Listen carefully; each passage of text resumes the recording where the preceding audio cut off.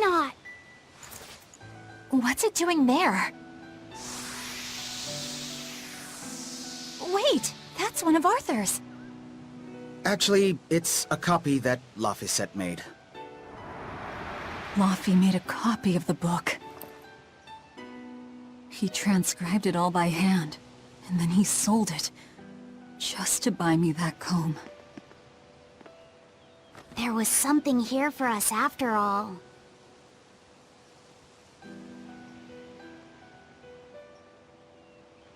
Lafy. If that's the complete manuscript, we might be able to unravel Enominat's secrets. We'll have to show it to Grimoire.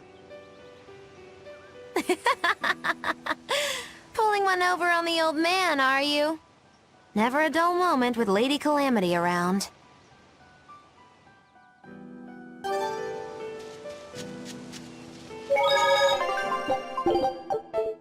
All right. Time to drop off the pups and get Grimoire to translate this book. We're going back to Titania. That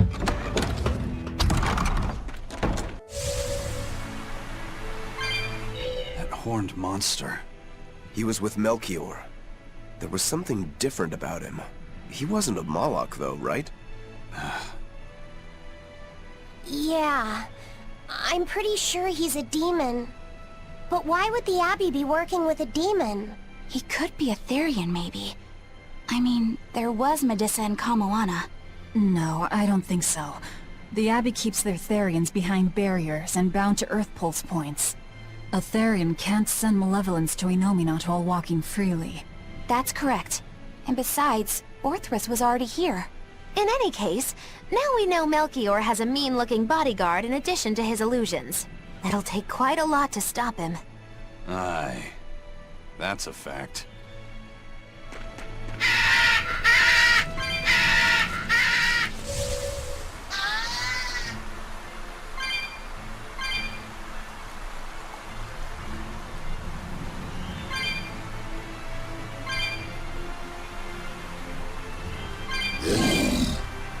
Eleanor, there's something I have to ask. What is it?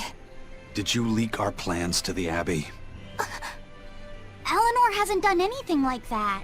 Then how do you explain Melchior and his illusions already waiting for us when we got to Abal?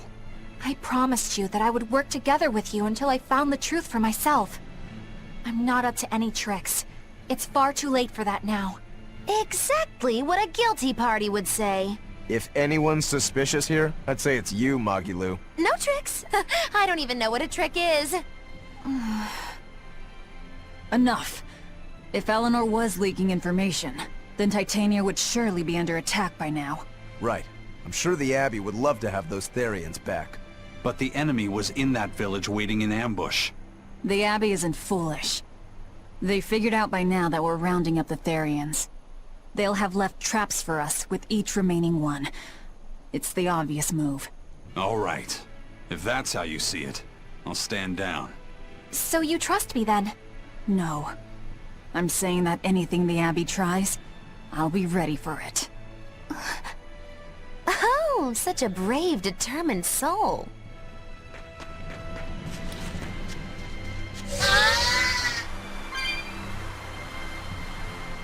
Eleanor, does the Abbey possess an art that can control demons? Not that I've ever heard of. Besides, if they could control demons, there'd be no need to resurrect Enominat, would there? Can't argue with that. But Melchior was obviously in control of that demon. How did he manage that? You can't tether them like a Moloch, and Melchior wasn't using oaths or mana to compel him. No, this was something more like mind control. Mind control? Let's say you know your target's innermost desires. You simply conjure the right illusion. Show them what would push their buttons in just the right way. Ah, if you can create an illusion of something someone really wants, you can control them. Exactly. You can force a powerful burden upon your target's psyche. Until their spirit breaks, that is. What happens when they break? Depends on the target. They might become an empty shell, they might go wild with desire. Eeny teeny spiny crow. You sure know a lot about this. Now that you put it that way, why would I know so much about it? What if someone is controlling me, making me say these very words? How horrifying! I believe I'll take your words with a grain of salt.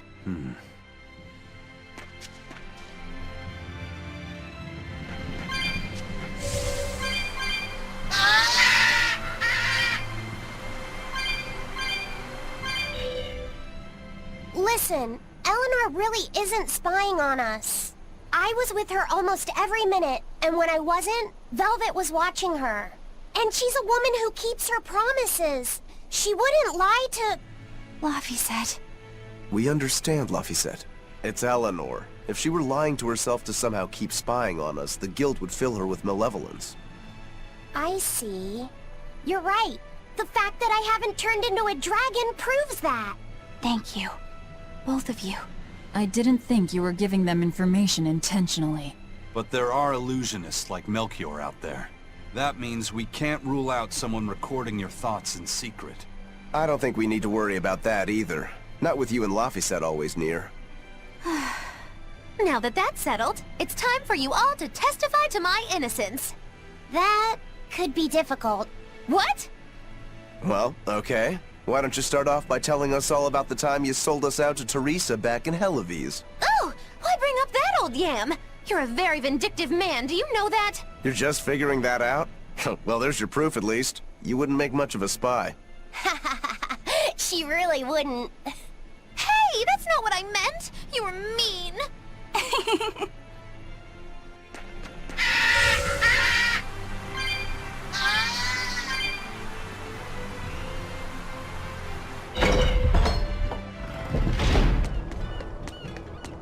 Woohoo! My sister's making us prickleboard meatballs for dinner tonight! Hey!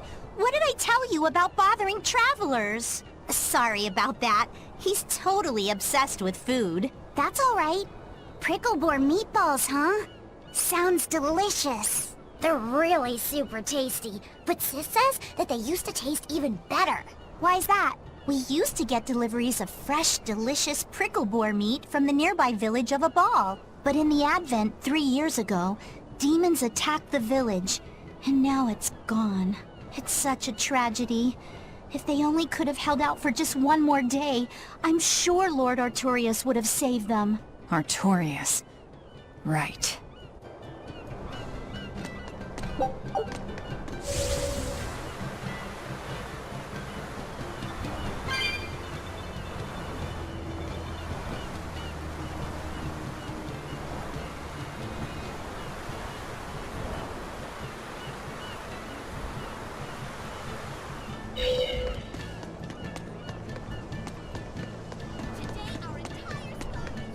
Our town decided to make a new holiday marking the day that Lord Artorius became the Shepherd. 3 years ago, when the Malachim appeared on the Advent, Taliesin was the first town that Lord Artorius saved. We hold great pride at being the city where humanity first struck back against the demons. That explains why you'd celebrate his ascension, but wasn't Abal closer to his heart? You may be right about that.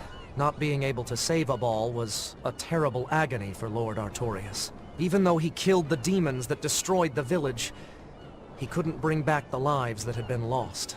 If Lord Artorius had gone to Abal first, our city might have been destroyed instead. We won't forget the tragedy that befell Abal. That's the other purpose of this holiday. Remembrance. That's right. Lives lost can never be brought back.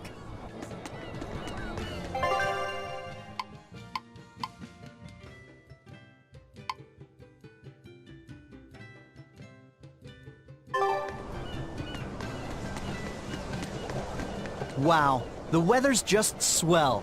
It's something I've said every day for 3 months now. Huh? But wasn't there just a heavy fog? Nope, never seen a wisp of fog in this village. It's been sunny so long, I think I might dry up. That means that fog was just another of Melchior's illusions. Seems that way. Excuse me. My partner and I here would like to put on a comedy show if it's possible. Not often you run into someone with a real fire in their eyes. All right, show me what you got. With pleasure. Eleanor, I'm impressed. I didn't know you had this sort of initiative. You just have to do what you have to do, right? Besides, if we pull this off, it could be our chance to get closer to Modulu. Did you say Modulu? I haven't seen her recently, but she seems to be making a name for herself in Logris. Yeah, her dances are really beautiful. Do you know her? I do. Her and her teacher, Valta. Now, I'm not saying Modulu isn't great, but Valta was utterly sublime. I worry about him pushing Modulu so much, to be honest. He's never been one to accept compromise in his art. Huh. I didn't know that. We don't have time to stop and feel bad for our rivals. Did you memorize the script? Of course I did. And I won't tolerate any slip-ups from you either. Hearing that just makes me more motivated. Well, let's get going. We've got a show to put on.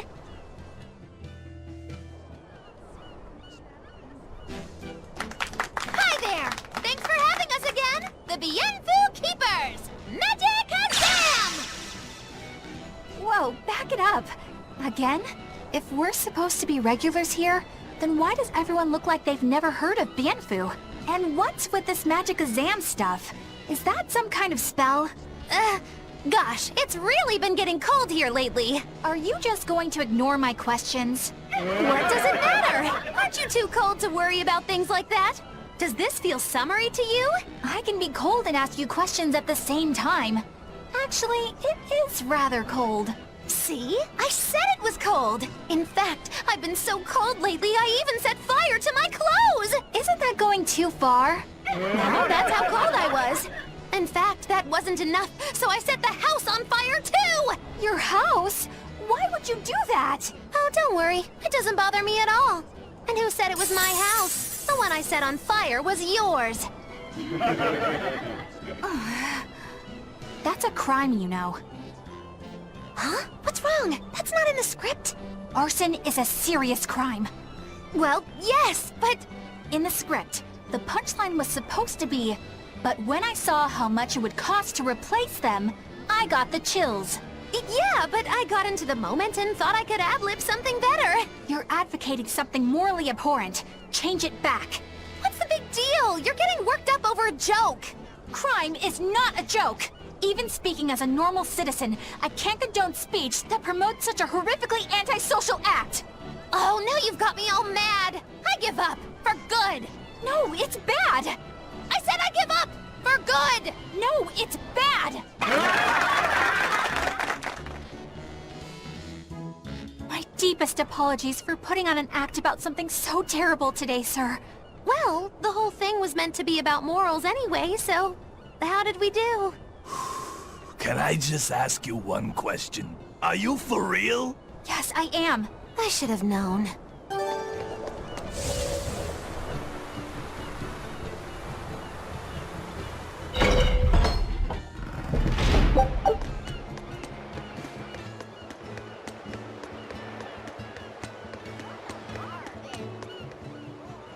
There's one of them off-limit Class 4 islands that folks call Serpent Isle. Place has been overrun with snakes since forever. I hate the things, so it sounds like hell to me. But I've heard there's a woman who actually lives there. Whatever for? Why would anyone want to live in a place like that? I know. It's mighty strange. Place supposedly is crawling with demons, too. Last time I was in the area, I checked it out. Kept my distance, of course. Used me spyglass. And? Was she there? Aye, she was. Except she looked like a snake herself. I mean, she was human up top, but her face was a weird color, and her lower half was all slithery and wiggly. Ugh. Creeped me out. A snake woman, huh? Even worse, looked like you couldn't swing a cat's without hitting a snake. Just the thought of it keeps me awake at night. You should have a stiff drink and get some sleep before you pass out on deck. I'll tell Benwick to give you an extra ration. Wow. Thanks a lot, First Mate. I appreciate it. I ought to pester him for some of that aged reserve he keeps hidden away.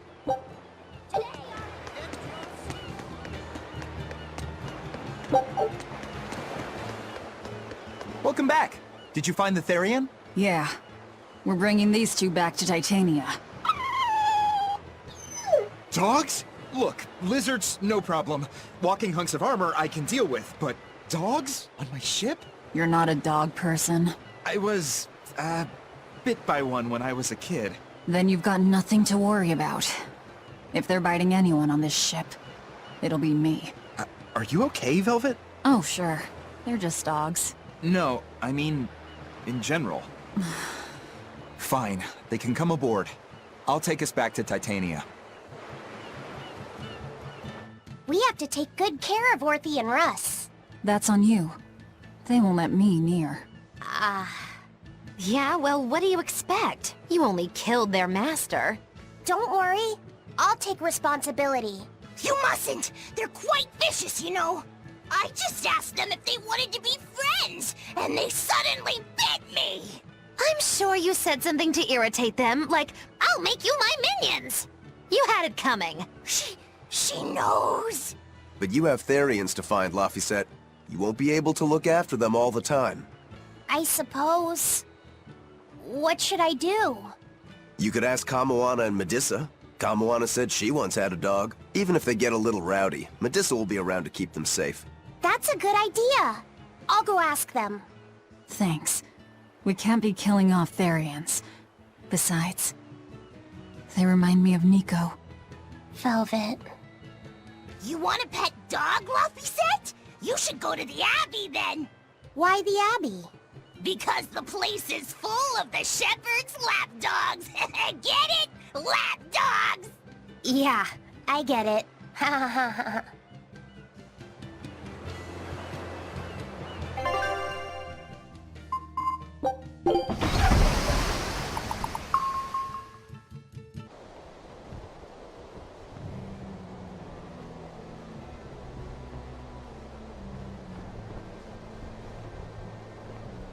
I devoured them again. No, don't.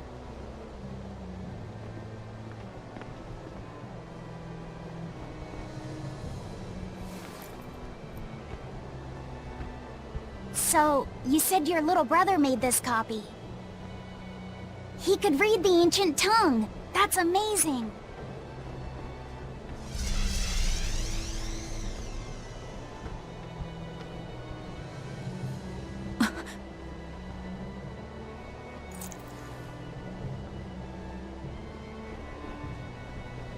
Lafy was different from most other kids. He read books a lot because his body was so weak. He studied all the time, so that he could be ready to travel the world one day. Which was kind of funny, considering he'd hide in my bed whenever he had a nightmare. Really?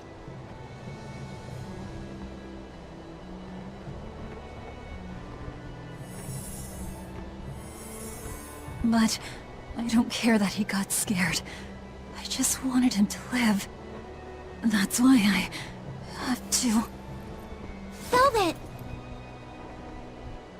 I'll devour as much as it takes. I will have vengeance. Velvet!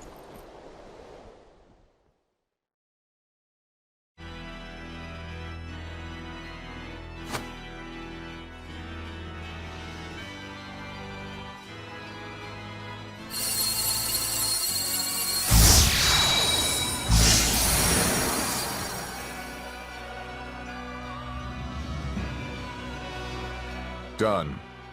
The art is attuned to you. Thank you. This time I'll make sure to finish what I set out to do.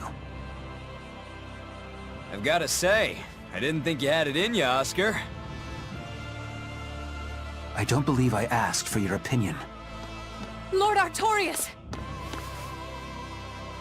Go back outside, Teresa. We'll see you when we're done. Are the rumors true? Are you using that experimental art on Oscar? It is true.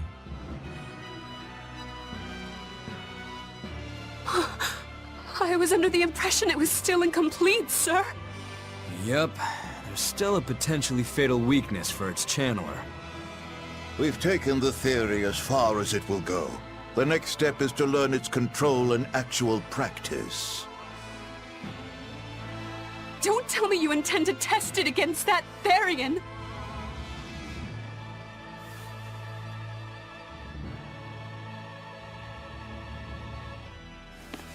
Please let me do it. I should be the one, not him! You are not strong enough. Then at least let me back him up! So you can take the enemy out before Oscar uses the art? A noble plan, but I'm afraid it'd mess everything up.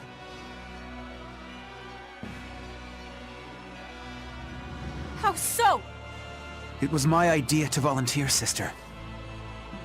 I failed at Titania, and allowed the theion to be stolen from Palamedes. I need to atone for my mistakes. Then let me come with you. I have different orders for you. Teresa Linares, you are hereby relieved of your duties as an exorcist, and are to return your Moloch. Relieved of duty? Why? For our plans to be realized, we require an especially strong Moloch. We've analyzed your Moloch's dormant abilities, and he is of considerable power, on the same level as the young Moloch who betrayed us for the enemy. Simply put, you just don't got what it takes to handle him, sweetheart.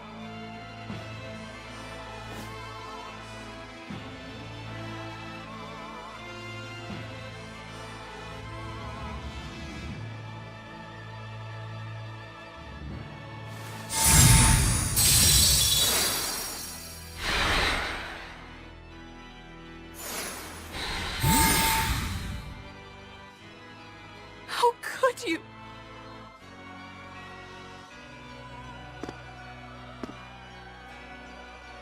When this is all over, I'd love to have some of your homemade cooking again, sister. I could go for that quiche you used to make. How can you talk of that right now? Lord Artorius. I know what you're going to ask. Yes, Oscar, when you fulfill your mission, I will make Teresa an exorcist again. Oscar, are you doing this for... Don't worry about me. I'd go to the ends of the earth and back for a plate of your delicious quiche.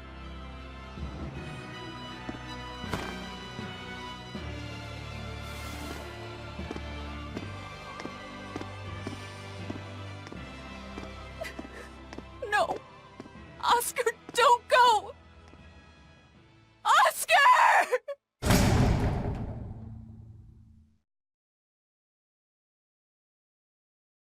What should I do?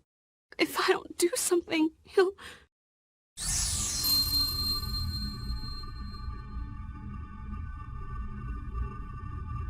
Huh? What's this? I'm... receptive to that art? And to you?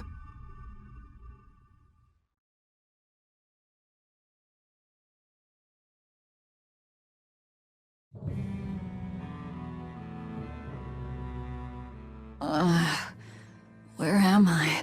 Take it easy, Velvet. You've been out for 3 days. Then that's 3 days wasted. What's the situation? Well, let's see. For one thing, Grimoire's been deciphering that ancient book. She says that this new copy is complete. All the pages we were missing are there. As for the dogs, Kamawana's taken a real shine to them. Alright then. Now we just need to find that last theion. Velvet, no! I said take it easy. Seriously.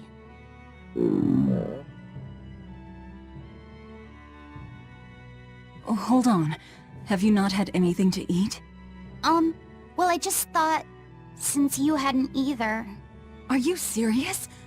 Why would you do a full thing like that? You'll die if you don't eat. Actually, He won't die if he doesn't eat. Malachim don't actually depend on food for sustenance. If they do eat, it's only as a quirky hobby. Alright, if you're sure. If you feel like going hungry, it's your life. But there's no sense in doing it on my account. Good to see you're feeling better again. As you probably noticed, we made it back to Titania already. Sorry to keep you all waiting on me. Get everyone together. We meet now. Well, that could have gone better. I just wanted to better understand the hardships Velvet's suffering through. It seems unfair for her to bear all of it alone. Well, she's... how can I put it? A very straightforward kind of person. But nothing gets under her skin like a clumsy display of sympathy. What should I do about her then? For now, just get something in your tummy. Any good warrior knows you eat when you have the chance. Even Malachim have more strength on a full stomach than an empty one, don't they? Yeah. It's true. Food will fill an empty stomach. But what is there to fill an empty heart, I wonder?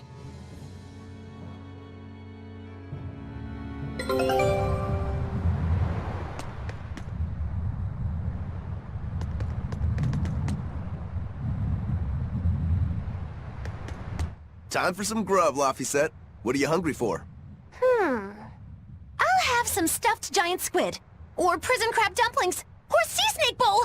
It's your first meal in 3 days, right? Better stick with something mild or you'll be sorry. How about a risotto or vegetable rice soup? That could be nice. I could go for some borscht or shark fin and egg soup. For dessert, I'll have a sweet bean and jelly fruit cup, a giant parfait, and a triple berry cake! Zip it, Magilou. Oh well, I'm getting full just thinking about it. I think I'd like some rice porridge, with a pickled plum and baby sardines on top. Ooh, an austere choice. And an apple. In that case, you should have some apple boo. Apple boo? What on earth is that? It's just grated apples. But when my brother wasn't feeling well, I often fed it to him. I think I'd like to try some. If you insist, I'll make some for you. At least it's something I can make without needing to taste it. Okay, I insist. Okay. If you're already making some, I'd like... Zip it, Magilou. I knew this would be big.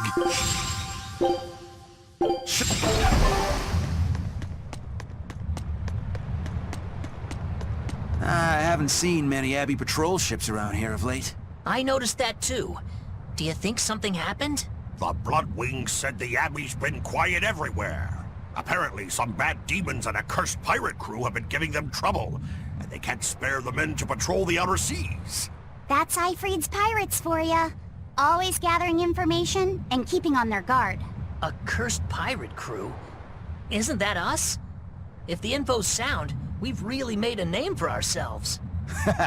Abbey ships run and hide when they see us coming. Reason dictates that we avoid hopeless fights. Ooh, Shepherd Artorius, you're my hero! If only our enemies were truly that dumb. Sadly, the world isn't that forgiving. We can't drop our guard. Aye. I've contacted some fishermen friends of mine. They'll let us know if they notice anything fishy. We've got the First Mate's curse to deal with. We can never be too careful.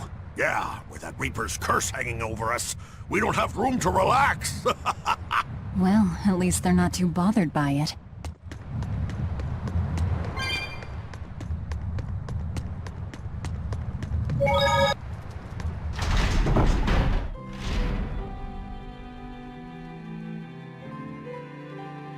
Okay, Fee.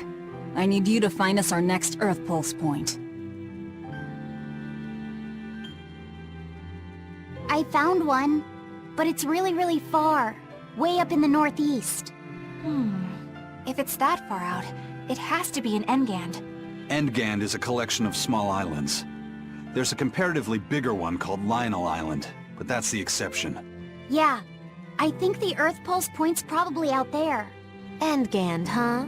Those waters are haunted by ghost ships, you know. Ghost ships? Yep. Legend has it they snatch up wrongdoers who bear lingering regrets and whisk them away to that eternal voyage. That doesn't sound promising. Currents from all over the world converge in Endgand's waters, so a lot of shipwrecks from distant seas end up there as their final resting place. Uh-huh. Ah, so that's where the stories of ghost ships come from. Boo! You guys have no imagination. I'd rather they stay imaginary myself. We should still be careful. We'll be fine. Ghost ship, exorcist, whatever comes along. We'll be the ones to administer their last rites.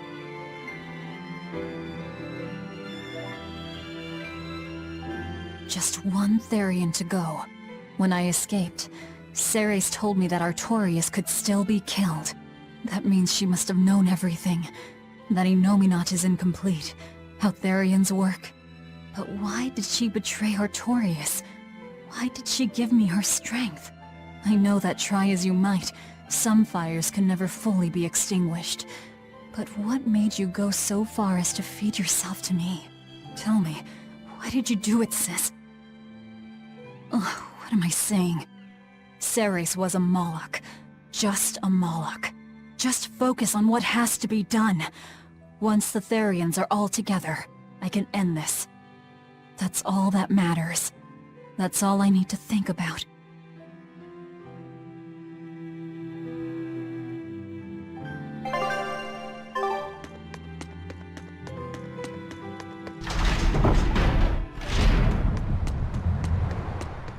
Aw, come on! It's fine! No, it's not. You have to do it right. You're so mean, Medissa! If you keep telling me what to do, I'll hate you! Fine, hate me then. So long as you do what I say. Fine! I love you, Medissa, and you don't even care! What's going on here? Eleanor! Medissa's being mean. She keeps telling me to dry my hair after my bath, but I don't wanna. What? Is that all you're arguing about? This is important. Just because she's a therion doesn't mean she can't catch a cold. But I won't! I won't catch a cold! I swear! I don't want to take Mom's yucky, awful medicine, so I'm not gonna get sick. If you insist on being so stubborn, we can do this the hard way. There's no need for everyone to get so worked up. Her hair's pretty much dry already, right? Yeah, what she said. I'm spoiling her, aren't I? Seriously. Look, we don't even know what would happen if a therion catches a cold, let alone how to treat it. That's true. But look, I get it. I know you feel responsible for her. You mean, what happened to her mother? Yeah. Lafy said told me about it. My, look who's a little tattletale. I'm sorry. But I thought Medissa should know, just in case. It's fine, I suppose. I should have told her myself. Well, at least I understand everything now. It's all too tragic for words. Yes. And the knowledge would not be something that a young child could possibly bear. I'm not planning on telling her. That's probably your only option. But do you really think you can keep lying to her forever? I have to. For her own sake. For her, huh? Alright. I'll go with you on this. You two are going through an awful lot of trouble for a selfish kid. All kids are selfish. They're selfish. But that's what their families and their mothers should be there for. Don't you have any memories like that yourself? Sorry, but I'd rather just keep them to myself. Pish and piffle. Everybody and their issues, am I right?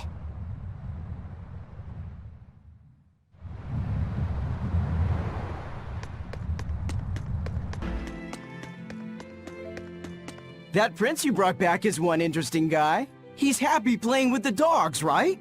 And that's perfectly normal. But I swear, he even naps with them. And that hawk, with a big smile on his face? And when Dial or Kamoana ask him to put in some work, he doesn't make a face or nothing. He just gets right to it. Wait, they're asking the prince to do chores for them? Isn't that a little much? Yeah, honestly, I was worried about it too. But when I asked him about it, he said not to worry. And get this! The guy says when he lived in the palace, he couldn't even yawn without getting permission. He couldn't even play with his dogs, let alone help other people with their tasks. Everything was the job of his servants. So anything we tell him to do, no matter how trivial, the guy happily does it. Says he really feels like he's alive. Wow! Feels like he's too good a guy to be a prince. You got it backwards. I'd love to see what a nice guy who gets the common folk does, once he starts calling the shots. But if he were to rejoin the royal family, he'd be our enemy, wouldn't he? At the very least, he wouldn't try to control how we think, like the Abbey's doing now. Either way, you're pirates. You plunder other people's ships. I think you'd be the enemy of any state.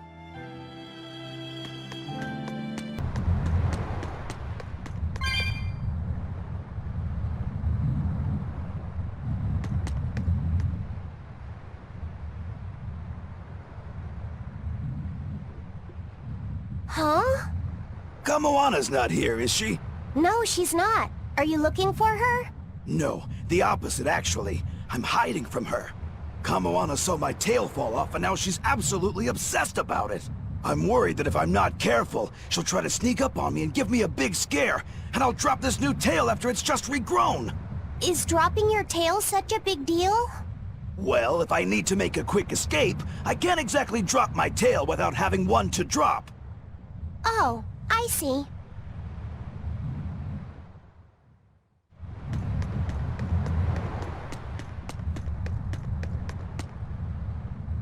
Hey, Eisen, great timing. I've got a question.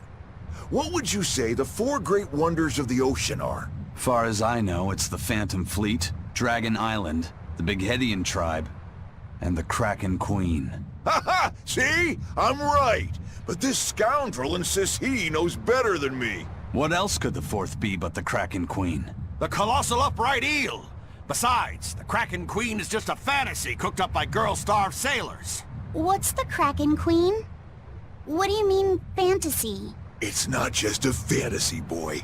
The Kraken Queen is a slippery black squid, the size and shape of a lusciously proportioned woman. When it encounters a human, it goes into a frenzy, attacking with its long whip-like arms. That sounds painful.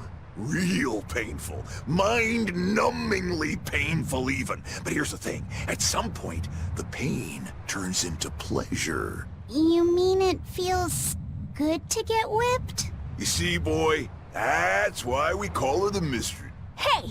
Bad pirate! Stop corrupting our youth! Corrupting? Boy, there's no need to contain your curiosity.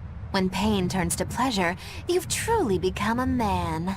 Lafy said, don't listen to them. This is something you should hear. Aren't you curious why the Kraken Queen is a wonder of the sea? Want to find out? Yes, tell me. Why? Normally, it hurts to be whipped. Nothing pleasurable about that. You don't like getting hurt, right? No. It hurt when Teresa hit me. I didn't like it at all.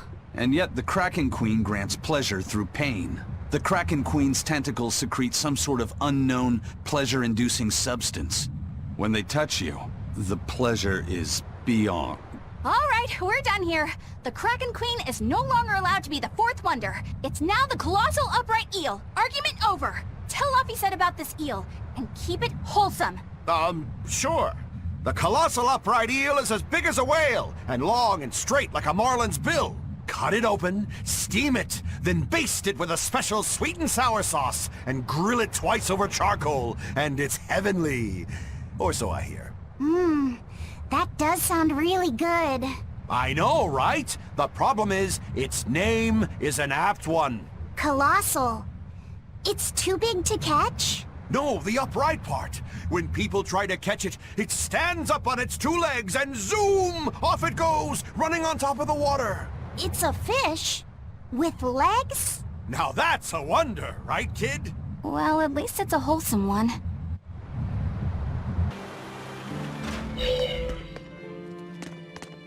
I cannot work like this. Is something wrong, Kurogane? Well, how do I put it? Hey! Have you guys seen Kamoana around? Not lately, no. I haven't seen her, no. Great. She's making me play hide-and-seek with her, but she's surprisingly good at it for her age. Where is that girl hiding? Come out, wherever you are!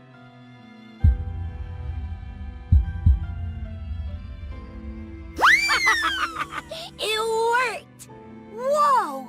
You were inside, Kurogane? Have you been in there this whole time? Yep, I even asked him if I could first. I only let her because she threatened to cry if I didn't. But you still covered for her. That was nice of you. Yeah, thanks, Kurogane. You're pretty nice. I told no lie. I don't have a face, so I couldn't have seen her. I suppose that's technically true. Lafy said, you won't believe it! Curl Gane's armor is actually really roomy inside. I think I might even make it my secret hideout. I'm not sure Kurogane would like that. Oh, please, no.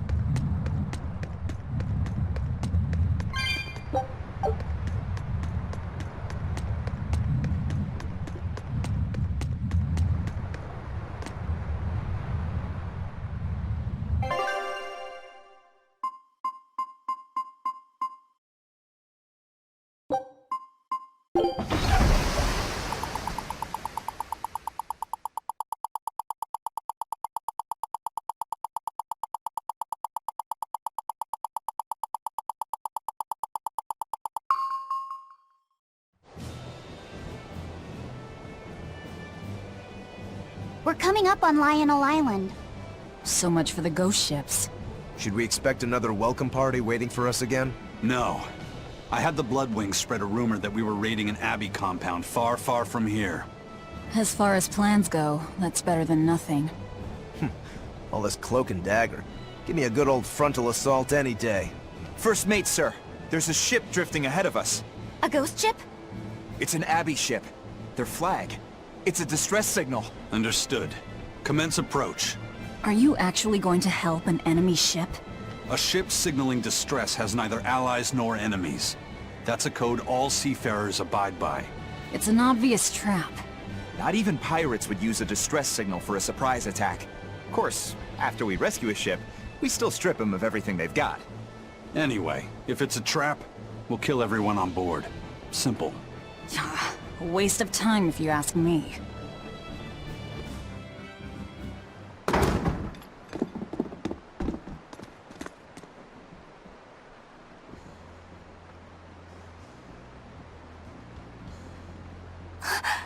Is this... The Corsair Scourge! Benwick, do we still have any Salatoma left?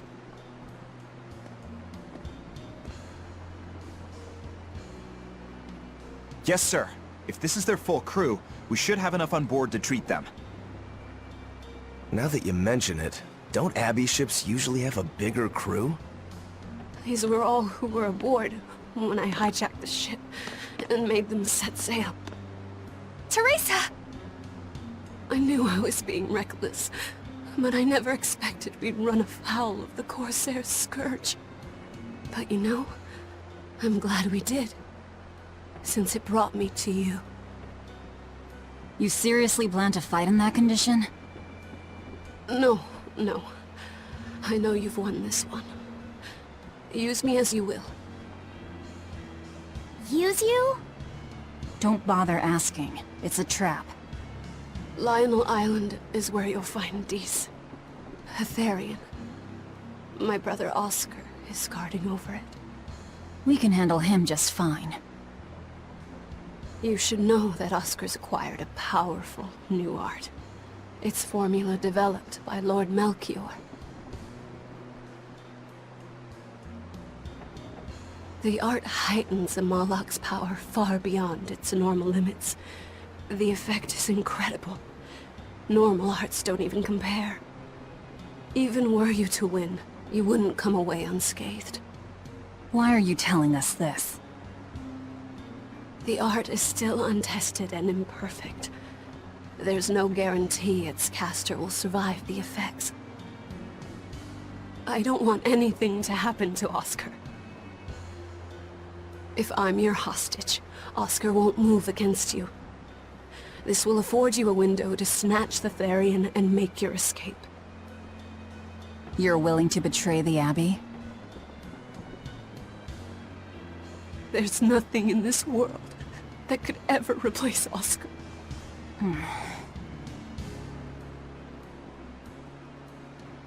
I know you can't trust me, so don't give me your medicine. I'll place my life in your hands. Just save Oscar. Lady Teresa! If true, this information will be of use to us. For now, let's bring her aboard and give her the medicine.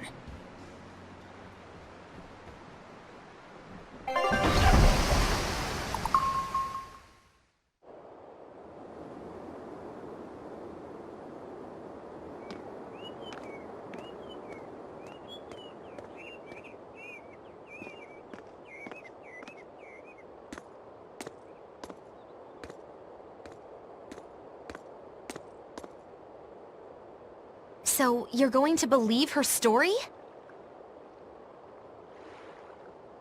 An art that boosts a Malak's power far beyond its normal limits. Sounds like we might be in for a real fight. And she said that Melchior developed it too.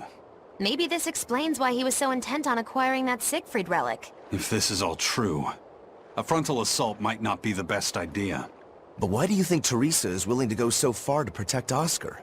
Oscar is the second son of the Dragonia family, aristocrats with ancestral ties to the Asgard royal lineage. From what I understand, he was sent to the Abbey in the hopes of strengthening his family's ties to the group. For the good of the bloodline. Happens all the time. Teresa followed him to the Abbey, where she's been his constant savior, even if she's kept it from him. So she's another noble too. Could have had an easy life if she just kept in her place. No, Teresa was conceived, outside of formal matrimony, and her mother was not of what you'd call high standing. It happens more often than you might think. My mother died, and my father's wife never cared for me. So I merely served the Dragonia family as a maid. Those were dark, lonely times for me. But Oscar was the only one who called me his sister, and embraced me as family. Does a sister need any other reason to want to save her brother? So you're back on your feet. My sincere thanks for the medicine. I can't use you as a hostage if you're dead. Where's the theion? Ahead through the bared marsh are the ruins of an ancient kingdom. There you'll find the Earth Pulse Point, along with Oscar. What happened to number 1? Lord Artorius took number 1 away from me. As it stands, I'm without the powers of an exorcist. As such, whether I live or die is for you people to decide. Once Oscar is safe, you can do whatever you like to me. We'll do as you wish. All of it.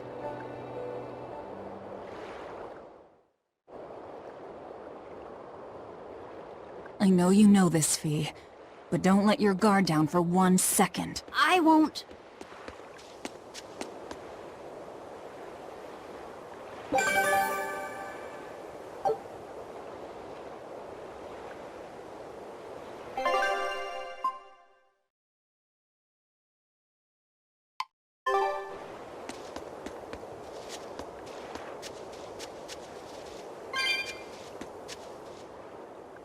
I'll send a Sylph J if anything comes up here.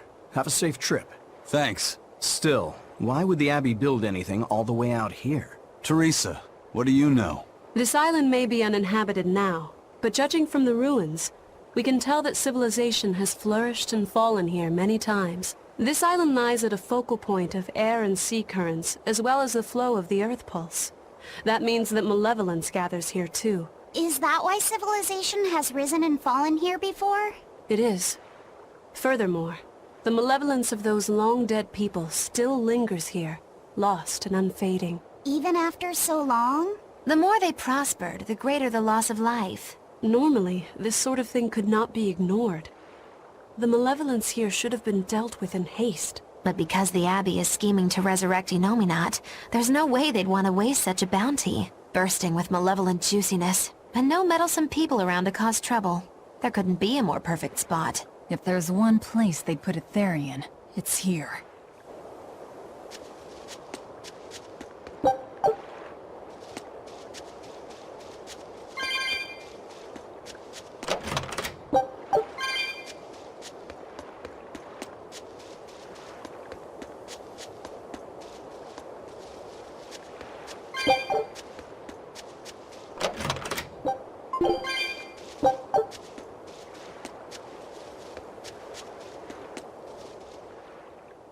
This is an Abbey encampment. No one's stationed here now, but it's well maintained. From what I could gather, it will be approximately 10 days before the next patrol stops by. That's more than enough time to find the theion and get it off the Earth Pulse. We can rest here too.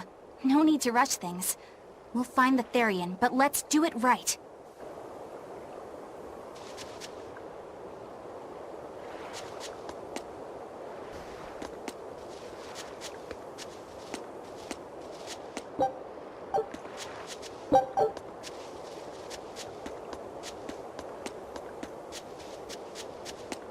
Teresa, it's been a while. We haven't seen each other since the throne. But that doesn't seem like so long ago to me. Not when I keep hearing so much about you. Eleanor Hume, the traitor. What of the Corsair Scourge? Nothing to worry about. I've had my dose of Salatoma. Was it as bad as you remembered it? Brings you back to when you were an initiate, doesn't it? Why did you betray us, Eleanor? When the Abbey made you a patrolling inspector, they placed great responsibility upon you. Oscar should have been the one to take on that role. He had already been selected for it. But you wanted it so very badly, and that sweet, naive man that he is, he let you take it. I had no idea. Oscar had already been chosen? Yes, and after he passed on it, he was stationed on that dangerous island where he sustained that awful wound. And now, you accompany the monster that nearly killed him. I feel I have a right to some answers. My desire to save humanity has not changed. I have simply found a path different from the Abbey's. I don't find that answer acceptable. I didn't think that you would. I know very well that you offer no compromises when it comes to Oscar. You're right. I don't. Be sure to inform your new friends of that fact. In order for me to protect Oscar, I'm going to need you all to trust me. That's all I have to say to you. I understand.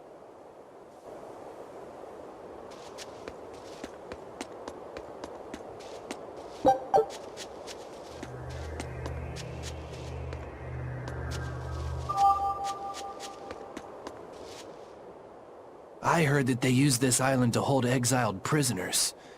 Just looking at this place depresses me. I hate it here. We can't go carelessly wandering about. This place is dangerous. I know. Still, from the looks of those ruins, there used to be one impressive civilization here. I can practically taste the hidden treasure. The punishment for tomb raiding is quite strict, you know. Think I'd be a pirate if I was afraid of the Abbey? I won't stop you from looking for loot. But if you get into trouble, don't expect us to save you. Got it? Aye, aye, sir.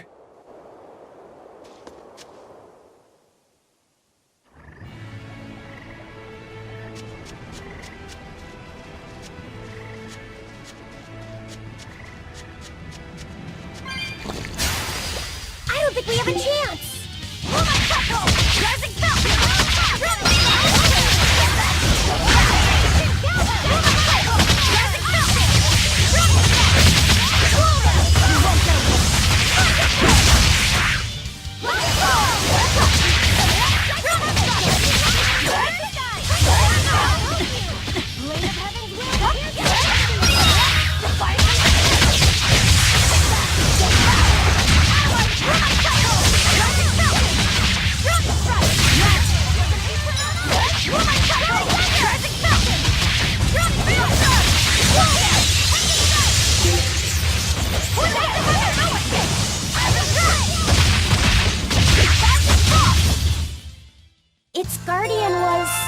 angry at it. Hold on. You can read a Guardian's heart?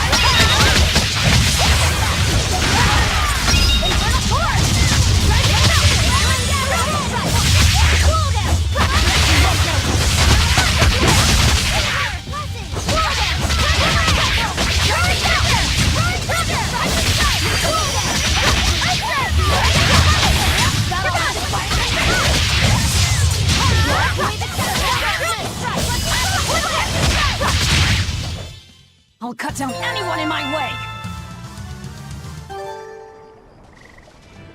That power number 2 displayed at the throne. Hard to believe he had that hidden in him. Lord Melchior said that number 1 was full of untapped potential as well. If I have the talent to use it. Teresa, my lady, you seem angry. Me? At what? At me, for running away and joining Velvet. Oh, that? I was careless. An enemy stole a tool of mine. I'm merely frustrated at my own incompetence. A tool? I don't care what happens to me now. Not as long as I can save Oscar. I'm the one who hurt your precious brother. And you're asking for my help now? Yes, you hurt him. You scarred his face, and his honor, and his heart. Still holding a grudge then?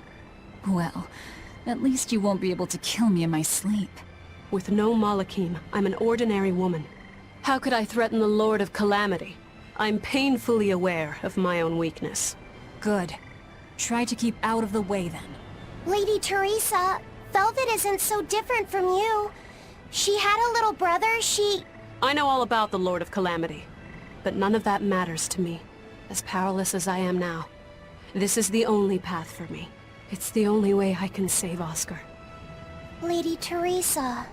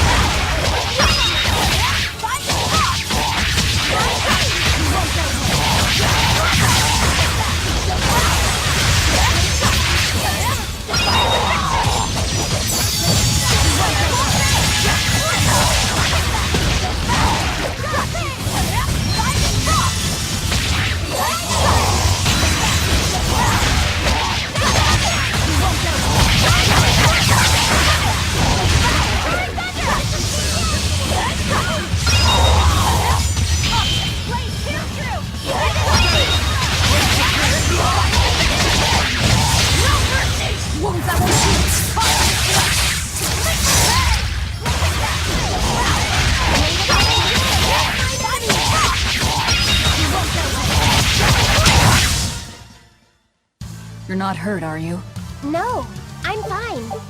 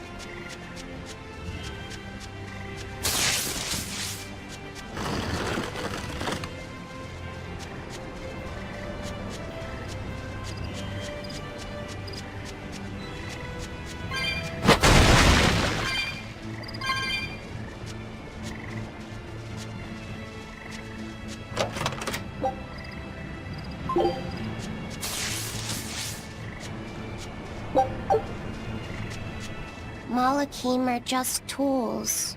What are you brooding over? I know. Velvet, Eleanor, or Teresa. You're not sure whose little brother you want to be, eh? In that case, I assure you I'm the kindest of the lot. The cruelest, most devious. That's not what's on my mind.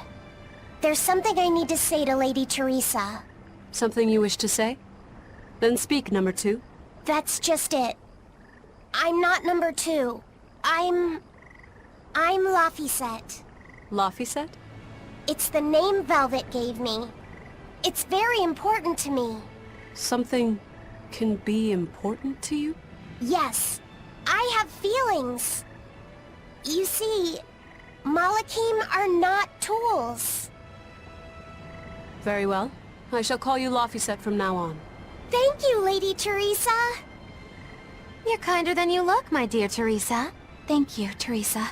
You misunderstand. With so much at stake, I don't want to rock the boat. Velvet, tell me what you know about Teresa and Oscar. I want a clear picture of what they can do. All right. Teresa and Oscar are...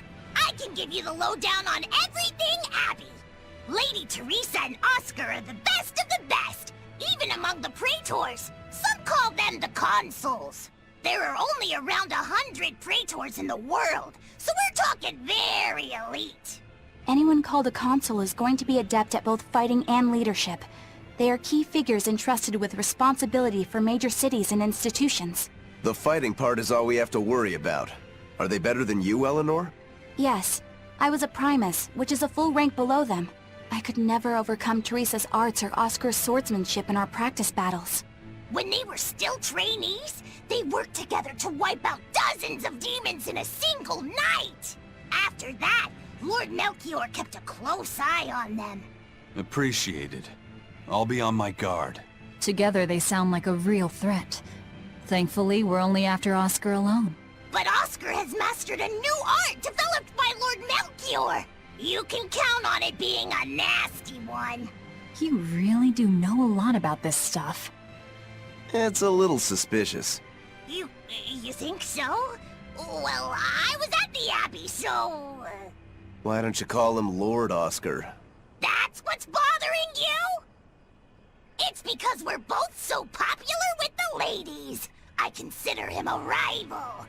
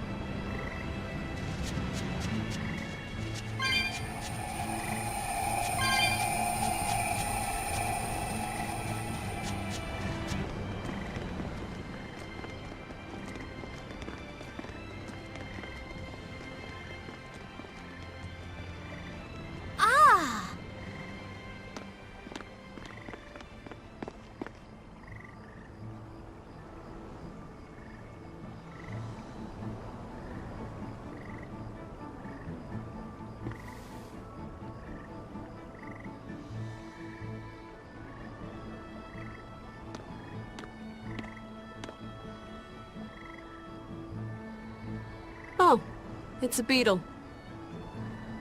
Yeah. A Lionel giant thunderstag beetle, to be exact. Why do they always have such awkward names? I think it's a cool name.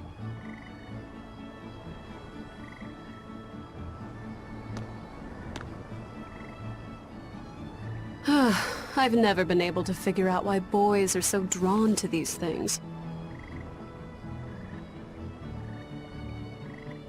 Huh? What's the matter? Didn't you want to see it? Yeah. Thanks. When he was little, Oscar was always running around the woods collecting bugs. He'd get so into it, it was never long before he'd trip and hurt himself. Did you grab bugs for him? Yes, I thought they were gross. But I was much taller than him, and I had the reach. Once, he gave me a whole pile of cicada shells as his way of thanking me. I just screamed. I'm sure he just wanted you to know how he felt.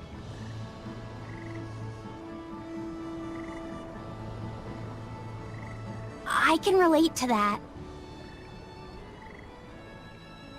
Rather unusual for a Malak like you to contemplate such things. Well, I try to. It's just really hard sometimes. It's hard for people, too. Sometimes it feels insurmountable. And yet we can't give up. Sometimes you just have to say what you believe in your heart, even if you're not good at saying it. What I believe. Fee, hurry up already!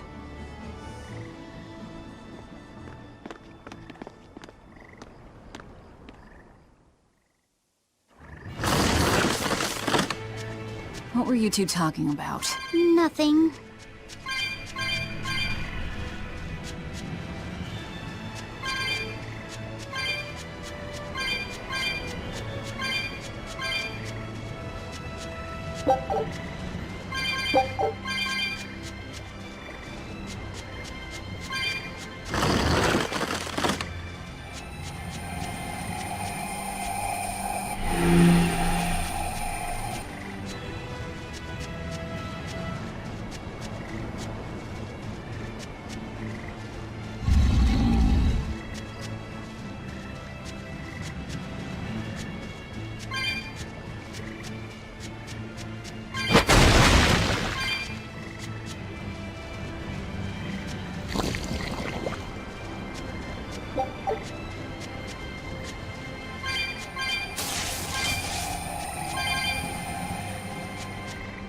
Hey, Lafy, found a new stag beetle, did you? Yeah, Lady Teresa caught it for me. Ooh, those pincers are sharp. Eisen, take a look at this fine specimen of a stag. Wait, I believe that might be a two-horned rhinoceros beetle. Listen, you two.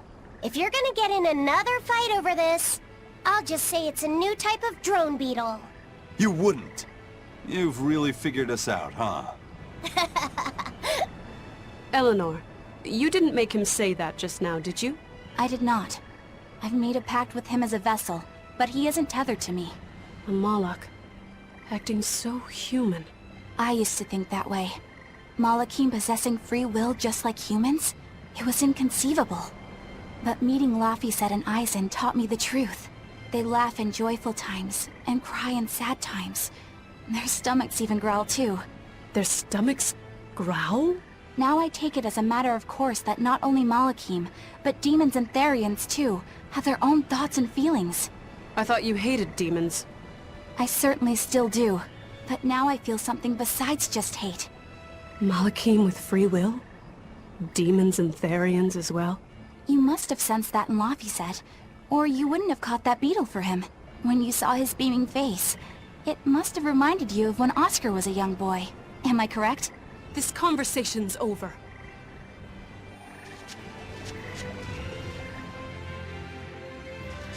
Teresa, be honest.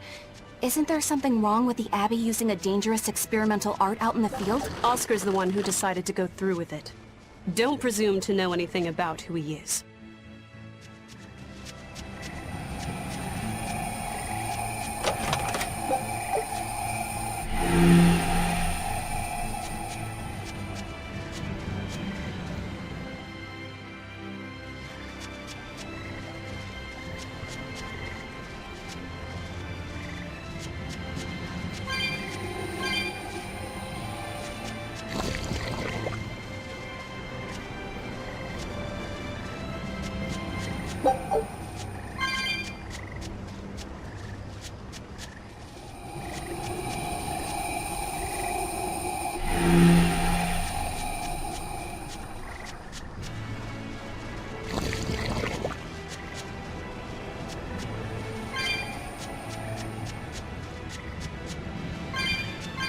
Using that art could be fatal. I can't allow Oscar to try it. Lady Teresa, is something the matter? It's nothing. I'm fine. But you looked like you were in pain. Oh. I was just thinking a bit. You didn't have time to rest after recovering from the Corsair's scourge. You're awfully hard on yourself, you know. And even harder on others, am I? That's not what I meant. It doesn't matter. I'm well aware that I'm stone cold. But they say a Moloch never knows his vessel's heart. I said nothing all those times you snuck off to the library, did I? You knew about that? Of course I knew. But I was just letting you roam free like a master might let her little pup. Number 1 didn't wander about like you did. What makes you different? I'm sorry. Well, boys will be boys, I guess. But I was planning on punishing you if that behavior continued. Punish me how? You don't want to know. It might wreck your good cheer. Lady Teresa! Look at how open she's being. Do you really think she'll work with us? I don't think she's lying to us. But I don't think she's being entirely truthful either. Look, I know I probably don't have to say this, but... You don't. I won't let my guard down. If I see anything funny, she's dead. And since she has no Moloch, it'll be quick.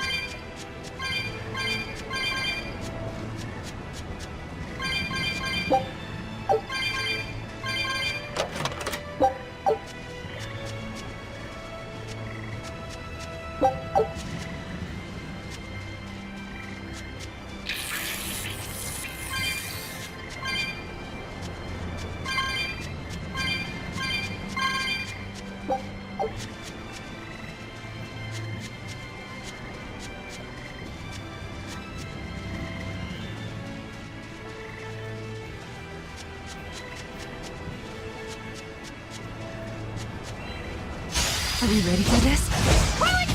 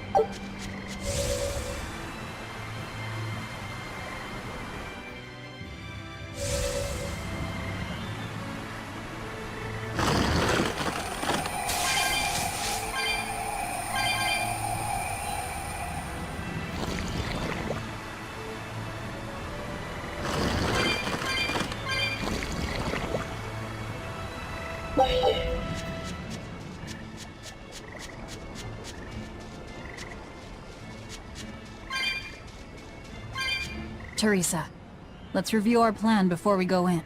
All right. We'll tell Oscar that we'll release you if he gives up his weapons and Malachim. We'll tie him up, collect the theion, and then head for the docks. Once we're aboard our ship and ready to sail, we'll release you. You'll be free to do whatever you want. Very well. But I want you to promise me one thing. Promise me you won't hurt Oscar. That depends on him. I'll defend myself if I have to. Velvet... Please, do it for me, too. If you want to save Oscar, you need to make him listen. Put your own life on the line. You're his sister. Do whatever you have to protect him. I will. Even if it means my death.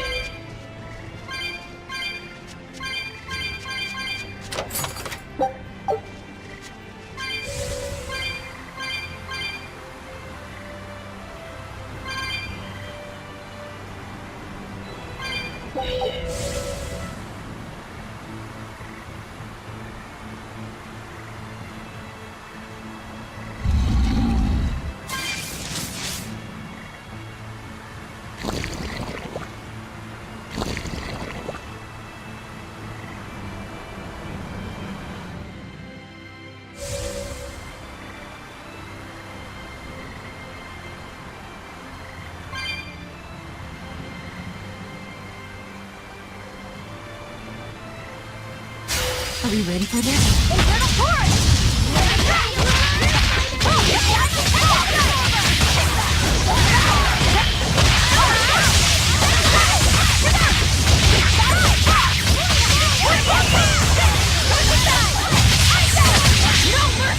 You thought I'd stop there? Annihilating?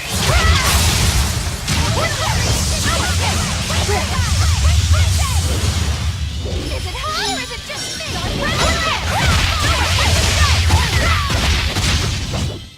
Come on, really?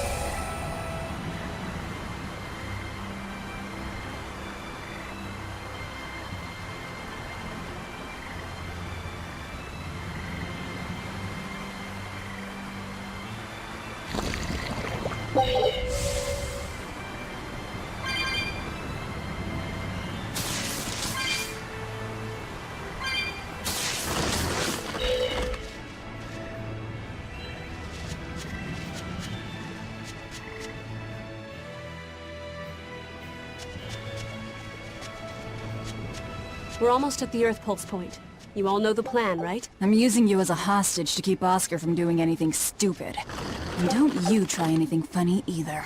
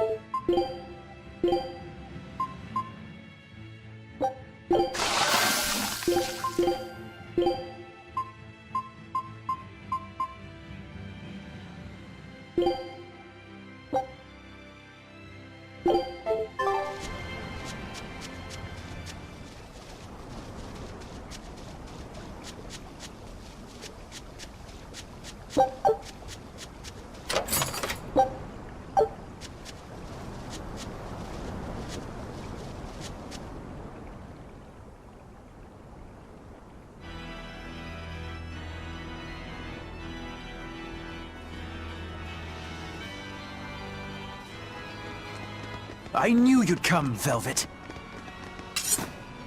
Sister! As plain as day. Now put down your sword and let go of my therion. If you don't, I'll kill her. You coward! I'm sorry to do this, Oscar!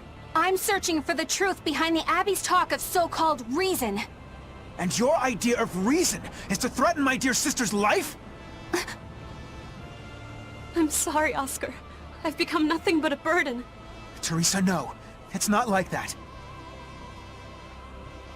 All right. I'll put down my arms.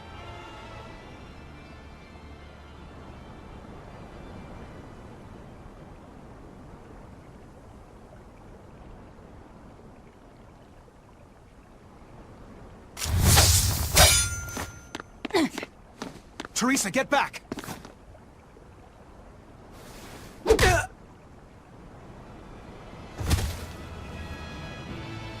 Forgive me, Oscar.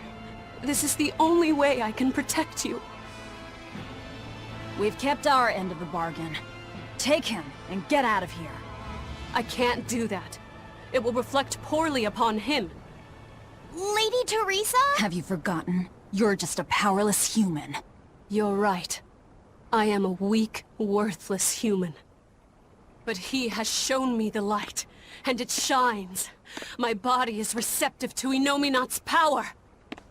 And with it, I can protect everything I care about!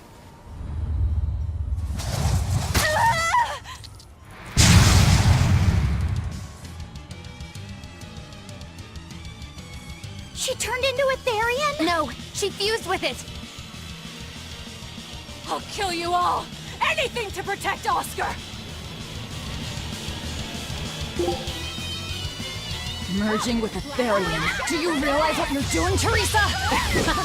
A trivial sacrifice. I'd do anything for my Oscar.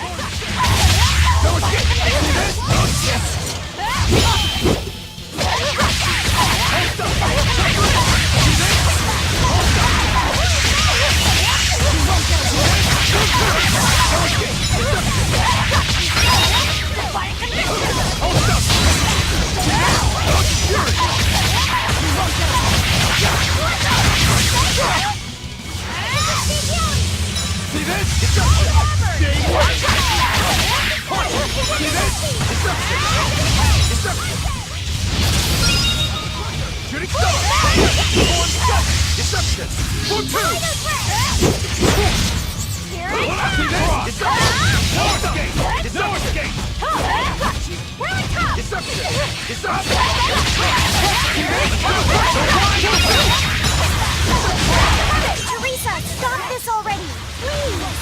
There's no turning back. Not with so much at stake. His future depends on this.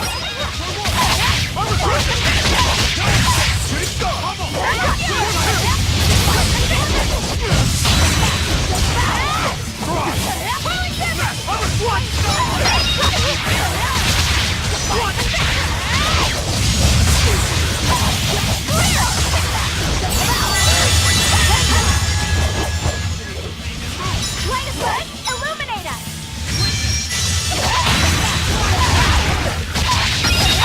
No mercy! Wounds I will got you!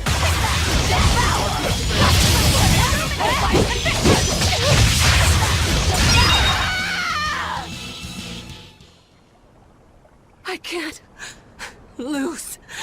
Not here. Lady Teresa. Stand down, or I'll devour you piece by piece.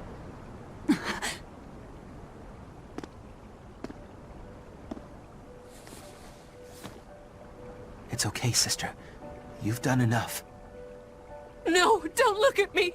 I'm so hideous!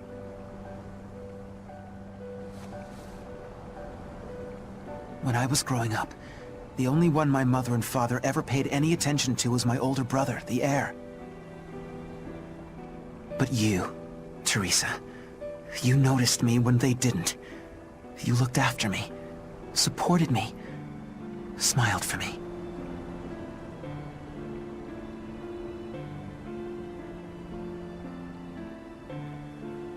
I could never thank you enough, my sister.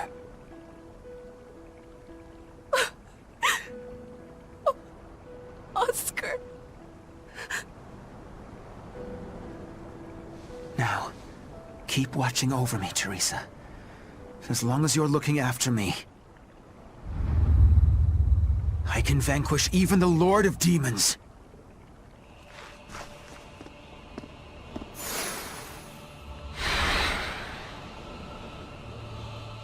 Take a good look.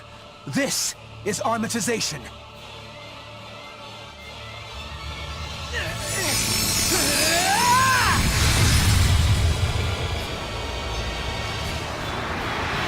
I come!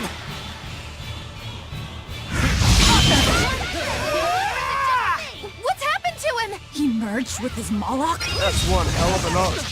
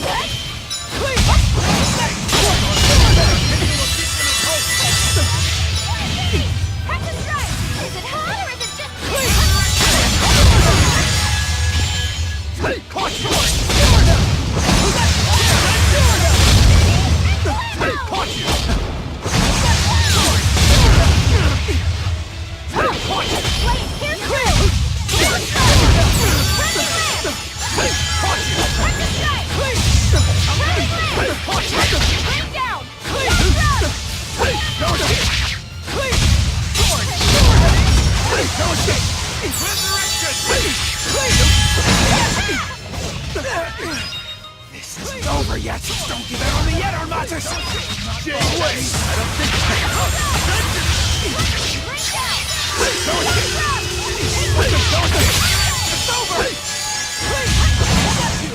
How's that?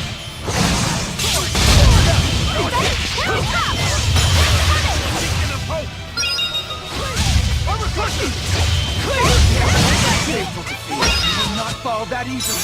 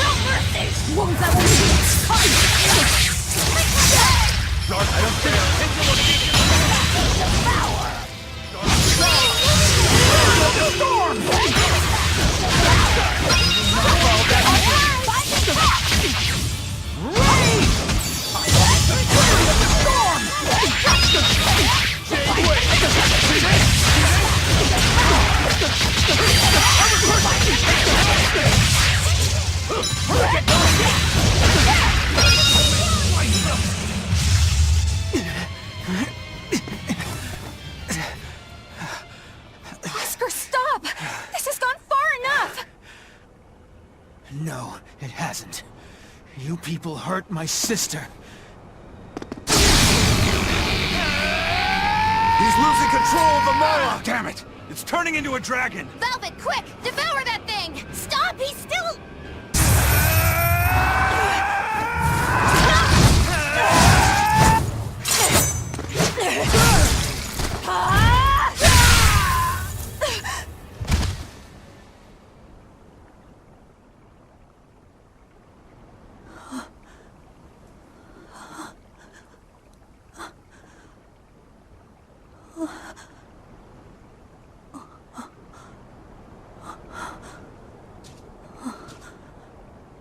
You killed him. No, He was a good kid. He gave me this pair of earrings for my birthday. They're family heirlooms that were supposed to go to his fiancée, but he didn't know that at the time. I told him he should give them to the woman he cares most about in the world. And you know what he did? He smiled at me and said I was that woman. So sweet, so innocent. And you took him away! You killed my Oscar! How could you? How could you? How could you?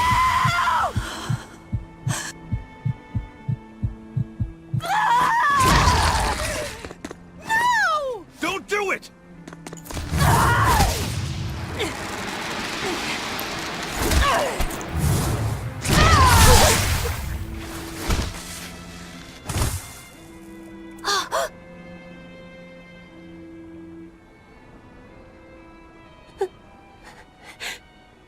You are so hurt. I'll get you all fixed up. Don't cry, Oscar. You're strong. You're so strong.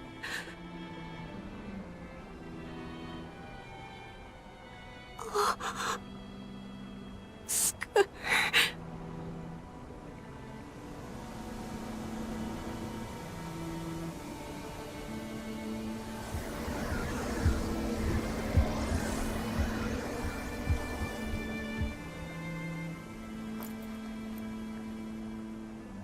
Teresa. Oscar. And we didn't even get the therion we came for.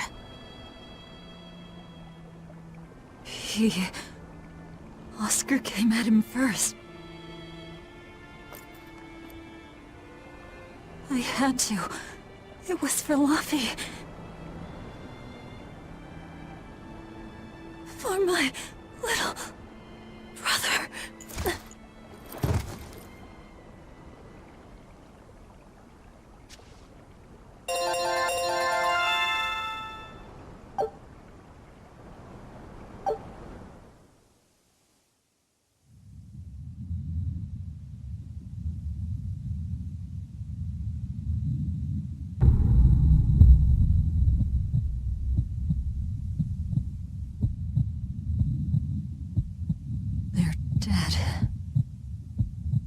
No, not just dead. I killed them. I'm the same as Artorius. I killed her brother before her very eyes. It's not the same. It is the same! But I didn't have any choice! It was the only way to avenge you! It was all for you! I did it for you!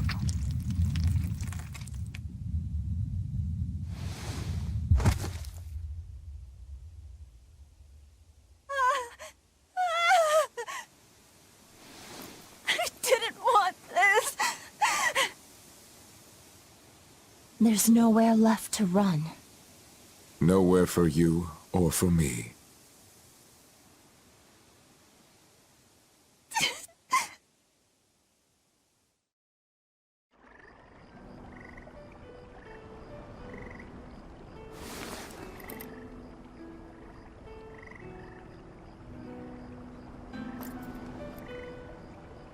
Nowhere left.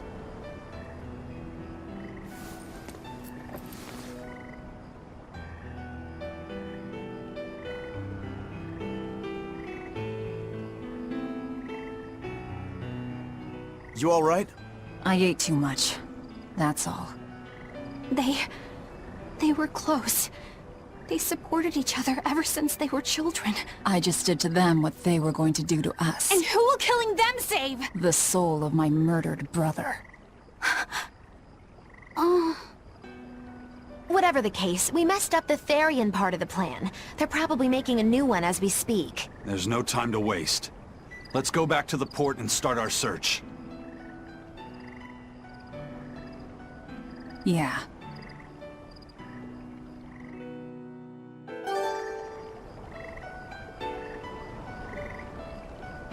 I had to do it. All of it. Velvet. I never expected that Velvet would actually eat Teresa. What else could she do? We never expected that Teresa would be a therion either. Velvet and Lady Teresa weren't so different. They both loved their brothers. Not everyone loves their brothers. Some just want them dead. So where does this leave us? It seems we must search for the new therion that will fill the void left by Teresa. It won't be easy to find another who could become a therion. Then it won't be easy for the Abbey either. And they still may not be able to awaken Inominat. We still can't assume that we're in the clear, though. No, we can't. If it takes time for the therion to be reborn, this could be our chance to strike. Whatever happened, the seven therion's ties have been severed from Inominat. But we won't know if the Empyrean has been weakened until we find out for ourselves. I can try and see if I can sense the new therion. So let's go back to the prison island first.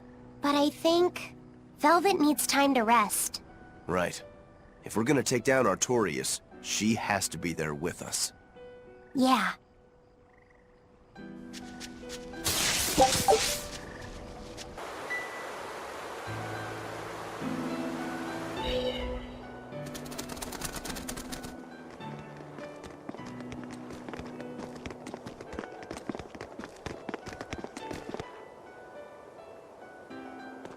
First mate, there's trouble.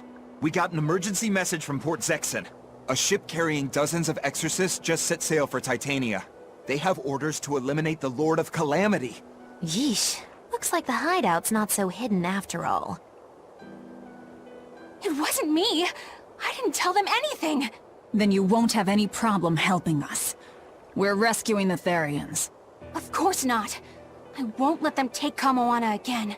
Wait. That information came from the Bloodwings? No. From a peddler I often do business with. Exorcist operations like this are usually kept a closely guarded secret. And you're telling me a regular civilian knew about it? You think it's a trap?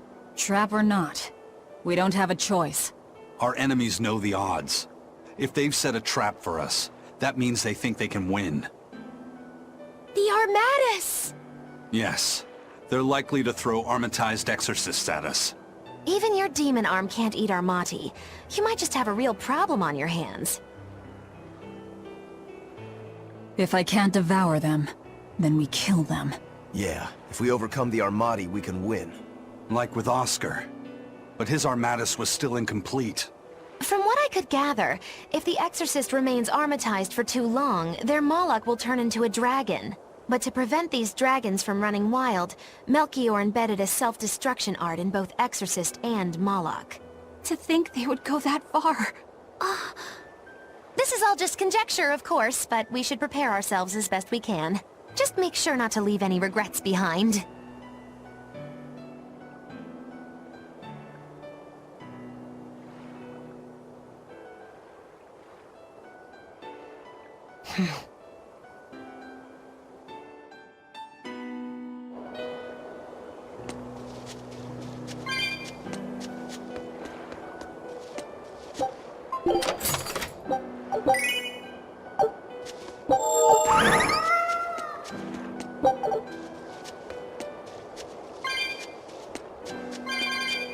I really can't fathom what the Abbey is doing.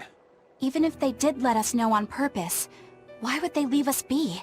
I would have expected them to press the attack against us.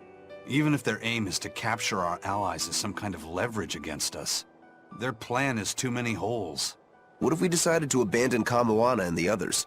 They'd be no closer to capturing Velvet. Do they actually want the Therions back? What are you saying? Why did Melchior place that illusion on Abal to lure Velvet in? That was so he could capture her, right? And in case he couldn't capture her, he could kill her and create another therion. Okay, so if securing the therions is so important to them, why would they throw Orthrus to the winds? That's a puzzler. Melchior was right there, and he didn't try to protect Orthrus at all. I don't understand it. It's like they're toying with us. I don't see any point in that either. They must know we won't give up. Actually, that could be close to the mark.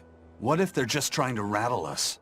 Everything would fit, including the assault on Titania. Whatever's going on, I don't think we're going to like it.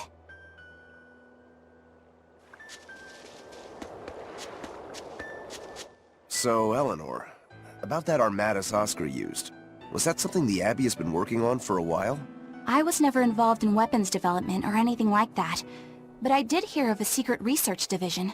Word was that they were deciphering ancient scrolls and books coming from every corner of the Empire. Apparently, Teresa knew something of the ancient tongue, and they called her in to help from time to time. Did she work on Enominat's book? I was never privy to any of the details, but I think the books were mostly about controlling Malachim. Well, that Siegfried thing of Zavid's is some kind of power control device, right? The Abbey probably learned about Siegfried in one of those books, and realized they could use it to armatize. So Melchior tracked Zavid down and stole the formula. Makes sense. It was all so they could create the Armatus. Will Ifrit be alright? Complete or not, they've seen that they can use the Armatus in battle. They have no use for him anymore. Let's get back to Titania, Eisen. I'll help out with the ship. Right. Let's set sail.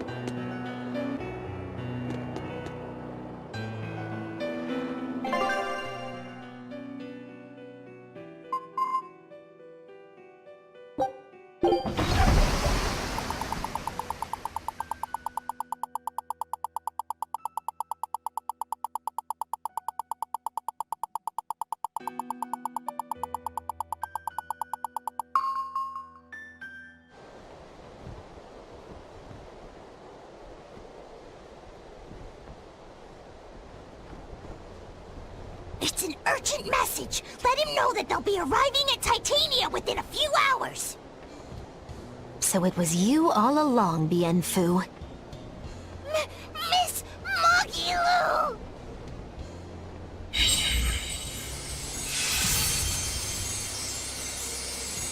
I'm surprised I didn't sense it. There is a gesh on you, interfering with our pact. Well played, Melchior.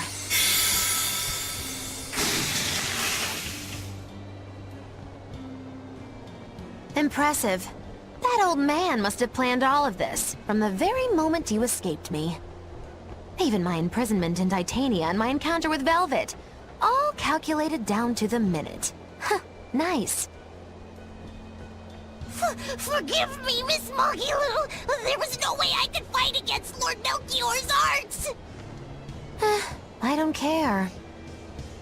I don't care about anything. And I don't care that I don't.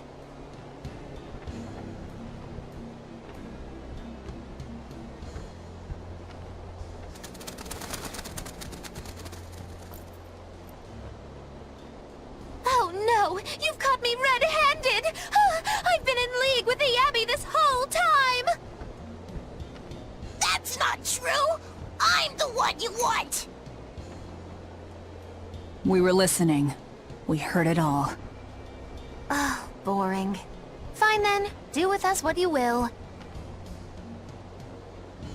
It's not like I trusted you to begin with. Spy or no spy, this was inevitable. Besides, you're not sorry. Make yourself useful and fight for us. You're good at this cruelty that's also compassion thing, aren't you? I just don't have the time to deal with you two. After this whole business is over with, I'll devour you. if that's what you want. Hey, Velvet. Tell me, what does it feel like to hate? Does it torment you? Is it agony? Does the searing fire of your hatred empower you to feel? Does it give your life meaning where there was none?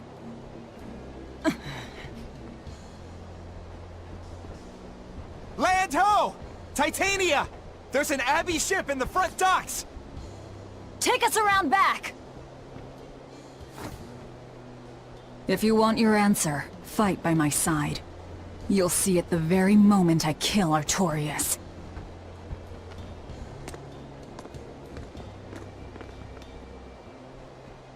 In the face of doom, still the crow caws defiantly. You really know how to vex me.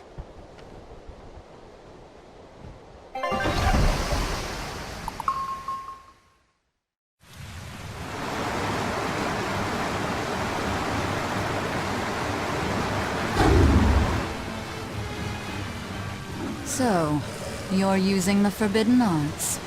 This has to be Melchior's doing.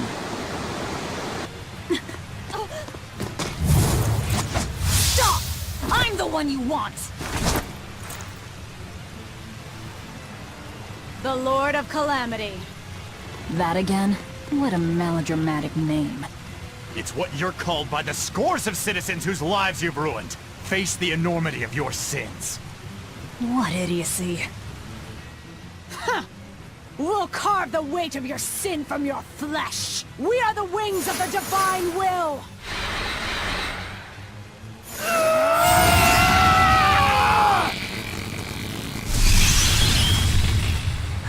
They are mad at us! As expected.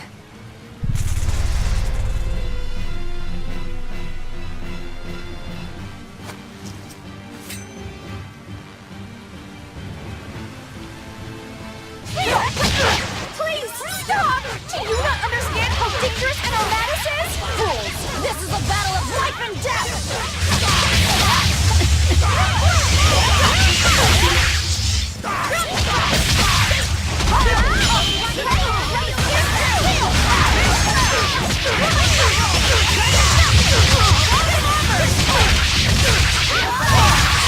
No mercy! Wounds that will shoot!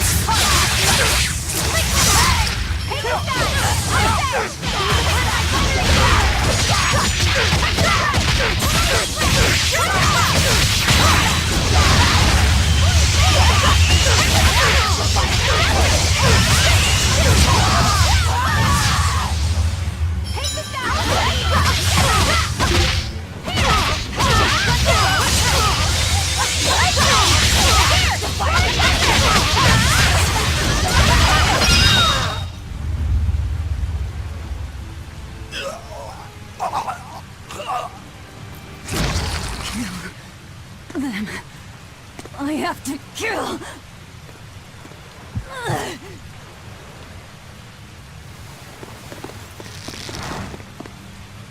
Velvet!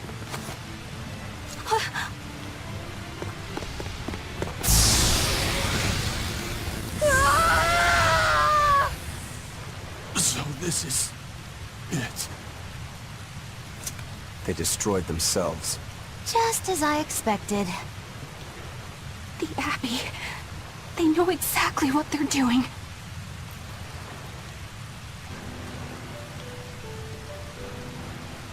Grimoire, where are the Therians? Couldn't tell you. They came out of nowhere, and before I knew it, we were all split up. How's the book? Nearly done, but I'm still working on the critical passages at the very end. All of you, get on board the Von Eltia. I'll find the Therians. Oh? You really think we can make it past a horde of armatized exorcists? Stay behind. I don't care.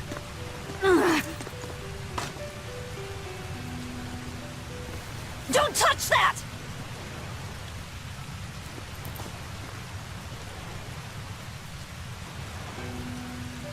You don't have to do this alone. We're all in this together.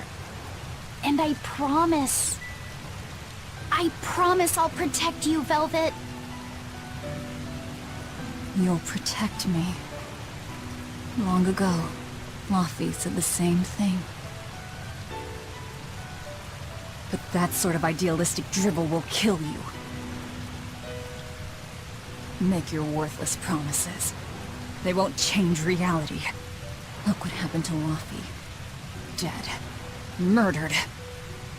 And I couldn't protect him either.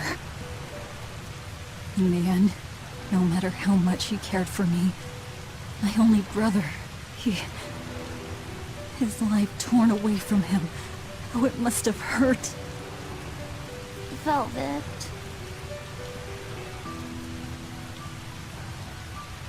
You worry about yourself, Lafy said. That's an order. An order? We have to keep Enom out of the picture, so that I can kill Artorius.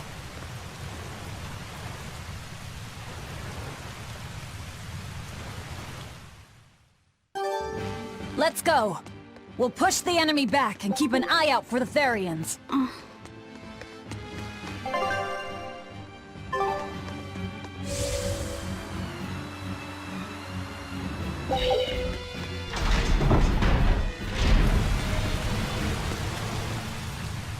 Curse you, Abbey! This place was finally starting to feel like a hideout! I hate to say it, but we can't beat the Exorcists. All we can do now is protect this harbor with our very lives. Aye, let's do it! We'll guard your back, Eisen. So don't worry about us. Go give those Exorcist dirtbags a big old beatdown! You got it. I'm counting on you to protect the docks.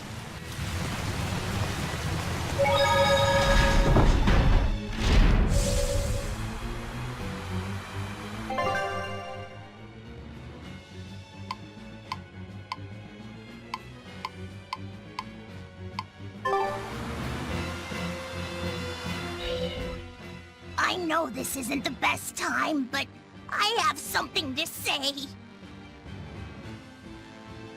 Please forgive me. I've been a spy for Lord Melchior. You were the one telling the Abbey about us? Yes! I'm so sorry! Melchior is a clever one, isn't he? Planting his spy right next to Magilu. After all, the forest is the best place to hide a tree. Melchior used his arts to place orders on Bienfu that overrode Magilu's pact. That son of a dog.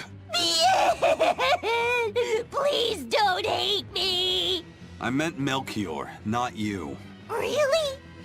Exerting control over someone else's life goes against everything Eisen stands for.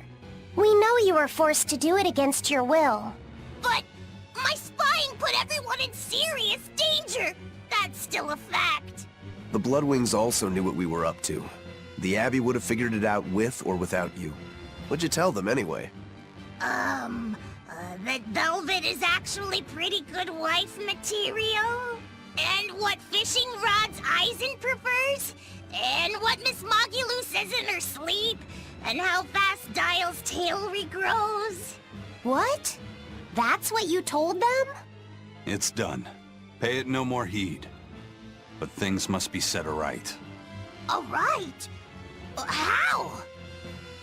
Eleanor, I apologize for suspecting you. I'm sorry. Eisen! That's right! I must apologize as well! I'm deeply sorry, Lady Eleanor! Very well. Apologies accepted all around.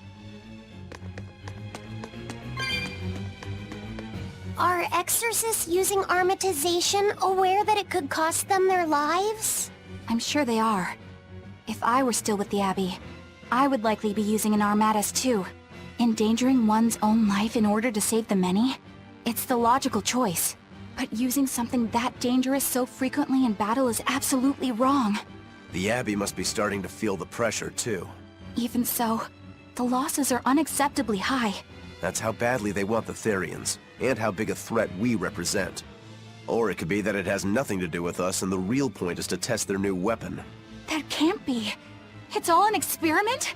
A blade proves its true worth by making it through battle unbroken. Are exorcists all that different? Your logic is sound, but it's still awful. We were able to survive this time. But it won't be much longer until they've perfected the armatization. That's not the only thing we need to worry about where ticking clocks are concerned. Am I wrong?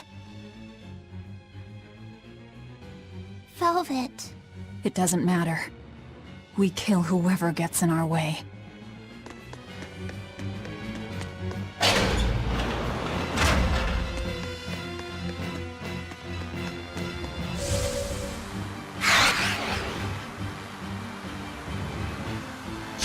Woo! That's a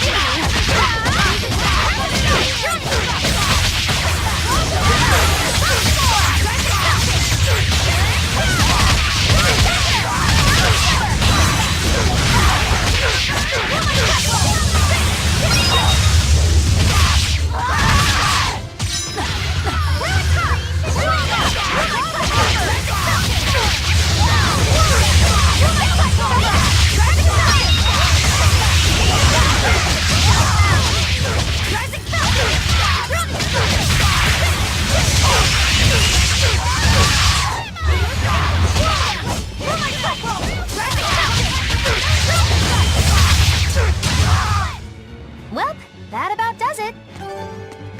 First they robbed the Malachim of their will, and now their bodies too. Makes me sick. But still, it fits their reason. They want strength, and no art can squeeze strength from a Moloch like that one.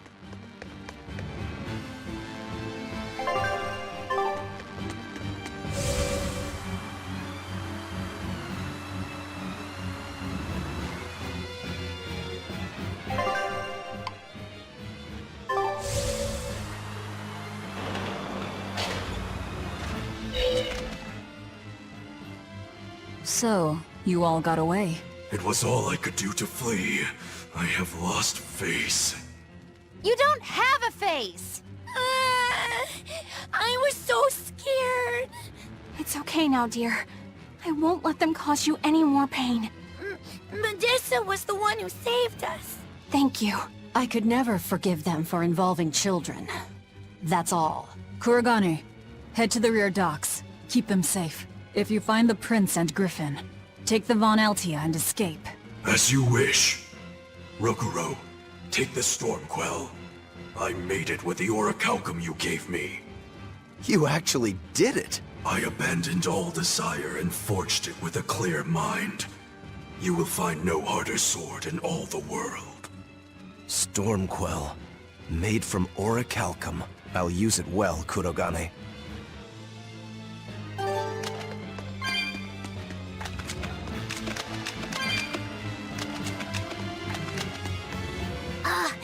It's complete! The orichalcum blade, Stormquell! It's the hardest blade the world has ever known. Even to an untrained eye, that sword is obviously something special. Kurogane is a real master! Color me amazed! The Godblade Stormhowl versus the Orichalcum Stormquell. This will be something to see. Will it end in triumph, or will you need to try more oomph? The gods alone know. The gods have nothing to do with it. Skill alone will determine who lives and who dies.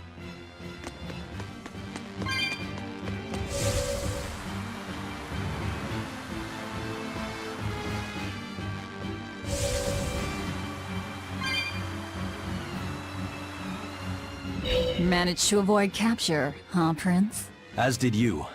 You did well to avoid Artorius and his forces. Lord Artorius is here? He is. I overheard some exorcists mention it. Artorius. If you want to die, do it alone. We're saving the Therians before anything else. Besides, we're so close to deciphering the ancient book. I know. We'll escape from the rear docks. Follow me. Watch out, Princey Wincy. You ain't no Therian. If Griffin gets there first, we're leaving you behind. Understood.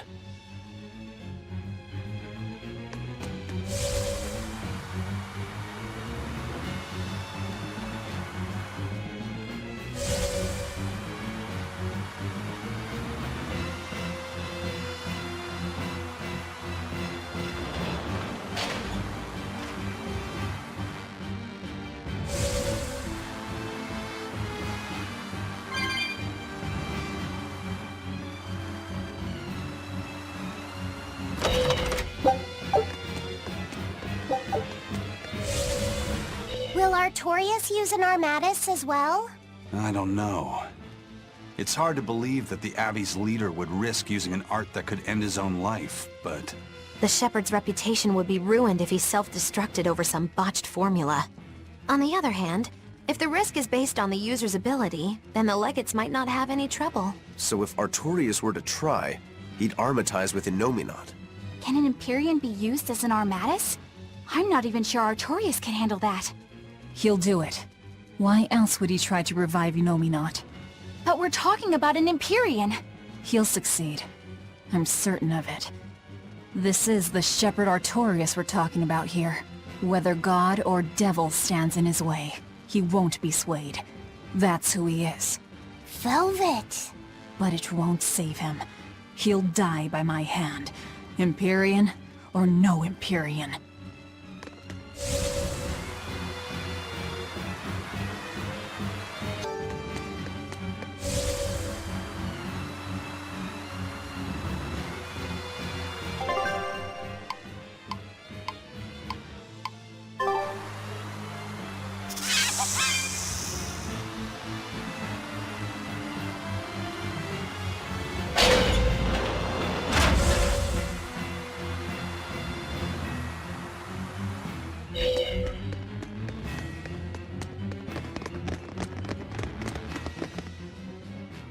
Ison, there's trouble. The enemy found the Von Eltia.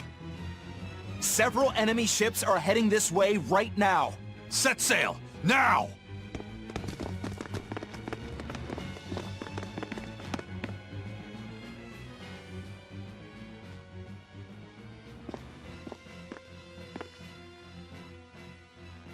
I'm, glad we were able to save everyone.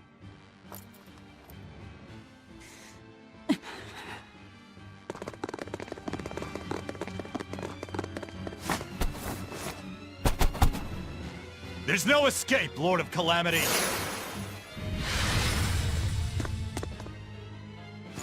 Benwick, forget me! Take the Von Altia and leave, now! That's madness! What do you think you're doing? If I don't take them down, they'll sink you from afar! Raise anchor! We'll make it through somehow!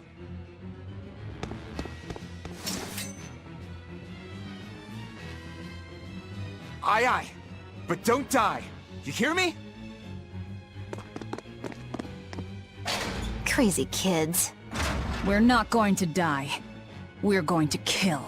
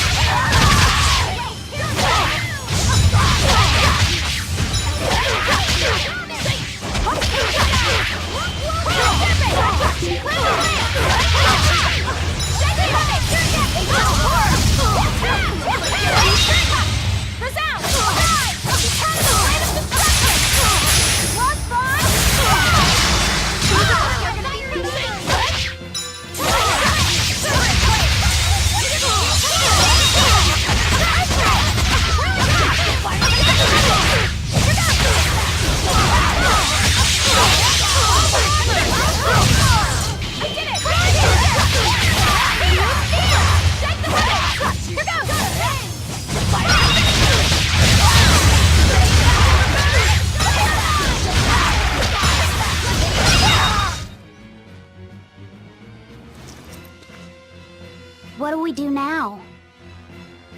We'll head to the front docks. To steal an Abbey ship, I take it? That's where the Abbey's main forces will be concentrated. And Lord Artorius should be there too. All the better. But we still don't have a way to fight Innominat. I told you, if you want to die, do it alone. I'm not asking you to come with me.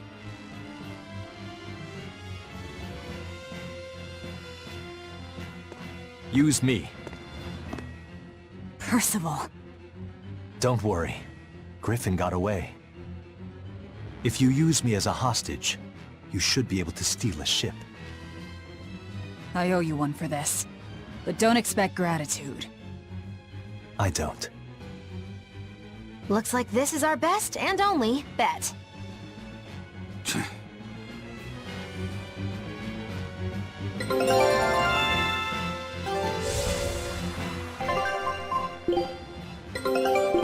This would be big.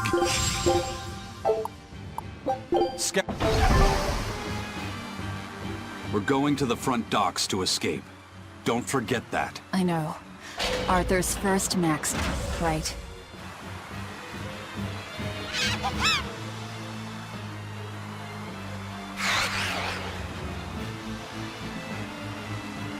I'm worried.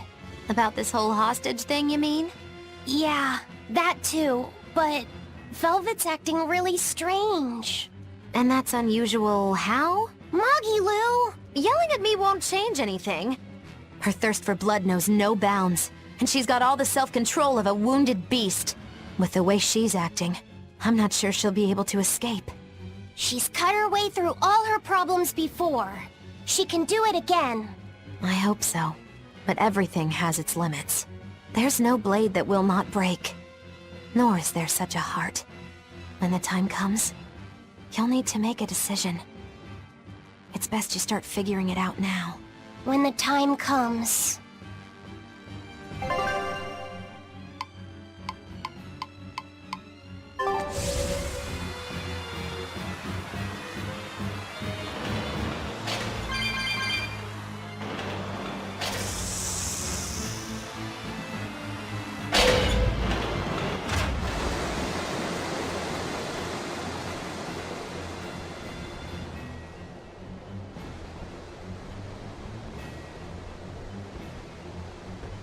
Phew.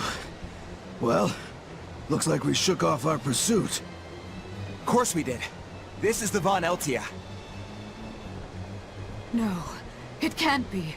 This is terrible. Turn back, now! What? There's no way we can do that. I finally deciphered the last part of the book. If what it says is true, then Enominat is already...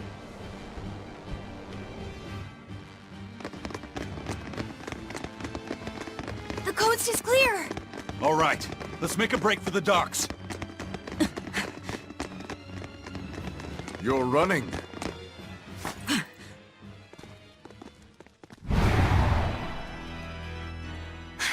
It's Lord Artorius, and...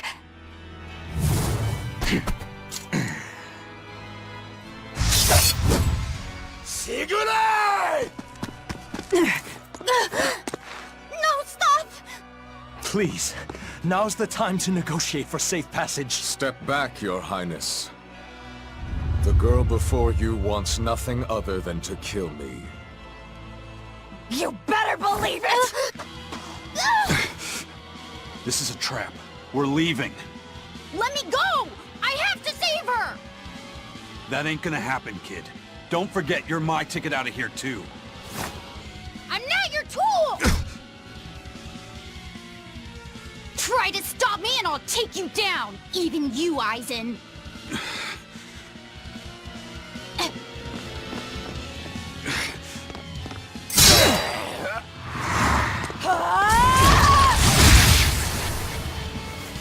Your Armatus isn't gonna stop me! Don't worry. I have another trick up my sleeve. That sword. Is that orichalcum? Good job, little bro. Never seen that before. Damn right! The hardest sword there is! It may be made of orichalcum. But still...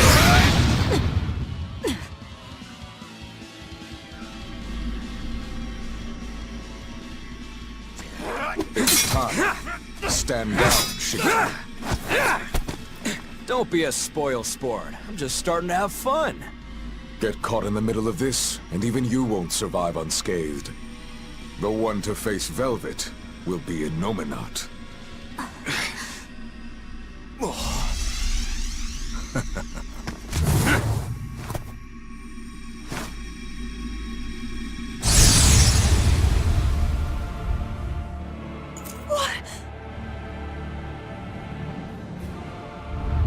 Hello, sister. Did you miss me? Lafy! Velvet's brother? So that's his game. That's right.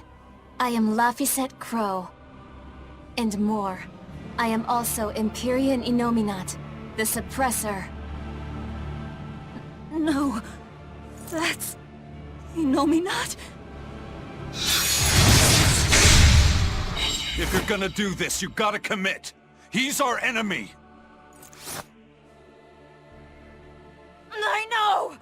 This is just another illusion! I'll devour all of you! Too slow. Velvet. That's what you've been doing this whole time. Struggling against all reason. Shut up! Don't you dare pretend to be my brother! Brendan Slap!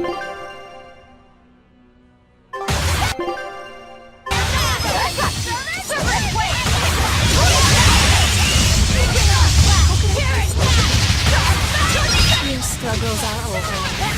All your pain, your suffering, I'll end all of it for you.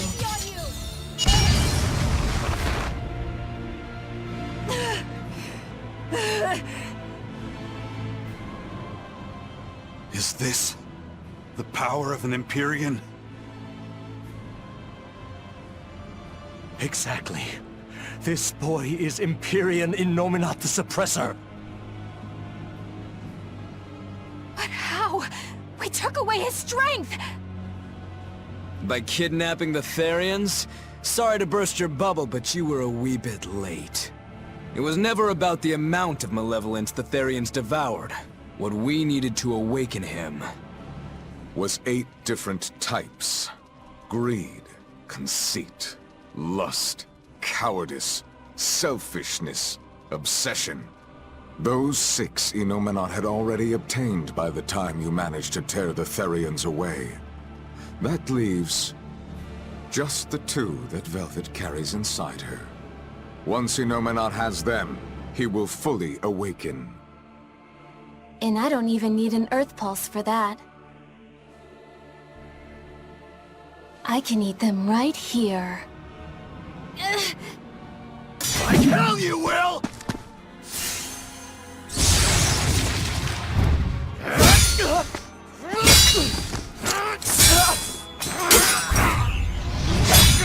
What? If you're that weak, stay out of my way.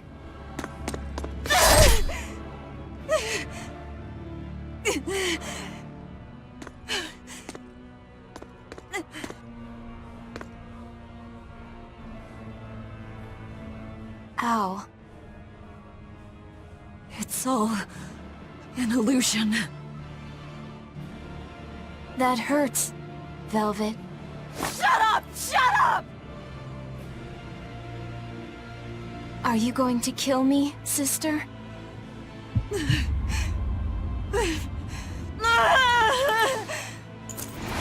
away! Go away! Go away! Velvet, it was always so hard for me. I was so frail. All I did was cause you trouble. Is that why? Is that why you wanted me to go away?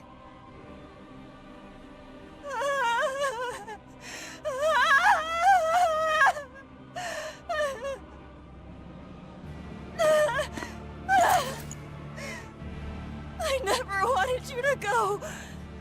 I wanted you to live. I wanted you to be by my side.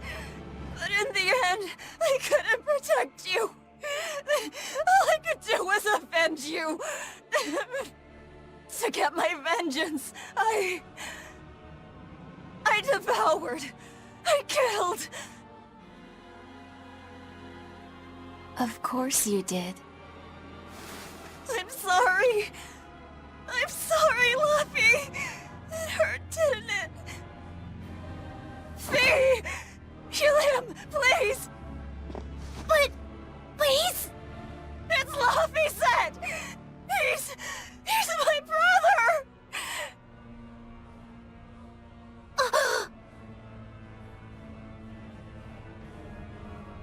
But Velvet, I never wanted you to avenge me. I mean, it's that sort of selfish emotion that creates malevolence, that creates the demons. What? That's why I'm going to help Arthur. We're going to make all the pain in the world go away.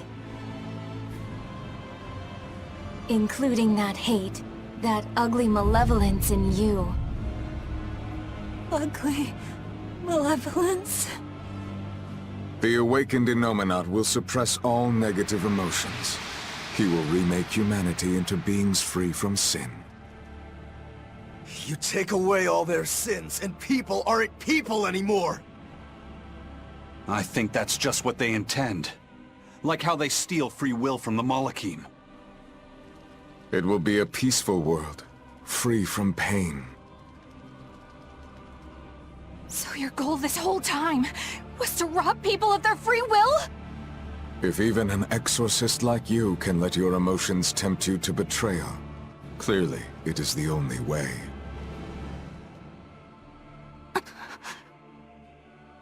I'll make this world a safe place free from demons.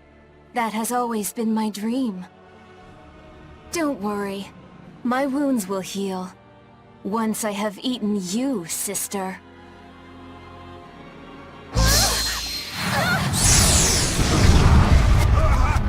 What's going on? This is bad! We'll be swallowed alive! Wait. Everything I did for you. How could you do this to... Thank you. It's because of what you've done that I need to make amends. You've hurt so many people, and all for nothing. You can't... Lafy!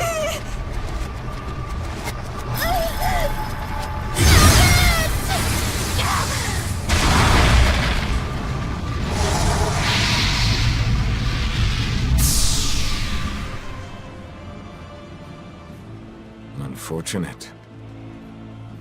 But they're within me now. I'll find them.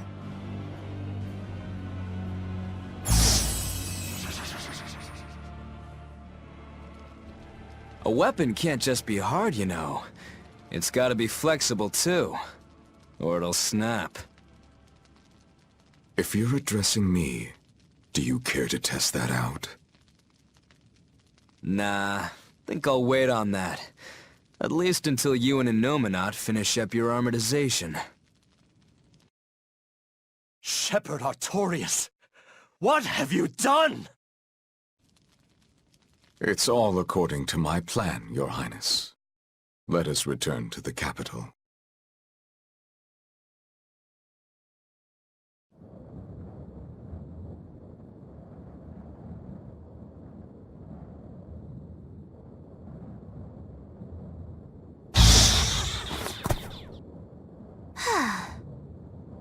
What just happened?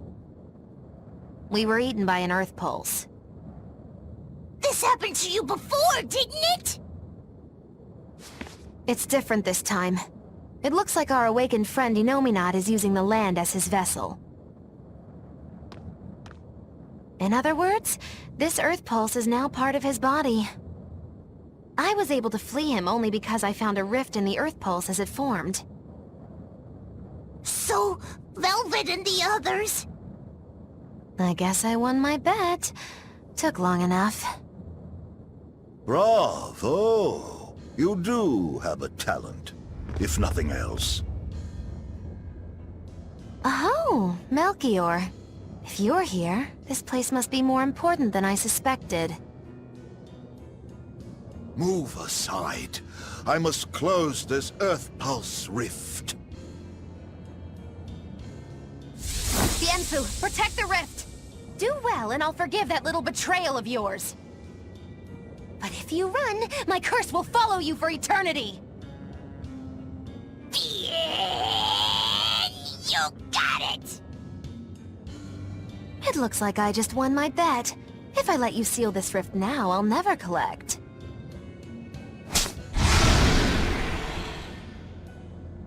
illusions won't work on me. You can't break a heart that's already broken. That day, I interrupted my art when your heart broke. I suppose I was taking pity upon my student.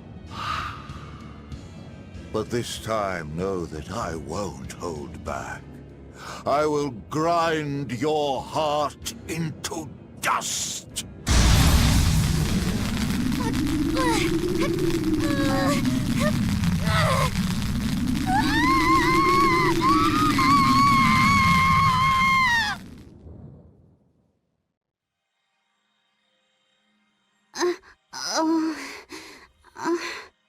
You're awake!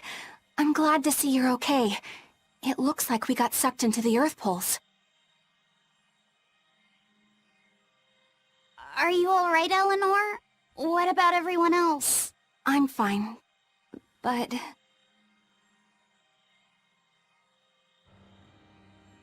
Kill. I killed so many. Murdered. Slaughtered. It was all for him. I killed for him. But he said I was ugly. Nothing. Nothing. All for nothing. I can't. I have to kill. Die. The whole time, she... You're awake. Come on, we're leaving. I have to kill them. But Enominat is your... It's just an illusion! A fake! A trick! Or, what if it was really him? Then that means he betrayed me, doesn't it? You think I can't kill a traitor like him? Why? Why wouldn't I? Just how many do you think I've killed? You, who watched me do it! I'm... sorry. Velvet!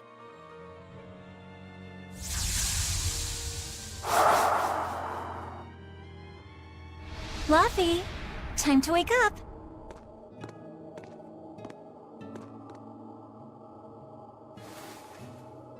I told you to stop calling me Lafy. I'm not a little kid anymore. Grumble, grumble, huh? You must be feeling good. Enominat! A fever, I'm afraid. No, this is different. New medicine's supposed to come today. A vision of the past? Until then, you stay in bed.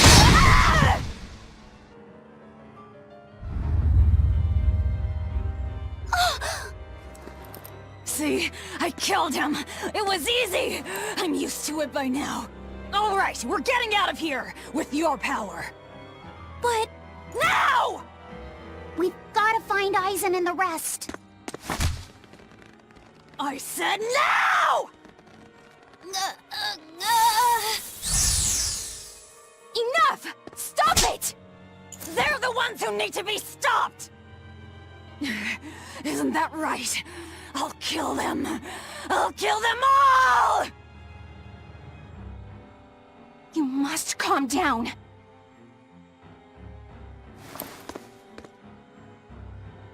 Fine. I'll calm down and look for an exit. That's what you want, right?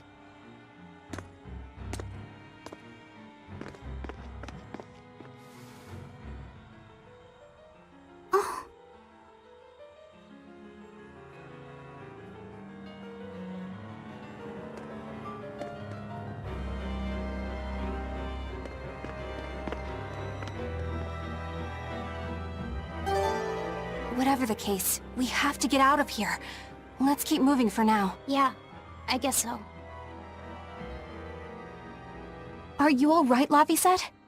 Yeah, I am. But I'm worried about Velvet. This may be more than he can bear. Not that I blame him. Lafy said, perhaps you should rest within me for a while. No. But if you don't, then... I know. But if I hide, it'll only hurt Velvet even more. I should at least be at her side.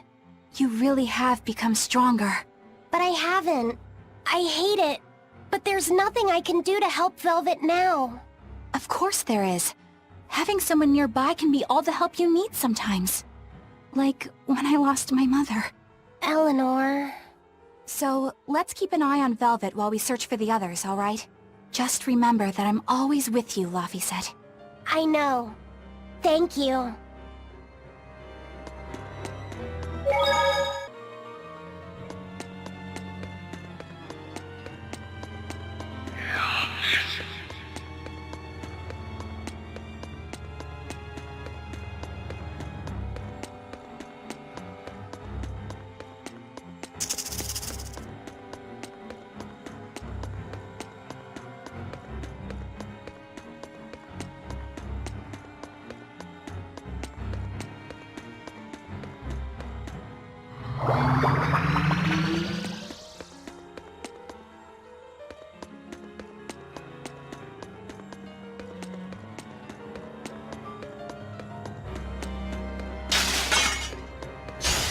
We will need to be extremely wary.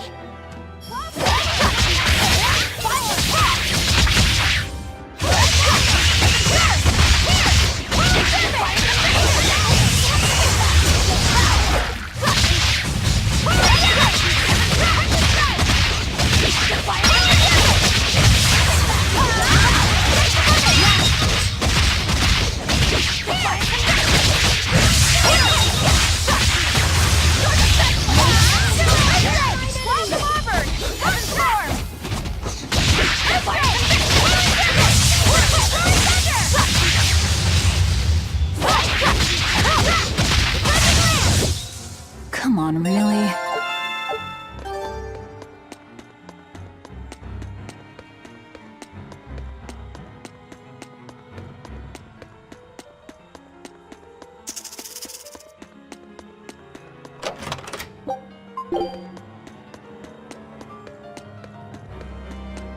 Are we ready for this? No mercy! Wounds that won't heal!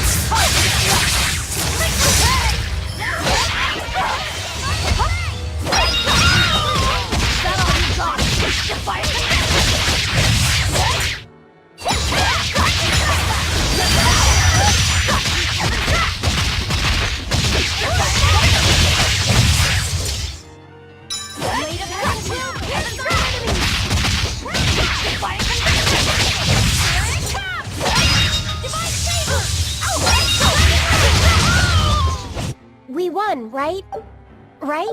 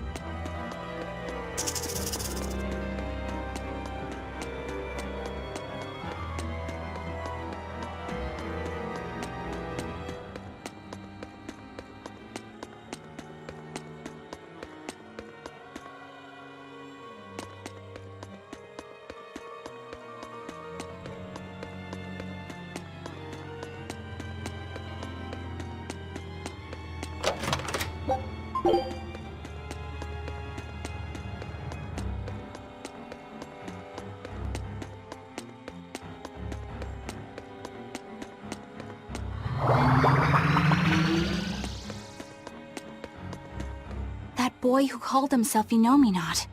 Could he really be Velvet's younger brother? It could have been an illusion intended to torment her. Don't you agree, Eleanor?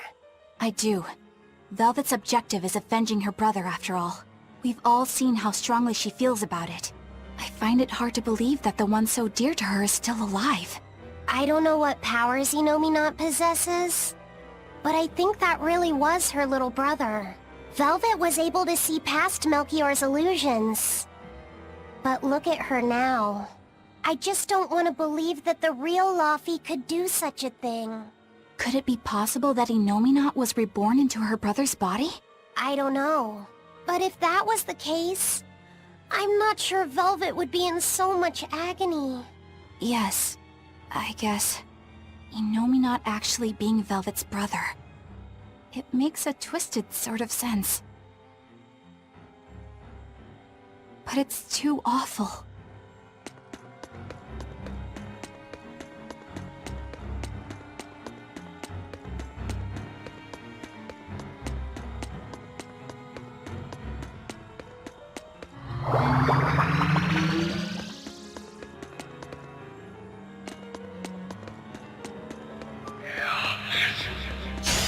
I don't think we have a chance!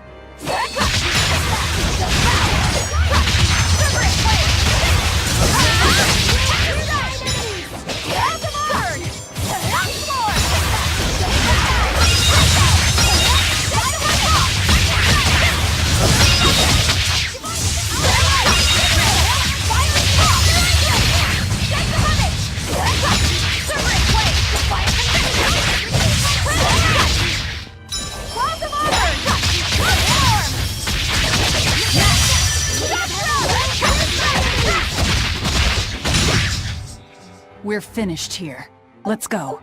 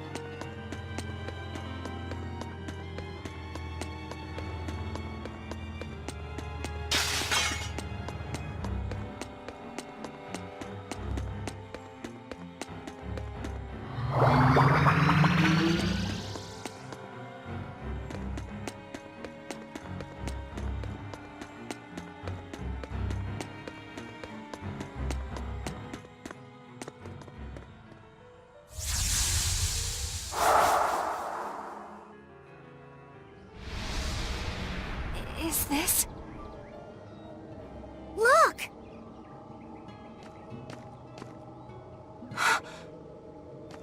Hey! Stay with me! I'll get someone right away! It's okay. I'm tired. Have you been journeying long, then? 10 years. My master entrusted everything to me. But I couldn't do anything. 10 years? My wings are weak. It doesn't matter anymore.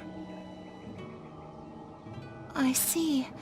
If you've been working that hard, you surely need a break. I just happened to get my hands on some prickle boar meat. I'll be cooking up a stew for dinner. But would you care to join me? Huh? No, All I have on me now is this apple. Here. Once your belly is full of warm food, you'll be able to pick yourself back up. I can feel it. Your body is shouting, I want to live. I'm a disgrace. I don't deserve to live. Is life something you have to earn? To deserve? Well, these feelings are natural. You eat when you're hungry and cry when you're sad. Feeling these things is proof that we're alive. Alive? What's your name? Mine is Celica. Celica Crow.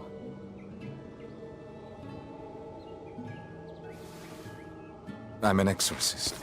Artorius. No, Arthur. I'm Arthur. Artorius!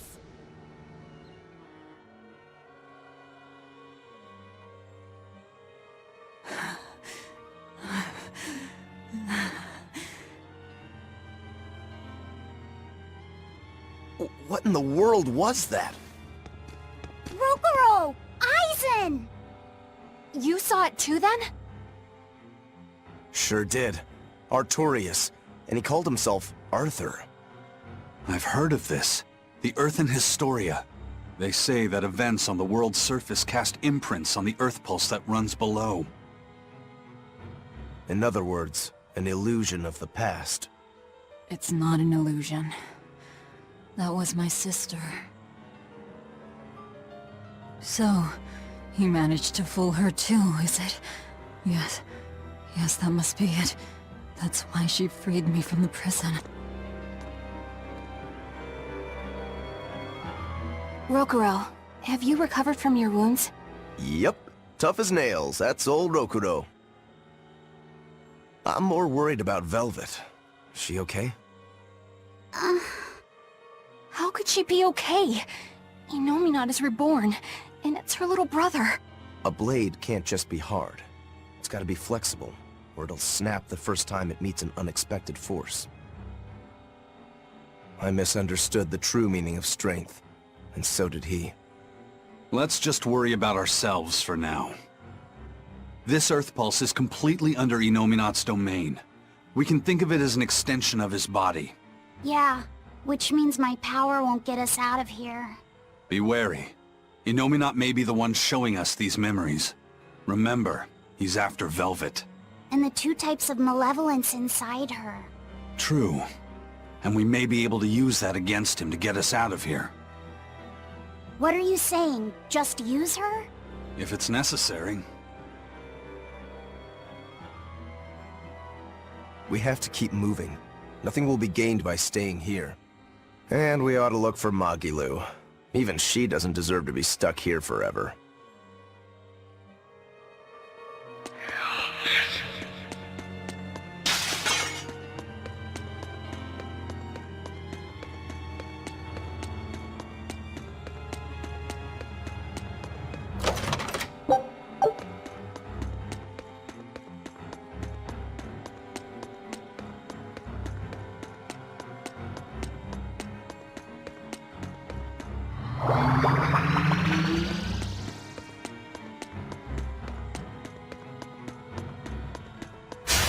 Are we ready for this?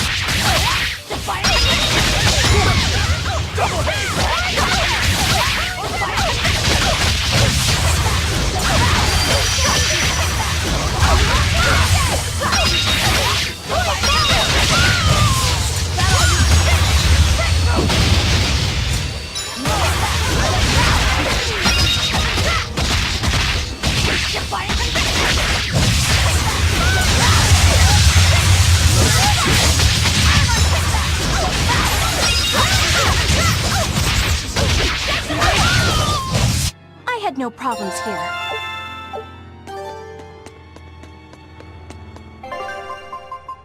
You know what you're getting into? So, what is this Earthen Historia you mentioned? As I've said, an Earth Pulse is a natural force that circulates within the land. Wind blows, water flows, birds fly, flowers bloom. All actions in nature leave their mark on the Earth Pulse. These marks become etched within the land itself, and remain a part of the Earth Pulse, like memories. So it's a record of the world's past. Does it remember human and Moloch deeds? Everything that occurs is part of nature, including the acts of humans, Malachim, and even demons. So that means that even this very conversation is being recorded in the Earthen Historia? Anything bad I've done in secret, any insults you've ever told behind someone's back, the land sees it all. My insults? It's just an example. Pay it no mind. Does that mean that Inominat is drawing specific memories from the Earthen Historia and showing them to Velvet? I believe so. That's how Rokuro and I saw the same thing, even though we weren't there. With the Earth itself as his vessel. It's a trick only Inominat could pull off. Awfully devious for a self-styled Empyrean. But the attack did strike home. Keep a close watch on her until we're out of the Earth Pulse. Right.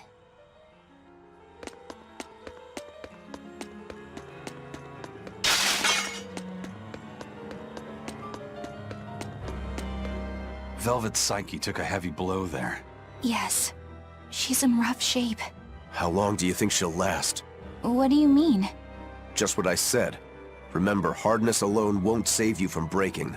If she keeps being shaken up like this, she won't be able to handle it. But what can we do? If she breaks, she breaks. Until then, we go on with our mission. What? Can't we help her? If you let sympathy fog your vision, you can end up crashed on a reef. Even so, we can't just let her suffer. It's too much. I'm fairly sure that Velvet would say the same thing if she was in Aizen's place. And do you agree, Rokuro? Me? I still have a debt to Velvet. I will pay it. But in the end, her fate will be something she'll have to decide for herself. That's true, but... Then I have a decision of my own to make. I won't give up on Velvet, no matter what. I see. Do what you have to. We won't stop you.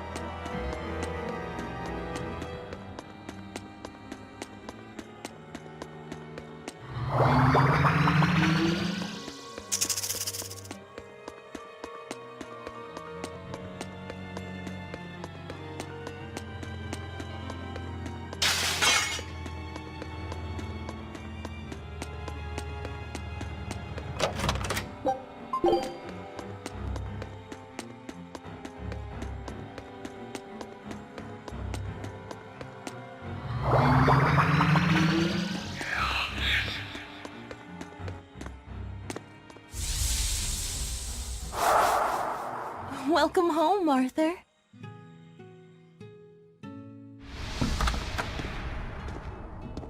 Hi, Celica.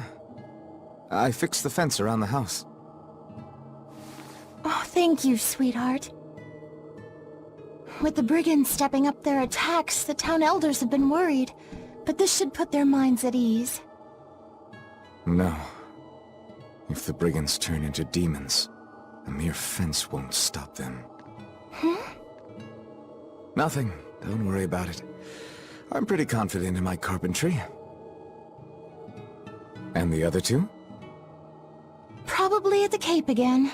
I've warned them 100 times that it's dangerous. Lafy said probably badgered Velvet into going.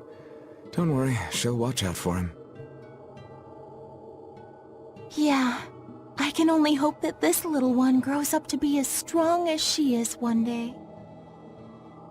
Huh?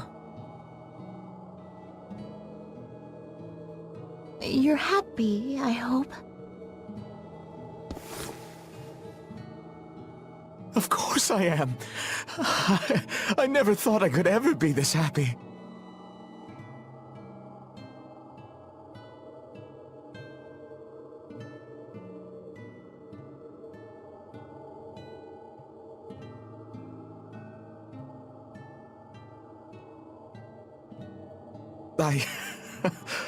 I only wish I'd known earlier. I would have made something even nicer for you.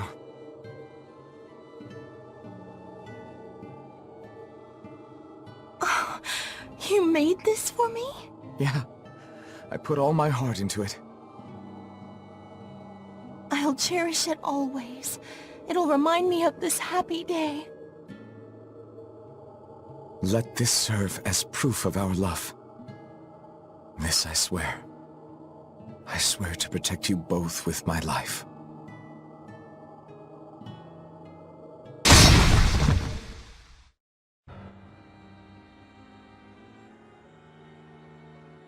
That's Lord Artorius' past. No,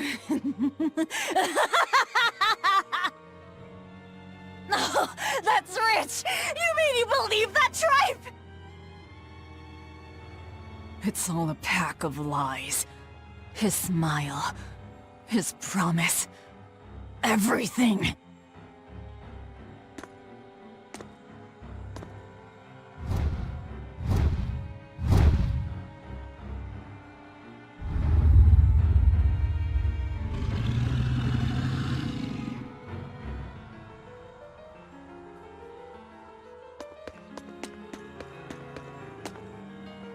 What we just saw, was that from before the opening?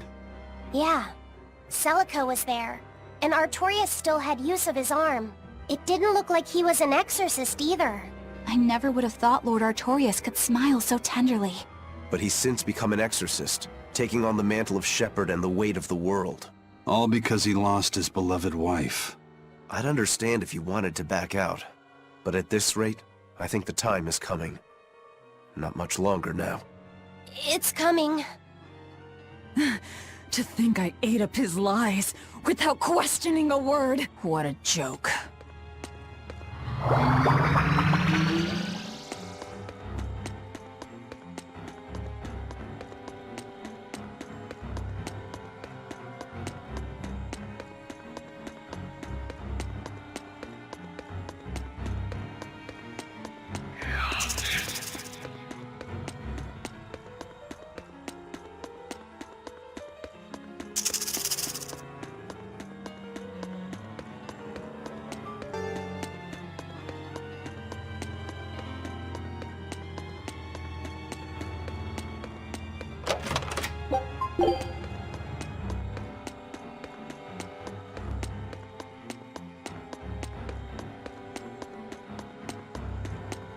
Velvet didn't know those things about Artorius and Celica, did she? Probably not. That was when the two were alone and first getting to know each other. We were seeing glimpses of a warm, loving family. But really, it just gave me the creeps. Same here. I could keenly feel Enominat scheming behind everything we saw. He's trying to get at Velvet. I think she used to truly love Lord Artorius. Having that happy past thrust in front of her at a time like this must be tearing her apart. Probably, but a demon like me wouldn't understand. What Velvet is going through is horrible. Even as a human, I can scarcely imagine what it must be like. But I approach it, just a little bit, because like her, I was his pupil. Artorius said he needed 2 types of malevolence to awaken Enominat. The illusions at Abal, making sure we knew about the attack on Titania, and Enominat appearing as her brother. If all of that was planned to extract the malevolence from her, we'd all better brace for worse to come.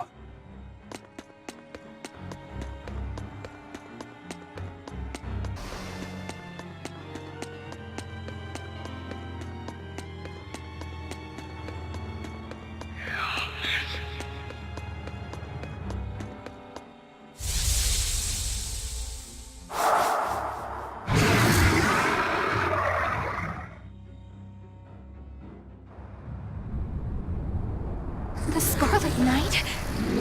This is Velvet's village.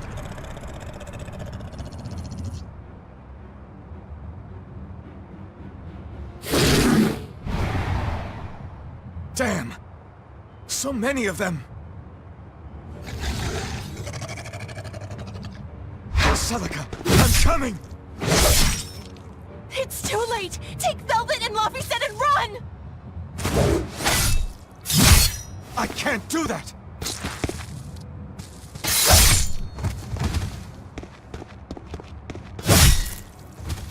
I want to have my life with you, with our child!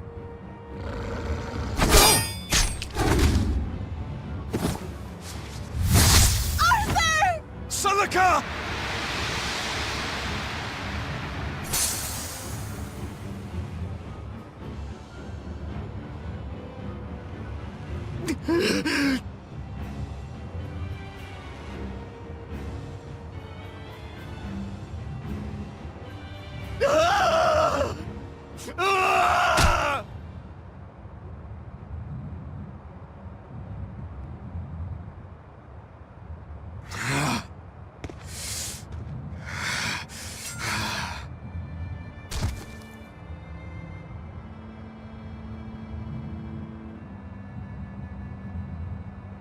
Why?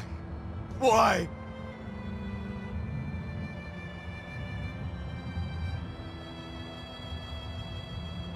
Why couldn't I?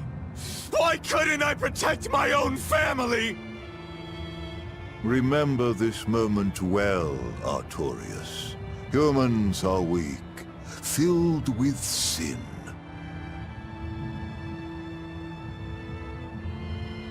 Melchior! The people of this village offered you and your beloved family up to the demon brigands.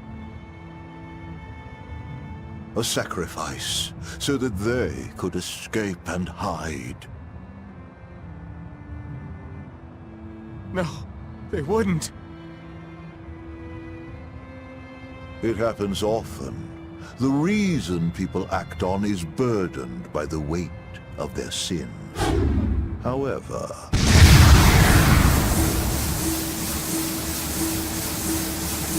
I have found a method to adjust their reason. A domain? What is this incredible power? Don't tell me the Empyrean we've been searching for was here this whole time.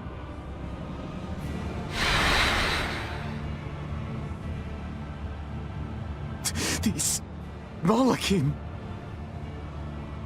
So they have been reborn, but be not deceived. They are not the same people you knew.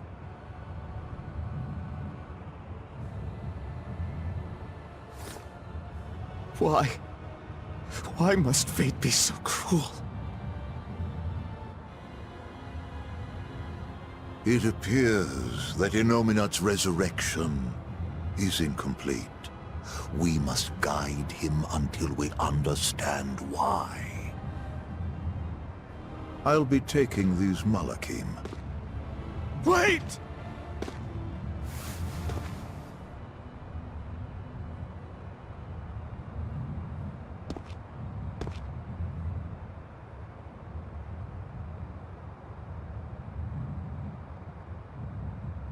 I'm sorry I couldn't keep my promise.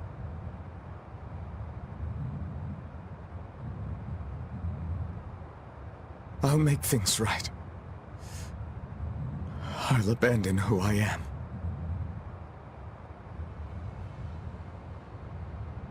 Nameless Moloch. I will forge a pact with you.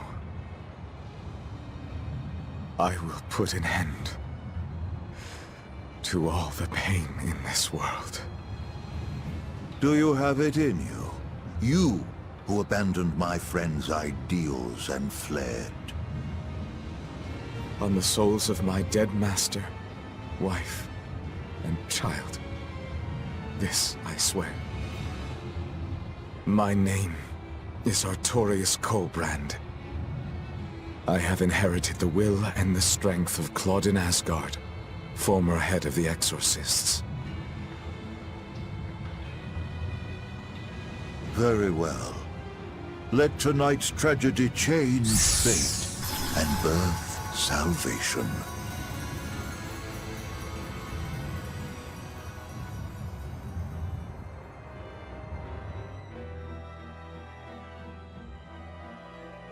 That Moloch, it was me. You don't remember? Not at all. They said you were reborn as a Moloch. That means... what exactly? The soul of a human who passed away can, given the right trigger, be reborn as a Moloch. You're saying that Artorius' child was reborn as Lafy said? If what we saw was real, yes.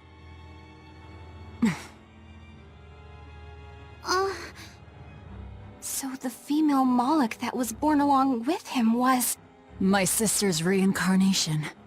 But I ate her long ago. You didn't know, right? I knew. I had already caught on to who Ceres really was. Velvet. But it doesn't matter. What does it change? I'll devour anything to fulfill my goal. My sister, my brother, even the world. That's who I am. That's all I am.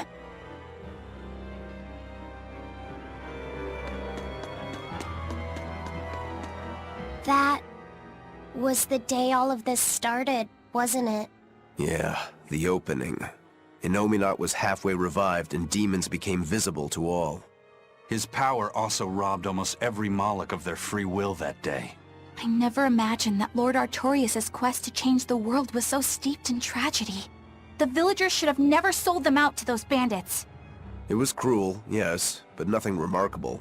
People are capable of anything when under pressure. Even more so when they can do it under the mantle of the greater good. Velvet's family was probably the furthest outside the village circle that night. That's pure selfishness. Humans are selfish creatures. You should be aware of that by now. That's why you said what you said just now, even if you didn't know it. Artorius' quest to change the world, not Artorius' quest to save humanity. I mean no disrespect. It's just an observation. A man with the power to change the world turned his back on the potential of humanity. That may be the biggest tragedy of that night.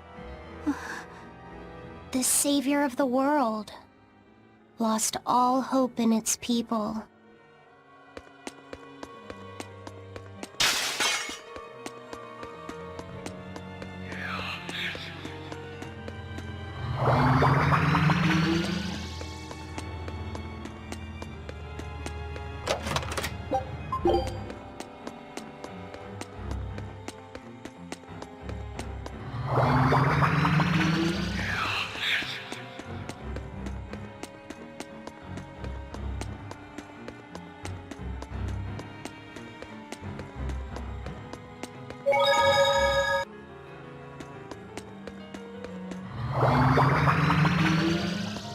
Eisen, you said a human soul can be reborn as a Moloch given the right trigger, right?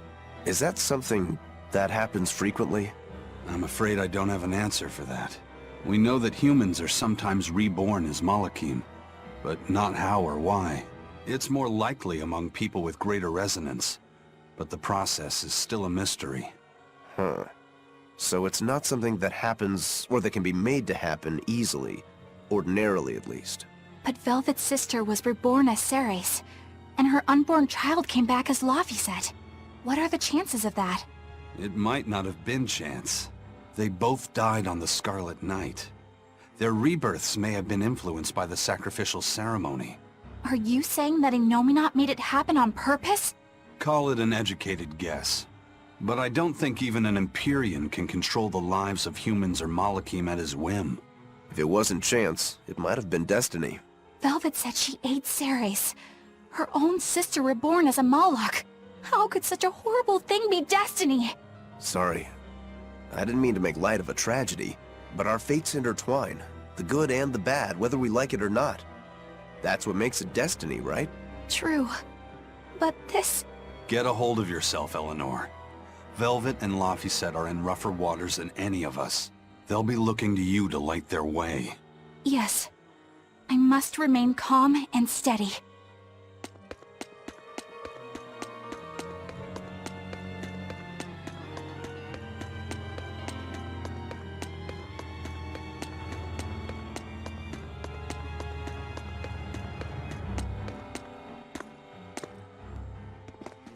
Look!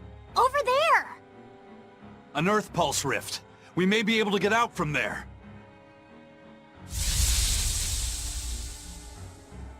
Arthur, there's something I'd like to speak to you about. Alone.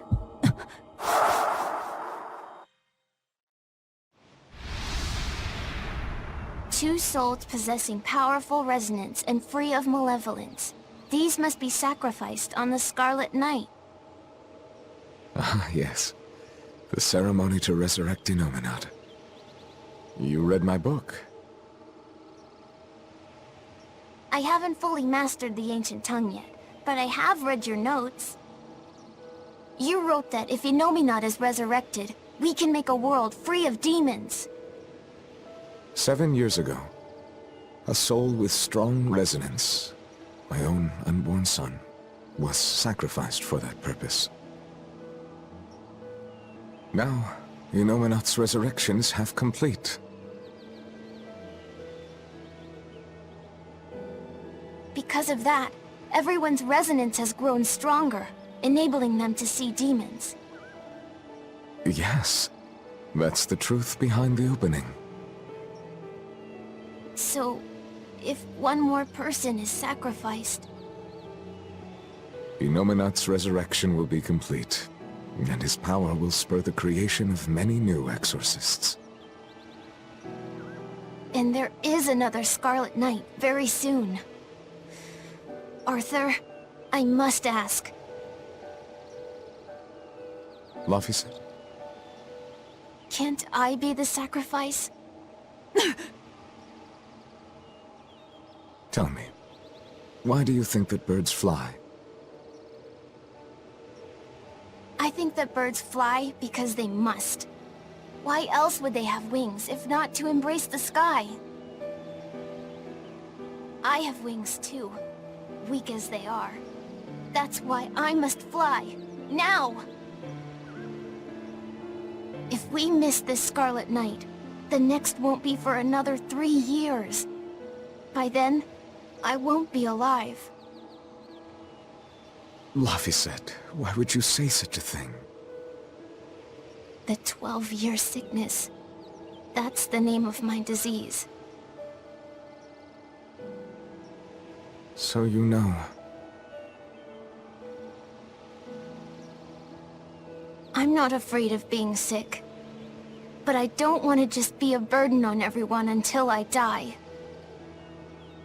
I couldn't take it. Your wings are your will, and they are strong. Lies. Please. You can't tell Velvet about this. I promise. I'll make a new world. A world where my sister can be happy.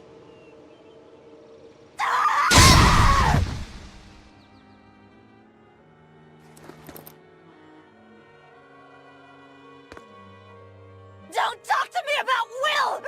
About wings! Both of you! Together! You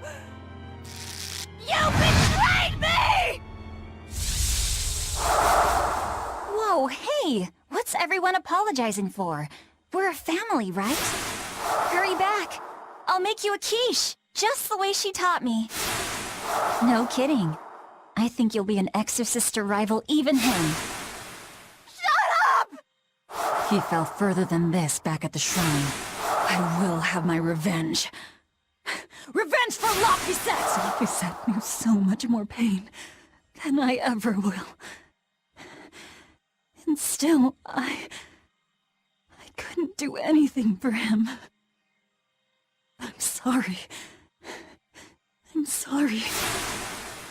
Shut up! It's a lie! A dirty lie! All of it! It's all their lies! And I believed it! Die! Die! Die!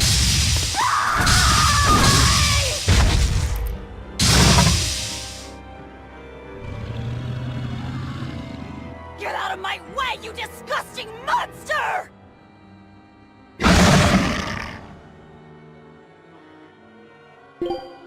What is this thing? An amalgamation of multiple demons? It doesn't matter what it is! I'll devour it until it's dead!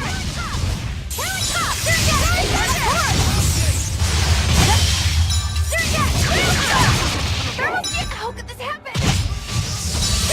Infernal force! Cerberus blade! Infernal force! Pretty Cerberus blade! Parent cup! Infernal force! Infernal force! Infernal force!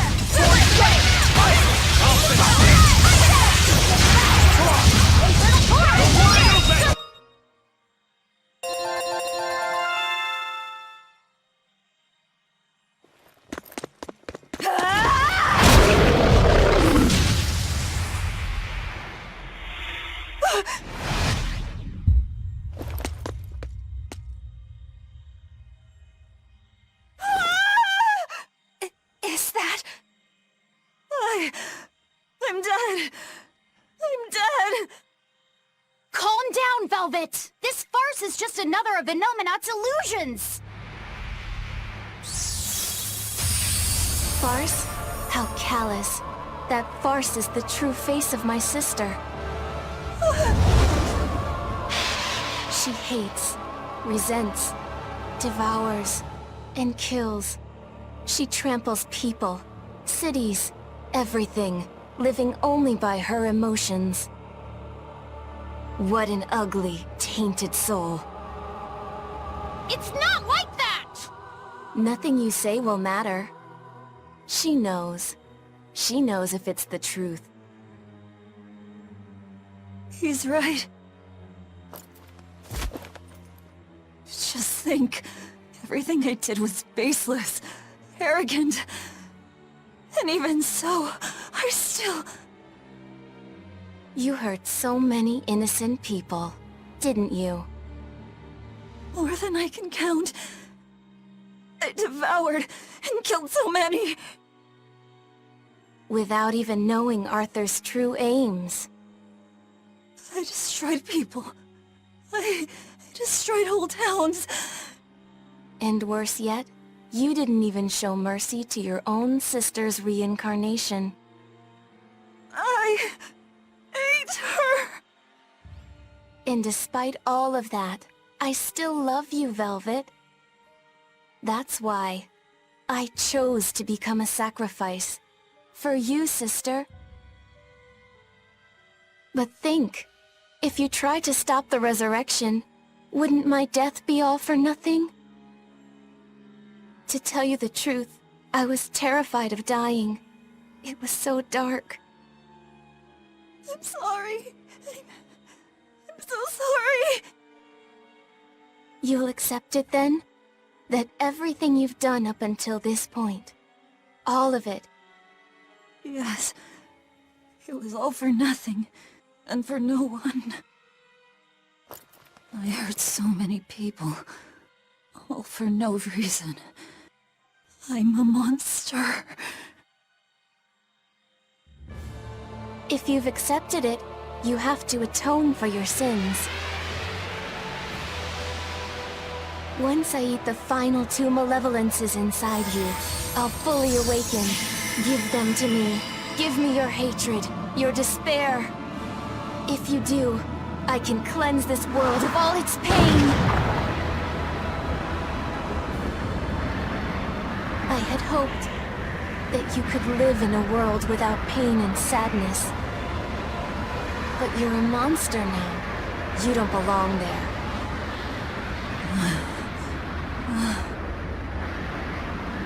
Velvet!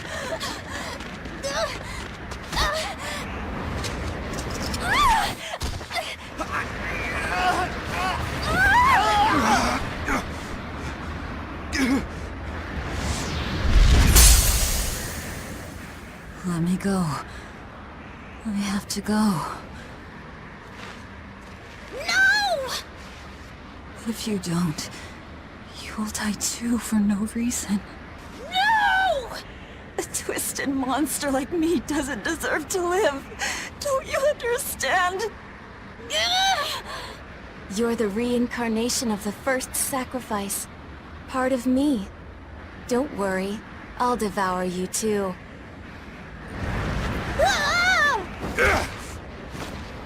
Lafy said, tell this self-absorbed idiot what she needs to hear! Please, let me go. Will you stop whining? No, I don't understand! You snap at people! You're scary! You tried to eat me! But... you're also kind! And you're filled with life! I don't understand a single thing about you! But you gave me a name! When I was a number! You gave me that compass! You taught me what it meant to be alive! That's why I care about you, Velvet! I'll protect you for my own sake! Fee... I don't care if you're malevolent, or if it was pointless! If the world says it's a mistake to love you, I'll fight the whole world! I don't care how much pain you feel! It doesn't matter! A world without you, Velvet!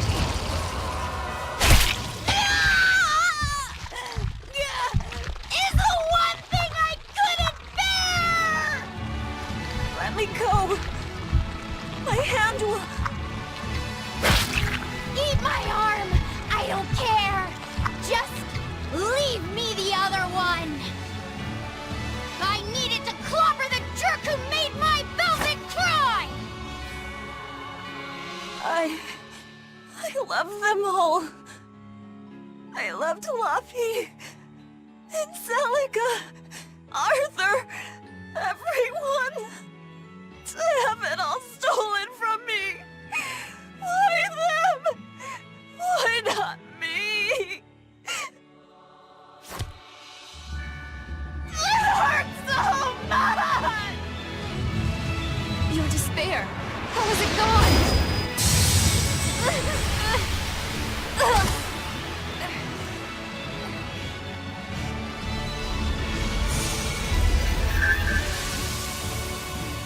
A flame burns in my heart, too. A flame I cannot quench no matter how hard I try. Just like you, Velvet. I finally understand how you felt. But the only one I can fight for is myself. That's good enough. That's proof that you are truly alive.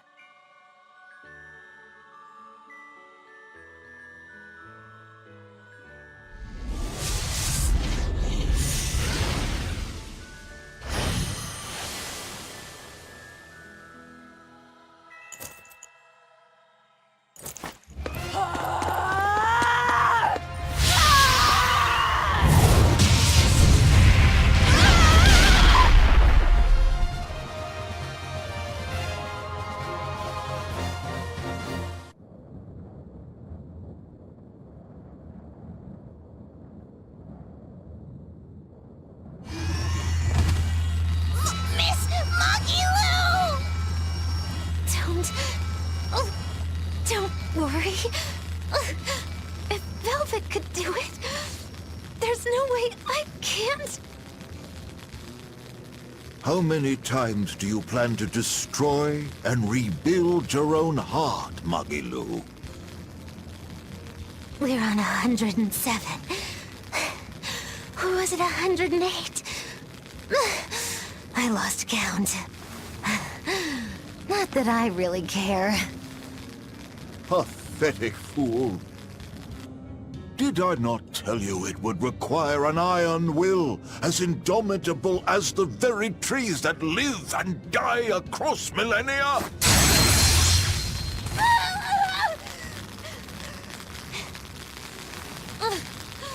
Like you, I suppose. Or that boy over there. That is the foundation of an ideal world. One free from man's sins. An ideal world, huh?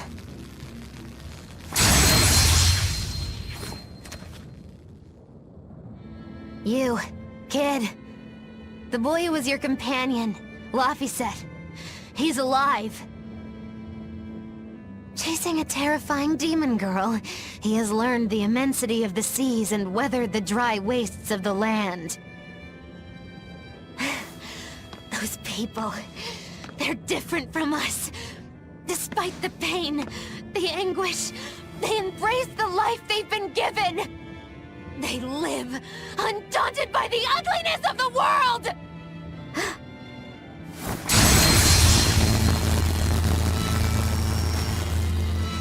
So you're doing this all for them? Is that what this is?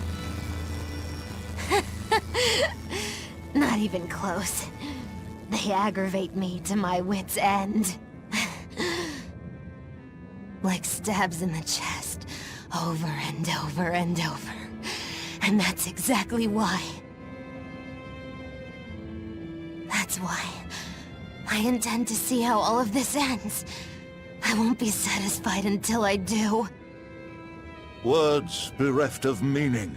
You truly are my greatest failure. Gosh, funny just how little I care. No! Please!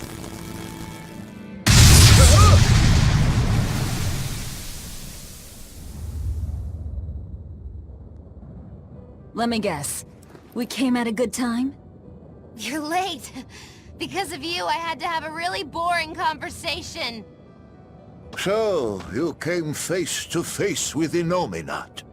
If so, then you must know that your quest for revenge is utterly meaningless. Yeah, I did.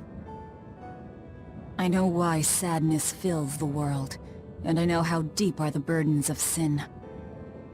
I tried to abandon my memories of Arthur and Lafy, to cut myself off from it all, and end this tragedy. It's what they would have wanted. Exactly. You do well to know your place. But that's exactly why I can't forgive them.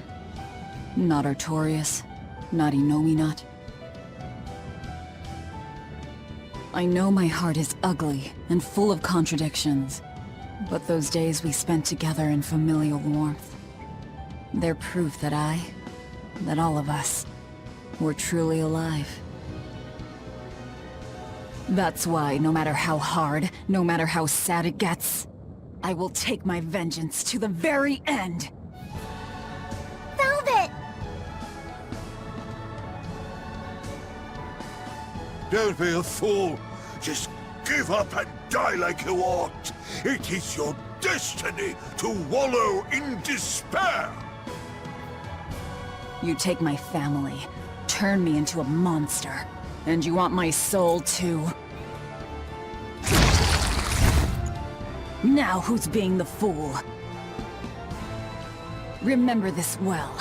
The Lord of Calamity never gives up, not even in the face of death. Have you no shame for your sins, you unholy monster?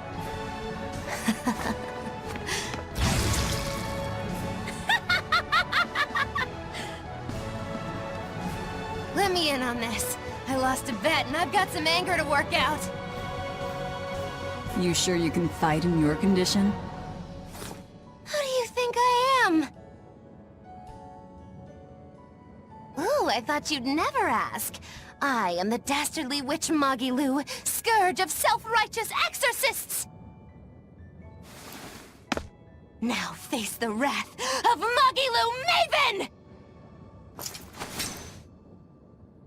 Fools, all of you! Everyone, sorry to have worried you. I wasn't worried. I didn't realize you were someone who needed looking after. Me neither. This is our way of saying we trust you. You horrible ingrate! See? Stabs in the chest, that's all you give me. Slow down! Slow down!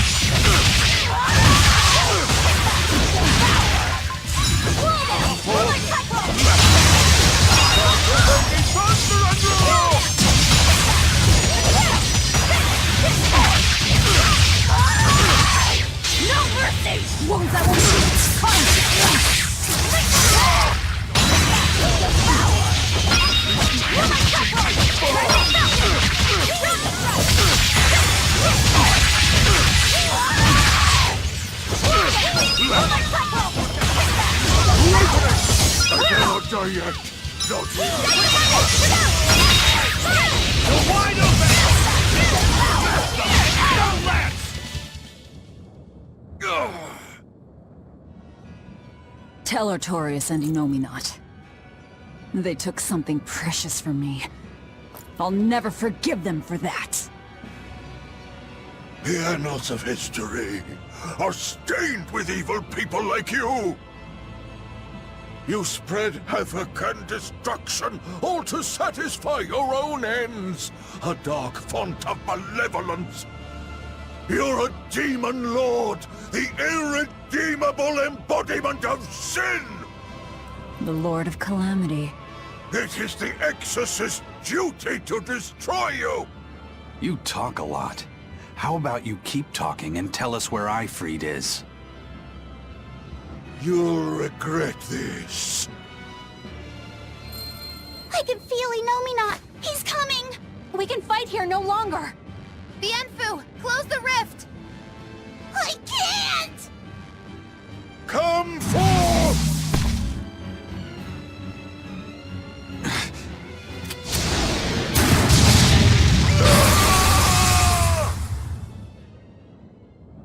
Carelessness will get you killed.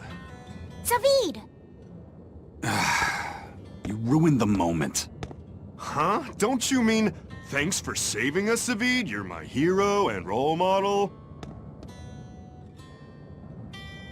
Thank you for saving us, Savid. Where exactly are we now? We're in an Abbey facility on Hexen Isle. I heard Melchior was in charge here, so I snuck in. I hadn't expected an extra-dimensional space. Is there a way out? There is now that I busted my way in. Let's head outside. We can talk then.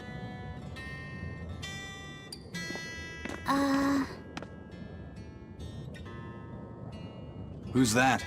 A friend. His name is Number 1. Hey, wanna come with us? If you stay here alone, a dragon might get you.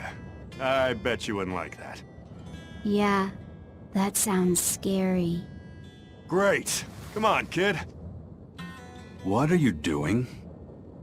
We can't leave him like this. I'll get him a vessel, somehow.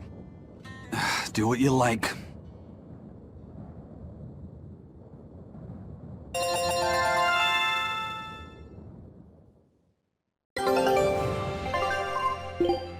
A new recipe!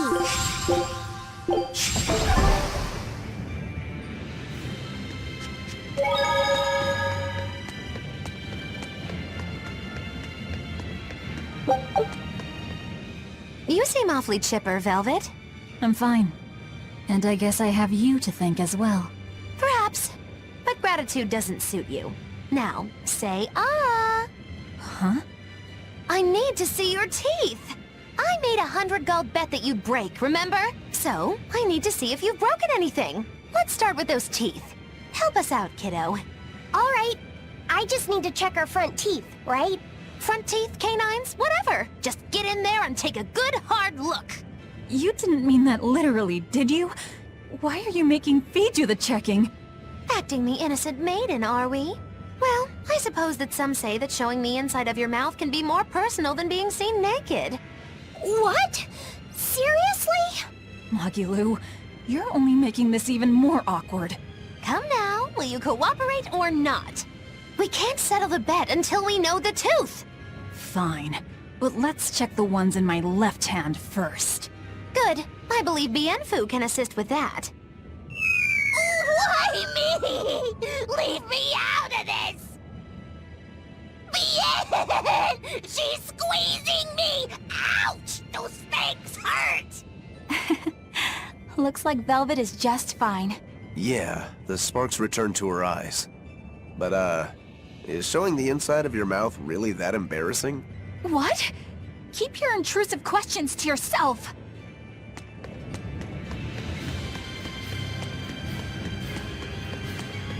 The size of the art that created this place. Just what is the Abbey planning to use it for? Whatever it is, they're trying hard to keep it hidden. Can't be anything good. I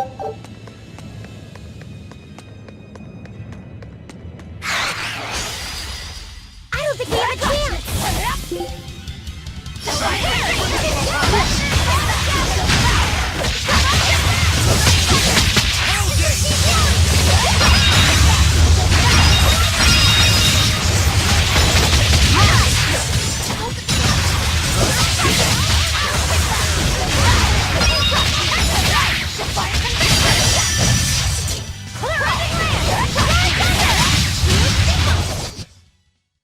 You're not hurt, are you?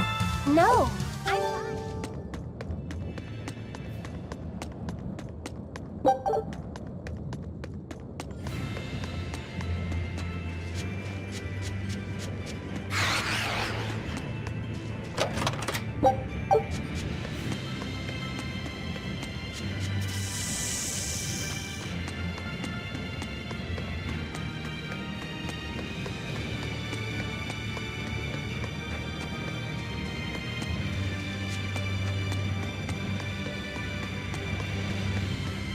Hey, who was that kid anyway?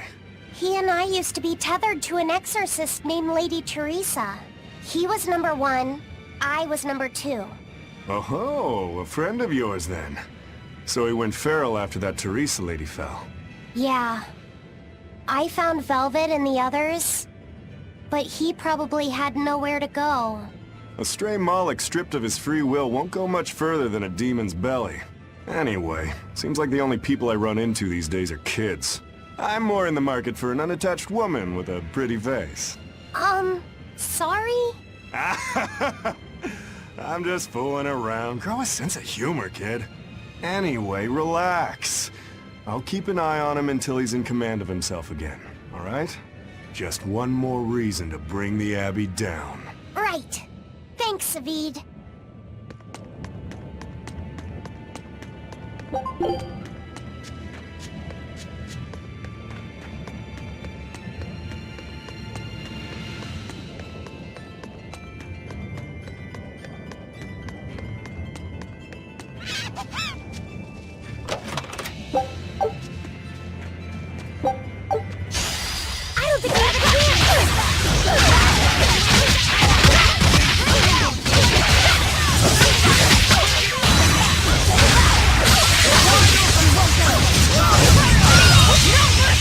You thought I'd get there? Annihilating?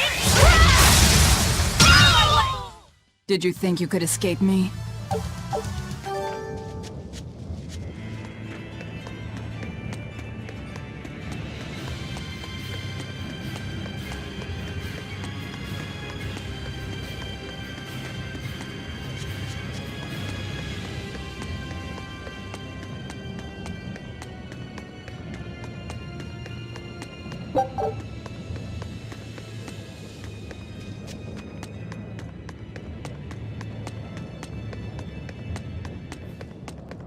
Hey, Lafy, can you think of a good name for the kid?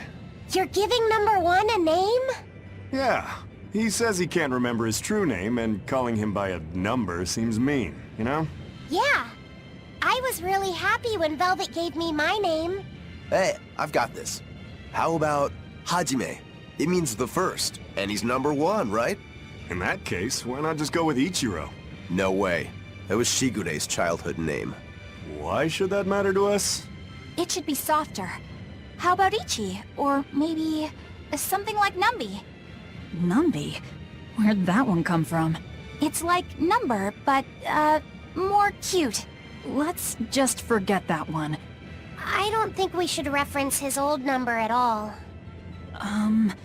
How about Bob? Is that just because of his hairstyle? That's really reaching. Actually, I kind of like it. If it's too plain, how about Bobby? That isn't bad. Right? Then number 1 is hereby renamed... Stop it, you two! You don't understand it at all! A boy doesn't want a name that sounds cute! You don't think so? That was quite an outburst. The kid has a point. We need something with more panache. How about Silva? Silva? His hair and pendant are both silver. I like it. It's got a certain mystique about it. Silva! Yeah, it sounds cool! Well, if his old buddy Lafy approves, then Silva it is. Well done, first mate. Praise from you is wasted on me. Then consider it praise from Silva instead. Right, time to go give him the good news. Hey! The Moloch formerly known as number 1. You've got a new name. I'm glad he got a good name. Maybe we should have put a little more thought into naming you, too. That's alright. You need to steer your own ship. Right, Aizen? You're the one who taught me that. You know just what to say, don't you? Moloch formerly known as number 2.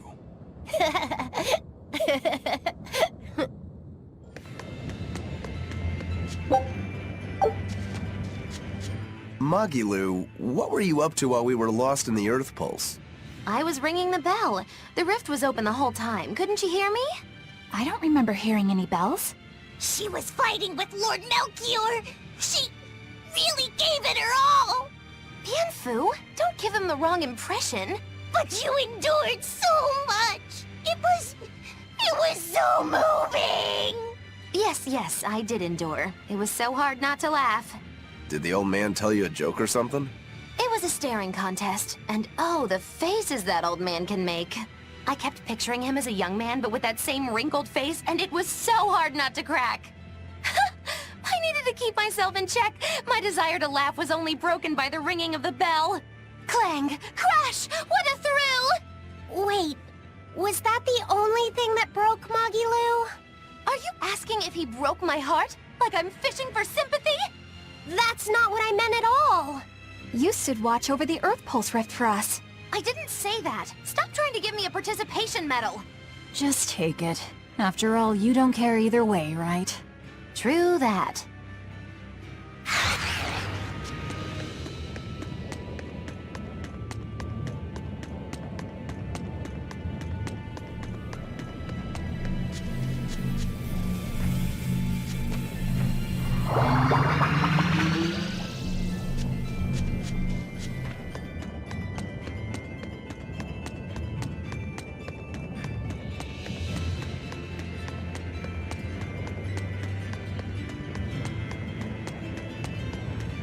A dragon!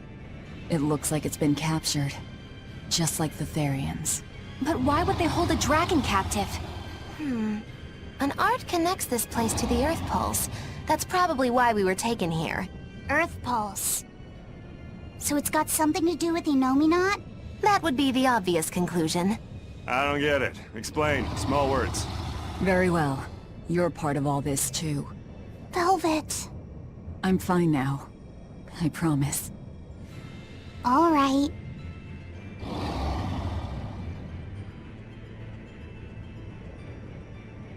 I see.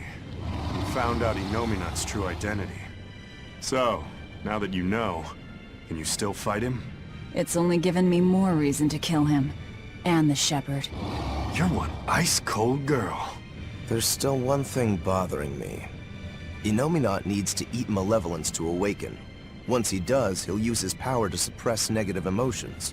But when humans can't create any more malevolence, what will happen to Enominat? He'll run out of things to eat. And maybe die? Wouldn't he just go back to sleep? But if he does, then his power will fade, and humanity will start creating malevolence again, right? In order for Enominat to eternally suppress negative emotions... He needs an infinite, powerful source of malevolence to feed off of. For example, that produced by an immortal dragon. Which would make this place a sort of dragon farm, created so he could control humanity forever. You can't be serious! Just speculation, but it all makes sense. They can't think of Malakim as anything but tools.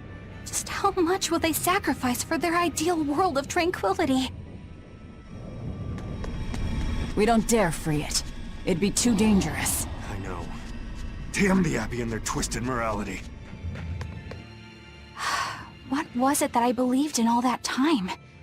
The image I'd built of the Abbey is crumbling from the bottom up. Please cheer up, Madam Eleanor! You'll make me depressed, too! Is this about the dragon farm? Yes. I strongly doubt even the Abbey has the power to manipulate dragons so freely. Then that dragon... Wasn't a dragon before it came here? That's the natural assumption. They probably brought the Moloch here as a captive, then turned him into a dragon. Just like Melchior did, eh? Is there no line they won't cross? I don't know what to say. It's not your fault, Madam Eleanor! But spawning dragons in addition to Therians... You think they'll figure out a way to make humans, too? Yes. Wait, that's awful! I can't believe you went there!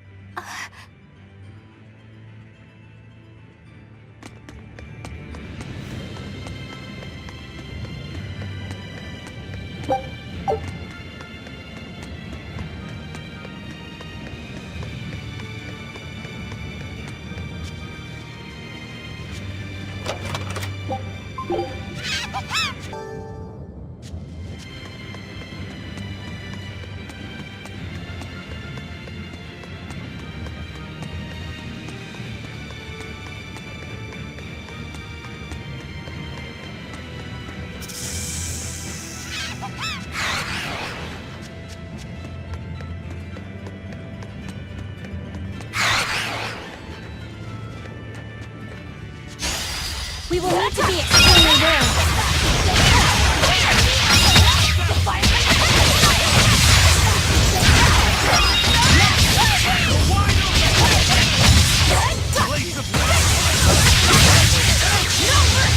You thought I'd stop there? Annihilating! Out of my way! Did you think you could escape me?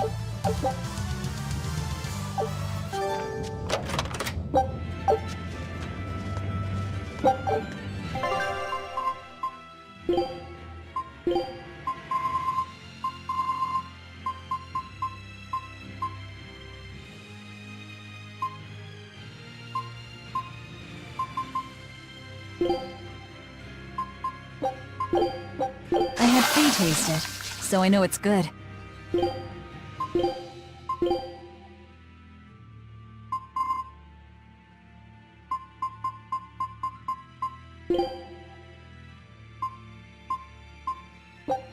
Good choice.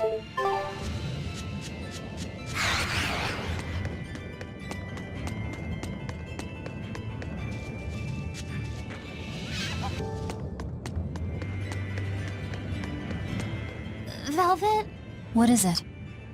I was once your sister's child, right? Then my father is...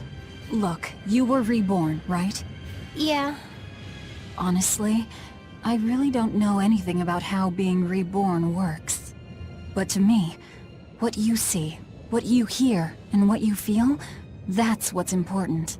Whoever we used to be in another life, I'm me now, and you're you. That's all there is to it. Velvet. That's true. Eisen said that not all Malakim are humans who have been reborn, right? Does that mean they could be reincarnations of birds or fish or beasts? That's not true. So, if a boy was a dog in a past life, that wouldn't make him part of the dog's family now. Yeah. I'm me, I guess. But you're Velvet's cute little pup, aren't ya? Magilu. Be careful. I bite. Oh, have mercy! I take it all back, just don't bite me! Rebirth is like the Earth in Historia. You're simply built on a larger foundation. That's not special. Everyone's lives are founded on the past. So, I'm just me. Yep. You're you, and no one else. You're Fee.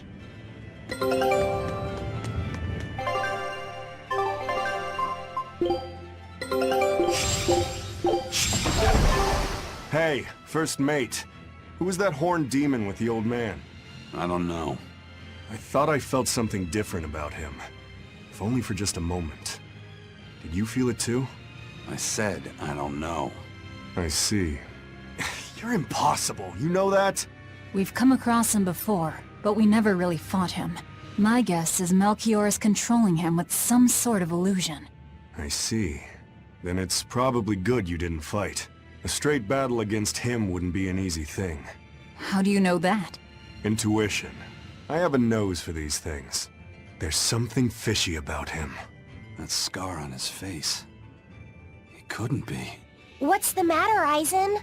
You've gone pale. Forget it. It's nothing.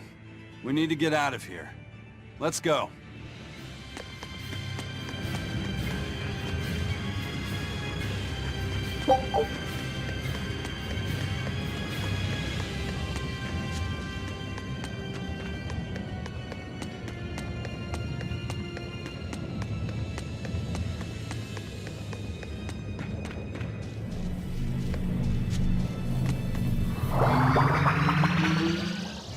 We made it! I came here by ship. It's anchored by the southeast beach. Are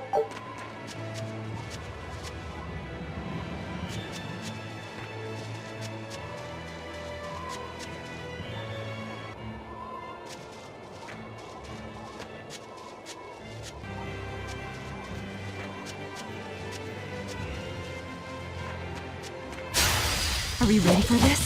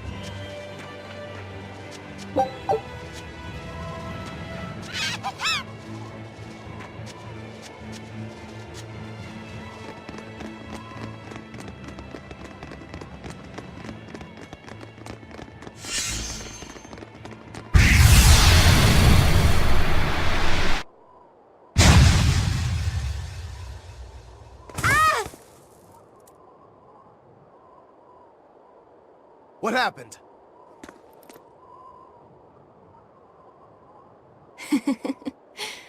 We used to play tag all the time. I won't let you get away, Velvet. Enominot!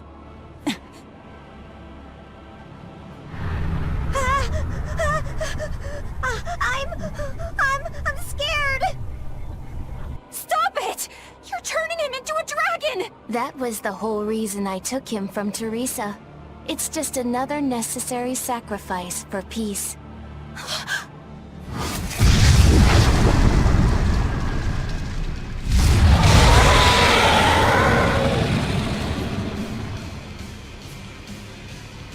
Enominot, you monster! Enominot to the front of us, a dragon to the back of us. Reaper's curse doesn't begin to describe it. What a shame. Is that despair I sense? Not on your life. It'll take more than this to make your big sister break. The more you resist, the more you'll suffer. Velvet, let me punish this rotten little delinquent. You're just a Malak. You don't stand a chance. I'm not just any Moloch. And I'm sick of murdering scum like you. I know no limits! For I am Savid! Savid!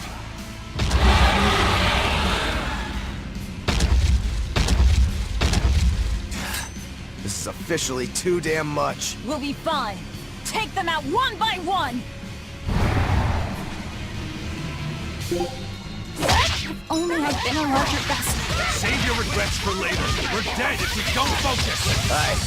Bringing him a swift death would be a mercy. Run, Thunder! Here it comes!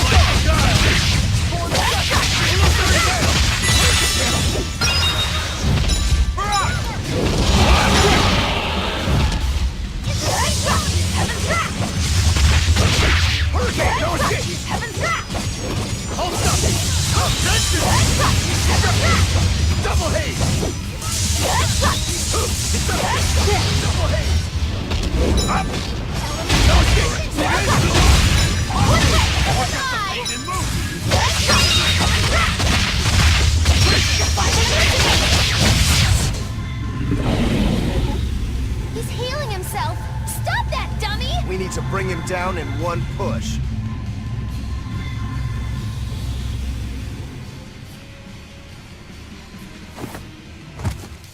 I told you you would suffer. Savid. I'll hold off Enominot. Everyone else, take out that dragon. There's no way you can face him alone. At least let me assist you. This isn't an order. It's strategy. I'm counting on you, Fee.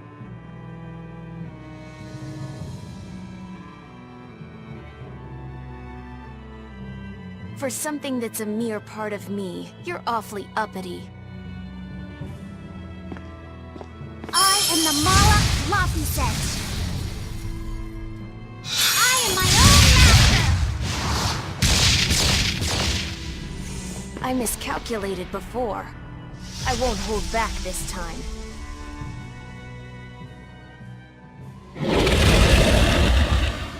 And neither will we! Nothing's changed! We're still in the same bind! Everything's changed. Fee is trying to become someone new. It's a gamble. I'm in. Me too. You stay out of this! Your dumb coin always lands on Skull! You'll just have to flip it over for me. Not happening! I'm going for the jackpot here!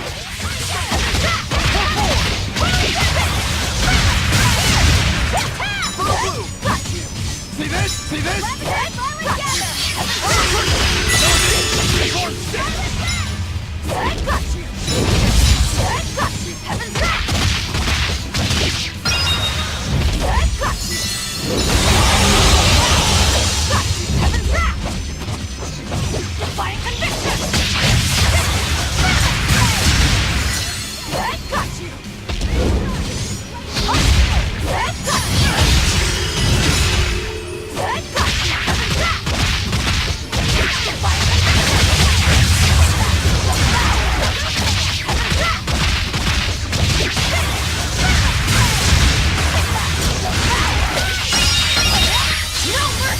You thought I'd stop there? Annihilating?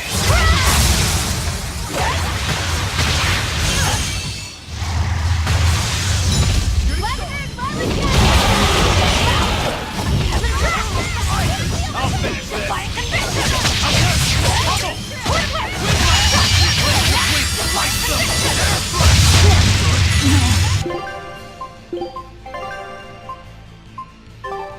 I can't die here. I can't fully leave this.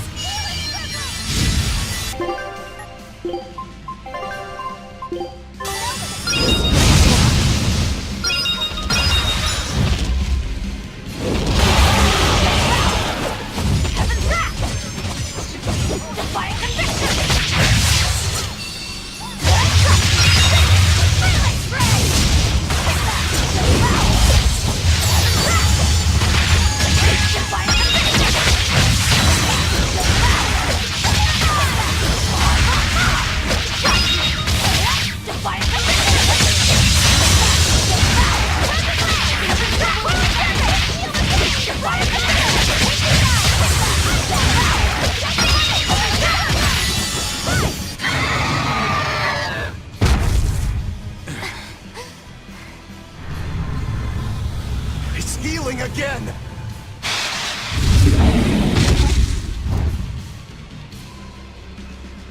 No, it's not.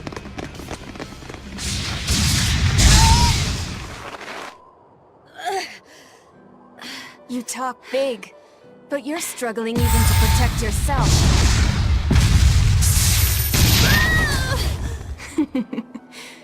If you apologize now, I'll make sure it doesn't hurt when I devour you. No way I'm apologizing! Not to some jerk who doesn't understand how Velvet feels! And you're saying that you do? She's my sister. I know everything, but I won't tell you! So be it.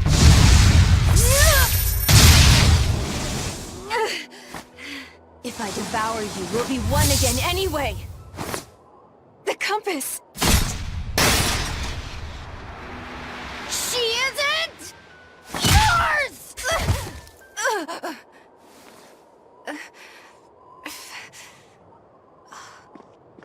Velvet is Velvet! And you're just a fragment of me! Guys, look out!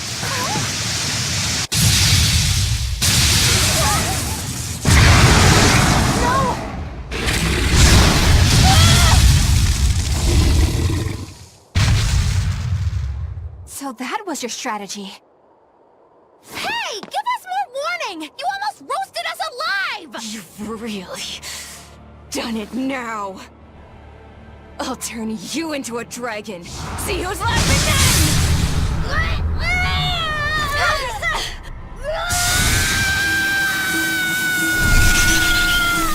What's going on?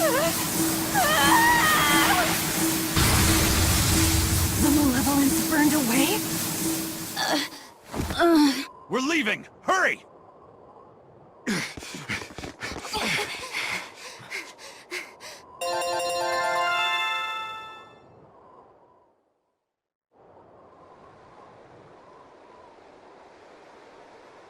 They got away.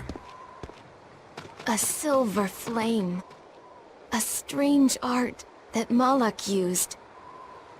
Did you forget that you have the power to digest malevolence? That thing may be a fragment, but it's still part of you. But the dragon attacked me. If it hadn't disrupted my concentration like that, I never would have let my fragment lay a finger on me. So long as you learn from your mistake, such a ruse won't work a second time. After all, Malakim are mere servants of the Empyreans. As long as we stay wary, they pose no threat to our ideal world. Your awakening is nearly complete. None within your domain can stand against you without the power of the 4 elemental Empyreans. And they are fast asleep, far beneath the earth pulses. I'm going after them. No, not now. We need to make preparations for the ceremony of suppression.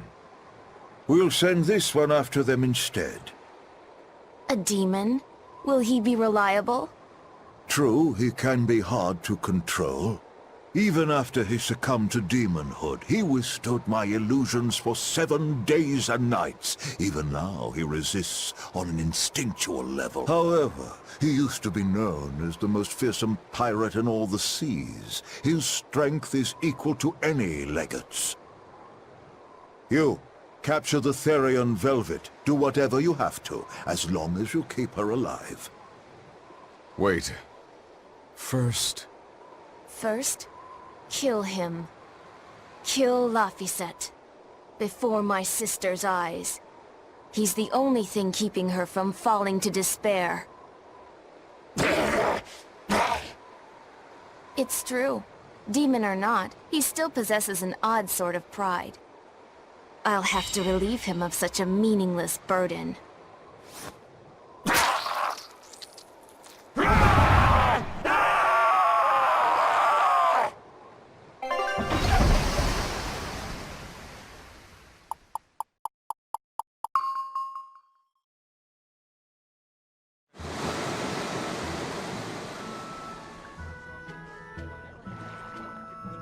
Well, that made for good training, at least. We fought an Armatus, an Empyrean, and a dragon. It's a miracle we're still alive. It's all thanks to Fee. He's still asleep. He must have used all his physical and mental strength.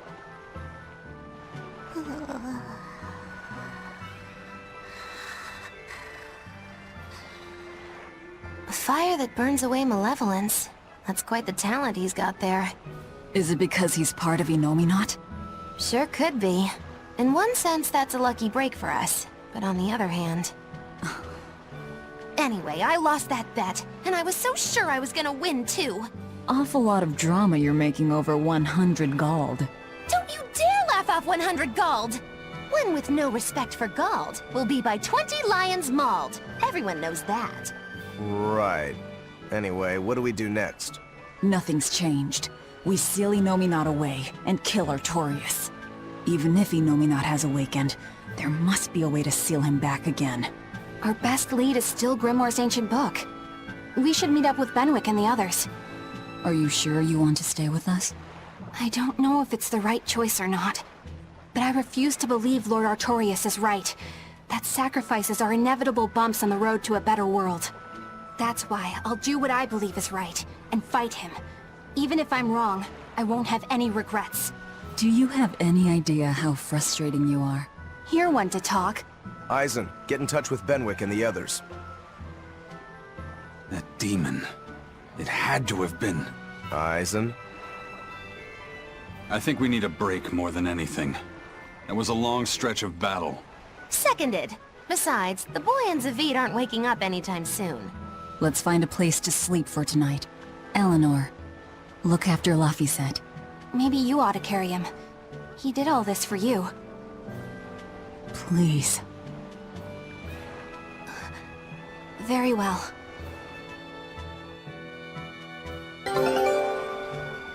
You can at least carry the poor kid. Damn, you're cold. No, quite the opposite.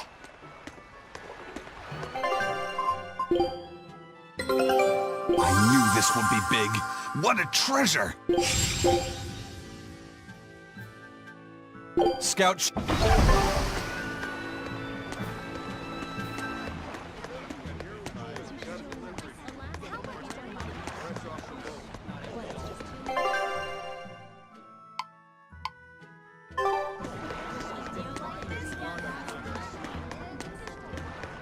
I'm glad you didn't win that bet, Magilou. Sure, you're glad, but what witch would be happy at losing? And you pampered Velvet like crazy! It's your fault I lost. Really? I don't remember doing anything. Nope, wasn't us. Staying out of it is just as bad. If you don't throw salt or sugar into an open wound, you're guilty of being too nice. I lost the bet because of you. You owe me. In that case, let us get in on the action. Let's make another bet. Oh? I'm listening. I'll bet 10,000 gold that Velvet cracks. Oh. I'll make that same bet. 10,000. Uh-huh. Hey! Wait a minute! You both know that I'm the one who wants to bet that she cracks. Then you should have spoken up first. We can call the whole thing off if you want. No. What kind of gambler would I be if I back down now? I'm afraid I have to take that bet. I hereby bet 10,000 that Velvet doesn't crack.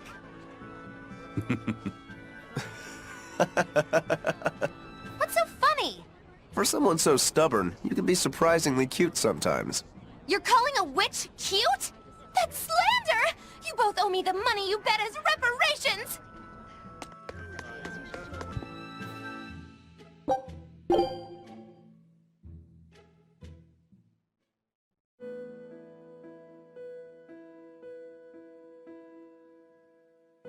So, should I think of you as my sister?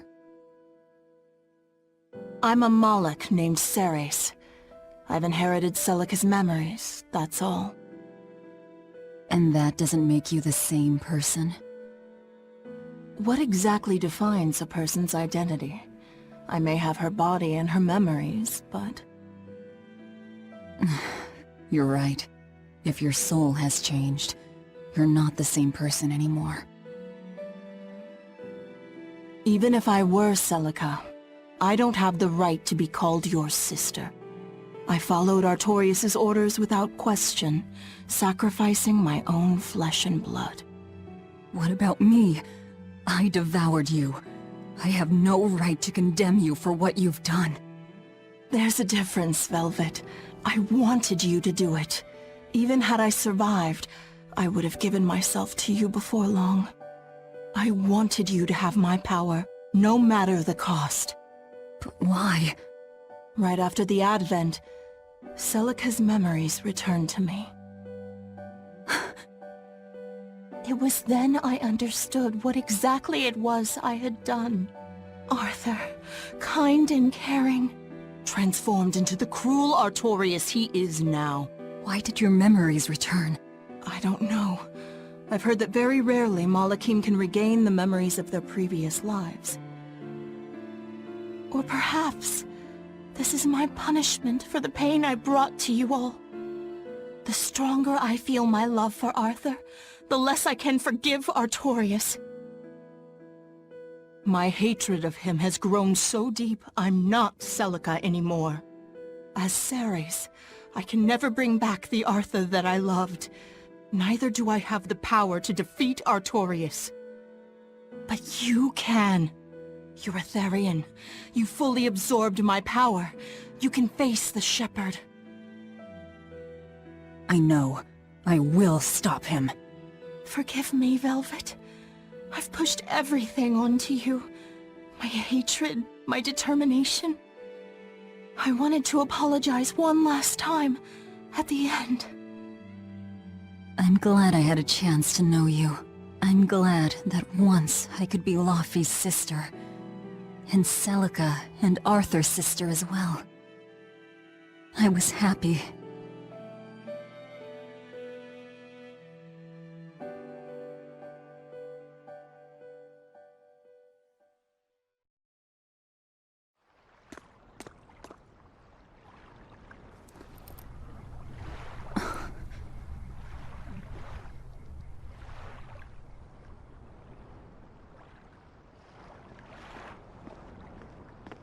Velvet. Should you be up so soon? Yeah, but... Stay back! It's finally come to this. But of course it did. After all, I chose my revenge over a world of peace. I can't complain if people call me the Lord of Calamity. Velvet, whether you're human, demon, or Lord of Calamity, it doesn't change that you have beautiful hair.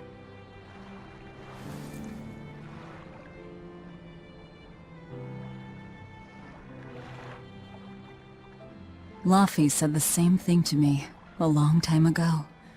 He gave me this comb. Your heart, I can tell it aches. Yes. But even still, no. Because of that, I've made up my mind.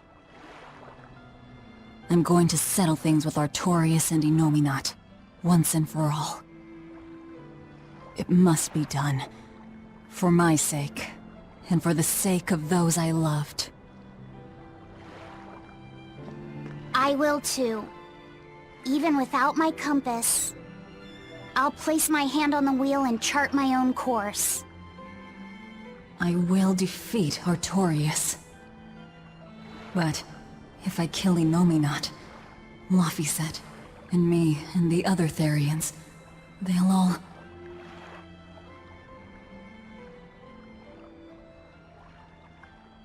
A compass.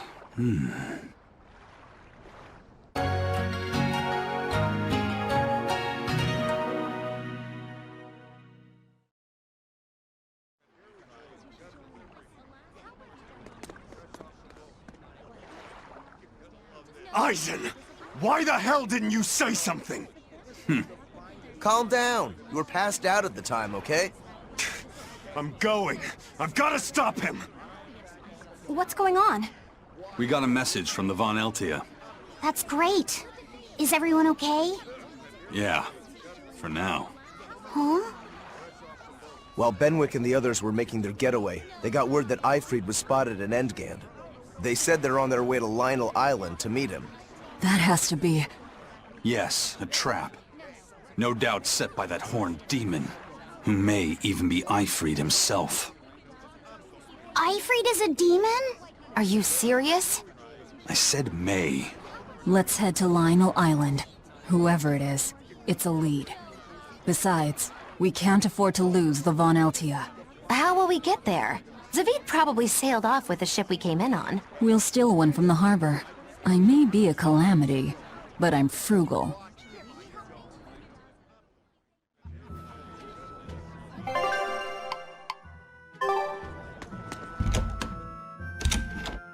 Next weekend is Bunny Bonanza Saturday. Bunny Bonanza Saturday? What's that? I've heard of this.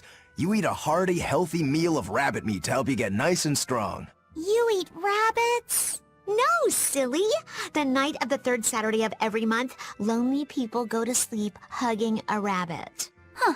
If you go to sleep with a fuzzy friend in your arms, you're sure to have good dreams. No, I'm sure I heard that you eat them too. You must be thinking of Rat Pig Roundup Saturday. There's a Saturday for rat pigs too?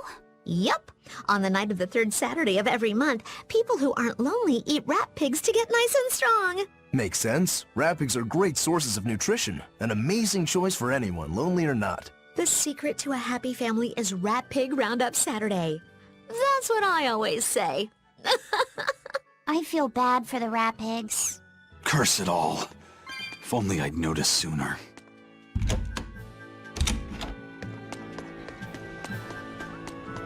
Prince Percival safely made it back to the capital. The Abbey used everything they had to rescue him. I heard he was kidnapped by the Lord of Calamity. So if they got him back, that demon must be... dead, along with all of her gang. That's what a friend of mine in the Royal Army told me anyway. The Abbey's propaganda at work again, I see. We're finally safe! Hurrah! Hold up. From what I hear, no one knows if the Lord of Calamity actually gave up the ghost. Her hideout got destroyed, but some say she managed to escape. What makes them think she escaped? Fishermen from Port Renede saw a fleet of Abbey ships near that island that's rumored to be a prison. Just a little bit later, they saw a pirate ship speeding away from the area where the Abbey ships were headed. Well, that was definitely us. Guess it isn't that easy to hide the truth. There was some talk a while ago about prisoners' bodies washing up on shore at Port Renede, so that story sounds plausible at least. It does. And here I thought I was safe. So where did the Lord of Calamity go? The Abbey needs to get their act together and put that monster down already. Go ahead. Talk all you like.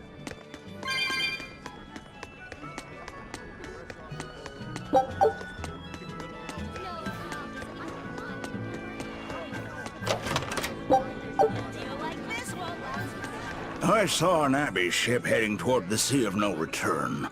I wonder what they're doing. They've made that whole area off limits. The Guild got an order from the Abbey telling us to stay away. They're being nice and careful, and taking precautions to keep the secret of Hexen Isle just that. Yeah, but order or not, no one here is stupid enough to try to sail there. It's said that compasses go dead, and monsters from the deep appear to swallow ships whole. Whatever the case, ships really have sailed there to never return.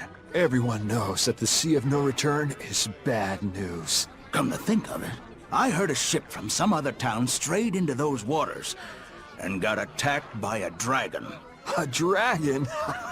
You sure they didn't just get a bad case of the Corsair Scourge and dream up the whole thing? Well, that was my reaction, but then again, the Abbey did tell everyone to stay away, so something must be there. Whatever it is, we'd all best leave it be. The Sea of No Return. What a poetic name. For the Malachim taken there, that poem is a tragic one. Everywhere the Abbey sets foot ends up the same.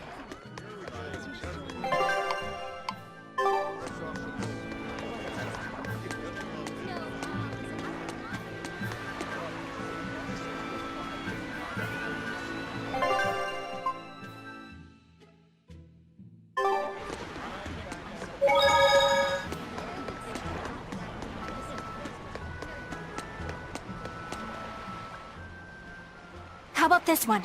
The hull looks sturdy, and I don't see anyone aboard. You're surprisingly into this. Maybe you've got a criminal streak in you after all. What? No, What do you think, Eisen? She'll do. Let's take her.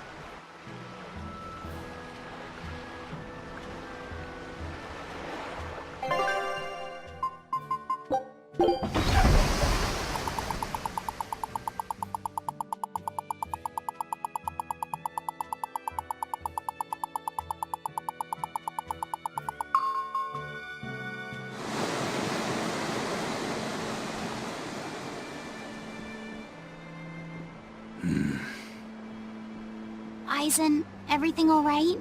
We're almost at Lionel Island, all thanks to this ship. She's got a good compass. Yeah. If only my inner compass held as steady. From the first moment I laid eyes upon that demon, I think I knew it was Ifrid. But some part of me refused to accept it. That's because you're Ifrid's friend, don't you think?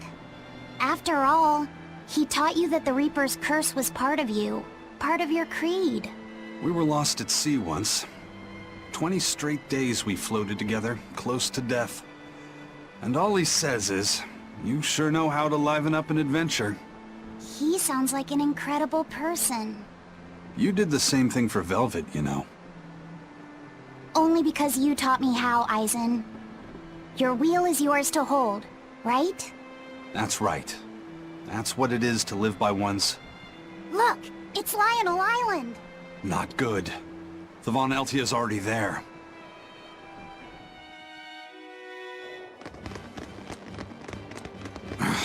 We're too late. Eleanor! What's going on? What happened? Horn's demon attacked us out of nowhere! They're breathing. Barely. Zavid rushed here to save us. Had he not come when he did, we'd all be dead. This is all because I hesitated. Where'd they go? Zavid lured the beast away, towards the interior. Let's go.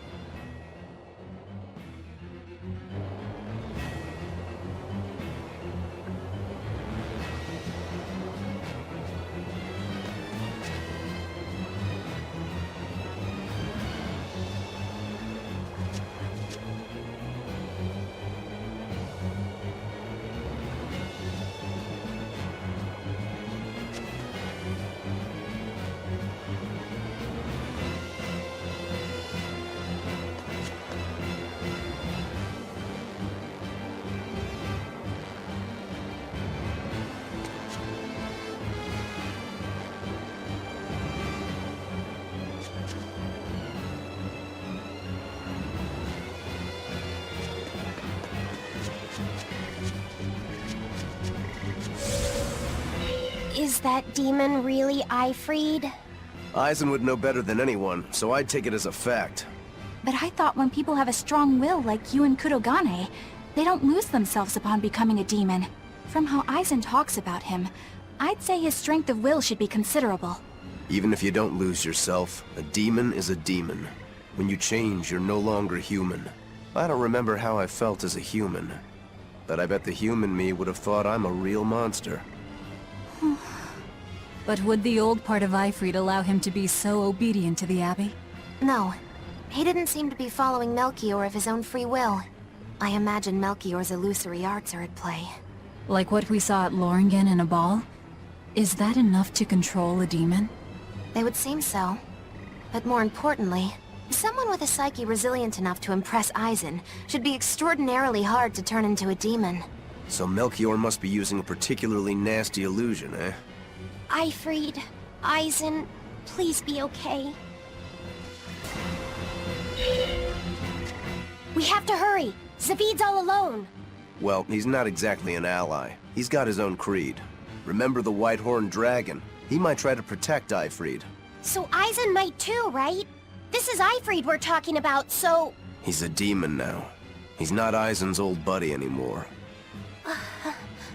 Even if we can't bring him back to being human, there has to be something we can do to make him... himself again.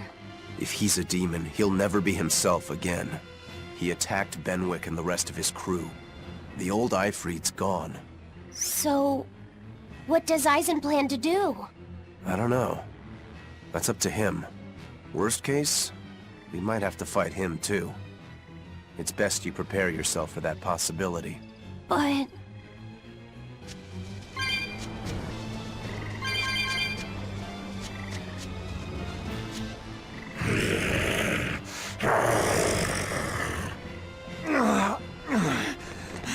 Zavid! You alright? Stop! I know these fists. This is Ifried. Why didn't you fight back? Ifried. She pulled me back from the brink. I owe him. This time, it's my turn to bring him back. A demon can never be human again. So what? That's supposed to make me change my creed? What do you think, Ifried?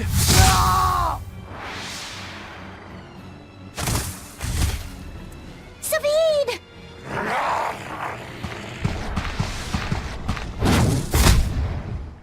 Going after kids now?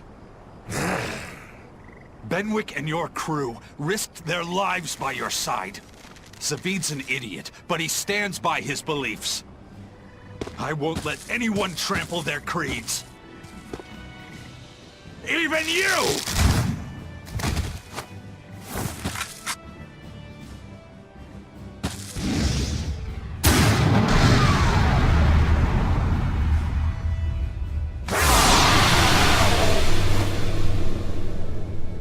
I owe you everything, Ifried. And now... it's time to pay it back! Are you all right with this, Aizen? I am. Let's settle this. Easier said than done. He's a sturdy birdie. Damn right he is. And that's why I've got to do this! Really tough!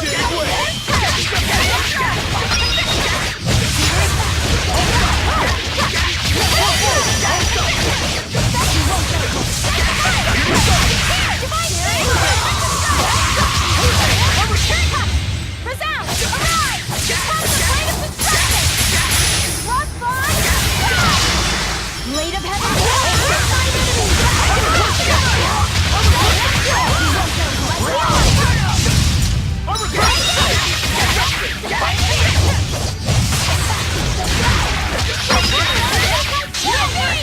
You thought I'd stop there?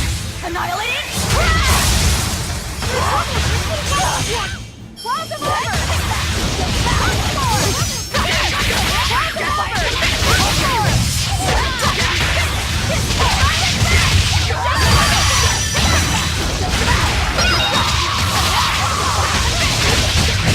No mercy! Wounds that won't heal! Elements of creation!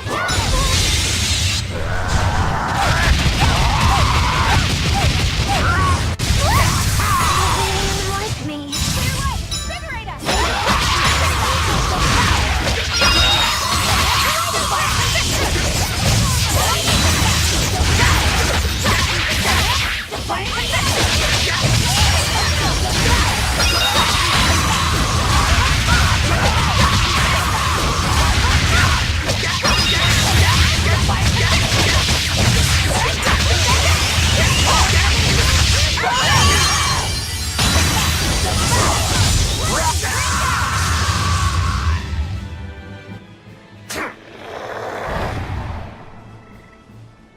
End of the road.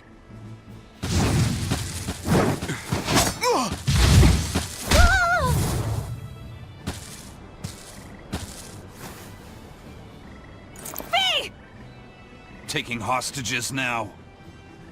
I'm sorry. Just forget about me. I'm prepared for whatever happens.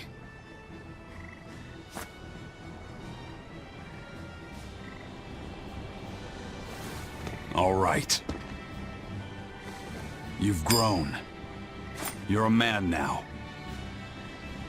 Family, friends, everything I ever tried to hold on to, all of it trickled away, fell from my grasp. But a certain idiot once told me, if you can't hold something in your hand, then make a fist and take it by force. This fist will take everything back. Just like you told me to!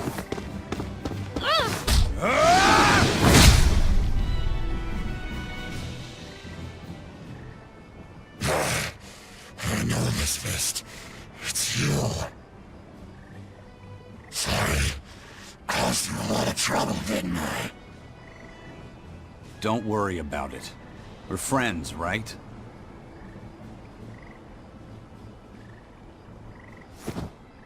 Ifried!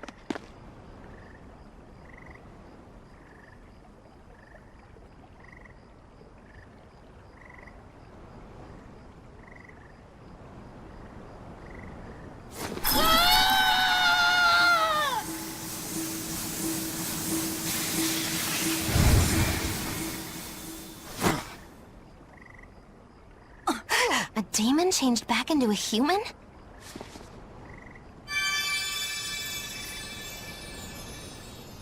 Forget it.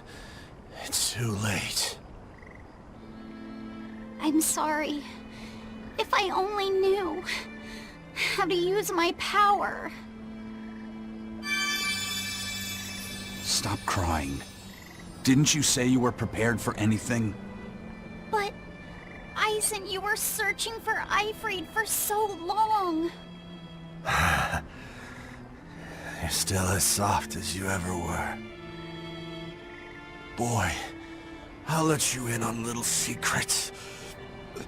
Your power comes from being part of Enominat. Which means, if you can seal off his domain, you actually got a chance of putting up a good fight. Seal off his domain? The 4 elemental Empyreans sleeping in the earth pulses. If you can rouse them from their slumber. Hurry, while Artorius and Enominat are occupied. They're getting ready for some ceremony of suppression. It's now or never, kid. Thank you, Ifrid. I'm just sad I can't go with you. It sounds like a goddamn blast. I won't apologize. You shouldn't. I'm grateful. You always kept things from getting dull. If we ever meet again, let's raise some hell. Eisen. Yeah, we will. See you, Ifrid.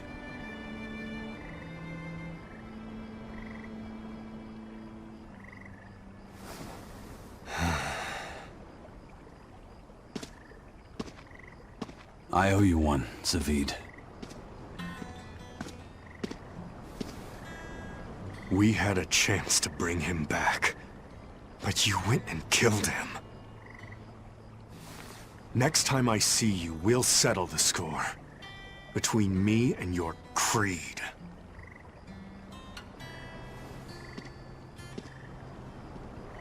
See you around, Zavid.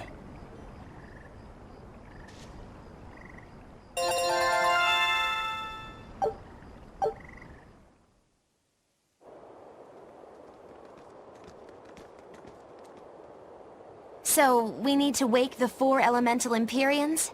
But how do we do it? Dunno. Maybe you tickle their divine footsies with a feather until they... You're back! And you're looking better. Somehow. But what happened to that demon? We killed him. Benwick. He... Let me tell him. The rest of you, find Grimoire, and ask her about the 4 Empyreans. Eisen. Are you sure? Do it. He gave us this chance. We can't waste it. Okay.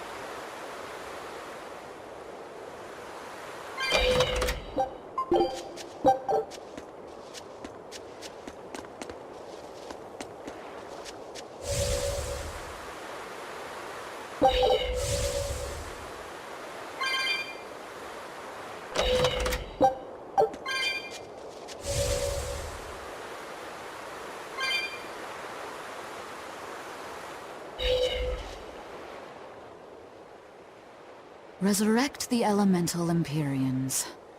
True. If we do that, we might be able to suppress Enominat's domain. It may even liberate the minds of the Malakim that Enominat has under his control. I'm sure some will no longer obey their exorcists. Good. We'll take a big bite out of their forces.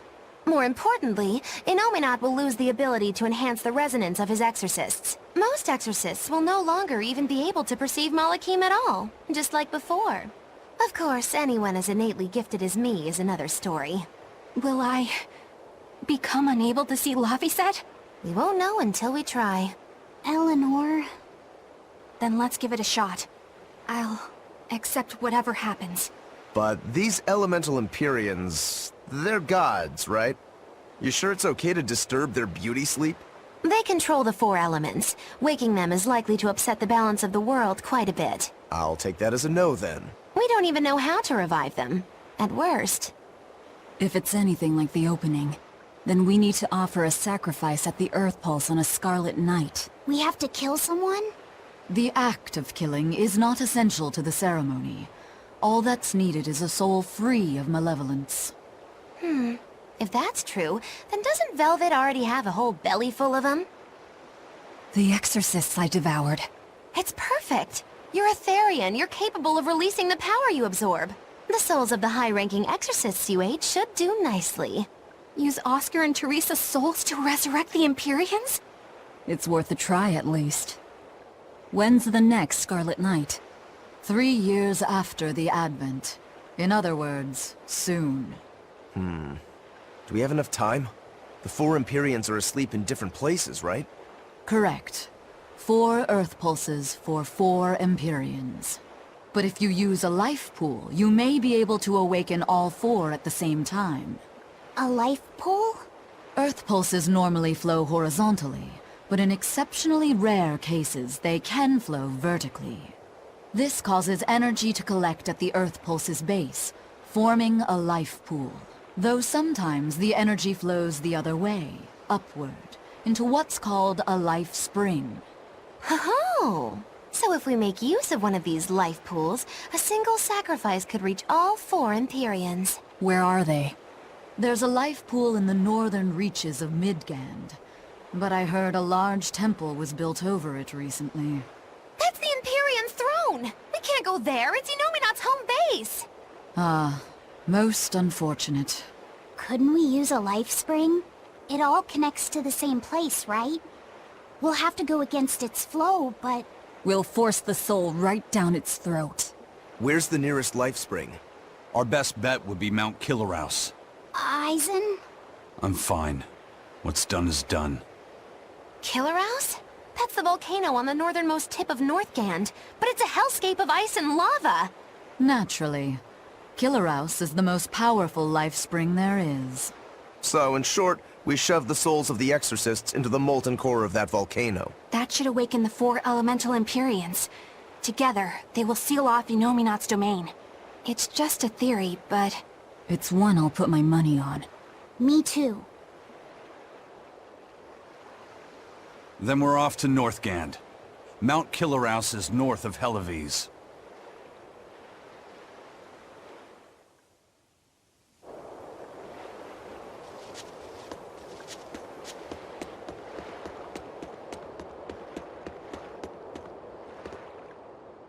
The ship's ready to sail. Where are you headed? We don't have a problem. If you've got a grudge, we can settle it here and now. Huh?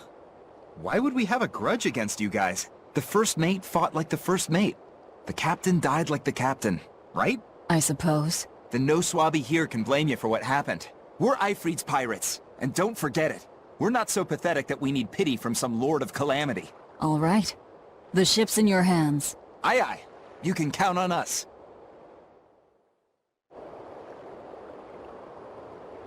The Von Eltia looks the same as ever. But it feels utterly different, doesn't it? Yeah. Even Benwick looked like he'd been crying. I can imagine. But if we let ourselves despair now, we'd be a disgrace to Ifrit's creed. We have to swallow our anger and grief, and sail on. Right. Following a creed isn't always pleasant. We must do what we must. I won't allow the Abbey to do things like this. Destroying someone like that. Turning them into a puppet. It's unconscionable. Still, a heart can never be fully bridled. It can be shattered, but never erased entirely. Ifrit proved that. Right. His body is gone, but he lives on through his crew. Magilu is right. What lives in one's heart can never be erased. Yeah. The heart is eternal.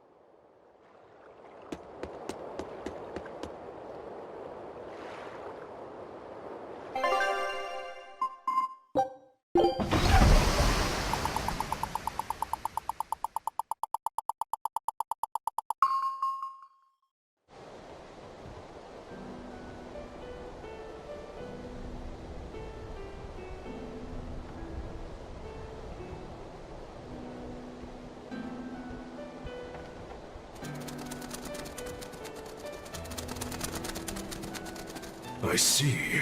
Orichalcum or not, Stormquell snapped like a twig. I'm afraid so. It was Inominat who did it. But I think Shigure could have done the same. So hardness alone isn't enough.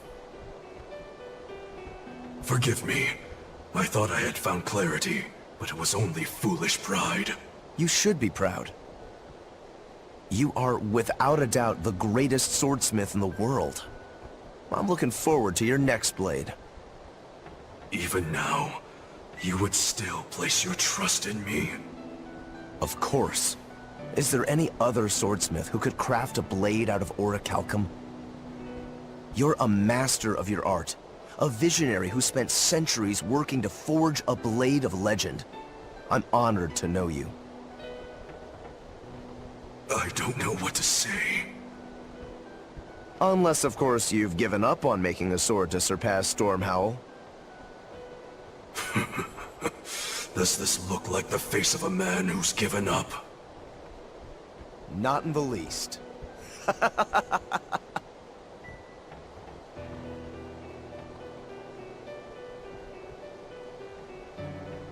We're making good time. The only problem is that ceremony that Artorius was going on about. We don't know how long it'll take. Aifrid said they called it the Ceremony of Suppression. Most likely, it's how Inominat plans to release his power. Most likely. He hasn't absorbed Lafy in your despair, so Inominat should still be incomplete. But if his powers fully awaken... Humanity will be robbed of their free will! I can hear them celebrating now. The uglinesses of the human soul are suppressed. And the world is free of malevolence! Hurrah! Hurrah! Robbing humanity of its will. They'll be like I once was. Something's coming!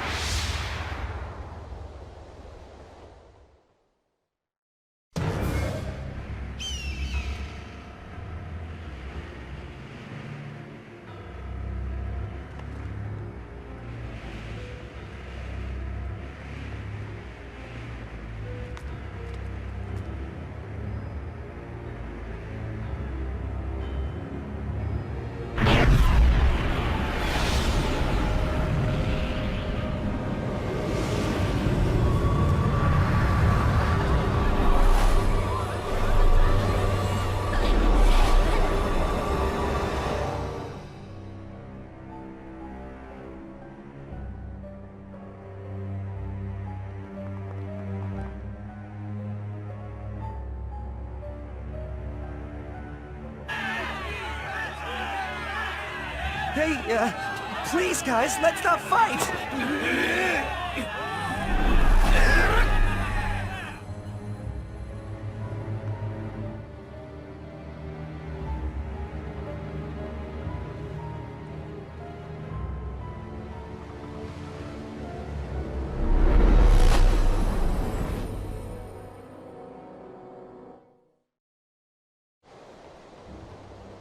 This is a domain?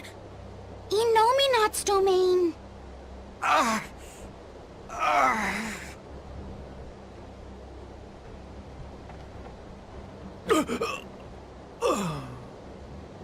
Their wills have been stolen! It's not been fully sealed away yet. Rokuro, give him a good smacking! Wake him up! On it! Aizen! Got it. We'll put in at the nearest harbor. To Port Zexen!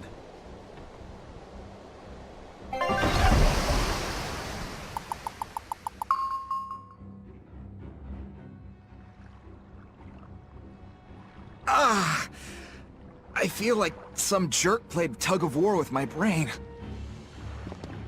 Dig up some spirit. They're trying to strip away your will. Oh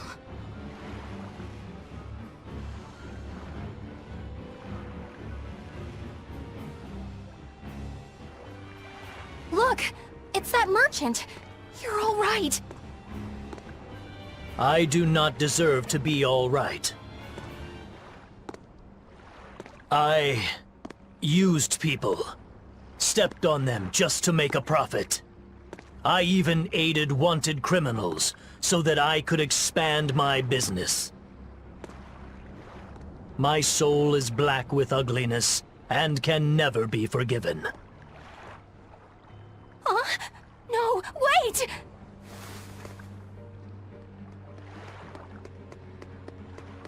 Stop! The world needs to be purified of malevolence. I don't belong here. I have to die. I have to die. I have to die. No, it's not right! Oh! You can die if you want, but saying you have to die is a good way to make my blood boil. Those awakened to their own malevolence seek to end their lives. Welcome to Artorius' uncompromising world of reason. First they steal humanity's rudder, and now they want to say who lives and who dies? We should find out what's happening here, unless you'd rather not see. You're right. I wouldn't. But I won't hide from the truth any longer. Before anything else, we'll need to confirm just how far his power reaches. Let's head to Logris.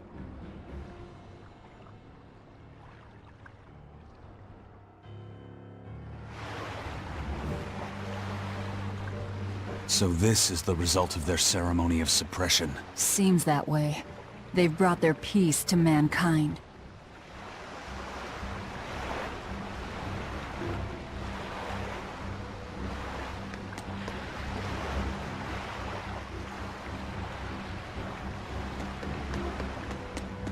Enominat suppression. Is this the ideal world the Abbey envisions? Bien! There's no life in anyone's eyes! This isn't a fun place at all! It's not just people's minds being shackled. They're being forced to die, too. It's terrible. Why would dying be part of anyone's ideal world? Even under such strict control, new sins can still rise to the surface. If that happens, it's better to end the life of the sinner. Melchior came to the same logical conclusion. What utter rubbish. Anyway, we need to get to Logris.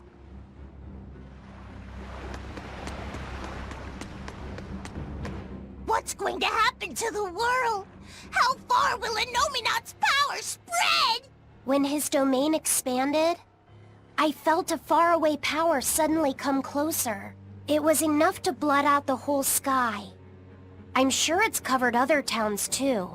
His domain is certainly extended to at least the entire populace of this country. Otherwise, what would be the point? That means what happened at Port Zexon is happening everywhere. Everyone is either a puppet, or... dead by their own hands. Enominat created this ideal hell in a single moment. That's the power we're up against. So we few are standing against a truly monumental force. This is your last chance to turn back. Turn back to what exactly? Forward or back, we're headed into hell either way. At least this way, I'll have my own free will. I'd prefer a living damnation to that oblivion. Well, don't come crying to me later. Let's move along then.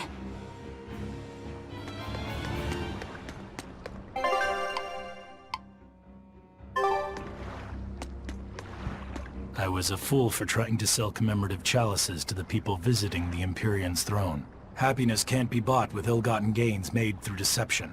In an effort to change my malevolent ways, I sold my shop and entered the holy priesthood. Rather than pursue my own greed, I've chosen to dedicate my life to bringing the sacred teachings to all.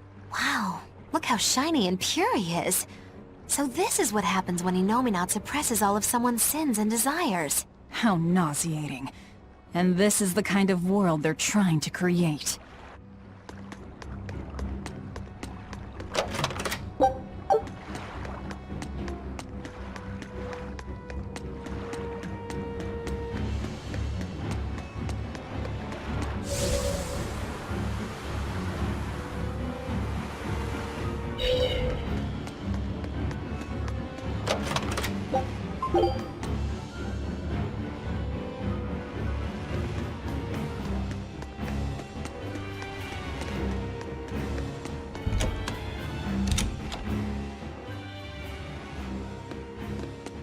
First, I took nectar to escape all my hardships, and I drank to run from all my pain.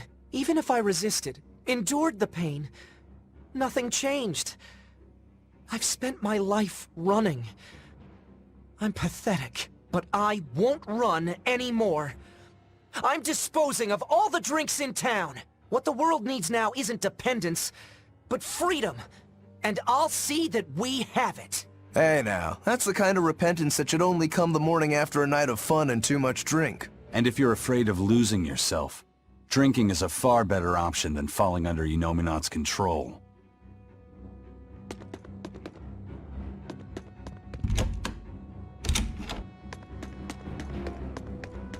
Hey, you're Kakiku's menagerie. Ooh, close. It's Magilu's menagerie. I apologize for always demanding that you entertain me, despite my inability to even remember your name correctly. I'm also sorry to you, miss, for always insisting you do that tedious little bird impression of yours. I feel so bad I could just punch myself. Nay, I must! I'm not sure if I'm more angry or confused. It is wrong to seek pleasure from viewing petty tricks and pointless entertainment. Honest hard work alone is right. Someone such as I, who was unable to live in accordance to the simplest of truths, should disappear from this earth. Please, use that special trick you told me of. Make me disappear forever. We must accept that we all grow old. I can no longer perform the physical labor that allowed me to benefit society. I no longer deserve to live here. I must find a place, far from others. There, I will await a quiet death. This isn't someone accepting that they'll grow old. This is him refusing to grow old. If this spreads, we'll have no more old people at all.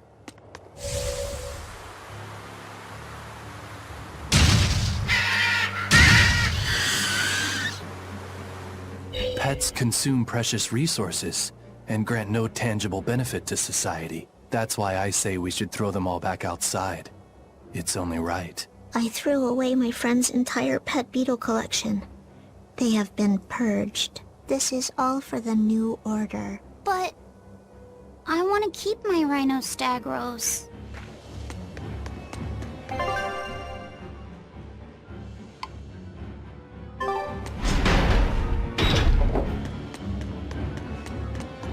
It was the height of foolishness for a low-born person like me to hold on to romantic fantasies about Prince Percival. I should seek a male companion suitable to my social status, and live a life free of pointless desire and pride. Form, beauty, appearance, all are superfluous. Reason dictates that I seek a biological partner, who lets me live my life with greater efficiency. While what she's saying isn't technically wrong, it really creeps me out.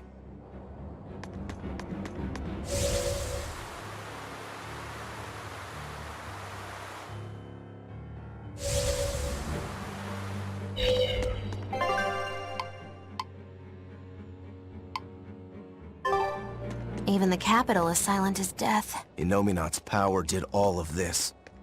A god among gods. Fountains are purely decorative and serve no purpose to the collective good of mankind. They must be purged. Not just the fountains. The streets and houses are filled with unnecessary extravagances. Comfort is another word for vanity. It is a lie that breeds only envy and war. All vanity must be purged. Yes, we cannot let ourselves be ruled by desire. We must control ourselves and lead lives of purity.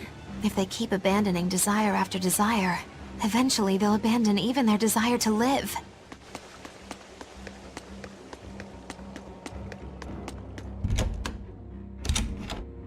I knew it. I said all along that taverns are dens of evil. Now there is no one left who desires that demon drink. It clouds man's judgment and causes good people to fall into corruption and sin. It should never have existed. Taverns shall now only live on in history books. I've always opposed the sale of nectar and intoxicating drinks. From now on, those places once known as taverns should be used to distribute food equally to all. Flavor is irrelevant. It is enough for food to fill the stomach and contain the nutrients necessary for survival. Food is not something that should be enjoyed. But eating is part of being alive. If you can't enjoy your food, how can you enjoy your life? I don't want to live like that.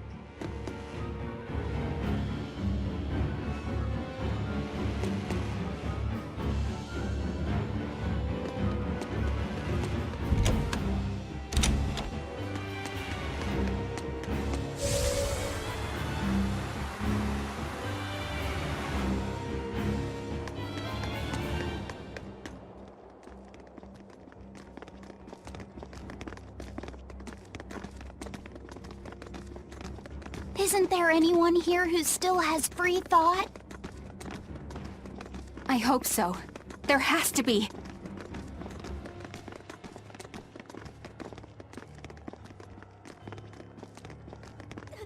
Mommy! That was a child.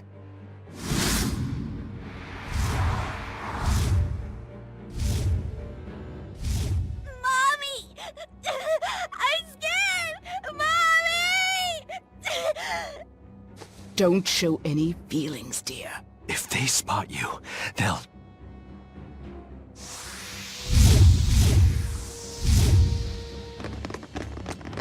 Prince Percival! Tabitha! You're still you! Demons? In the capital? No, they're Malachim.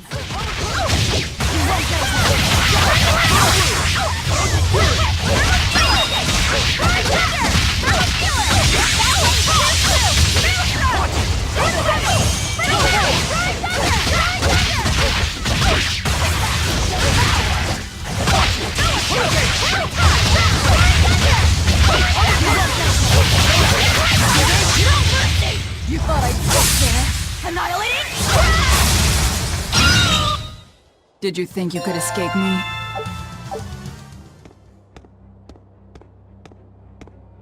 Tabitha, your mind's still your own? Yes, somehow. But Prince Percival and that girl... Looks like those Malachim took them away somewhere. The prince was trying to help us get away. He said that the Abbey was gathering those who still had control of their own will at the villa. We need to go after the prince, and see just what's going on at the villa. We don't know what sort of defenses they have at the front gate. Let's sneak in through the back. Good plan. Back into the catacombs, then. You got it.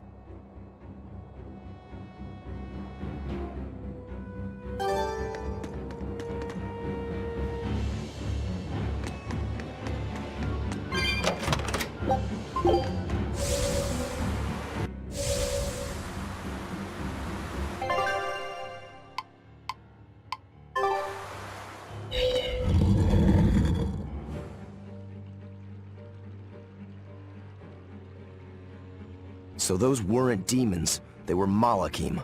Yes. They were probably ordered to hunt down any humans who still possess free will. Enominat isn't whole, and his suppressive powers are not yet absolute. So he must be using the Malachim to find anyone he missed and process them. Sounds like him. Process? Be it a prince, or a little girl.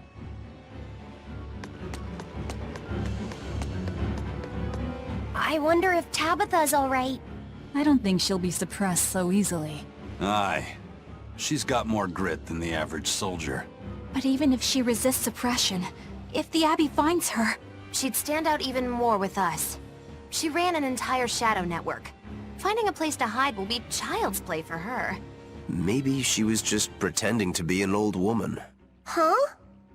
But I really loved Tabitha's cooking. I'm just kidding. You don't run into a woman that tough every day. She's been living in society's shadows since before we were born. If she heard you were worried, she'd laugh and say you're wasting your time. Then we should be on our way to the villa.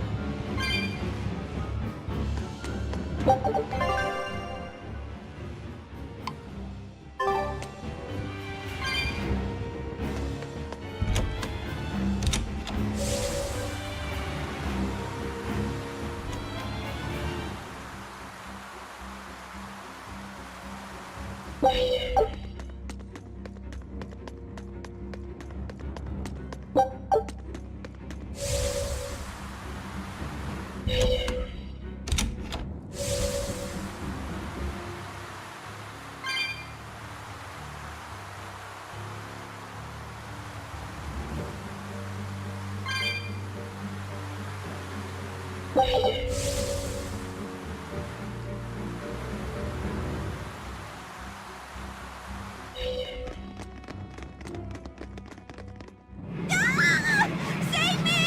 Mommy! My mind is... A channeling circle! He's eating their will directly!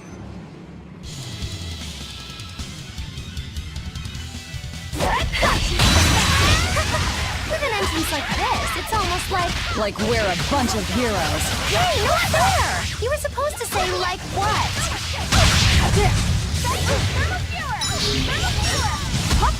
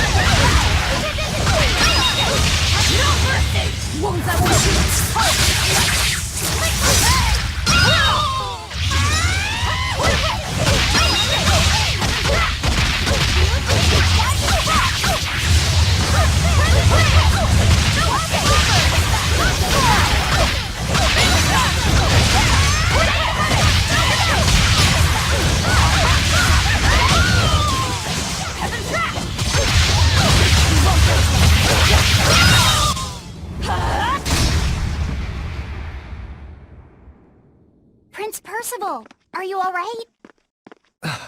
Yes, thank you. Well, I know I can still feel scared out of my wits at least. It's all right now. We'll help you find your mommy, and then Mommy was executed. They killed her because she stole food to give to me. But that's okay. They had to. Mommy was acting against reason.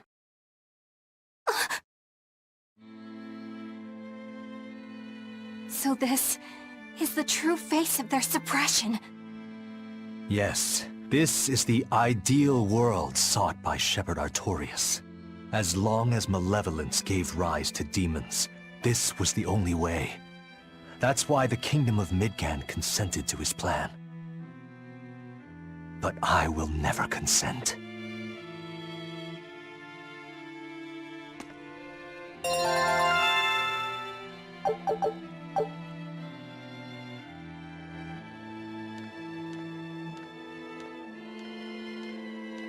A world without sadness, but also without joy. A world without hate, but also without love. You suppose the whole world's like this now? No. Even this close to the Empyrean's throne, some here have held on to their free will. Still, we don't have much time. Right. I can feel Enominat's domain spreading even now. It's incomplete, but it's quickly growing stronger. Even we might be suppressed if this keeps up, and then it'll be reason o'clock all day long.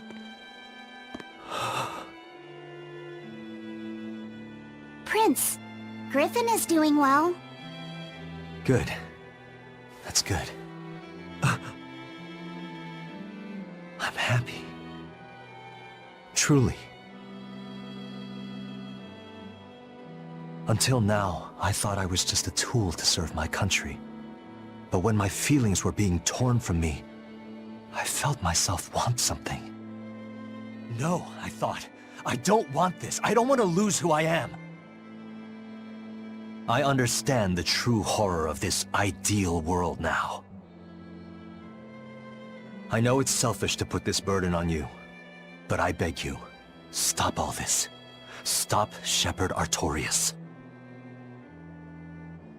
You said something to me once. A bird that cannot fly is no bird at all.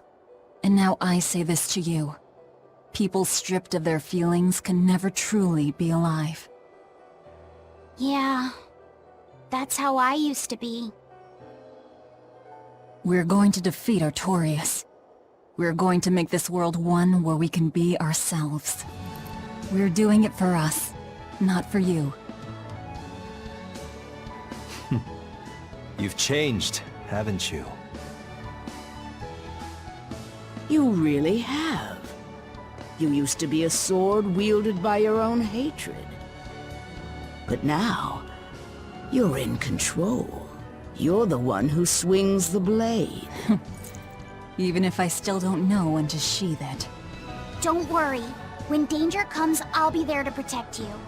My, I'm jealous. It must be nice to have a reliable young man like that by your side. It certainly is. Our Fee's a gallant soul. Eisen. About Captain Ifrid. I dealt with him. But the Abbey, they stomped all over Ifrid's pride to achieve this suppression of theirs. With these hands, I will destroy them.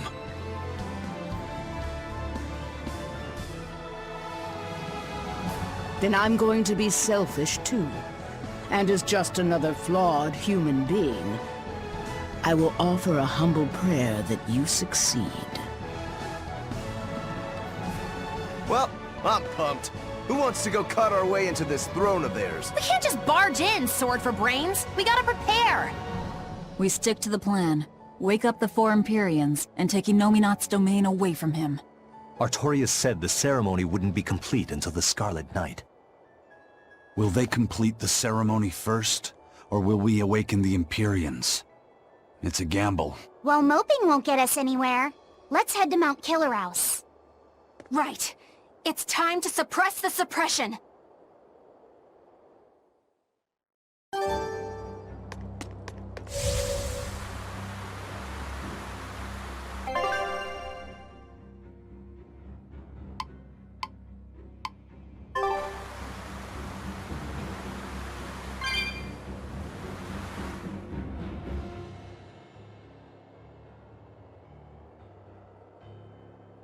Eleanor, did the Exorcists know about this when they agreed to help Artorius? They couldn't have.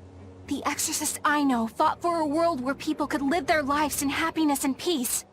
But then how do you explain the fact that the Exorcists seem to accept what's going on? Maybe that was just what I wanted to believe. It could be that Enominat's suppression is also affecting the Exorcists. You mean, Enominat might have taken control of their will and made them his tools? Completely believable.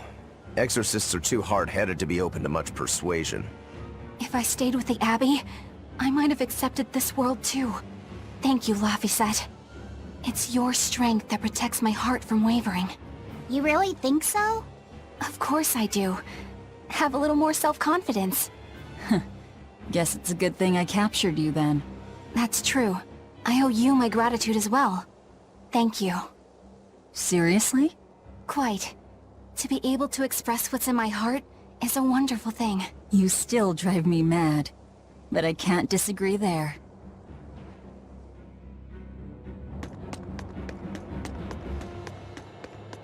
Even when not yet fully awakened, Enominat can extend his reach to the entire world. The other towns are probably in the same sorry state as the ones we've seen. Or perhaps even worse. Magilu? Is there some art that can awaken Malakim? What do you mean? Well, if I could just use the flames of purification properly. Even if you could alter reality with that power, you'd end up destroying yourself in the process. Do you want to awaken that badly? I need more power. For Velvet's sake? For her too, but I hate what the Abbey is doing. It's just wrong. This world of theirs is without any joy. I just want to do everything I can to stop them. This is what I want, with my own free will, and I know of no such art. And even if I did, it wouldn't help you. Huh? You've already found strength in your heart. There's no magic that can make that stronger. What you need is to be ready and determined. And to be brave. I guess you're right. Thanks, Smoggy Lou. No thanks necessary. 100 gold will cover it. You want me to pay you? Hey, good advice isn't free. What do I look like, a sidewalk psychiatrist? I'm a witch. She always has to be so difficult.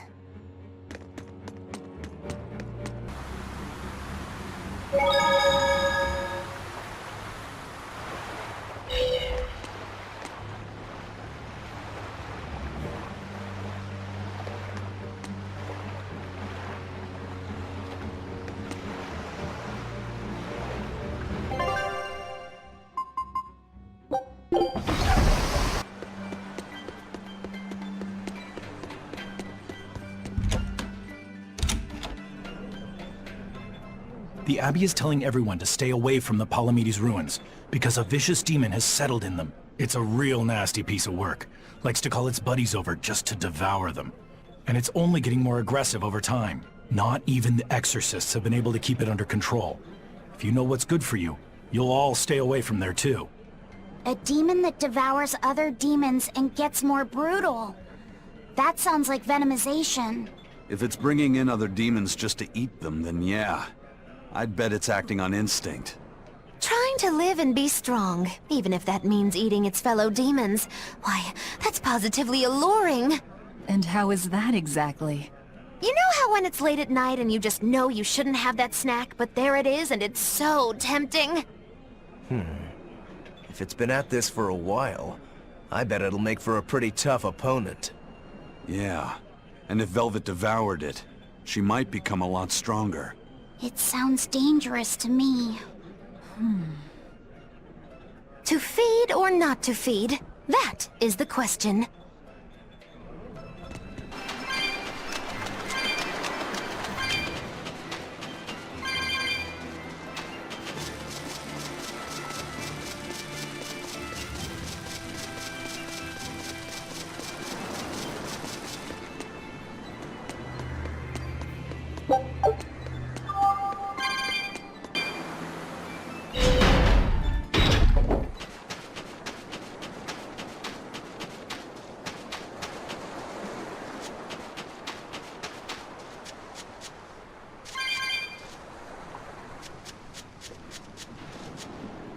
That's 3 Nordals collected, and 1 to go. Right. Usually that turtle shows up right about now. What gives? Turtles, loiters, embroiders? You mean, the Turtles is late because he's taking too much time getting a new design for his robe? I knew you could follow along, my dear little oyster. Should we wait for him a bit longer? I'm sure your sister's reply has to be arriving soon. I don't write her those letters expecting to get a reply. They're more like an apology for not coming home to see her. But you can't go home because of the Reaper's curse, right? So why do you need to send letters and gifts? Soon after I left, my sister wrote me a letter. She said, "I don't care if it's dangerous. I want to be with you." Maybe the old me, once I realized there was no fixing this curse, would have gone home prepared to do everything in my power to protect her. But I'm not the old me. Haven't been since I met Ifrit and his crew. I understand. You found your place on that ship. Even if you lifted the curse, you wouldn't move back home. Do you think your sister knows that? I haven't told her directly, but I'm sure she's realized it. She's smart, and she's empathetic. That's why she never sends me a reply. You mean because she respects that you've chosen your way of life? That's probably how she sees it, yes. But understanding does not preclude loneliness. I think she doesn't reply as a way of showing that she disapproves. And you keep on sending those letters by way of atonement. I don't think it's anything so noble as that, but sure. You're probably not too far off the mark. A brother writing letters knowing he'll never get a reply. And a sister waiting for a brother she knows will never come home. You two make it so damn complicated. Just talk it out face to face and make up already. It's not that hard. At least the person you care about is still alive. Velvet. Are we done here? Let's go.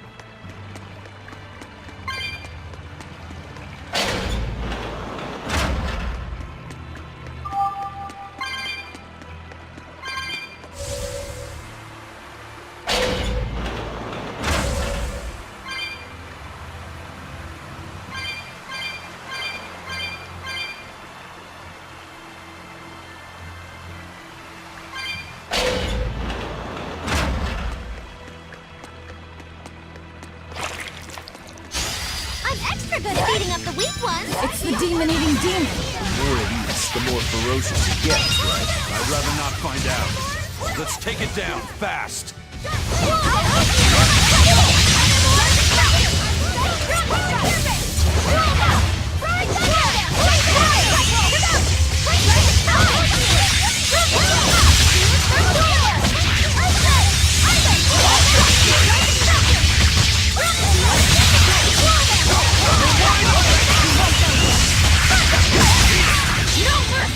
Wounds that will shoot!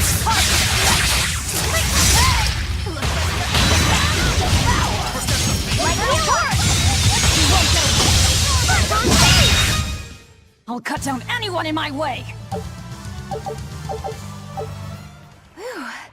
I don't know how, but we managed to beat it. It devoured other demons purely by instinct. Sounds kind of like me, doesn't it? So you've eaten a few cows, or demons, whatever. When you're hungry, you eat. The only ones who put any moral weight on it are humans. Personally, I wouldn't sweat it too much. What are you trying to say? It's fine. I don't really care if I'm seen as a bad guy. I don't really know how to put it, but I sensed a kind of strength inside that demon. Like a determination to continue living. It was powerful and frightening, but I don't think it was bad. Figures.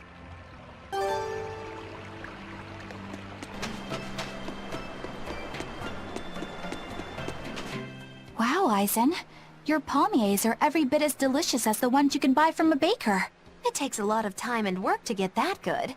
They say it takes 3 years to master caramel custard, but 8 for palmier. I never figured you for someone who would be so passionate about baked sweets. What? So just because I'm a pirate, I can't bake? No, I didn't mean it like that. It's just that these are so good, and you made them with such perfect attention to detail. My sister likes palmiers. Ah, and she... Sounds like there's a story, if you don't mind us asking. You're right, there is. Back when she and I were living together, we went out to a human town, where we discovered palmiers for the first time. My sister had never tasted sweets made by humans before, and she fell in love with palmiers at the first bite. After that, whenever I went into town, I made sure to pick some up for her. You picked them up for her? You mean you two didn't keep going there together? Being among humans puts Malakim in contact with malevolence. With my sister being prone to illness and injury, I wouldn't take her along to such places. When she'd be acting up or not sleeping or something, I'd promise to get her palmiers, and she'd calm right down. That sounds like how me and my brother used to be. After a while, I just figured that if she likes them that much, I might as well learn how to make them myself. Plus, that way you wouldn't expose yourself to as much malevolence. After I made them enough times, I got the hang of it. They started turning out really well. But one time when I was baking them, The oven suddenly spewed fire out and badly burned my sister. It was all my fault, and stupid, clueless me didn't even know why at the time. Crazy thing is, after I did what I could for her burns and put her to bed, she told me she wanted to eat the palmiers I'd made. They were burned to a crisp, but she ate those pastries like nothing was wrong. Then she smiled and told me to keep on making them. That's just like a younger sibling. He just wanted to do something for his sister, only to be confronted by how bad his curse is. That'd be really hard to deal with. She must realize by now what's going on with Eisen, right? Maybe she thought that he'd leave if she ever let on that she knew. And he left because he thought he could spare her from learning the truth.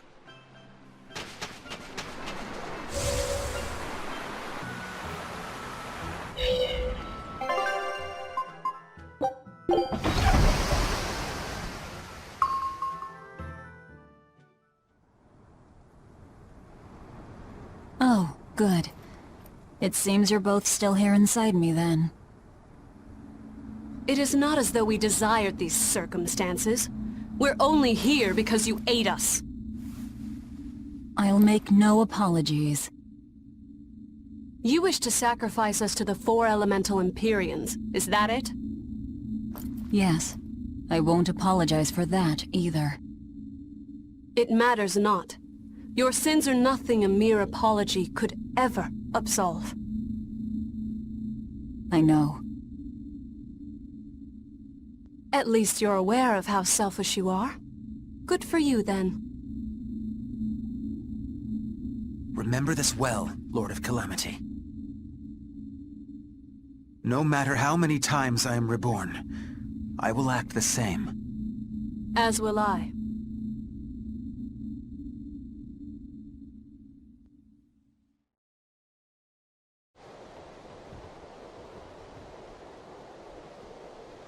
And I as well.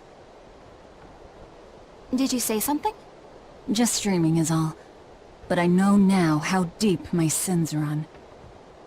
Velvet, there's something I've wanted to talk to you about. It's about the Therians. And about Lafy. Let me guess. The link between us and Enominat. Yes. There's no way of knowing what will happen until we actually try, but... You don't have to worry about me. I said it before.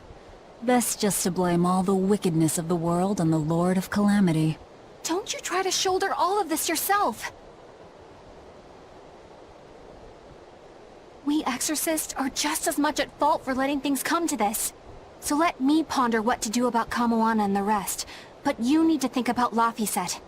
There, I've said my piece. I don't know which of us is more stubborn. Still, I've got to face the truth. I've got to tell him.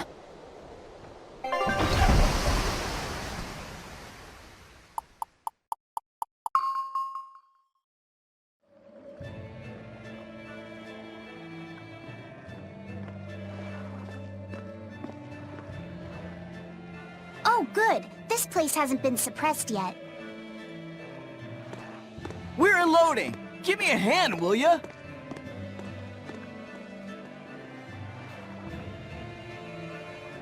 Hey, you listening? Sorry. Something just feels weird. Like there's something tugging at my thoughts.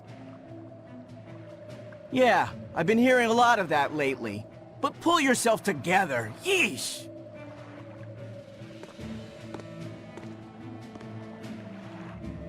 Yet being the operative term here. We'd better get a move on. Benwick, don't leave Kamoana or Medissa's domain. Got it?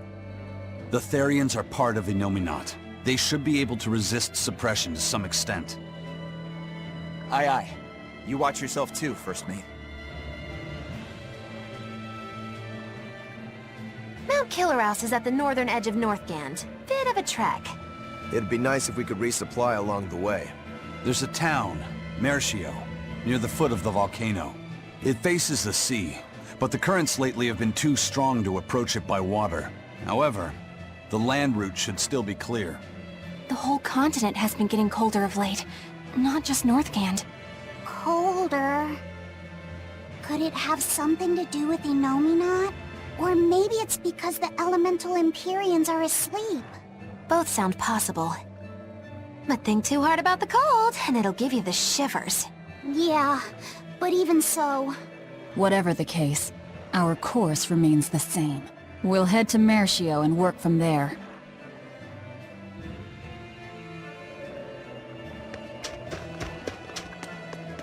My son came home from the capital and said he'd take over the family fishing business.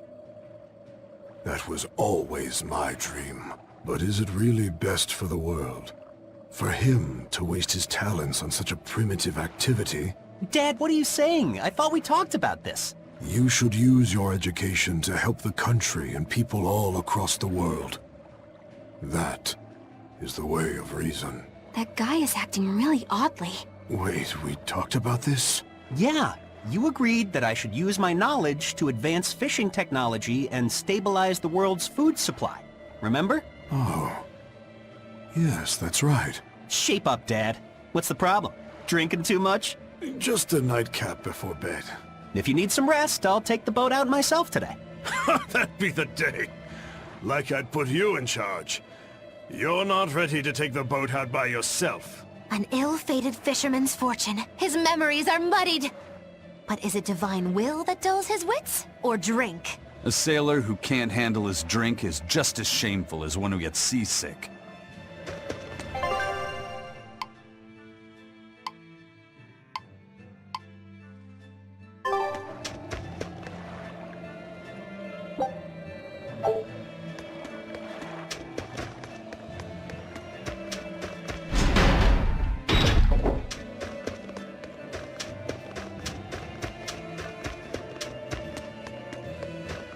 Daddy, we're having a long-armed crab hot pot party when you come home tonight. As the world gets colder, the long-armed crab's habitat expands. Do your best out there today. If the crabs breed too quickly, it will affect the fish. Hey, that guy is... Daddy?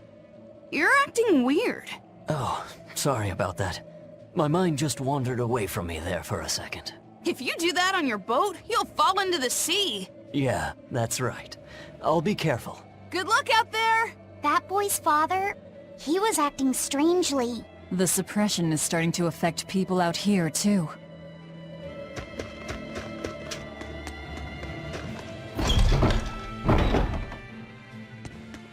Come, sinner, and repent your wicked deeds. Yes, Father. I am here. No, I wasn't talking to you. Surely an exorcist has nothing to repent. Truly, the sinners are those people you're with, who come into this cathedral and say whatever they please. No, Father. I've done a great many things that I regret. For instance, I once put blind, unquestioning faith in the Abbey's ideals of reason and justice. In making any decision, I used not my head, or my gut, or my heart, but instead relied on the Abbey's answers. I lorded my authority over those I thought to be below me, when I didn't even know the truth of how things actually worked. What? I was telling other people how to live their lives, when I needed to look at my own flaws instead. But I won't repent for my past deeds. To seek forgiveness from the Empyreans would be to repeat those very same mistakes. I will follow my own judgment now, as I strive to make amends for the misdeeds and regrets of my past. Please, Lady Exorcist, listen to my confession, for I have much to repent. Huh? Father, why are you crying? Did you hear that Moloch they were doing experiments on finally broke? Yeah. You mean the one where they were trying to combine multiple smaller Malachim into one giant Moloch? I always figured it was a waste of time. Turns out it not only looked like a freak, but its shackled mind snapped, leaving the thing feral. Oh? Guess they'll have to dispose of it. Yeah. For now, they've moved it out to the Faldee's ruins. They're repurposing it as a test target for a new Moloch art and development. At least we'll be able to get some valuable data out of it. Using Malachim for their own ends. Is there no line they won't cross? I hope you're not thinking of doing anything unnecessary. Oh? Like what? Like thinking about bringing mercy to a broken Moloch. What I think is necessary and what actions I take are for me to decide. Eisen! That exorcist said they were using the Moloch to get data on a new Moloch art. If it were complete, they could use it against us. Stopping that wouldn't be a waste of our time, would it? You think you know just what to say to me, don't you? I'm just stating the truth. Just so we're clear, we're not going to rescue it. No argument here.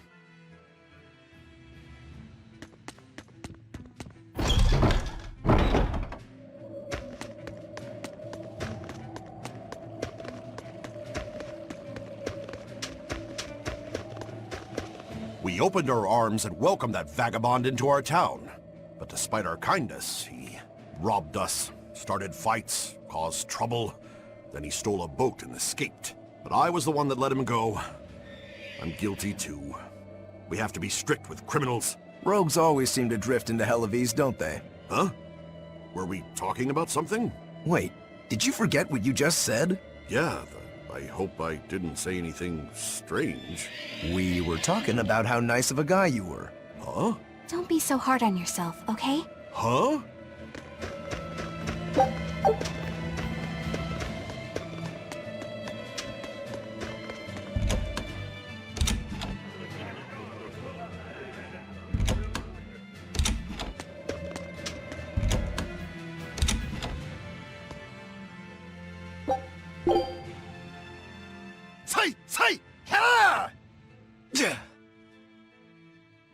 I see you're at it again. Am I that predictable? That stance. It's called nothingness, right? A clear state of mind and all that. Does it look meditative or something? I wish it was, but really it's the exact opposite. It brings out all my negative thoughts. My hatred, my doubts, my ego, my anger. I take up my sword to cut myself free of such wrongful emotions. At least, that's what I used to think. But that's just not possible, is it? Not for anyone. Hell, even if I could let go of that part of myself, I'm not sure I'd want to. Because if you let go of your desire to kill Shigure, you'd lose your purpose in life? My spiteful thoughts, my wrongful feelings, my pride, my inner contradictions. All these are parts of who I am. Through practice, I learned to embrace who I am. The good and the bad, and become the swordsman only I can be. That's the only way I will achieve what cannot be done. Defeating Shigure. And Shigure. He's already at peace with his inner self. Exactly. And so are you. You really think so? I do. That's why I will never give up. Besides, I still need to repay my debt to you. Well, I look forward to seeing the final results, that's for sure.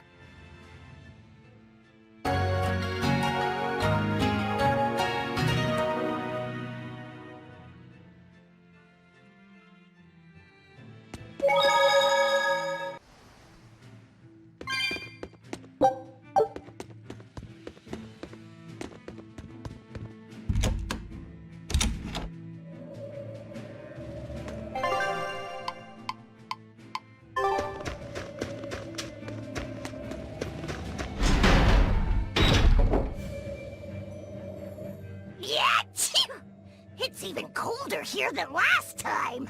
You're right. It was merely freezing before. Now it goes straight to the bone. Allow me to warm. Not necessarily. Oh? The sneezes are going around? Achoo! So cold. If it's this bad here, I dread to think of what the Guyberg ice field is like. The tundra past Mount Killerhouse? Is it really that cold? I've stayed up in the mountains many times for my training. With all the snow, I imagine it'd be pretty rough for a normal human. Why are you sneezing all of a sudden? Demons aren't supposed to feel cold. Nah, a snowflake just flew up my nose and... Achoo! You're sneezing too. My hair was blowing around and tickled my nose. But according to the old book I read, it isn't supposed to snow much around Guyberg. Because of lava from the volcano and the Earth's natural heat. I bet the book calls it Guyberg Plains, too. Yeah, It says Mount Killerhouse was highly active, and the area used to be famous for its hot springs. But now it's... What? Why are you all staring? They're all expecting you to sneeze, I think. Everyone else is doing it! Now give us a good show! Ah.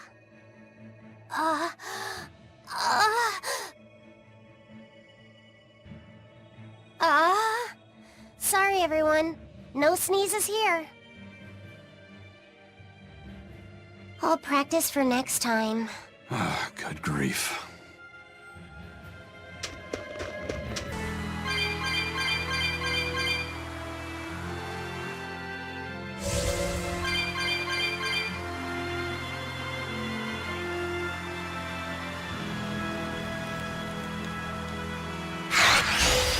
I don't think we have a chance! This must be that experimental Moloch. Why a cow's head? This is bull! Careful! It's on a rampage! Time to put a stop to this! Here! Roll them! Roll them!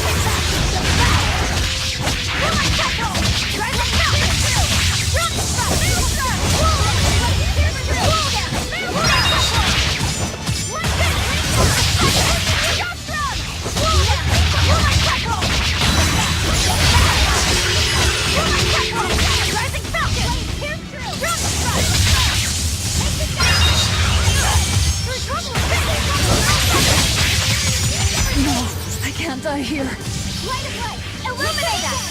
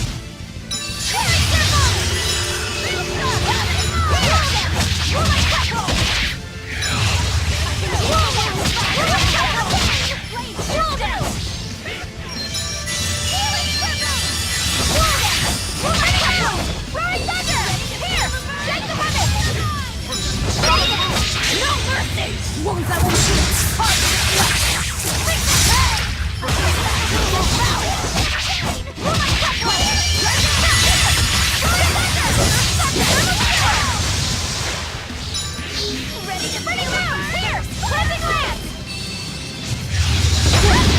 No, I can't die here.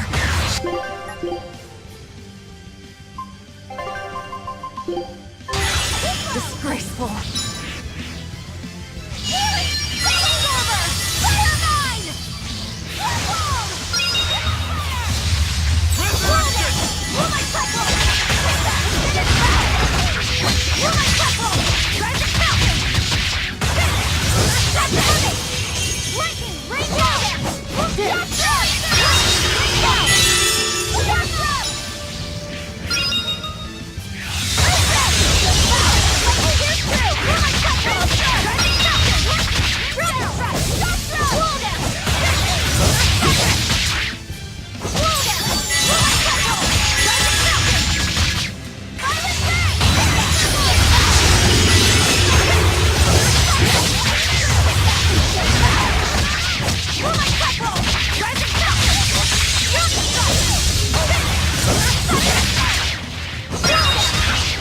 No, I can't die here. Earthquake! Roaring thunder! Roaring thunder!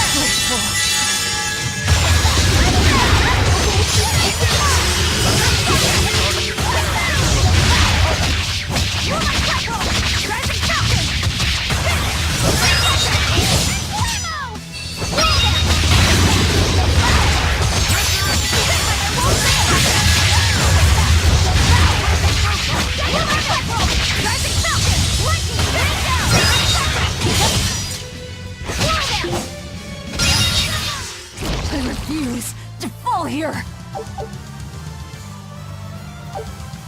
So what? They were trying to make an enormous bovine Moloch? Was that the best the Abbey could think up? As if robbing our free will wasn't enough. Now they're trying to reshape Malachim. I'm so sorry, Eisen. What they did here was terrible. I don't really care about the callous experimentation. If the Malachim participated by their own free will, then sure, that's their choice. But this one had its free will locked away, and was used and discarded like a mere tool. That's what I can never forgive. And the Abbey is treating countless Malachim the same way. Sounds like this has gotten you all fired up. Maybe I'm glad we came here. Oh, believe me, I've been fired up for a good long time. Ever since I decided how I want to live my life.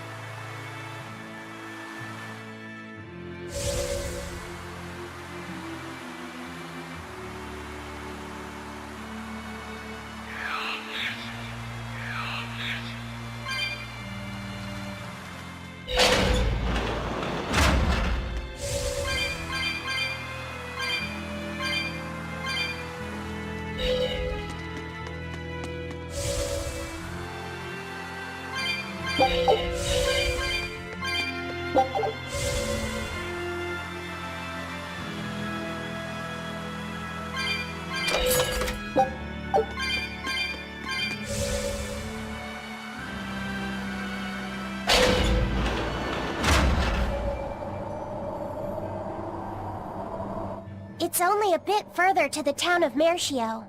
And once we're past Mercio, we'll find our destiny on Mount Kilaros. I know it's supposed to be cold here, but I didn't think it would be this cold. Reviving the elemental Empyreans is bound to alter this weather. I'm not sure how much warmer it'll get in the time we'll still be alive. Keep moving. The cold and the climb don't matter. We have to move forward. We can't stop until the elemental Empyreans have been revived.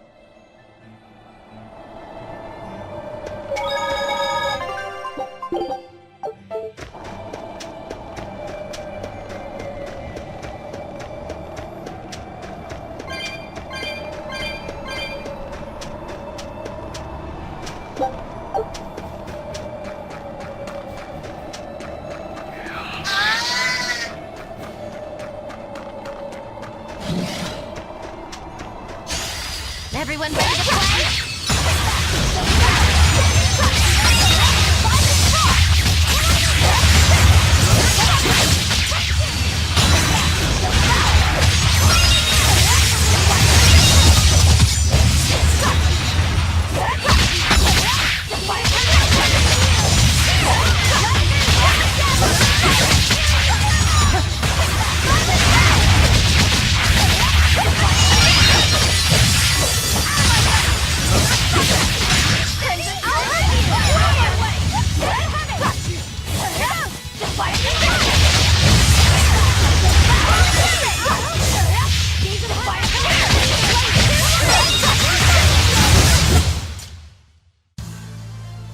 I still need a lot of training.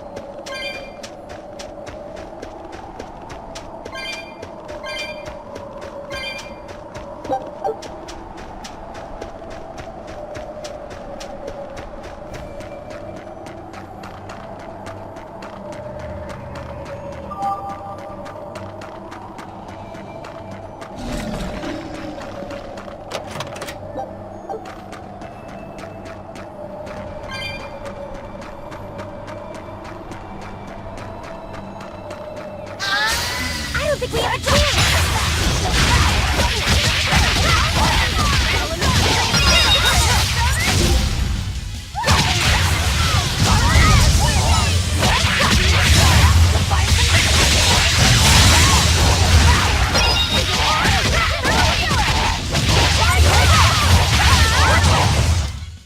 A complete victory!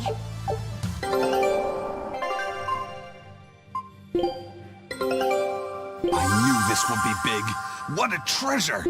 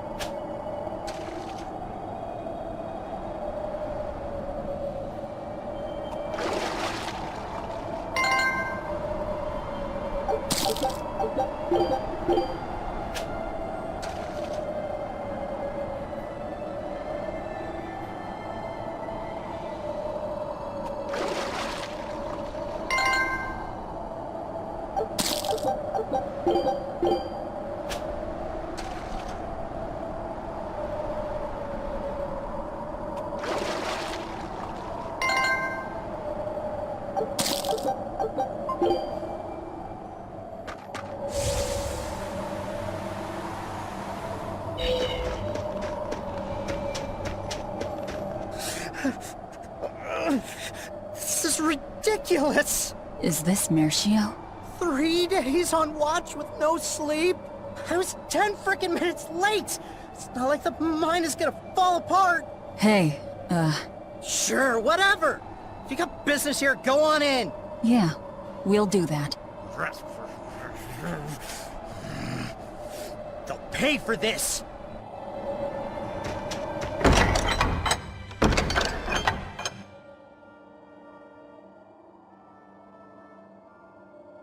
Wow. I didn't know so many people lived up here on the northern edge of the world. This town was built around the mining of flamestone, which can only be found here on Mount Killerhouse. So if anything happens to the volcano, this town's screwed. So releasing the 2 souls here will surely destroy the town. Inhuman, aren't I? Curse me all you want. I have no right to. The Abbey has proven itself just as heartless. People living here must have the will to endure the cold, to fight back against this pitiless environment. I'd rather have that strength than feel nothing in the face of my troubles and pain. Agreed. A life without feeling is a box of stupid. Yes, a vast container of stupid. Right. The question is, can we wake up all 4 elemental Empyreans with the souls Velvet has absorbed? If Enominat's revival and the Empyrean slumber are related, we should assume we need all 4 Empyreans to stop him. I think I'll only be able to wake 2. There are only 2 souls left inside of me. Teresa's and Oscar's. Are you sure? Yes. I can tell. I don't know if 2 Empyreans will be enough to fight him. This is my responsibility. I offer my own soul— If we don't have enough, let's knock on Shigode's door. His soul would make a fine sacrifice. Old man Melchior, too. His heart's as cold as a witch's teat, but he's free of malevolence. You're truly ready to take on 2 legates at once? I was born ready. It's not like they'll sit back and ignore us anyway. And with Artorius and Enominat all tied up with their suppression party, this is the perfect chance to take them out. Acting with caution is a box of stupid, I take it? Now you're catching on. All right. Leave it to me.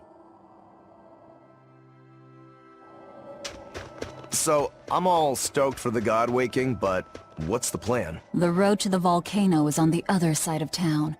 Let's start by taking a quick look around. The gatekeeper, he wasn't mean to you, was he? He was pretty angry about being forced to watch the gate, but he let us pass through no problem.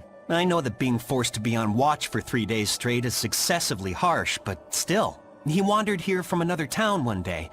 He barely ever does any work, and has a habit of pilfering things. He skipped out on his duties in the Flamestone mines, and while we were busy working, he was sneaking into our empty houses to steal things. So that's why you made him stand at the edge of the village. Yeah. We're bringing him food, of course. We told him that if he doesn't like it, he can leave. Still, is he actually accomplishing anything out there? He may be bold enough to rob us, but he's a real coward. If a demon showed up, he'd shut the gates and come running. He doesn't have anywhere else to go, so we're hoping that eventually he'll realize the error of his ways. If you keep forcing him to stand out there in the cold, he might find another place to go. The afterlife.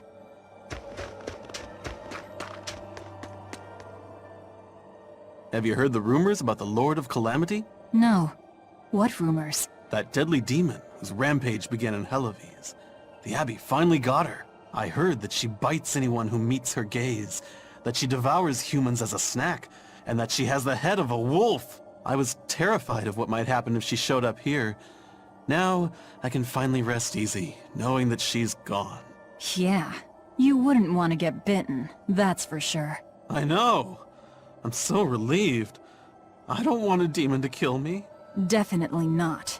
In fact, if you ever meet one, you should run. Fast.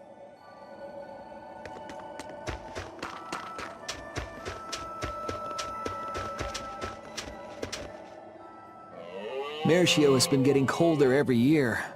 We used to have a spring and summer, short though they were. Now we're the town of eternal winter. It sounds like a tough place to live. Still, Flamestone is used for more than just heating. People all over the world need it, you know? That's why no matter how tough it gets, we keep on with our lives here. while holding pride in our work. No matter how cold it gets, this place is our home. The warmth inside our hearts can keep the chill away. This town really is warm then, in body and soul. Oh, I like the way you talk. Make sure to take a dip in our hot spring before you leave. Oh, here's a tip. The water is scalding hot, so put some snow in to lower the temperature. Snow in the tub. Got it?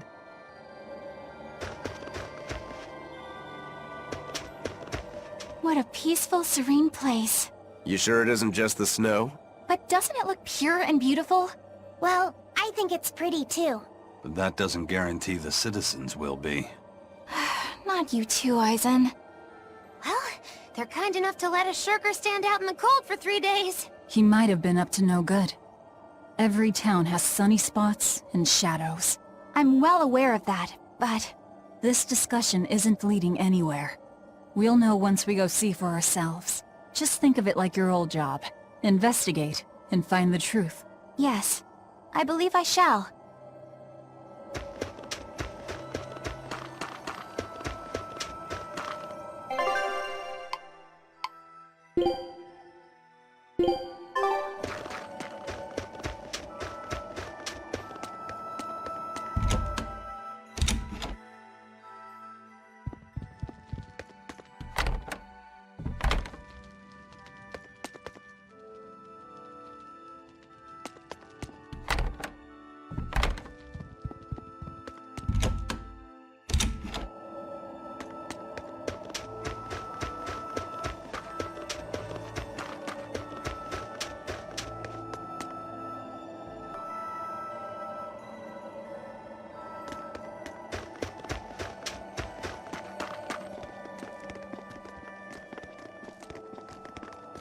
Demons! There are demons in town! Ah! Everyone, run away! Damn it! What happened to the gate watch? He's the one who turned into a demon!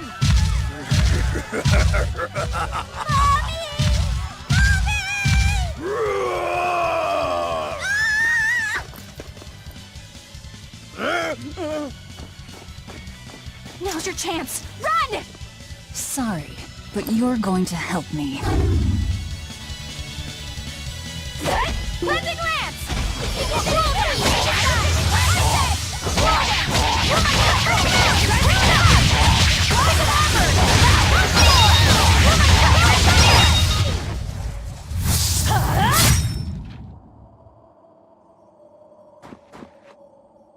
Thank you so much! How can we ever repay you? I have a message for the Abbey's legates. On the next Scarlet Night, I will offer a sacrifice to Mount Killerhouse and strip Enominat of his power. I dare them to try and stop me! She just ate the demon with her arm. She's... I am corruption made flesh! Velvet! The Lord of Calamity! This city is ours. Flee to the south, puny humans, while your tears dump the snow! The demon lord of chaos! Before our dark mistress sucks the marrow from your very bones! She'll eat us all! Run for it!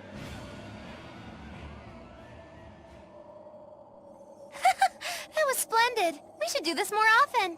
It went well, except... Ow! What was that for? there will be no sucking of marrow. My sister taught me proper table manners. Oh, what a waste. The marrow's the tastiest part. It kinda is. At least now the citizens of Mercio won't be swept up in our fight. They already are.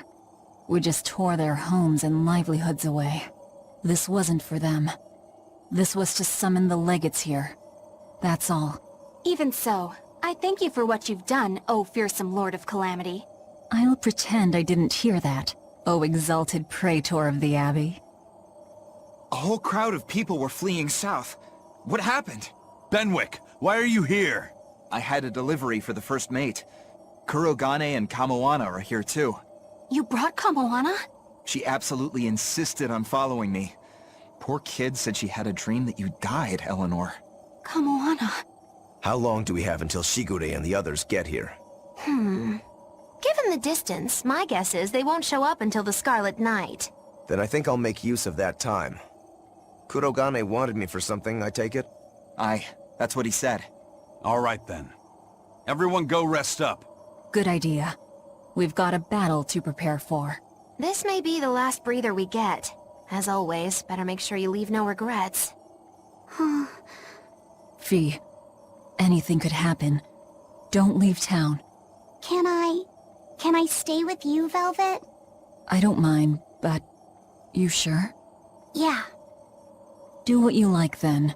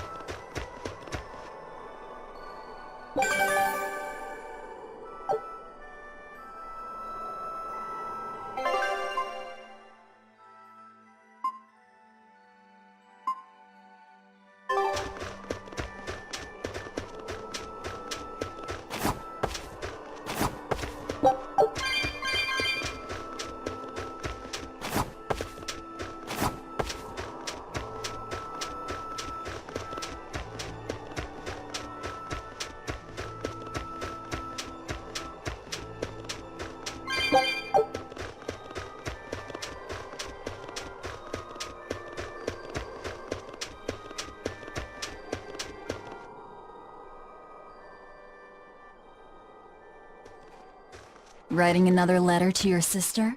Nope. This time she sent one to him. Man, she hardly ever writes back. Hope this ain't a bad omen. Shut it. Aizen, that's great news. I told her about all of you in my last letter. Seems she was amused. Says you sound appropriate for me, and she'd love to meet you. Weird sister you've got. You don't know the half of it. A girl weird enough to want to live alongside the Reaper, no matter the cost. I'd love to meet her, too. I'll warn you. Touch my sister and I'll kill you. Right? Sheesh, you say that to every guy you meet. Awfully protective. Nah, just obsessed. That's even worse. We'll all go meet her together someday. I like your confidence. Yeah, I man the wheel of my own ship. Aye, as do I. And all of you. And even her.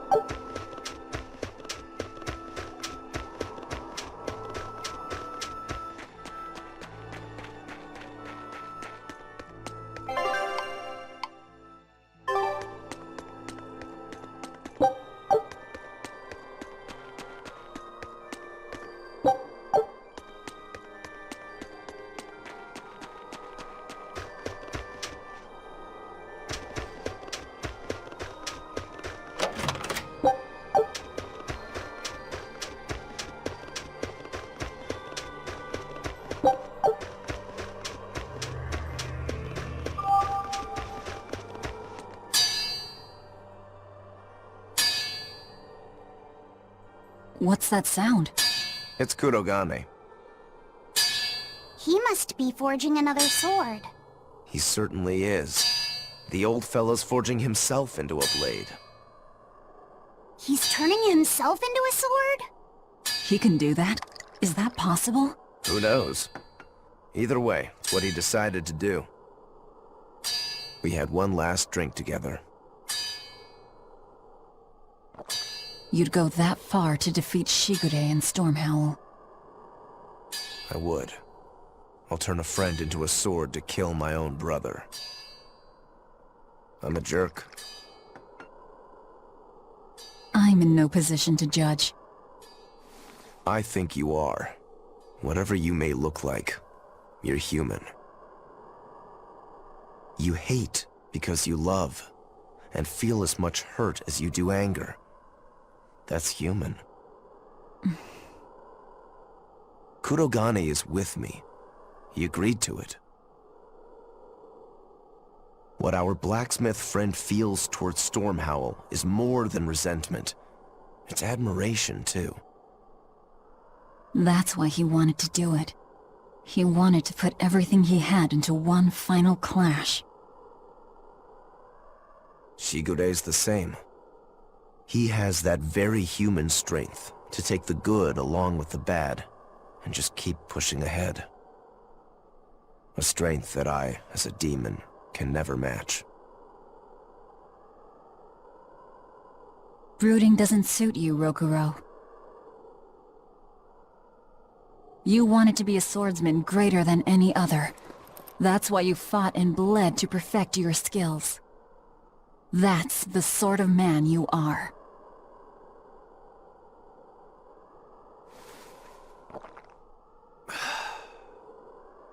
Yep, that's who I am.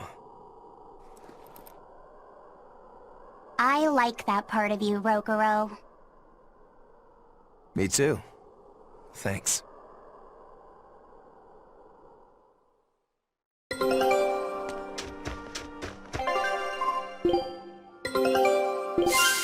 Good luck out there.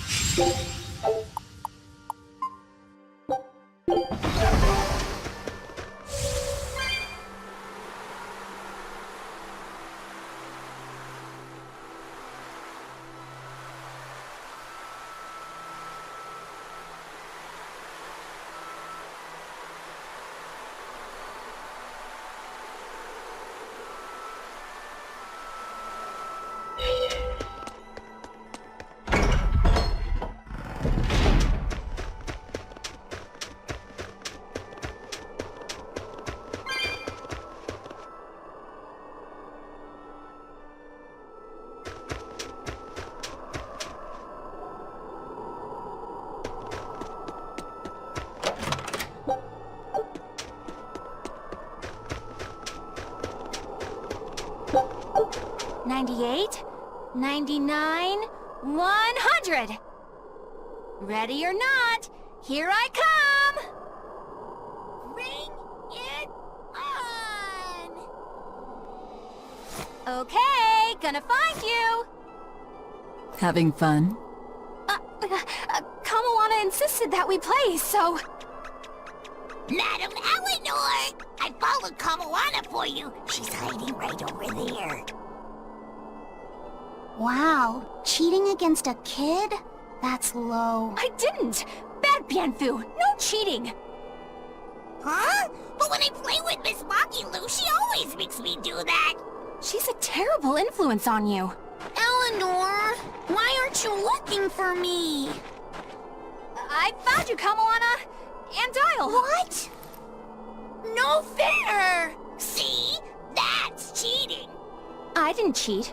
I simply utilized Bienfu's cheating. That's called strategy. Plans must be solid and reactions flexible, right? Right. See, Kamawana? I'm smart and strong. You don't have to worry about me. Don't worry. I believe in you, Eleanor. I'm just worried that Bienfu will get you in trouble. Why am I the bad guy now? I can handle Bienfu, too. Don't worry. I'll make sure everyone makes it back safe. Okay, it's a promise. Kamoana, if you're feeling better now, head back, okay? It's too cold, you'll go into hibernation. No sleeping! Dial's it next, cause he's a crocodile. I'm not a crocodile, I'm a lizard. Isn't that the same thing? Not even close! You think crocodiles can regrow their tails? It has to be possible. There must be a way to make a better world for everyone. Humans, demons, Malachim, and I intend to find it. It might take years. No, decades, centuries, generations. Even if it takes me millennia, I'll do it. Playing the long game, I take it? I believe in you, Eleanor. You'll find a way. I will. Once I've made up my mind, nothing can stop me. Yep. Trust me, we know.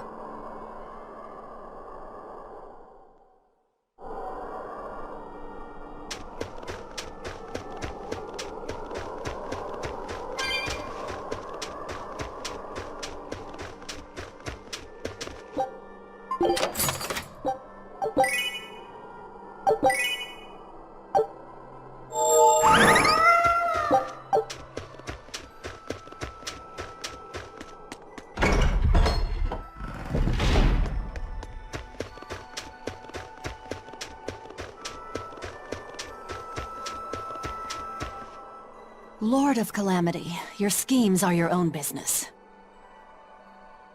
But I won't stand by if Kamoana's fate is involved. It's a bit late for that. If you mean to stop me, you'll have to strike me down first. You asked for it. Achoo! Ugh.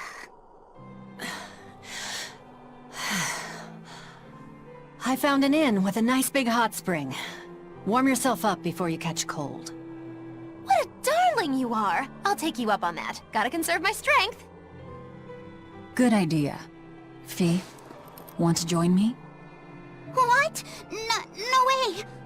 No need to hold back on my account. The bath at the inn should be huge. That's not the problem! Achoo! See? Hurry up and get in. Why do you do this to me? I'll pay the loan, thank you. You go first. Fine, fine.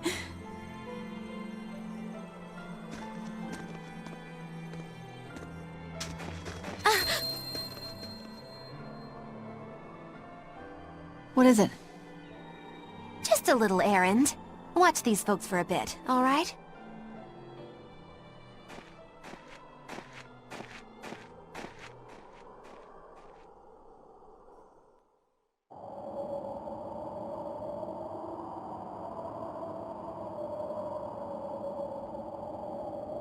Looks like you got our message. You plan on awakening the four Empyreans. Age hasn't dulled your wits, I see. Surely you know the consequences. You know the chaos you will bring if you take that route. Oh yeah, so much chaos. Enominat's amplified resonance will return to normal, the Malachim will regain free will. Many exorcists will lose their power to do whatever they do, and the Abbey will lose its means of control. While the demon threat will remain unchanged. Not only that, but the elemental balance of this world will be thrown into turmoil for hundreds of years. Earth will shift, skies will go mad, seas will swell, volcanoes will erupt. It'll be quite a show. All of civilization will regress.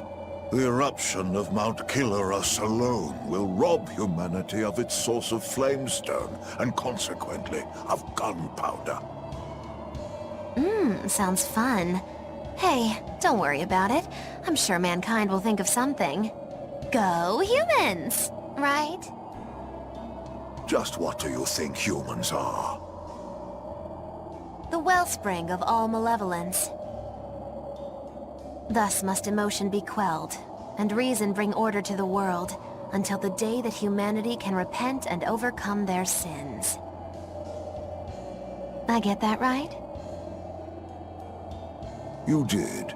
Enominat was awakened for that very purpose. We are the instruments of change, hated for our sacrifice. We are the shadow of the shepherd who brings salvation. Will you not return to our side? You still seem to think of yourself as a maven. I can think of nothing more boring than your ideal world. It is a world of purity. A garden of fake flowers, good for show and nothing else. It's a world of order built on righteous ideals. Those ideals are twisted! Can a flower hold beauty if it does not wilt? Can a wolf be satisfied eating grass? The thought makes me rich, as do those who wish for it, and those content to live in shackles!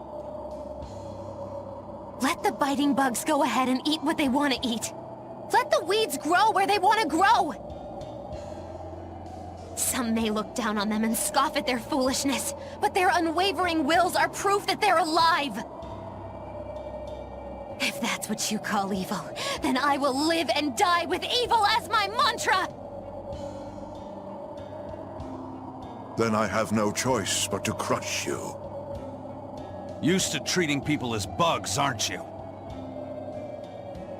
We got your back, Magilou. Wait. Now is not the time. His life belongs to the Lord of Calamity. Melchior Maven, I'll see you at the volcano. Don't you worry. I'll be sure to be there as you breathe your last. Very well. It will save me the trouble of having to crush you one by one.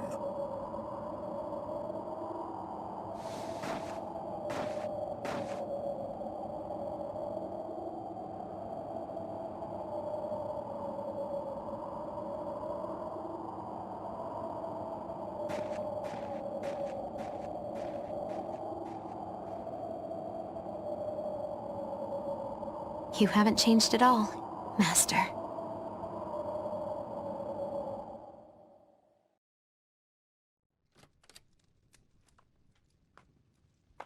Ah, what a nice bath. How was the men's side? Not bad.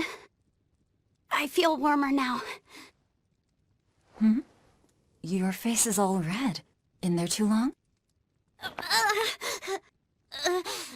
No, I feel fine.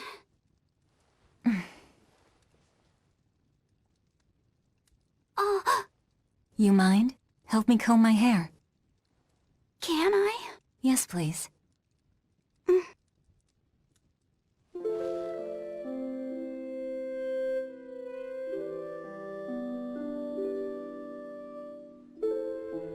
Oh.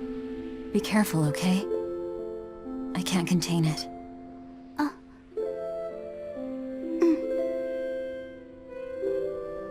You know something, Velvet? Your hair is really beautiful.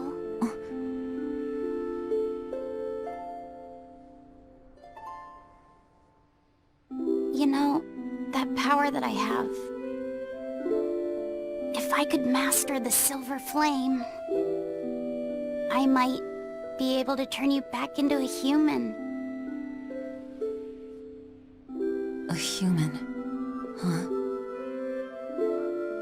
If we ever had a chance to start over, I'd love to cook for you every day. My quiches are much better than anything they sell in the stores.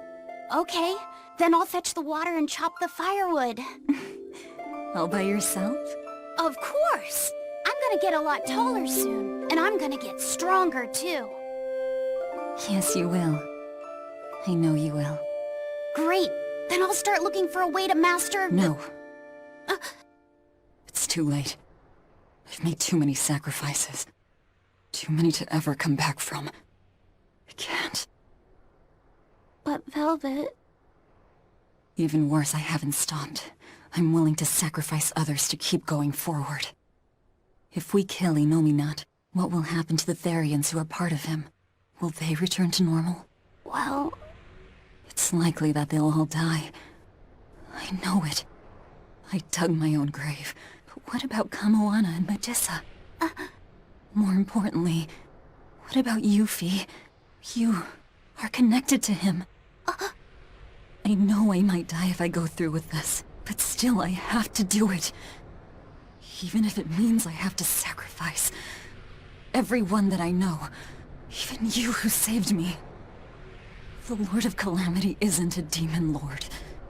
She's just a selfish, horrible girl.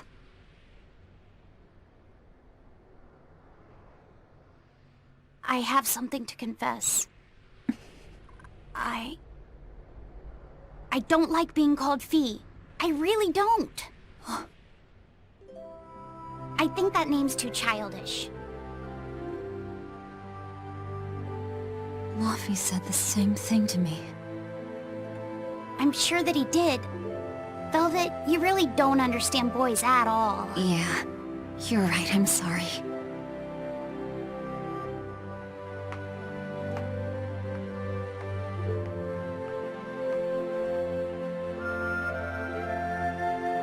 It's okay. I forgive you.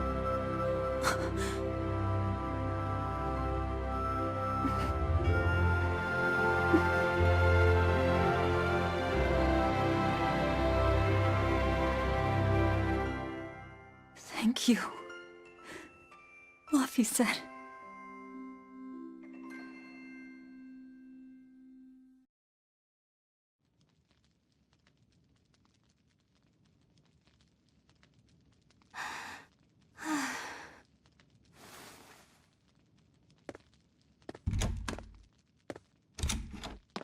Is Velvet in there? Yeah, but now's not the best time. I'm here. Dry up. Break time's over. The legates have arrived.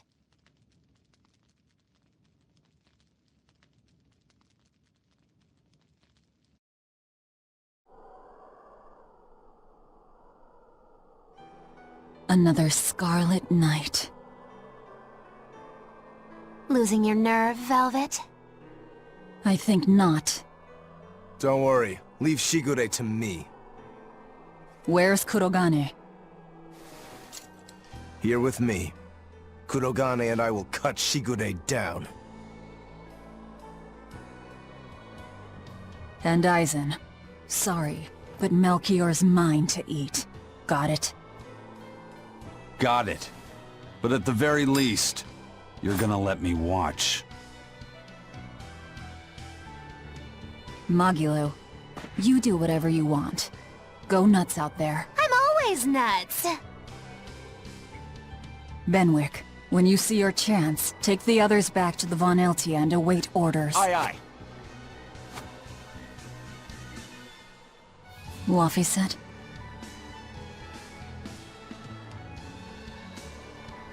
Let's go.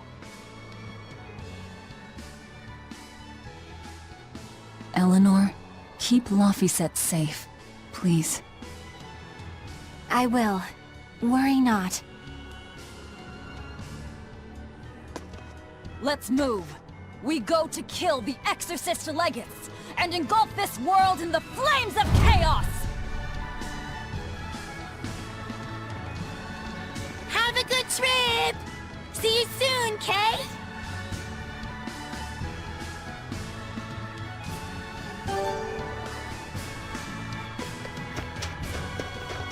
A merchant friend who works with the Abbey told me about this one weird Class 4 island. Some exorcist went there, and when they came back, they were laid up in bed, having awful nightmares and saying strange things in their sleep. What sort of things? Stuff like the walls moving and attacking them. Fairies flying in front of them. All kinds of weird. Couldn't those just be demons they saw there? Hey, I ain't done. Towards the end, they were talking about not wanting to see people's backs, that they hated them. They hated backs? What could that mean? I don't know. That's what makes it so strange. Maybe they saw the back of some demon on the island, and they don't want to be reminded. Your guess is as good as mine.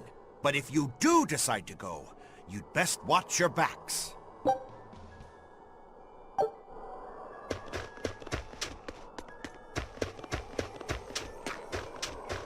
Don't worry, Kamoana. There's nothing to fear here. Fear? Are you scared about something, Medissa? You can tell me about it. I'll listen. It's just us here, and my lips are sealed. Everyone knows I'm good at keeping secrets. All right, I guess I'll tell you. All right, go on. Velvet and her friends left to go fight one last battle. It's a really important fight. For you, for me, and for everyone in the whole wide world. How important is it? More than I can even imagine. And right now, nobody knows how it'll go, or what will happen afterward. That sounds scary. It is. That's why I was thinking of praying for you to be safe, sweetie. No matter what happens. But it just feels strange to do that. Strange? Why? Well, my god was someone who'd take away the feelings of those who prayed to him. That's silly. Wouldn't he get lonely if he had nobody to pray to him?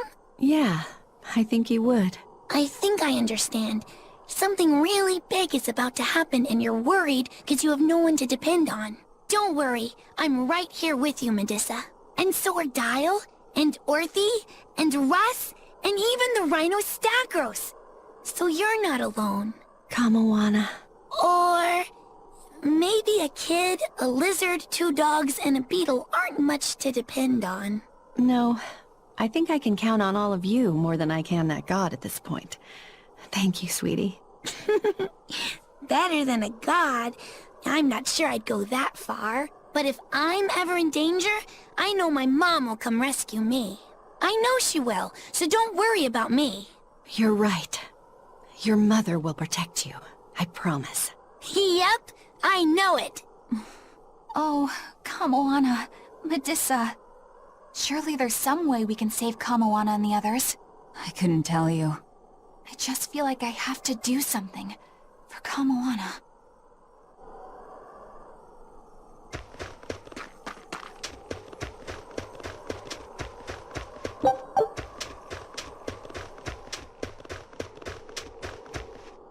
Hey, teacher?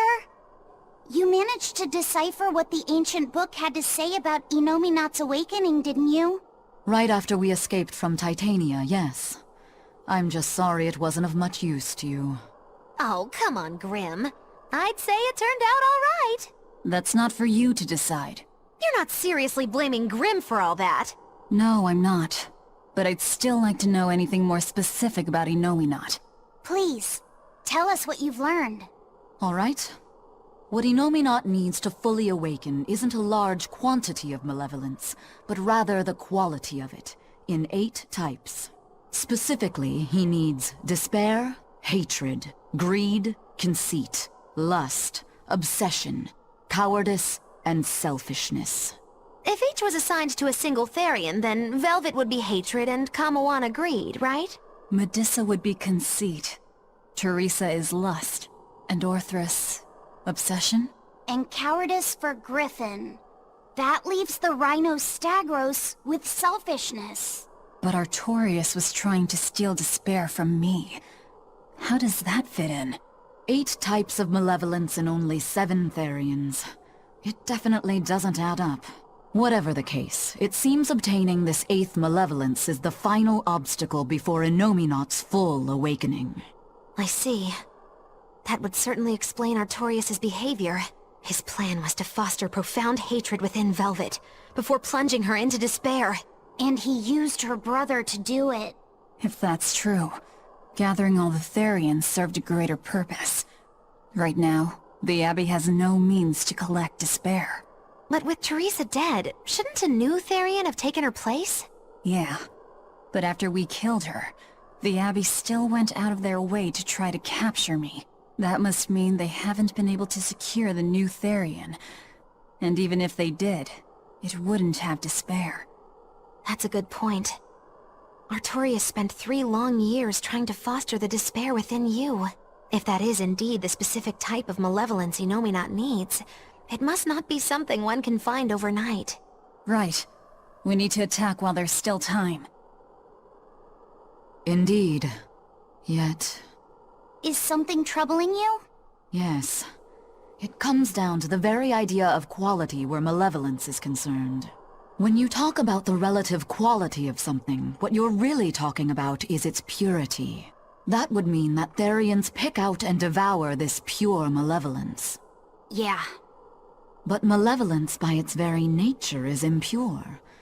Therefore, for some person or creature to become a therion, they'd need to be responsive to a purity of impurity. Surely few could ever meet such a stringent criterion. So we don't need to worry so much? Oh, but I think I know someone who fits that description. Perhaps a certain succession of top exorcists who have tried to suppress and purify the spread of malevolence. You don't mean... It's just a concern. For now, at least.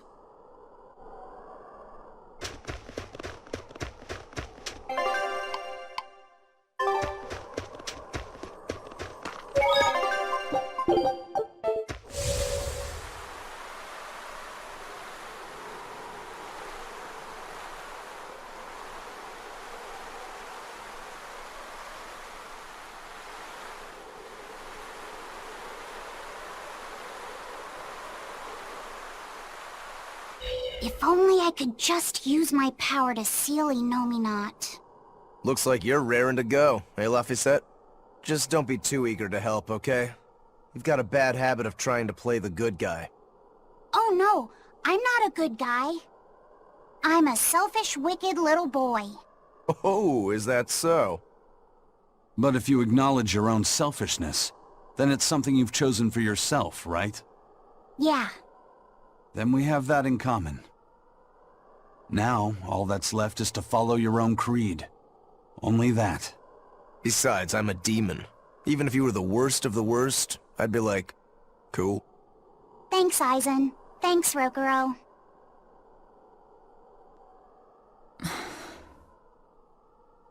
Velvet.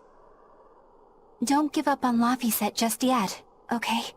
So, you were eavesdropping on us at the inn. Heavens! I never knew a praetor to be so utterly shameless! All right, I was. But that's not what I'm trying to say here. What I'm trying to say is... I know. No matter how selfish you are, life's empty without anyone to share it with. Correct. She's got a point. More than anything, I don't want to give up. Not on myself.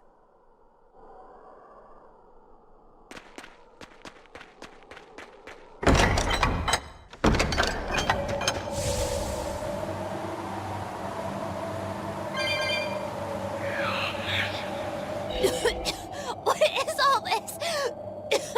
Oh, calm down. It's just steam.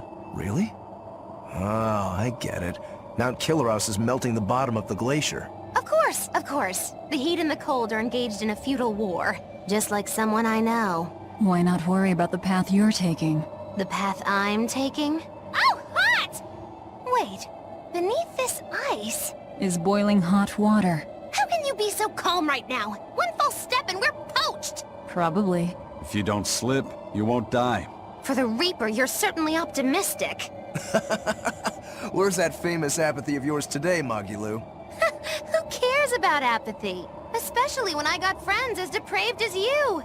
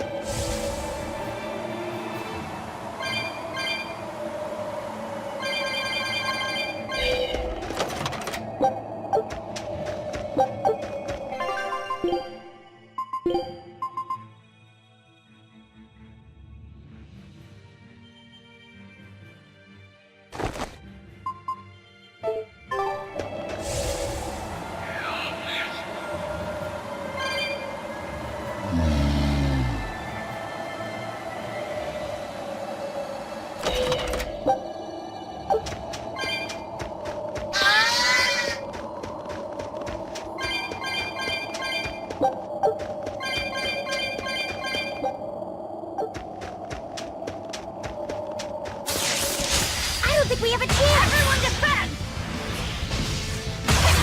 Devour! Hup! Ah!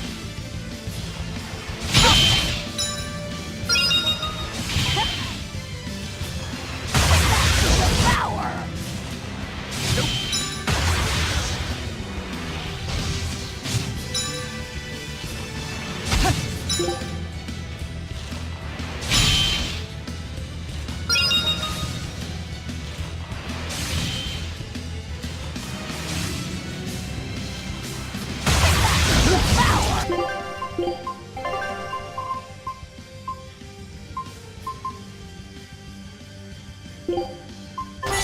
Thanks!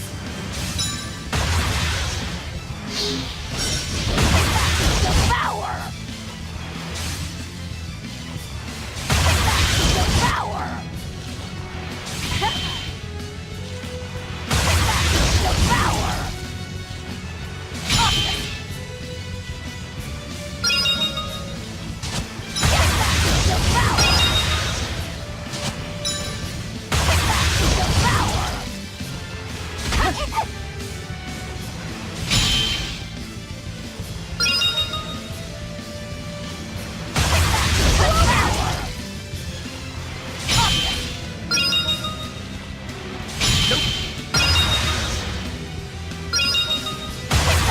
Devour!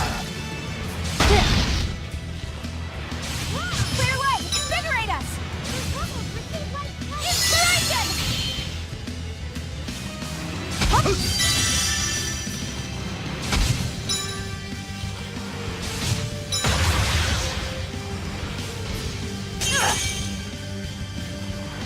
Hello there! Yes! Receive life's blessing! Make them dead!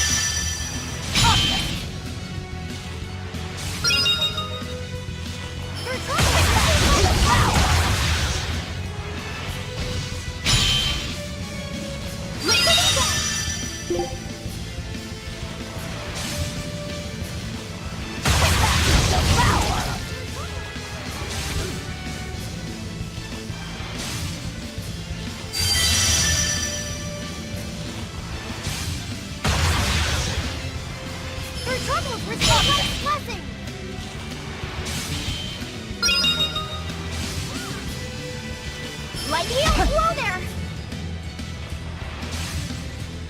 Light heal us! What happened? I can't get up. How could I be so weak?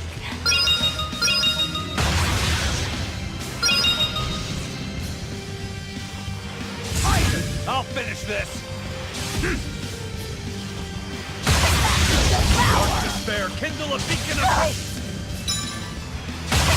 Devour! Devour!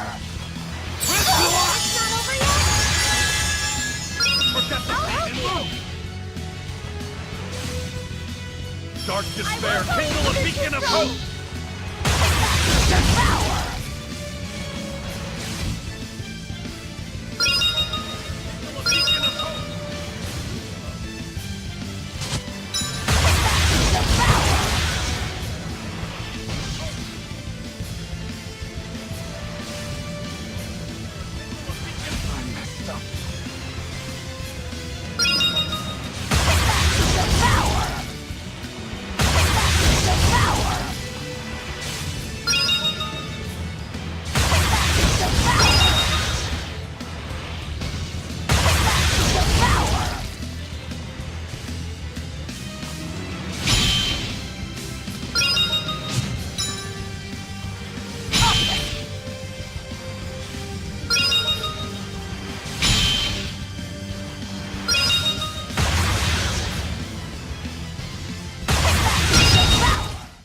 refuse to fall here!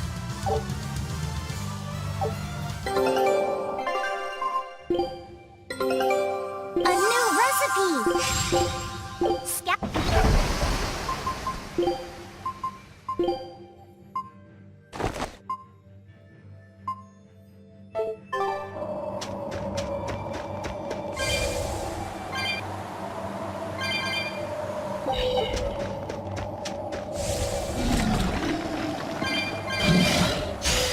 We will need to be extremely aware.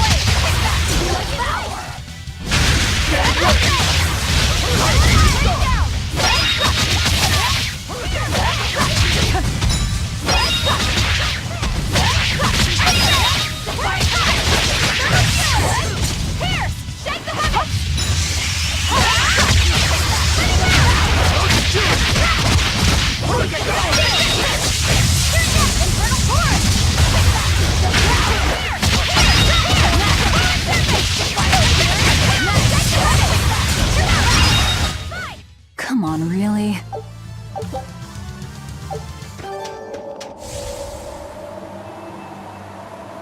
The sky. The snow. It's all red. So this is a scarlet night. Pretty strange, isn't it? It's amazing.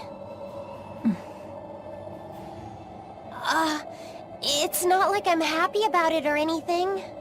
If you're worried about Lafy or Celica, you don't need to be. I was just wondering what makes the moon turn so red. They say the Crimson Moon is a gate to beyond, and is proof of humanity's sins. A sign of sin, huh? Maybe the moon drinks up the innocent blood spilled by the wicked. My, it would take a wicked mind indeed to come up with something like that. Please, don't say such frightening things.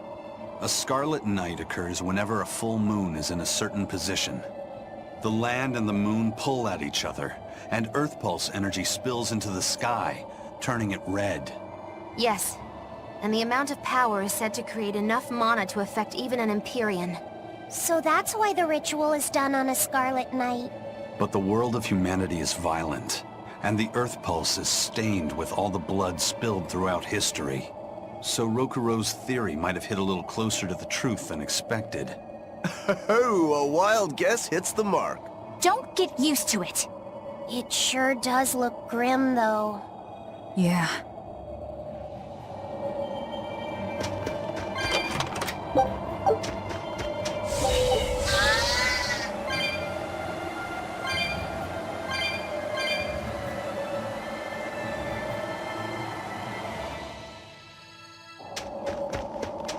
That's the cave! I can feel a powerful earth pulse flowing inside it. It looks like we can reach the core from there.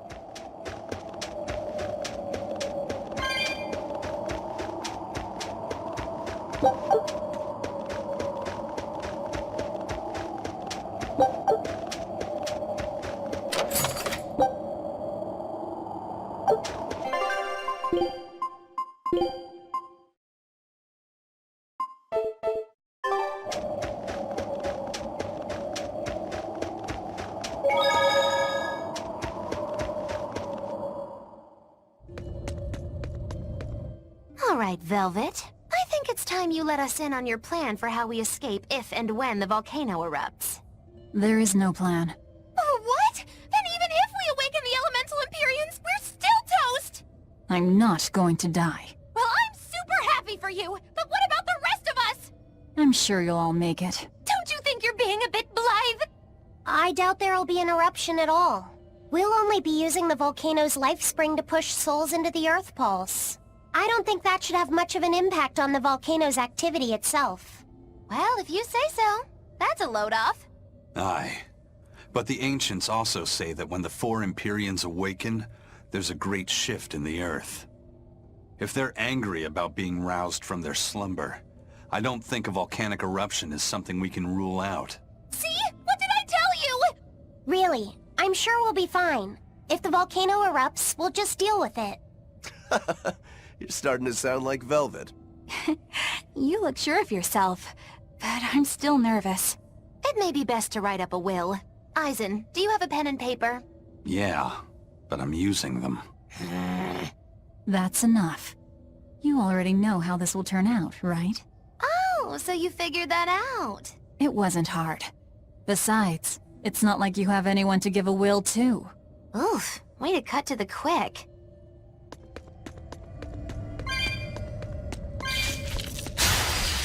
I don't think we have a chance!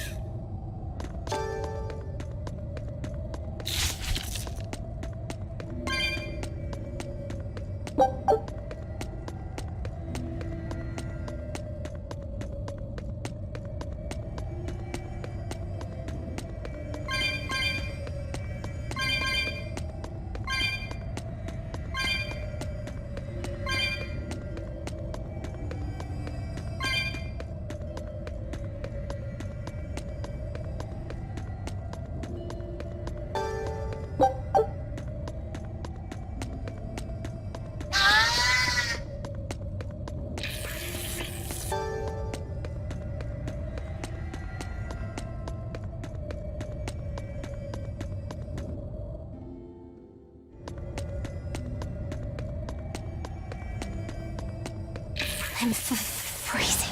Are we ready for this? Cold. If you fall asleep, we're leaving you.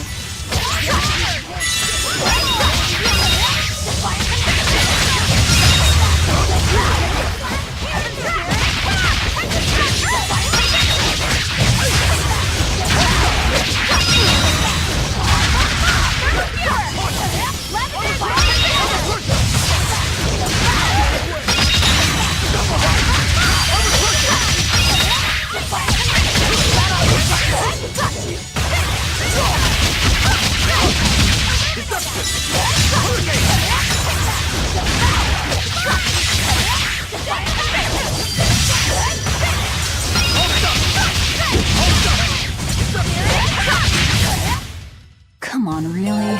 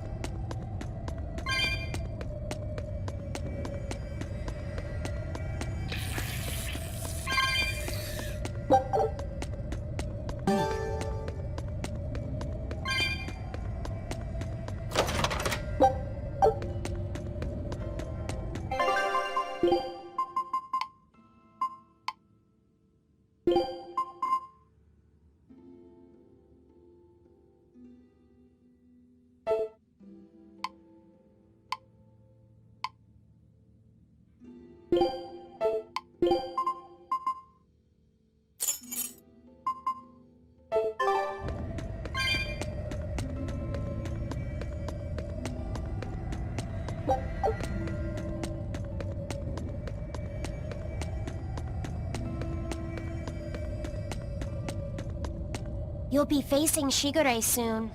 Yeah, not long now. I know this is a weird time to bring this up, Lafy said, but there's something I've been meaning to ask you. All right. Ask away. I knew you'd say that. So, how was your bath in Mercio? Huh? You went in with Velvet, right? Just between us guys. What was it like? What are you getting at, Rokuro? Let me in on this too. It'll be our secret. Not you too, Aizen! There's nothing to be ashamed of. There are just certain times in life when you need to find your resolve and seize the opportunity. We just want to know what your resolve got you. Right. It's like a test. Stop it! I didn't go into the bath with her! Now that's a shame. That might have been your one shot. Once you're all grown up, you won't be able to get away with it. That's why I didn't do it. I'm tired of Velvet treating me like a little kid.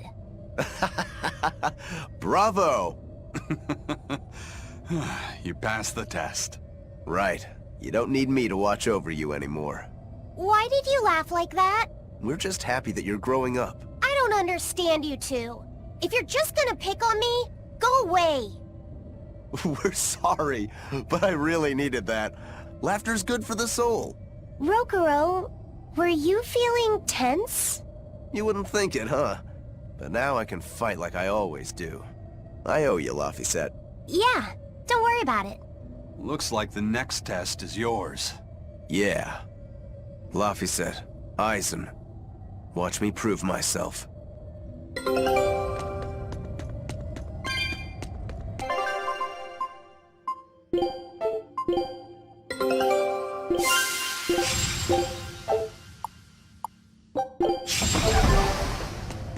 Rokuro, how do you think Shigure will move against us? He's not really the imaginative type. He'll be out in the open, waiting for us.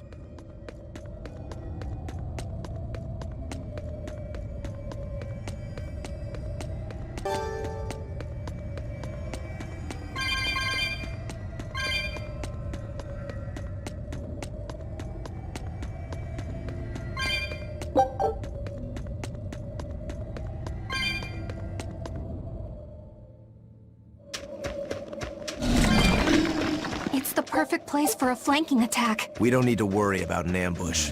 Shigure is waiting for us ahead. A forward kick!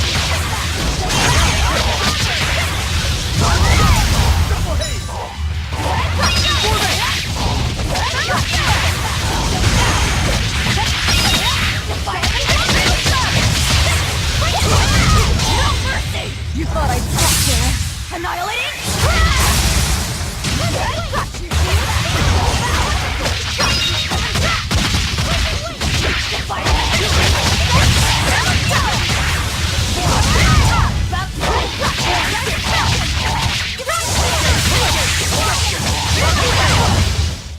Sorry to cut you down.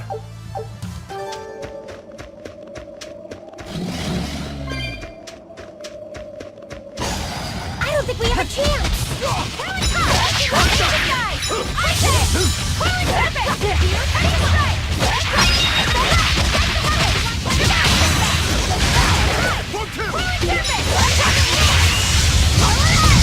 Double hit!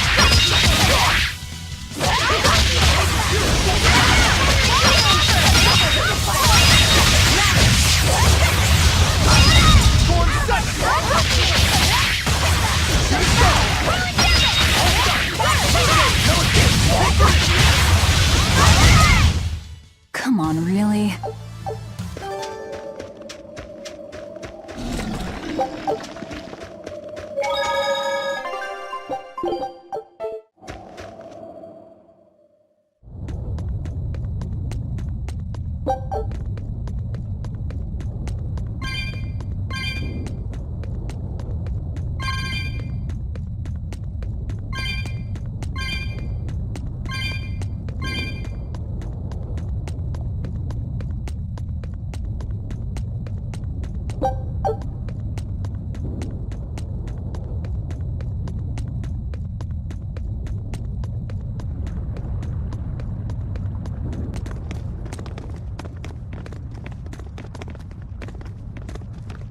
Wow, really? He's really just waiting for us here? Rokuro! It's okay.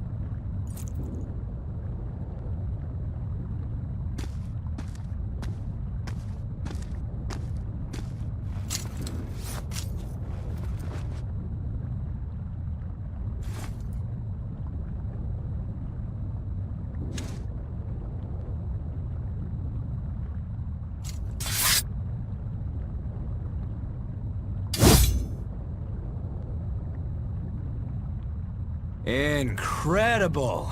The old bastard forged himself into a sword! Indeed. That blade's the embodiment of Kurogane's centuries of study. The Kurogane Stormquell. I like it. Just Kurogane for now. He will be the blade that surpasses both Stormquell and Stormhowl. And when it does, then he will have earned the name Kurogane Stormquell. Oh yeah, this is gonna be fun.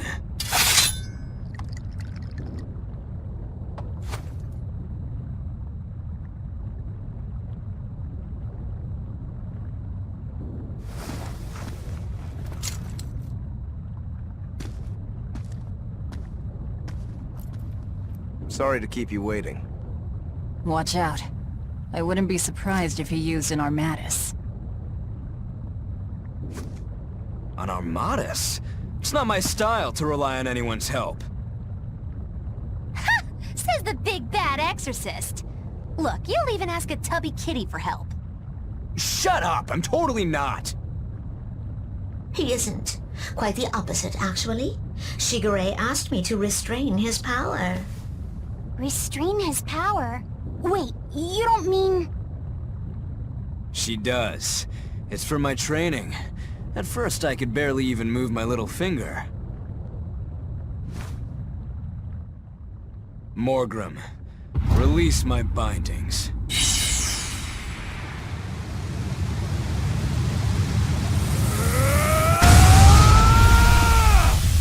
Can a human even be this strong?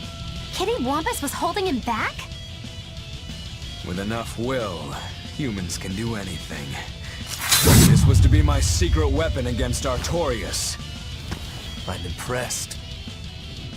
Rokuro! Sorry, but we're pitching in. Good. I'll take you all at once. Forget about fighting fair! You won't beat me unless you use everything you've got! I know. All too well. All right, let's have some fun. You got it. Round 1013, begin! Seriously, you're still counting? Only because they were all losses, but that ends today.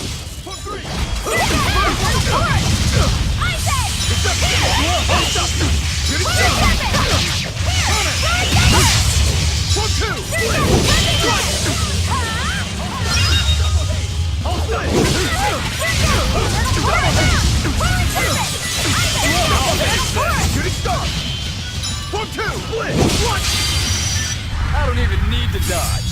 It'll be the same every time! Final judgment! So you can handle my attacks now. This is where the fight truly begins, Shigure! What do you know? I totally agree.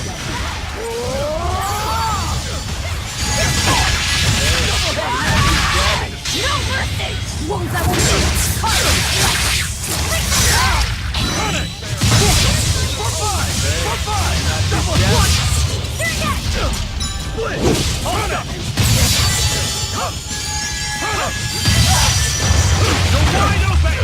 Dark despair! The beacon of hope! Fertile blue! Perfect! 1, 2! I'll stop you! I'll stop you! Run it! It's a one! Eat it!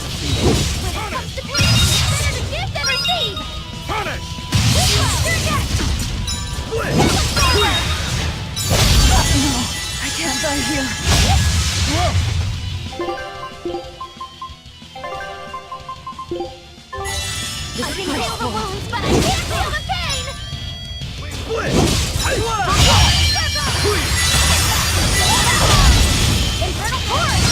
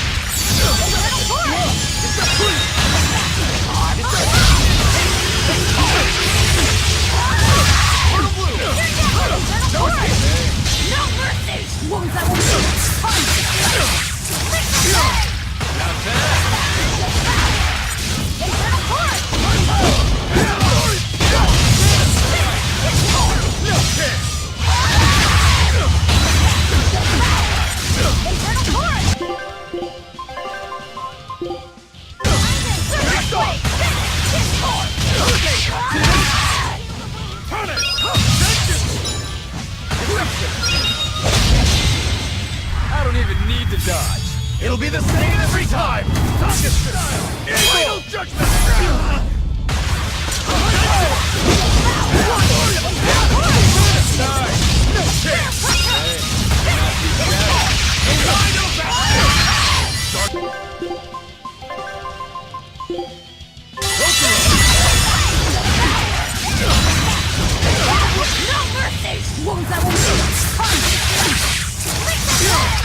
Truly impressive.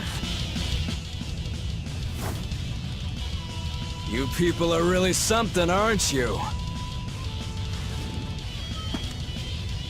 Don't act like you're impressed.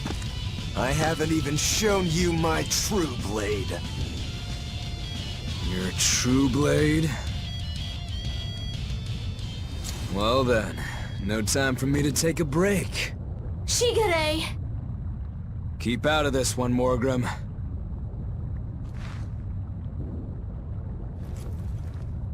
Rogoro, he's still got plenty of power left. Of course he does. He's Shigure Rangetsu after all.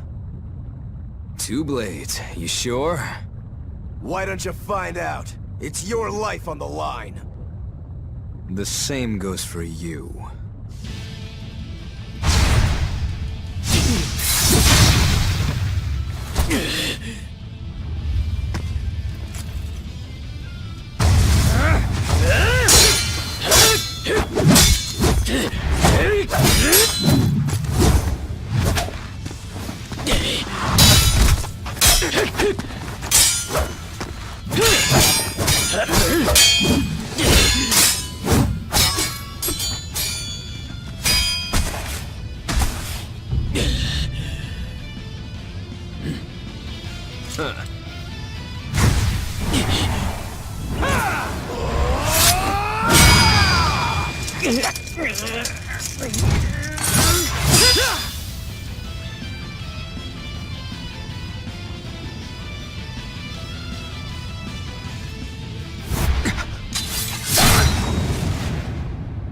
3 of them. So this is your true blade. That's right. I developed this technique to defeat you. Not bad at all.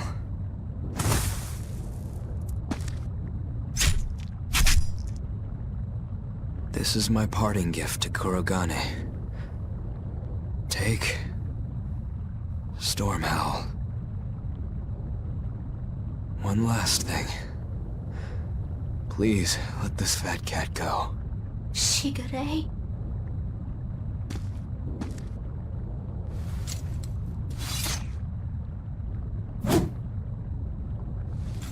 Shigure, you were ordered to be executed because I was already planning on leaving. I was sick of living the life of a chained dog.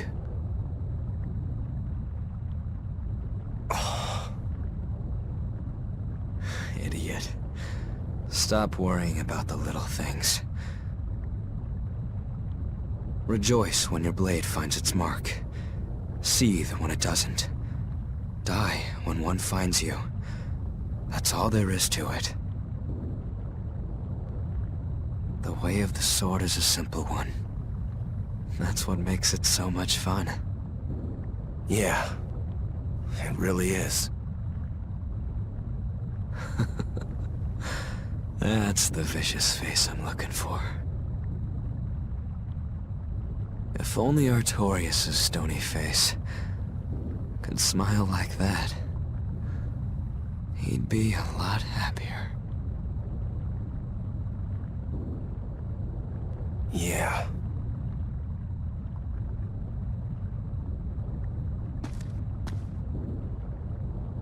Velvet. We're good? We're good. My blade found its mark.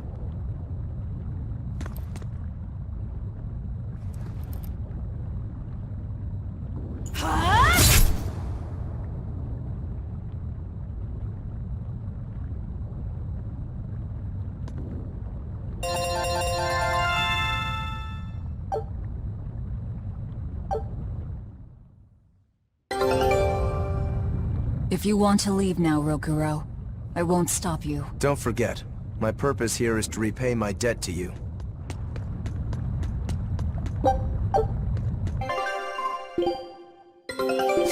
Good luck. Show...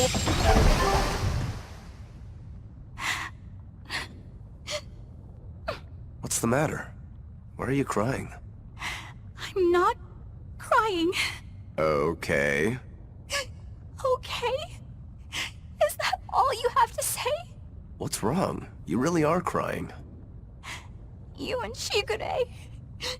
You're brothers, but... Oh, that. It's really nothing to shed tears over. How can you pretend it's not important? Don't tell me it's because you're a demon. You went and answered your own question. So you will say it's because you're a demon? No, that's not the answer, actually. It's not because I'm a demon. It's because we're swordsmen that I'm not sad. Huh? When we fought, when we both really fought, I got this sharp, vivid feeling that pierced straight to my core. When we were both throwing ourselves wholly into the battle, we wanted to keep on fighting forever, like an unquenchable thirst. That's a feeling we only got from each other. Lord Shigure did seem to be enjoying himself. I feel like I can understand it a little better now. But I'll never comprehend it. That's for the better. If you did, you'd end up like us. Probably so. I wonder when I'll be able to have a match like that again. You won't have to worry about that. Hmm? Just as you worked so hard to defeat Lord Shigure, another swordsman will do the same to defeat you. You're not wrong. Your positivity reminds me of him. Now I'm suddenly craving a cup of Yozakura Anmitsu. Yozakura Anmitsu? Cherry blossom flavored sweet bean paste, black sesame ice cream and fruit. It was Shigure's favorite. That's kind of hard to picture, but I'd like to try it. It's settled then. When this is all over, I'll take you out for some. I look forward to that. Then make sure you come back alive, alright? You too, Rokuro. Yozakura Anmitsu. I won't forget. Rokuro, you said something to him at the end. To Shigure? Yeah. Maybe it's not my place to ask, but... I don't mind. It was just something that happened long ago. The story about Shigure plotting to overthrow our lord. That was a lie. A lie that I spread. But why... I wanted a just cause to strike him down. Storm Howl, Shigure's name, the leadership of the clan. I used to want all of that for myself. Do you regret it? Not at all. Besides, Shigure figured it out a long time ago. But really, I don't know what made me think I had the strength to defeat him back then. He was... truly strong. Of course he was. He was the head of the Rangetsu family, the strongest warriors in all the land. Rokuro, does this make you head of the clan now? No. I'm a demon. And more importantly, all I ever wanted was to beat my brother. That's enough for me.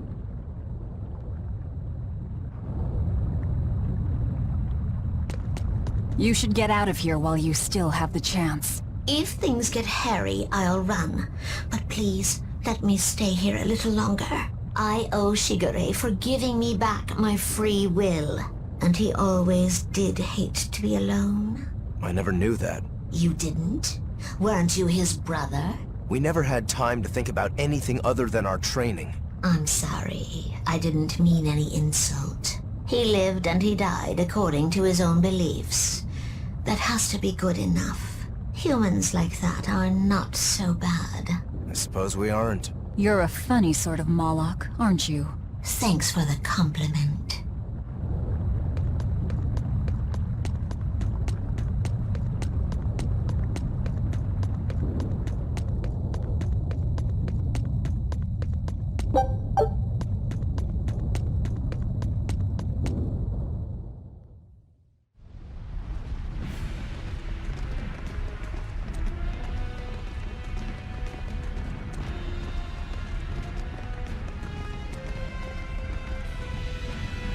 Scorching. No, it's torrid! Wait, no! It's hot! Can you please stop making a fuss? Anyone who can keep their cool inside a volcano needs their head examined! I can feel the power of the Earth Pulse flowing upward. This is the life spring. That's odd. Melchior isn't here. Have you devoured even Shigure, Lord of Calamity? But remember, the only exorcists whose souls are worthy of sacrifice are Shigure, Oscar, Teresa, and me! He's above us, at the volcano's peak. With 3 souls, you can only awaken 3 Empyreans! That won't be enough to seal Inominat's power! If you are missing even one, awakening them will cause this volcano to explode, with you inside it. If you seek to awaken all 4 elemental Empyreans, then come. Try and take my soul from me! What do you think, Magilo? Trap. Melchior's greatest strength lies in his power over ice. I only wish we could lure him down here. But we dare not forget. He's an exorcist who spent years plotting to awaken Inominat. Exactly. He could be capable of anything. It'd be dangerous to assume otherwise. Maybe this is the wrong time, but Magilo, you're related to Melchior, right? You'd better believe it's the wrong time. Long ago, I was Magilanica Loom Maven, Melchior's foster daughter, and before I was cast out, his disciple. Magilanica? The lost legate! So even after 10 years, my name still lives on. I'm impressed. You must have commanded a lot of respect. Not in the least. The relationship between Melchior and I was like that between Velvet and Artorius. The debts owed, and the grudges held. Velvet, you don't have to believe me. You may never believe me. But I tell you now, I want to settle my— I don't much care about the affairs of a witch, now do I? I'm going to the peak to find him. Just doing what I want, like always. Yep, that's right. And I'm going with you, like always.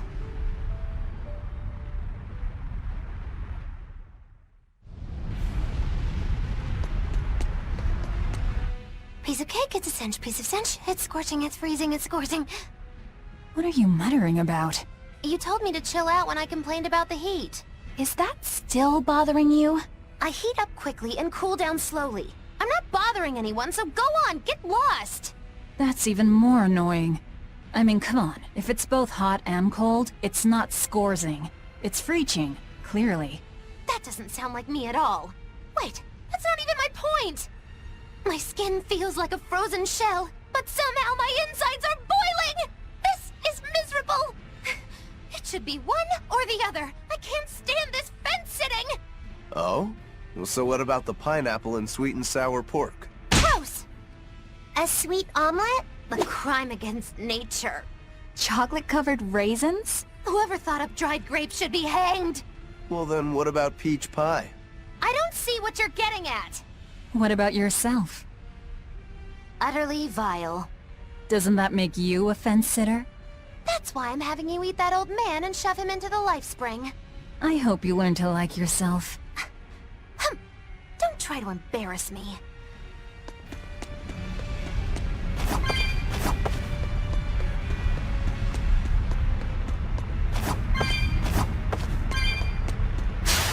Are we ready for this?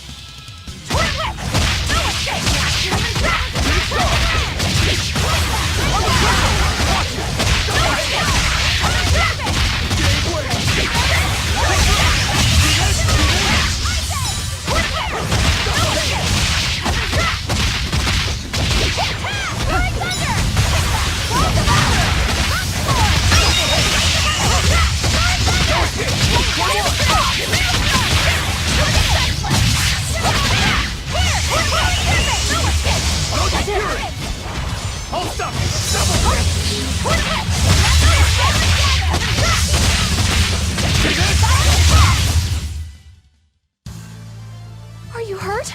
Can you stand? Yeah.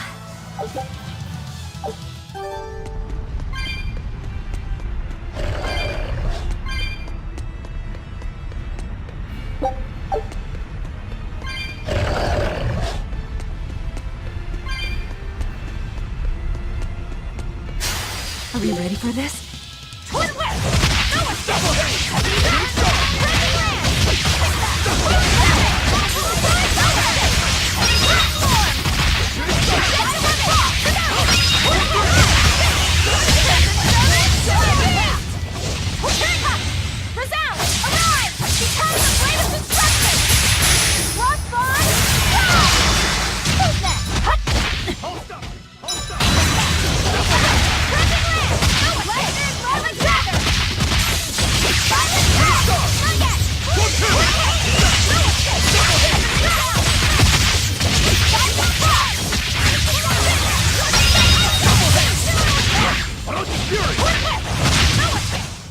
Come on, really?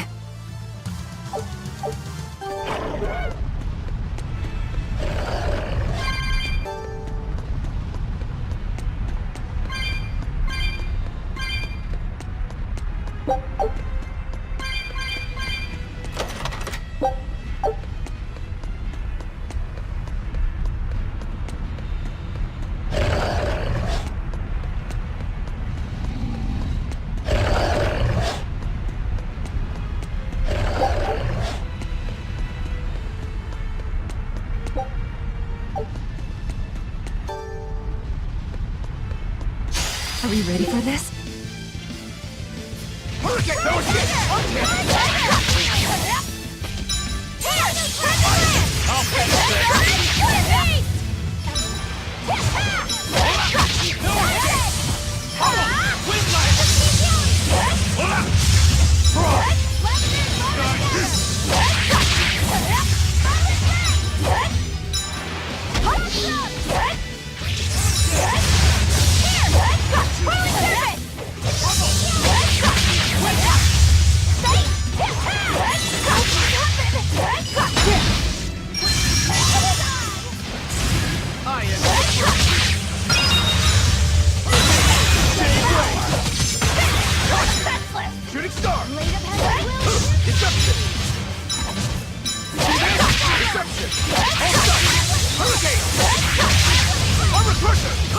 I'll stop you! I'll stop you!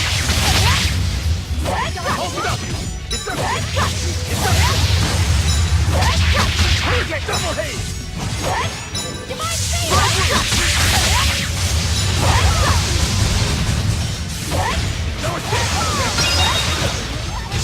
Here's mine enemies! I'll stop you!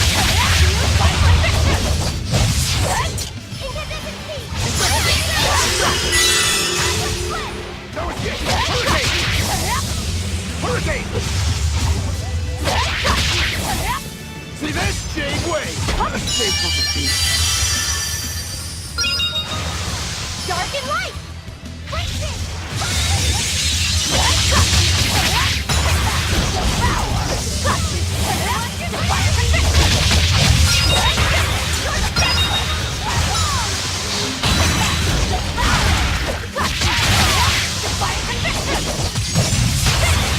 No, I can't die here.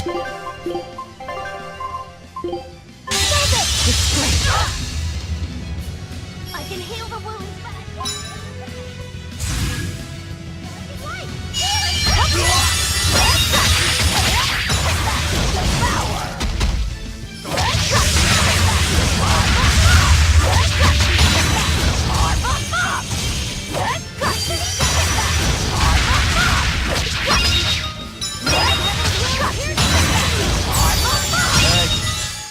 I refuse to fall here.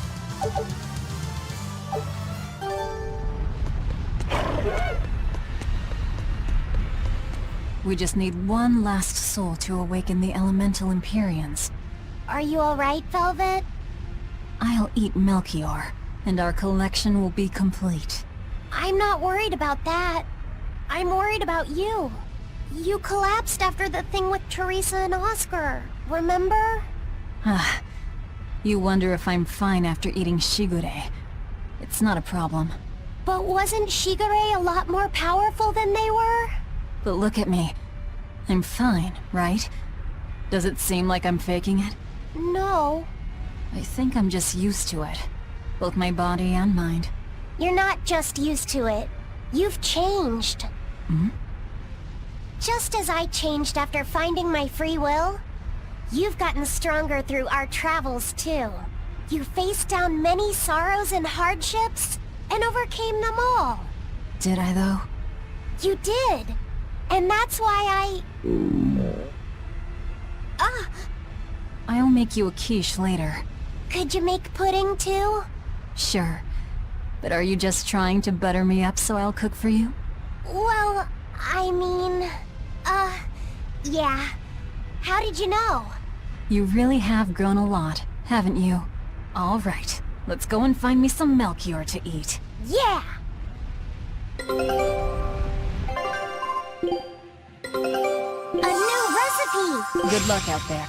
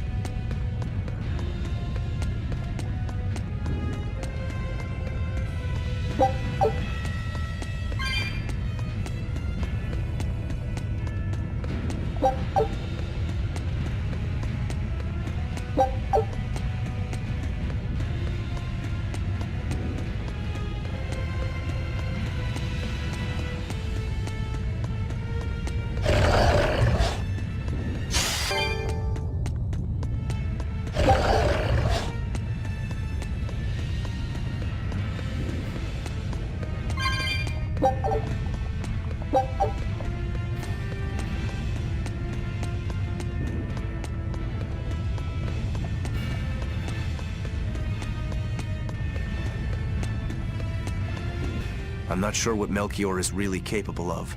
What kind of man is he? To put it short, he's the Exorcist's shadow. Their shadow? They're supposed to be free of malevolence, but they're only human, and so are those who they want to save. But sincerity and conviction alone won't save the world. To remain free of malevolence, they need someone to do their dirty work. A shadow. I see. And that's Melchior's job. During all my time at the Abbey, I was never aware of what he was really doing. So, why hasn't he succumbed to malevolence? Because his belief in the Exorcists as the saviors of the world is pure and unyielding. It is a mountain of ice that will neither boil, nor melt, nor break. I know the depths of his frozen heart all too well. Wait, does that mean you... Yes.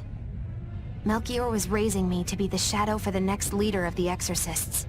Artorius himself. But that was a terrible mistake. I was unable to live up to his expectations. So if things had gone as he planned, we'd be fighting you instead of Melchior. I'm glad that didn't have to happen. True. If Magulu was running the Abbey... They would be completely unpredictable. That would be fearsome. Maybe, but doesn't that sound like a whole lot of fun?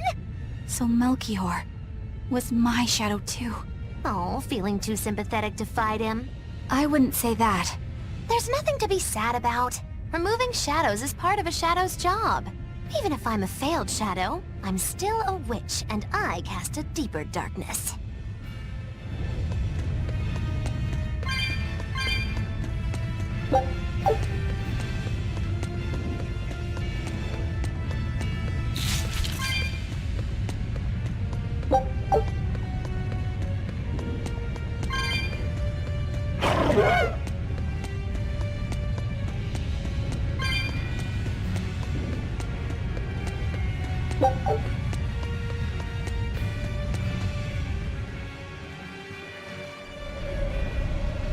I can see the peak just ahead.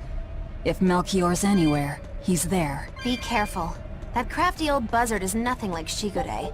He won't fight us head-on.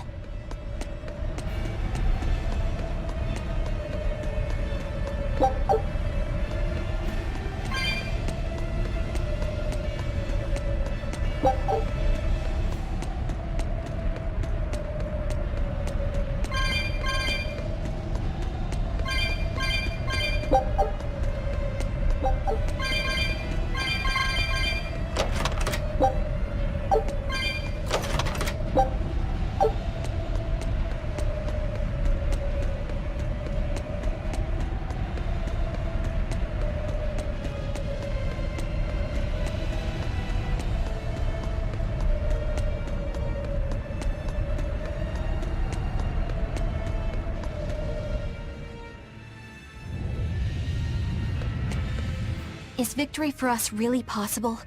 We're facing the legate, Lord Melchior. I'd give us around 4 to 1 against. 4 to 1? Are our chances that slim? Almost every trick I or any current exorcist knows can be traced back to him. If I throw out 3 hearts at once, he'll pull 6 out of his hat. He knows our capabilities and he's got far more power. 4 to 1 might be generous. I suppose you're right. However, we have Velvet, the boy, and Rokuro. Who knows what value they'll add when they run amok? It's impossible to calculate, but if luck goes our way, our chances will rise considerably. Right. We are challenging the hardest possible foe. But I'm only talking about a straight-up fight. Knowing Melchior, he'll have some nasty tricks. No matter how you analyze it, the outlook is grim. Eisen, you too? What's wrong with a level-headed look at things? Careful consideration could give us the tool we need to turn the odds in our favor. After all, Magilu, forewarned is forearmed, right? Yes, that's true. Even still, we won't find a weakness in him. Let's take another hard look. What we need might be lying right at our feet. At our feet, eh? I'll keep my eyes on the ground as we walk then.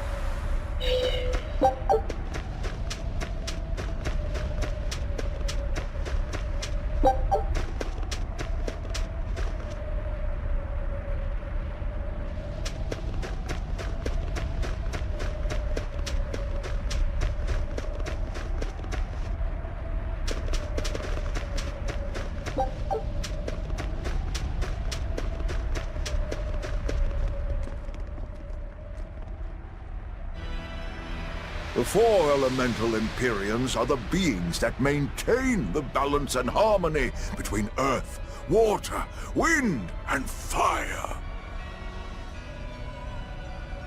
Have you even stopped to think about why they sleep? About what waking them will do to this world's order? Not really. I don't much care. They sleep because of arrogant, insolent wretches like you. The Empyreans derive their power and that of their blessings from the prayers of the pure at heart. But humans became corrupted and neglected their prayers. The forgotten Empyreans drifted into slumber. Human prayers are the source of their power? Just like the Malachim. Are you trying to say Enominat blesses someone when he eats their soul? As the fifth Empyrean, Enominat's purpose is to eat human souls, malevolence and all, and to wipe the slate clean. When all mankind is once again pure as a newborn babe, the elemental Empyreans can be safely revived. You want to wipe the slate? But that means... Yes, civilization will crumble. The spread of malevolence, the cleansing of the Enominat, the cycle has repeated countless times over the eons. That is why human civilization rises and falls. But if this continues, humanity will never surpass a certain threshold. Thus, the Abbey will control Enominat's power, so that we may guide humanity into a new, better era. It all makes sense now. You developed the art of armatization to control Enominat. And in order to create the Armatus, you needed the technology found in Siegfried, didn't you? So that's why you got Ifried involved in all of this. Just as light cannot exist without darkness, no great achievement comes without sacrifice. Even I must be made tribute for the sake of our ideal world!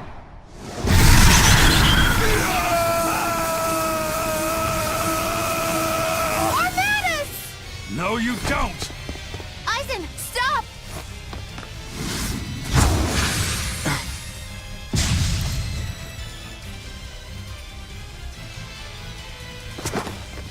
I told you. He's a crafty old buzzard. I should have known it wouldn't be that simple. Rebellious fools! You've fallen so far, Magilonica. I'm Magilonica no longer! I am the evil witch, Magilu! Let's go together! Pull my cyclone! Pull my cyclone! Here it comes! Going under! Pull them! Is it hot or is it cold? Pull them! Pull my cyclone! Rising down! Here it comes! Here! Pull my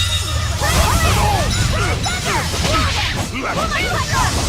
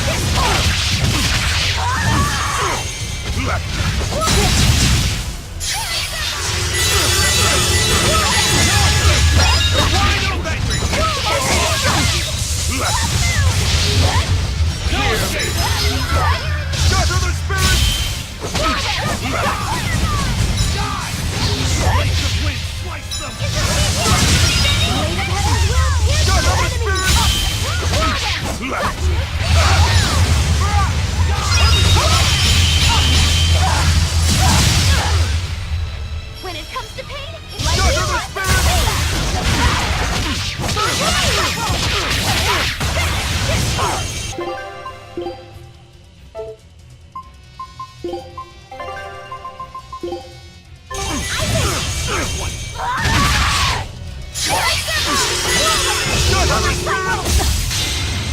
Imprisoned by the coldest cold, there you shall perish! Absolute freedom! No, I can't die here. when it comes to pain, Shatter the spirit!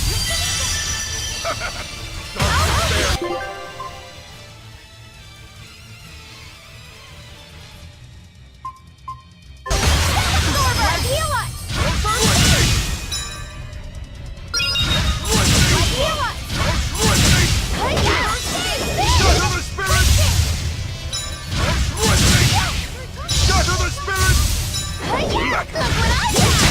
What in the world? Hear me!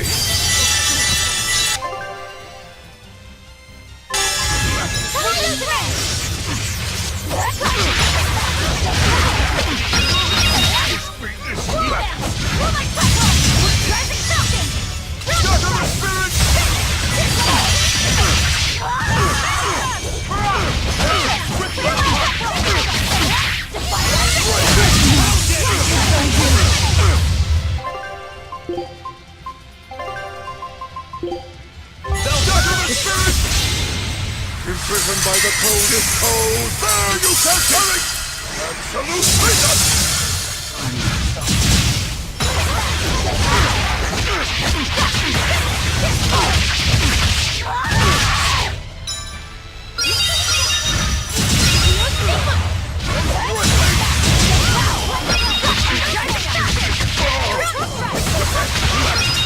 There you go, tonight! Rising Falcon!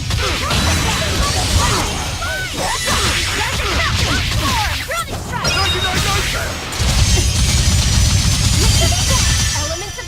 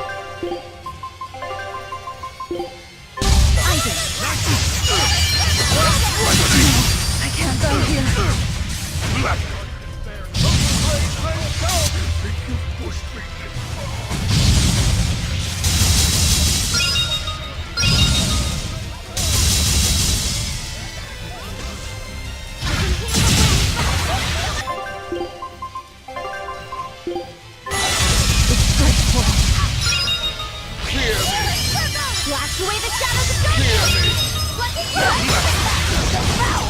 you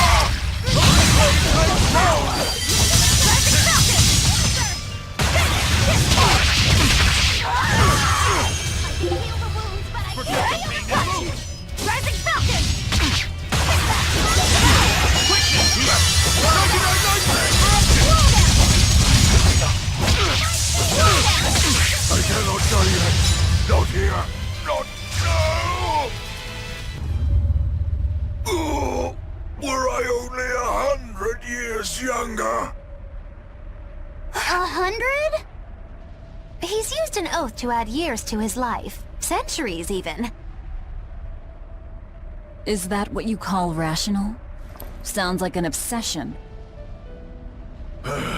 I've said the same thing thousands of times. If it were my choice, I'd have let myself die naturally long ago.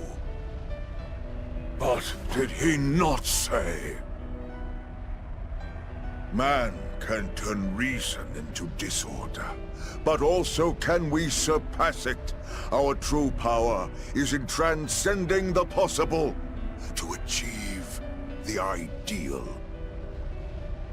So were the words of the exorcist Claudin. They were foolish. Think what you will. I'll show you the truth of his words.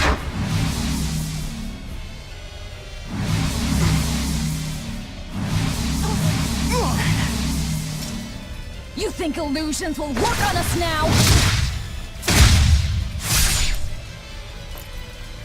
Not in the least. But it bought me enough time to finish my art.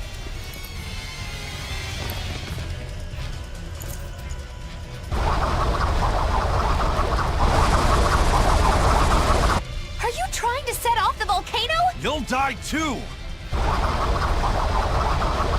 As long as I take the Lord of Calamity with me, I have no regrets. That's because I follow reason! Oh.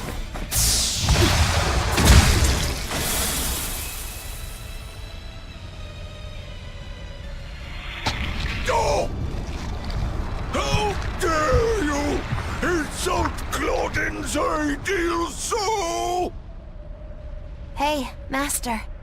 Emotions are a real pain, aren't they?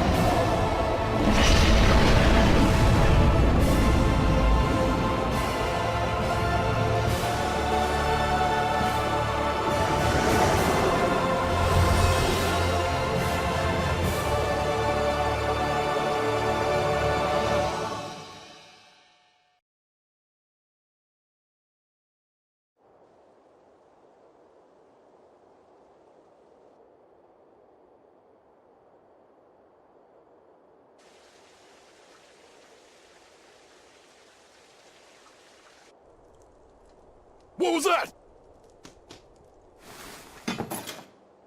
The elemental Empyreans have awoken. We are free.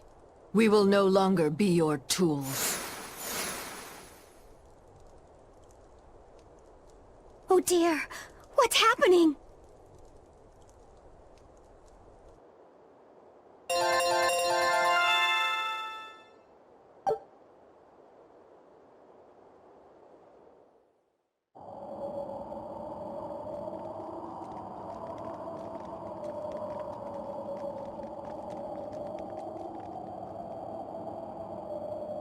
You saved us, Mogulu. Thanks. If you hadn't thrown Melchior off balance, we'd all be dead. I settled my own affairs. Nothing more. But if you want to thank me, I accept gifts. I take it back. He couldn't hurt those flowers. Was that his oath? No. That old fool loved flowers more than anything else. Far more than he did any living human. That's all there was to it. I suppose even a legate can never fully control his heart. Same goes for a witch. Sometimes living can be the hardest affliction. Have the 4 elemental Empyreans awakened? Who knows? But anything that would sleep through that isn't worth our time. Better watch your mouth or they'll smite you. I can feel a shift in Enominat's domain. Yeah, all 4 of them have awoken. Enominat has been pushed out from the Earth pulses. Humanity's amplified resonances will diminish, and many Malachim will regain their free will. The Exorcists will likely lose a good chunk of their forces. Eleanor, have you lost your ability to fight too? Sorry to disappoint, but I can still see you. Evil demons, Malachim, and witches alike. You know where he is. I can feel him. His body has left the Earth pulses. He's somewhere above the Empyrean's throne now. Artorius is with him. However, Enominat is pushing back against the other Empyreans with incredible force. If the 4 are defeated, we'll lose our last chance. No time to waste. Let's go. It's time to end this. Yeah!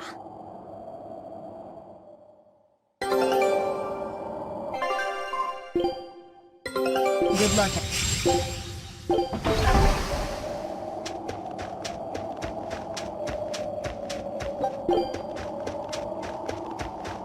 The mountain doesn't appear to be erupting. Or doing anything else, really. I'd say that's a relief. Were Melchior's claims only a bluff? I'm not convinced. Most of his threats had as much truth in them as he could muster. With the 4 Empyreans revived, the land is awakened. Changes in the Earth that once took eons will now happen in a few hundred years. A few hundred years? The mountain will erupt, but not for a long while. A long while to a human, maybe. But compared to the history of the land, it'll be a blink of an eye. But Enominat is the Empyrean of suppression. Who can say what will happen when we kill him? Well, it's not like I care anyway. I think we should care. Melchior sure was strong, wasn't he? Yeah. If it weren't for Magilu's help, we wouldn't have stood a chance. But you saw the opening she gave us and took it. Did you want to be the one to finish him off? If it mattered to me, I'd have fought him alone. We all had our reasons to fight him. The opportunity just happened to be yours. That's all there is to it. I understand. If Melchior had only manipulated Ifrid for personal reasons, then that would be settled now. But he was acting based on his idea of reason. That creating a world without malevolence was worth the cost of destroying people's free will. Ifrid won't be avenged until I destroy that very philosophy. Your business with the Abbey isn't done. Not even close. You all could just sit around twiddling your thumbs, and I'd still take the heads of Artorius and Enominat on my own. If you want to be the ones to finish them off, you'll have to beat me to it. Huh. You're on. I'll fight with everything I've got. That's all I can do. That's plenty. I really don't mean to pry, but I've gotta know.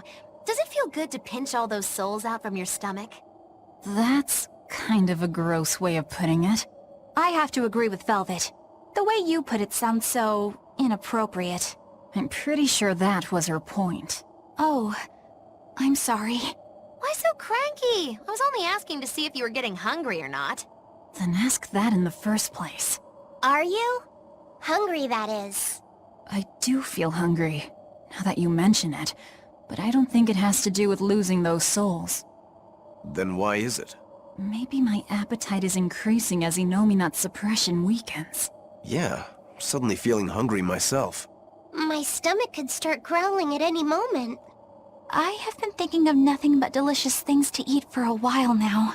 I bet Magilu only brought it up because she's feeling peckish herself. No, that's not the reason at all. That settles it then. When we get back to the ship, you can take guard duty while we eat. I'll make a quiche and pudding. I'll cook up some theion and tomato stew. Ooh, love to try your cooking, Madam Eleanor. Let's get back to the ship. Getting all fired up about food. I would never... I would kill for a big bowl of sweet Calegian-style borscht! Then go find me some peaches. Why peaches? Because you can't have Calegian borscht without peach pie for dessert.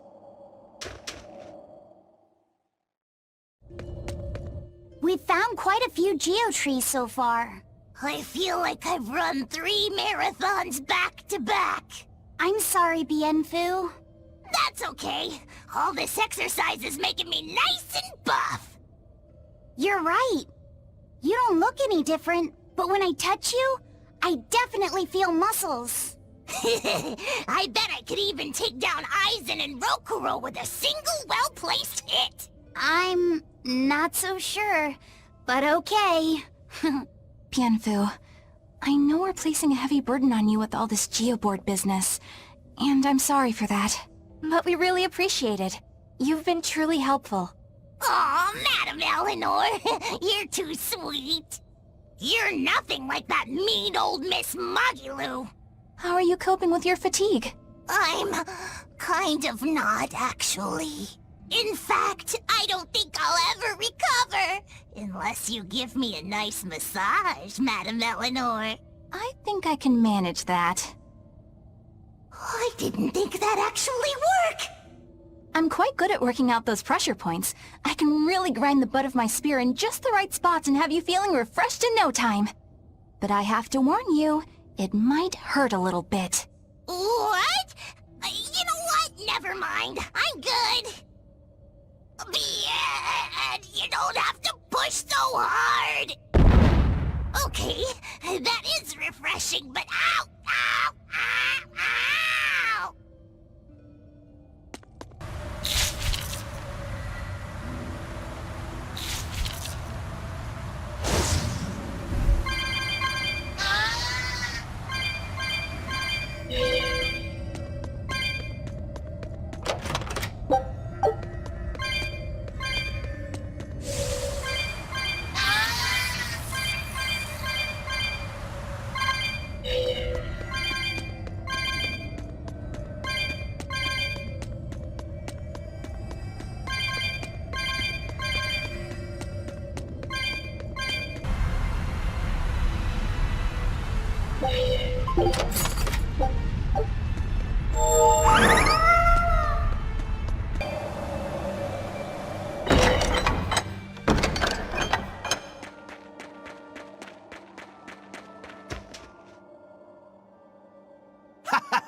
Glad to see you made it back in one piece, Velvet. I'm here on orders from the boss to help you guys out. We could certainly use it. How are things back in the city? I came here from Helives, so I don't know how far the suppression has progressed. But I can tell you that the Abbey's designated the area north of Helives as a Class 4 administrative zone. Which means they've pulled their forces out of the area. What about the people of Mercio? Everyone got out safe and sound, although they did petition for the extermination of the Lord of Calamity. Of course. I say we make this town our new hideout. When else are we ever gonna find a hideout that comes with hot springs? That's a good idea. We should leave Kamoana and the others here. Dial, could you stay and help them out? As if you even had to ask. Wow, that's surprisingly reliable for you, Dial. Hey, that hurts. Now get going already. Benwick and the crew are making preparations in Helives right now. Hey, Rokuro, how'd the showdown with your brother turn out? I killed him. But I couldn't break Stormhowl. Is that because Stormhowl was an even stronger sword than Kuragane's? No. Even with Shigure's full strength behind it, Stormhowl didn't even leave a nick in Kurogane's blade. If I didn't have this sword, I'd be dead now. I think I just couldn't break Stormhowl because I'm still too inexperienced. But you won the match, didn't you? Yeah, but only by combining my techniques with Kurogane's craftsmanship. If that's the case, then as long as you're wielding it, that sword is Stormquell. After all, Kuragane's sword did quell the Godblade's raging storm. Do you think Kurogane would agree? Are you kidding? You know how stubborn that guy is. He'd just say he'd forge something even stronger the next time. And that's why I say you shouldn't be satisfied with how you are either, Rokuro. I know. I'll find even stronger opponents to cut down. By my hand, Kurogane's Stormquell will become even more legendary than Storm Howl ever was. That's the spirit! Show him what we demons can do!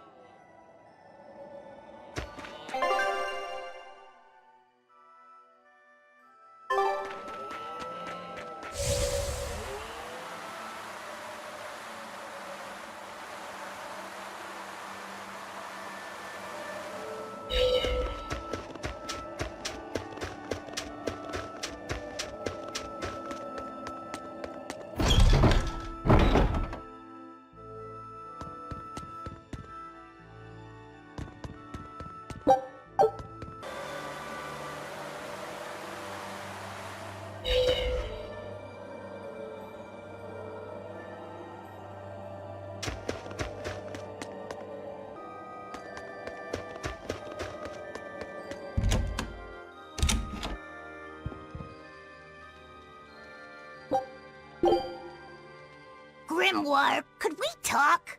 You sound so serious, like it's the eve of the final battle. Well, isn't it?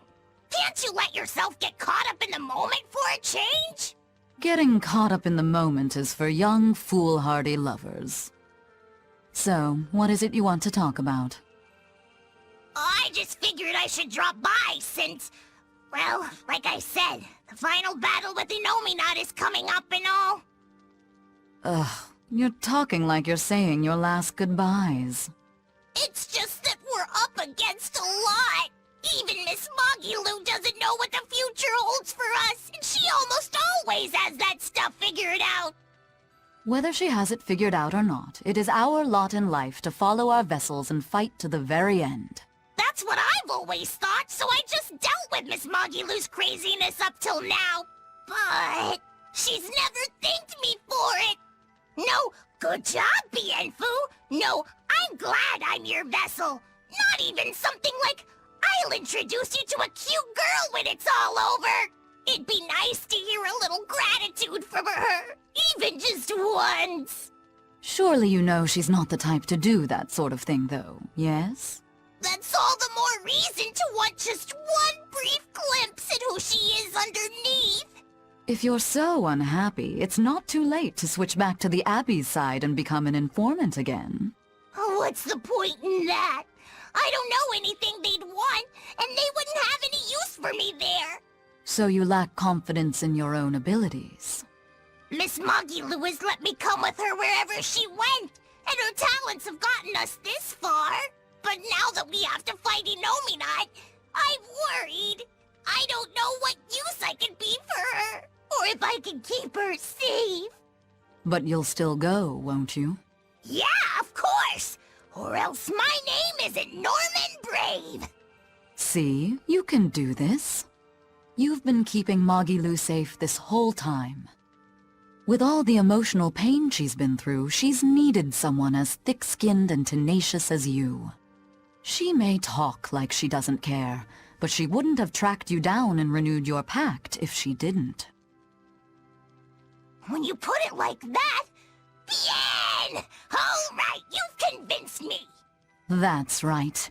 You just trust in old Norman Therapist's good advice. It won't steer you wrong. Wow! I'd have never expected you to actually make a joke like that, Grimoire! I just thought I'd get caught up in the moment like you wanted.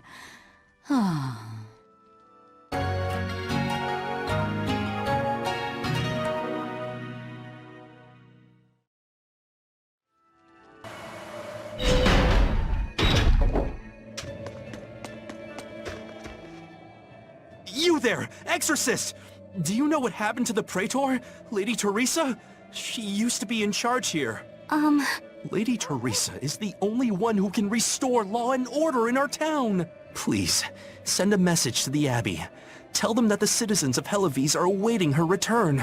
Even if the Lord of Calamity herself were to attack, I won't budge until Lady Teresa returns to us. What will refusing to move accomplish? If my life is in danger, I know Lady Teresa will come to save me.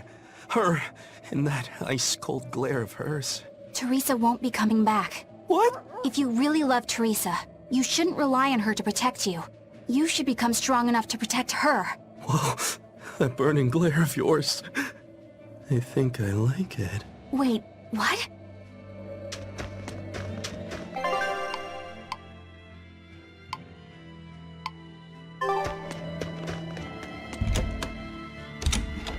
I heard that the Lord of Calamity appeared in Mercio. Now the whole town's been captured by demons. What is the Abbey doing? Why don't exorcists come around here anymore? The Abbey has abandoned us. If the Calamity shows up here, we're doomed. We either run or give up and drown ourselves in drink. If only Lady Teresa were still here. Why has it come to this? Curse you, Lord of Calamity, for everything you've done! You're quite the popular girl. Why not wave to your fans? Yeah, that's a good idea.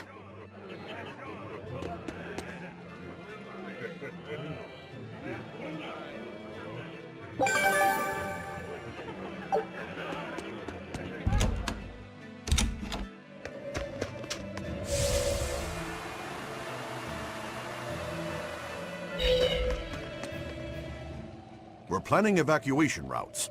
We need to be ready if the Calamity or demons show up in town. When the Calamity attacked the first time, there was massive confusion. Some children got hurt in all the madness. We're preparing evacuation boats, so that we can all flee out to the sea if anything happens. It's a good idea, but it will be hard to evacuate the entire town by boat. You'd best prepare a land route too. That's a good point. But wouldn't a land route run the risk of being attacked by demons? Yes, you'll need to guard it as heavily as you do the city gates. It would be best if you could devise a way to prevent demons from intercepting the escape route, but... Some of the exorcists lost use of their malachim. We can't count on the Abbey's garrison to help us. I'll send a request for aid to the Abbey. But please, don't give up. Try to think of something. Of course. There's no way we'll give up. You can't rely on someone else to protect you. Can you really ask the Abbey for help?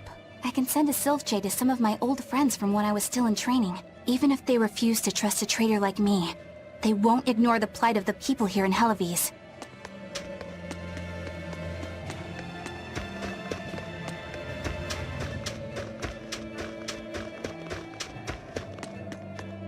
Hey!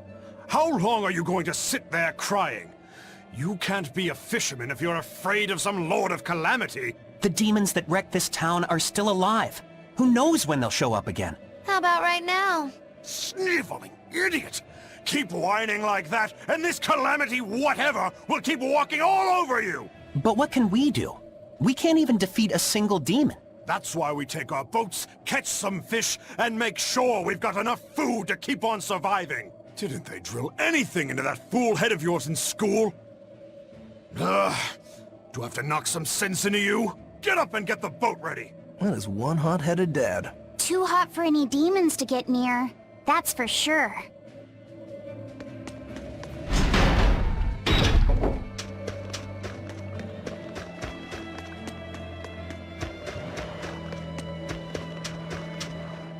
Welcome back!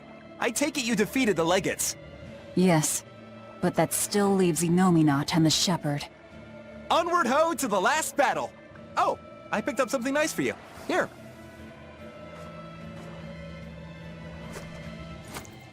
An apple? It's a fortune apple. A good luck charm. No real powers, but they're hard to find. Legend has it, they're pretty lucky. A fortune apple! But we're the bad guys, aren't we? Maybe what we need is bad luck instead. I think the Reaper's got that covered. Aw, that's just mean. Well, I appreciate the thought. Thanks, Benwick. I love apples. Just don't eat it. I couldn't eat it, even if I wanted. Wait a moment. That's right. My power to consume is a part of Enominat. If that's true, then... What is it? You want a bite? Delicious fortune apple. No way. That's a good luck charm. That it is. One to give you the courage you need to survive. So, where's our final destination? The Empyrean's throne. Sail for Port Sexton. Aye aye, ma'am. Aye aye, sir.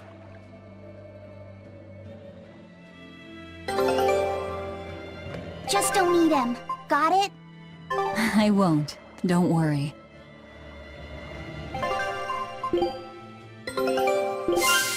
Good luck out there.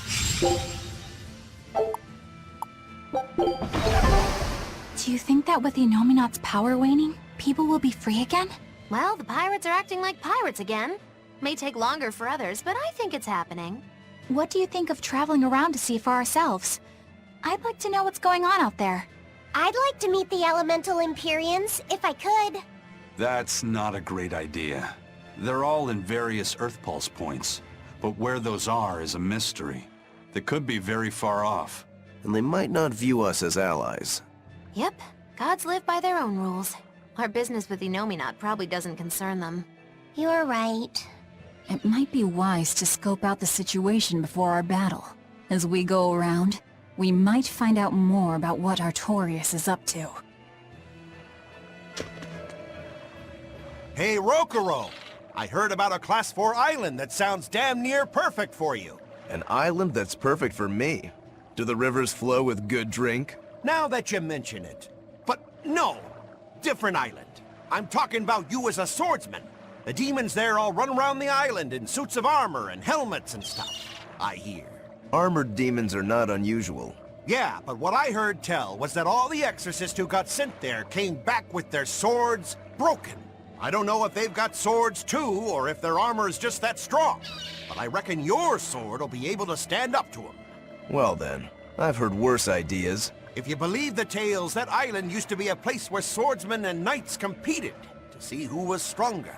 Oh yeah, I know the island you're talking about. Craftsmen from all over gave their finest weapons and armor to the greatest of warriors, and made them fight. It was as much a showcase for those wares as it was a contest of strength. So the demons on that island might come at us wielding fine arms and armor. I'm certainly up for checking it out. I'm curious to see how good the stuff really is. After all I've told you, you still want to go? What is wrong with you?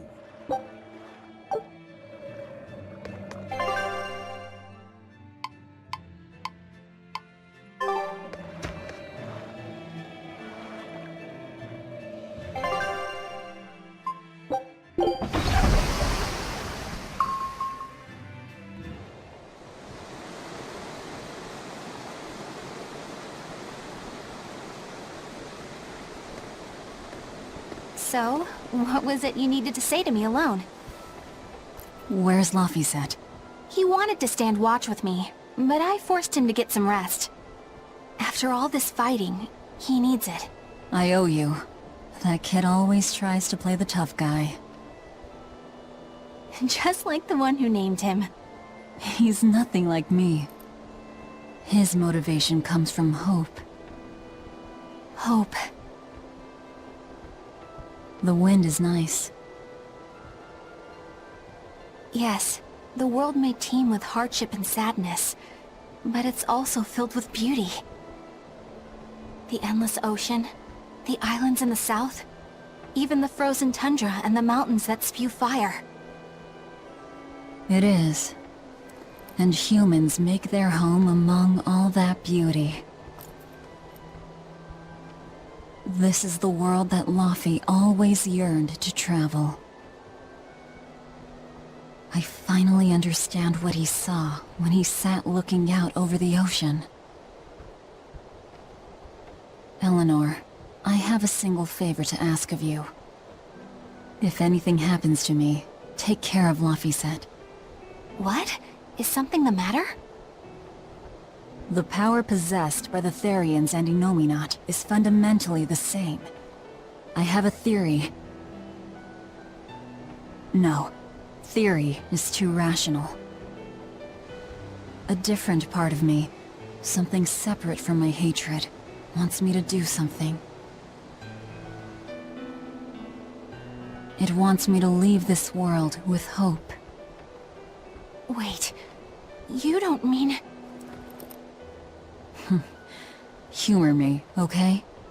If the worst happens, I'm counting on you. I understand. You have my word. I'll look after Lafy.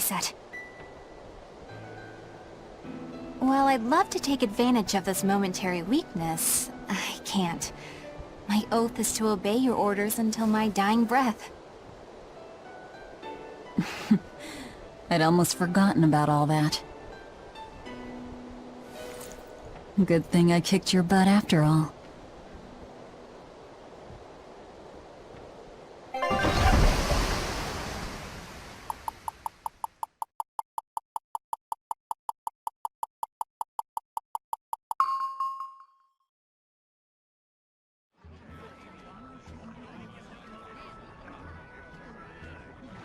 Well, the suppression field is gone. And in its place, rampaging demons. We expected that. Thanks. For everything. I only did what I felt like doing. Who needs thanks for that? Let's go. We have a fight to finish with the Shepherd.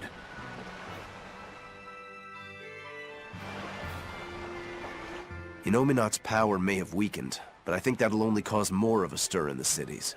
Without the Abbey's exorcists, the people will have a hard time quelling demons. Are you crying? I'm simply coming to terms with reality. I've learned to think for myself rather than let others do the thinking for me. It's painful and frightening, and comes with great responsibility. But this is who I am now. It's on me to own up, face my fears, and keep moving forward. You're a piece of work. But I don't mind having you around. Yes. I'm not weak like I used to be. No, you aren't. You don't have to bear the weight of the world alone, though. I understand that. I will do only what I can.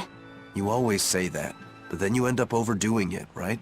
If you push yourself to the limit and it's still not enough, there's no shame in relying on others. Rokuro, thank you so much. You realize you just thanked a demon, right? I'm aware of that.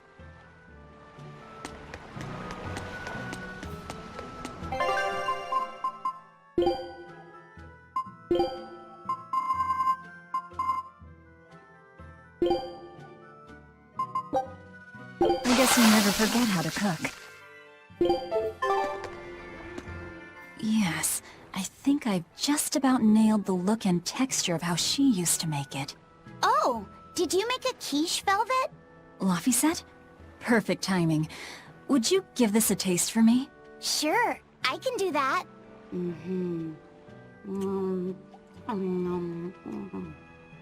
Wow, this is incredible!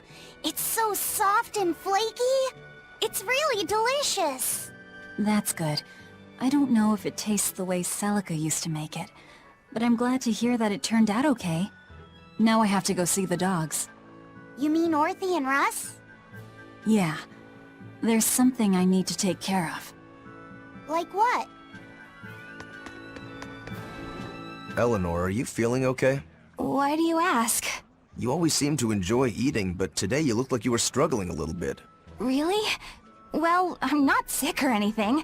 I actually feel even better than normal. If you say so. Wait, do you just not like quiches? No, I like them just fine. Velvet makes some great ones, doesn't she? It's amazing when you consider she can't taste them. I've got it. You hate spinach, don't you? I suppose there's no point in denying it. And here I thought you people would eat anything. I know a lot of people don't like carrots or bell peppers, but spinach? That's a new one to me. You think so? It's quite bitter and it's got that smell. Kind of grassy or something medicinal, or... I didn't know you were so picky. Actually, now that I think about it, you had some trouble with the solitoma, too. It's actually because of the solitoma. I used to love spinach when I was little, but now it just reminds me of... solitoma. I've had to take solitoma before too, but it had the opposite effect on me. Now spinach tastes sweet by comparison. So much for the serious, mature woman. Looks like even you have some child left in you. But don't let it get to you. Being a fussy eater is just another way of life. You're in charge of your own plate. I just don't like spinach. What's the big deal? Besides, I know you all hate it too. I'm talking about the spinach method. Supporting peers in achieving cohesive harmony. It's the foundation of any successful team, and you all completely fail at it. Okay, so first, what the hell are you dribbling about? And second, I'm not going to be lectured by some wee baby who won't eat her spinach. And you know what? I do what I want. I'm a free woman, and I don't need to live by your rules. Some of us just aren't cut out for team leadership.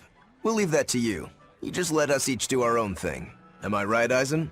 Don't be ridiculous. The spinach method is the first thing every pirate learns if they want to join Ifrid's crew. Sometimes the younger sailors forget all the steps. I was just running a refresher lecture on it last night. Eleanor's on the money here. By the way, Eisen, I'm still waiting on your latest report. I haven't heard anything from you in a while now. Oh, I was gonna get to that, tomorrow. I've had it up to here! All right, you three. Sit down and listen. Did you not hear me? Sit down and listen! I don't need to live by your rules. Some of us just aren't cut out for it. I'll do it tomorrow. You might as well be toddlers. Our enemy is formidable and well-organized. Some might even say we'd be crazy to take them on. Surely even you three can recognize that any small lapses in cohesion could bring total disaster upon us. How did we get from spinach to a lecture on team building?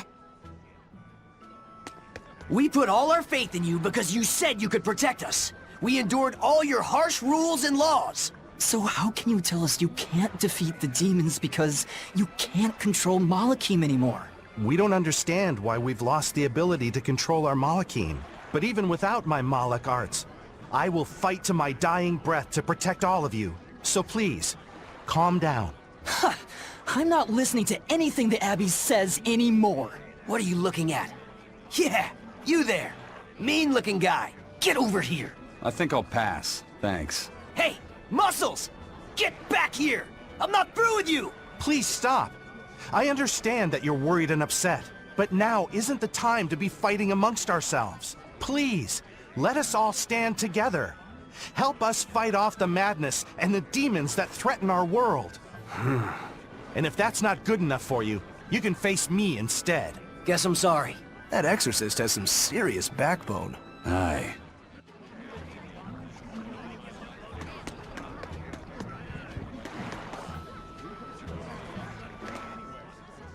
Hey, it's you! Magilou's debauchery.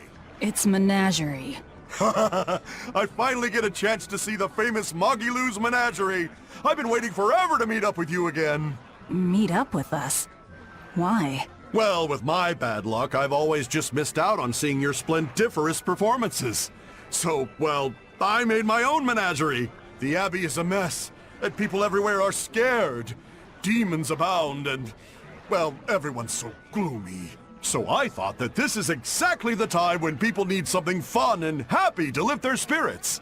My troop is still in training, but we're almost ready. That's wonderful. What do you call yourselves? I wanted something with power, impact. So behold, we are the Dark Wings! Dark Wings. Huh. Hey, what gives? That's a terrible reaction. You're trying to cheer people up, right? So why dark? And dark wings only make me picture crows. Or bats, maybe. Really? When I think of the Dark Wings, I think comedy. Maybe I should rethink this. Oh, I got it! We'll be the Dark Smiles! Sounds like you've got a pretty dark sense of humor. You really want to go with such a dark-hearted name? Okay, fine. The Dark Magic. No, the Dark Circus! No, that's no good. The Darkest Hour! The Dark... Maybe you could try losing the dark part. Good point. All right then, how about this one? The Peddlers of Joy! We don't accept solicitations. Fine, forget you. I've made my decision. We're Darkwing Menagerie of Comedy, and that's final. You really went all out. Still, you've got zing, kid. Here's hoping you have many dark years to come. Magikazam! Thanks! That makes us rivals now, but still, from one entertainer to another. Good luck. About that Magikazam of yours? You only use that spell when you couldn't care less what happens, right? What this world needs now is a good dose of apathy. Am I right? But here's hoping you have many dark years to come. That's not very nice at all, is it? Magikazam!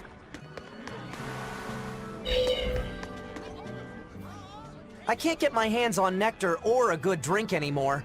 But thanks to that, I've finally seen the light. I tried drinking lots of different things to help cope with my cravings. And I discovered that a nice cup of tea really does the trick. You can't give kids the heavy stuff. But tea? Kids, adults, the elderly, everyone can enjoy it. That's a good positive point of view. I'm thinking about using my life savings to open a tea shop, filled with tea from all over the world. Rather than let ourselves get all worked up panicking over the demons, we'd be better off sitting down with a nice cup of relaxing tea. It'd be wonderful if you sold some tasty pies or cookies there too. I know, right? I need to find some baked goods that go well with tea. Maybe I can find a girlfriend while I'm at it. Well, good luck with that. Thanks. Speaking of which, are you single? Sorry, think I'll pass. Yeah, figured as much.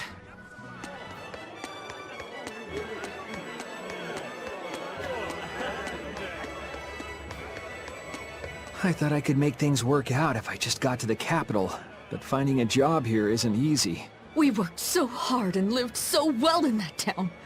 Why did this have to happen to us? We should tell the Abbey what happened. They'll help us and kill all those evil demons. We know that place better than anyone. We can help the Abbey recapture it. I'll never forgive those demons. Or the Lord of Calamity. I'm sorry.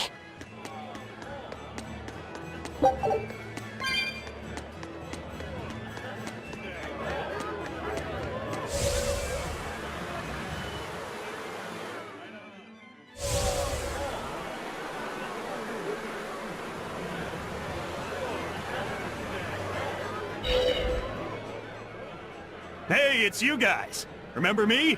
We met during that whole thing with the Swordbreaker. You convinced me to stop being a bandit. Yes, I remember you. You made it to Logres. Yeah, I finally saved enough to open up my bandit cuisine restaurant. I'm just looking for the right location now. You didn't steal that money, did you?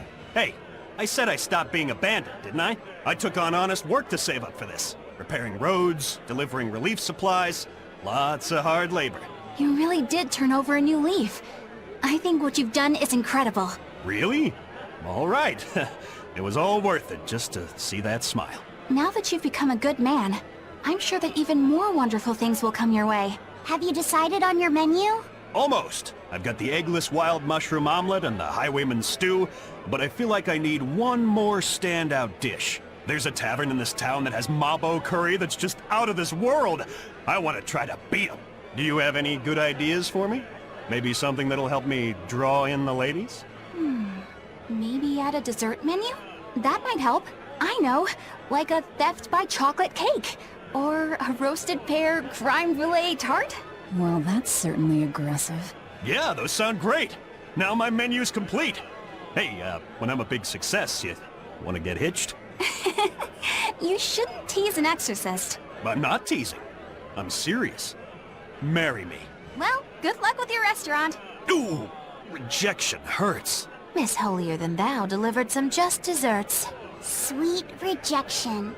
It'd make a good cake name. The taste of defeat is bittersweet.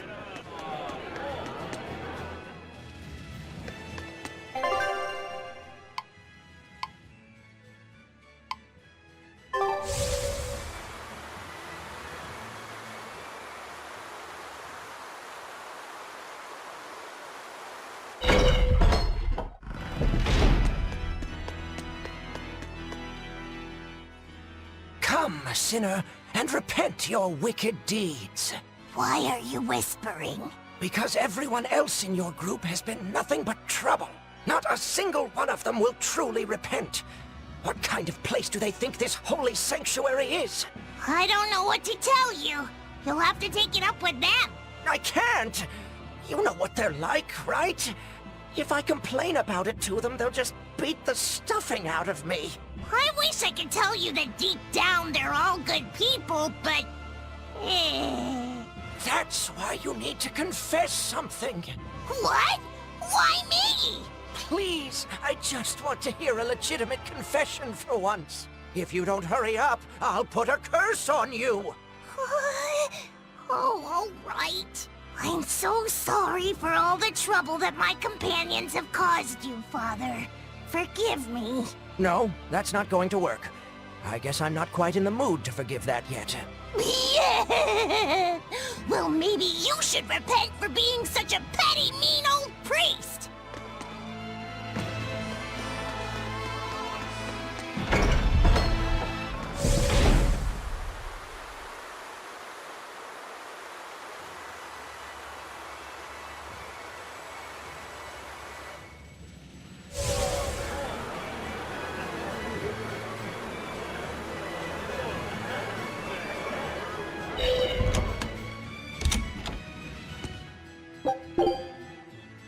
Benwick told me that you can mop the floor with the water you've used for washing rice, and it'll make the wood shiny. Is that true? It is. Not only does it get the floor clean, it'll put on a layer of rice brown oil at the same time.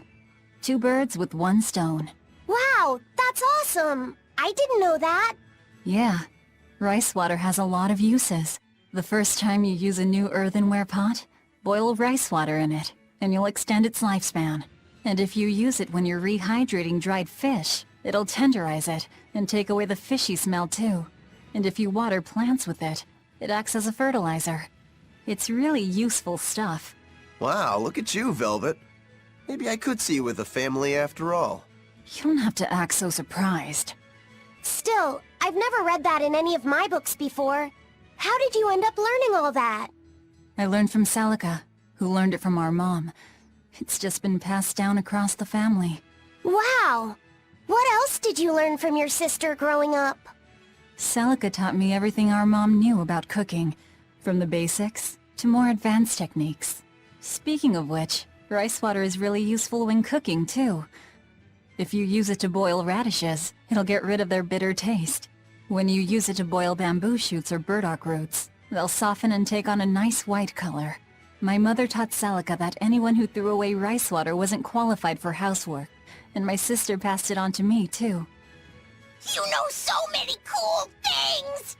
When I needed to make When you need to make a child eat their vegetables, it'll go over better if you can cook them tender and not so bitter. I bet you'd make a pretty good mom one day, Velvet. You really think so? Actually, since you're here, Bienfu, I have to ask. Those are discarded vegetables on your tray there, aren't they? Yeah, but they're just raw scraps left over from cooking. I was on my way to throw them out just now. What are you talking about? That's all still good stuff you can use. Look at those radish leaves.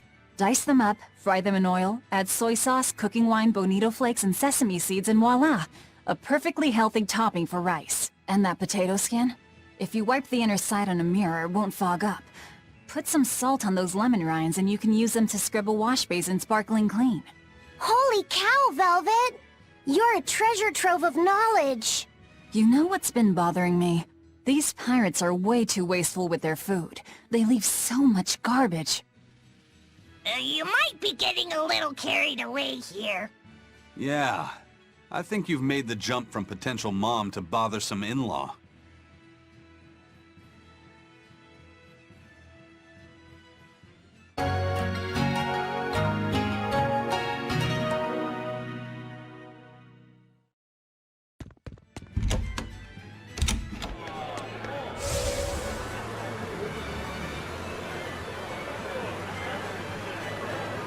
The Lord of Calamity has brought fear to the entire kingdom. Grim whisperings echo through the streets in every town. It's gloom and grief all around. So many people at church have lost someone close to them. But it is in the saddest times when smiles are most needed. Dark expressions cast dark shadows. Smile in the face of sadness. Now that's a real man. That old guy knows what's what. I'm not saying you need to make light of everything, but try to leave a little room for joy in your life. Like when you eat good food, or see a beautiful flower. Or even this fountain. Water wells forth, a symbol of hope. Even though life may be hard, I keep at it. I work hard so that this fountain never runs dry. And I'll help you maintain it, so that it stays a place where people can come to feel at ease.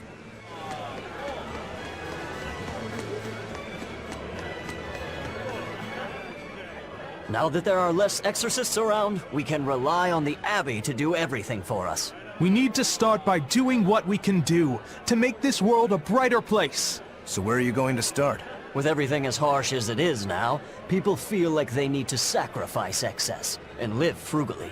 I agree that we should act in moderation and refrain from excessive luxury. But we need joy to keep us going, right? That's why we've decided to open up a restaurant. We want to make people happy by making good food and good drink. What sort of food will you make? That's what I'm researching now. I'm walking the world, trying different foods. I heard they have this amazing Mabo curry. But to be honest, the place looks a little intimidating. Just treat it like it's any other restaurant. I've been in there, and the Mabo curry is great. Really? So it's a Mabo curry even the kids can like? I gotta try me some of this. I wish you wouldn't call me a kid. My bad. I didn't mean to step on your pride there. I was too preoccupied with thinking about our restaurant's mission statement, and I neglected to consider your feelings. I'm terribly sorry. It's not that big of a deal. But what do you mean by mission statement anyway? We're a restaurant that's fun for the whole family. Our slogan is, we'll feed you from the cradle to the grave. It's supposed to be a place people eat. You might not want to mention graves. I think a person would need a lot of courage to go eat there. Whoa. Why didn't I think about that? You seem to miss a lot. Are you sure you're up for running a restaurant? We'll be fine. I studied up on a lot of restaurant management, and I plan on hiring a really good chef. All that's left is to select a menu and come up with a new slogan. Instead of cradle to grave, how about from this life to the next life? Your food's killing them either way. Rats. I can't think of anything. How about fine dining, from baby teeth to dentures? Not bad, eh? That's fantastic. It gets rid of that whole dying thing. I love it. We'll use it. They've got a long road ahead of them.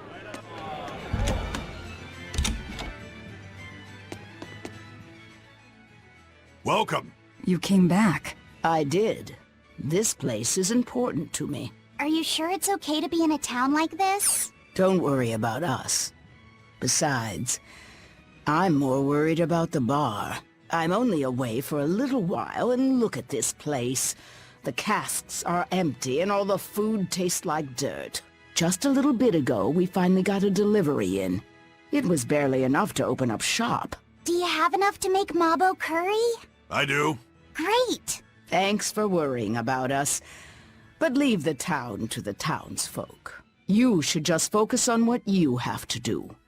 Just make sure you don't have any regrets. Thanks, Tabitha.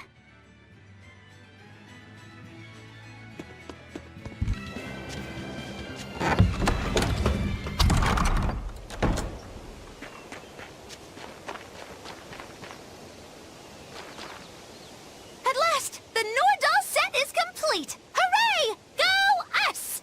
Turtles! Turtles! Just in time for the winner circles! Your detective skills truly put mine to shame! It wouldn't have taken so much time and effort if you'd been willing to help us look. But you'll make it up to us with a suitable discount next time we trade.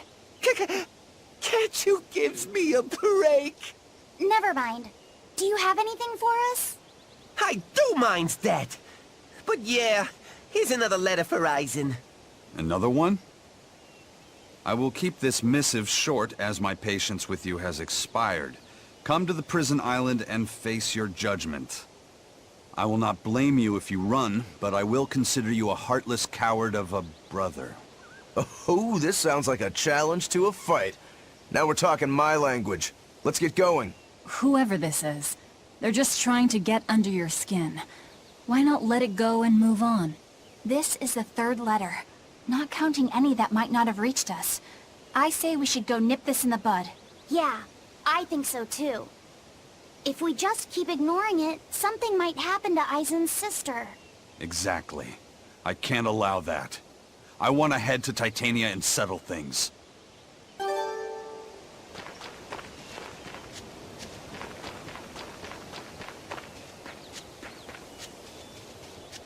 I still have a long way to go before I perfect my new drink, but I did discover something useful already. If you steep the radish bells in barley wine, the poison is denatured. leaving behind a hearty flavor. Sounds like snake wine. Exactly. That's where I got the idea. So, can I get a taste of your new concoction? Don't tell me I have to wait 50 years for this one, too. I just started brewing it up. It should be ready after the summer. But my intuition is telling me to let it sit for 4 years. In that case, we'll come back next autumn. Make sure to save enough for 2. Nah, 2 won't be enough. I want to treat the whole crew. How much can you make by then?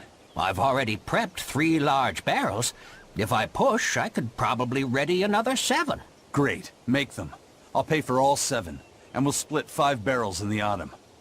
What? And we'll come for the other 2 in 4 years' time. Right, Eisen? No. We'll only take 1 more.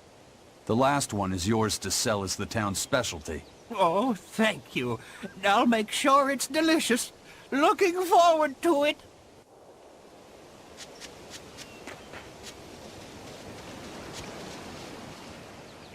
She had the idea to build a great bell tower and make it the symbol of our town. We'll make the tower out of stone, tall and proud. Then we'll hang the biggest bell in the land here. The wind whistling down from the mountains will carry the sound far, far away. Wouldn't that be wonderful? Yeah, it sounds great. Where are you going to quarry the stone? The stone we get from the mountains near here is dense and smooth. Perfect for constructing buildings with. You know your rocks. When I was deciding on where and what to farm here, I spent a lot of time researching the nearby geology. Not only does she have the knowledge, she has a great logical mind. She's been a terrific help in getting this plan off the ground. And he's got the good ideas. But he tends to leap before he looks. Since I don't get flashes of insight like he does, he's given me all sorts of ideas for improving my farm. Now we're trying to find the perfect metal for the bell. The metals and their ratios used when casting the bell will change its sound dramatically, right? That's right. We're testing all sorts of alloys, trying to find one that produces a smooth, pleasing sound. I hope you can find a sound that will soothe the hearts of those both near and far.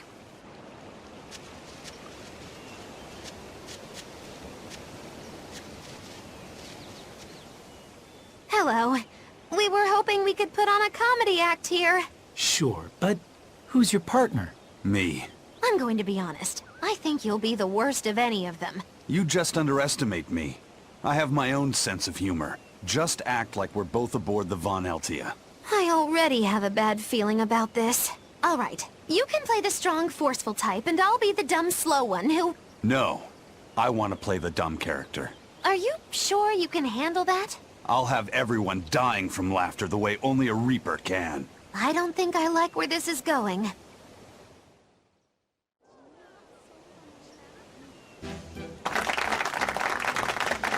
Hi there! We're your friendly comedy duo, Death by Laughter! Magic Kazam! Huh? He just stole my line! Thank you all for coming here to see us today. Now, when you think of Rakugo, you of course think of classic characters like Hatsuan, Kuma-san, Oya-san, and there's the neighborhood retiree, and Yotaro the fool who... Whoa, hold it! What are you rambling on about? Does it matter? I'm just trying to get a feel for the audience. Every comedian does it. Not anymore. Speed is key nowadays. Speed! You need to be snappy and get straight to the point! Well, I object. Comedy that forgets the old classics has no future. What's old is tired. Comedy is always evolving. It has to.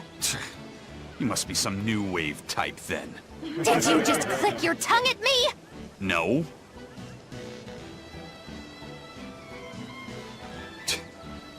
You totally did! I heard that! I'm the leader here, and don't you forget it! If you respect comedy, then respect my authority! Sorry. All right, as long as you understand. Now, what are you thinking of doing today? I was thinking of maybe imitating a clock.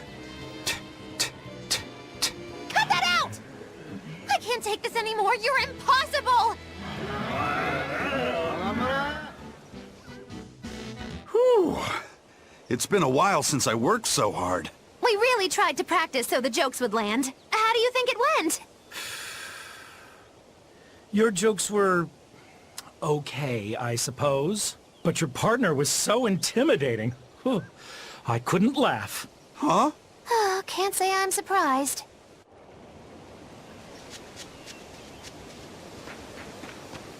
Every time this time of year comes around, I can't help but think back on that terrible accident. Can you tell us about it?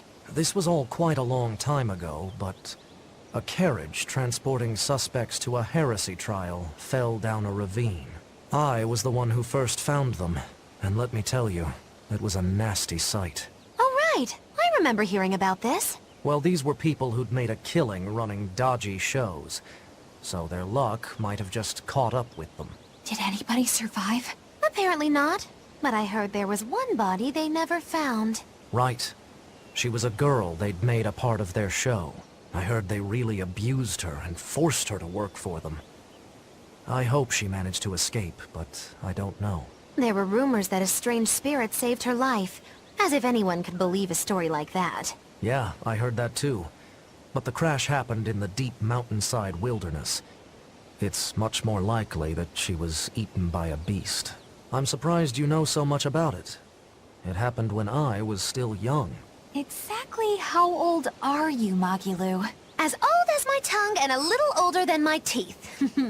From your reaction, I can at least tell you're not my age.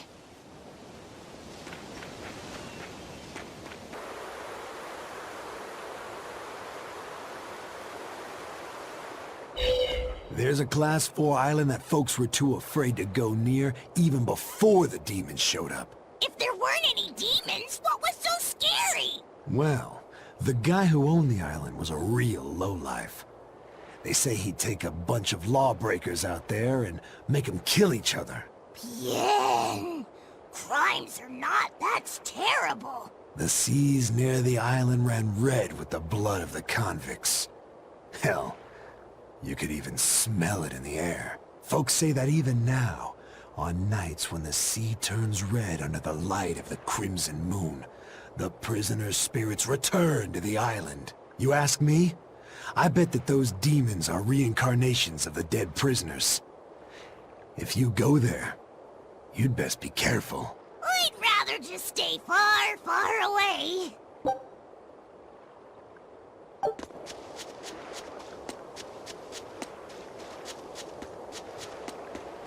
I heard about some Abbey people who went to recon a Class 4 island and haven't come back. Oh? I wonder what's drawn their gaze. Well, recently, a fishing boat carrying demons washed up in the harbor and caused a real stir. The crew just probably caught demon blight, right? Well, about that. People found flowers on the ship that only bloom on that there Class 4 island. But even if the fishermen had gone near the island, they weren't the types who'd ever even consider setting foot on its shore. Could the demons have attacked the ship, then ridden it all the way to the harbor in search of more prey? The demons were wolfmen-looking guys. Certainly got the Abbey on alert. A whole bunch of intelligent demons is bad news. Wolfmen? An island of therions? I'd say that place ranks 6th on the places where I'd least want to live. Wait, what the hell kinds of places are 1 through 5? What's that you're pouring out? It's for Ifrid's memorial. Captain, this is some good booze the first mate's been hiding away. Drink up! It's all yours! Ha! I'll never forget you, Captain. And I'll never forget that 500 gold I loaned to you either. And I'll always remember how hard your fists were. That's just because you screwed up all the time, Benwick. I always meant to hit him back one day, but now I'll never have the chance. It's so unfair! Oh, shut up. It'd be 100 years before you'd be able to knock him out. Not even Von Ifrid would wait that long for you. Hey, I could have managed it in 50. Well, this turned out to be a pretty lively memorial. To death, we are as equals. It comes to us all. There's no reason to treat it as something special. Exactly. And besides, we're all pirates here. Wherever we sail, death is always lurking beneath the waves. You're all prepared for it. Of course we are. Eisen, would you mind if I said a prayer for Ifrid? You would? He's the most terrible villain in 100 years. That's true, but I just... What if you prayed for Eisen's friends instead? I don't think there'd be a problem with that. Okay. Is it alright if I pray for your friends instead, Eisen? I'm not stopping you. Captain, I was more enriched by the days I spent sailing with you than the centuries I roamed in search of something to end my curse. Thanks for the fun, Ifrid.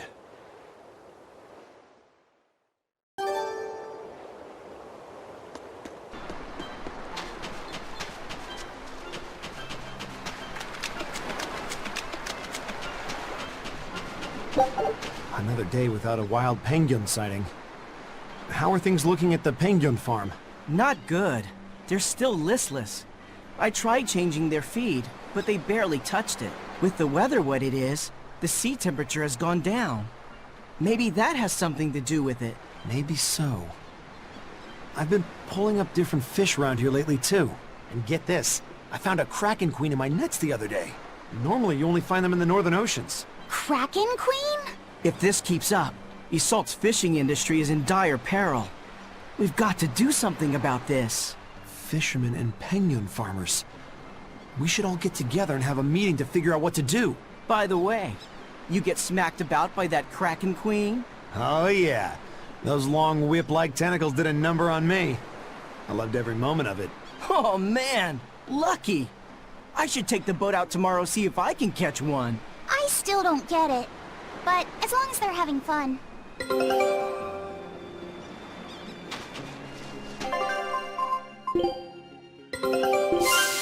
Good luck out.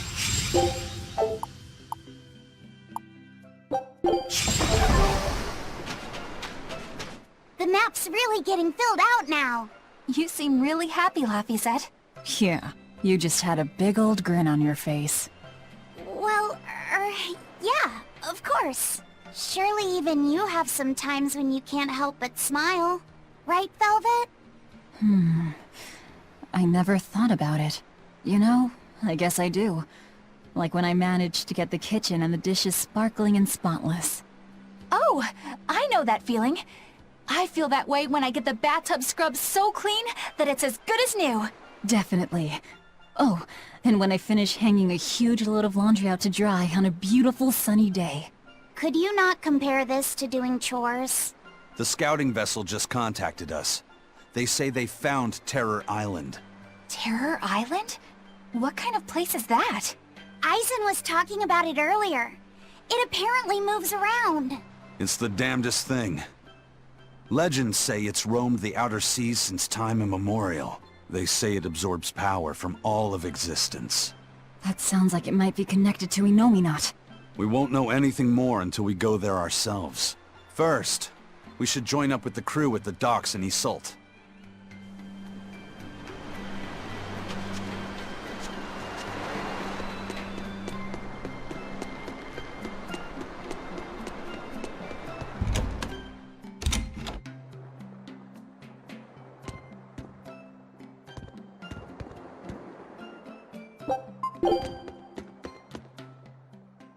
Hey, have you heard the rumors? People are saying there's a talking penguin around. I didn't know penguins could talk. It's true.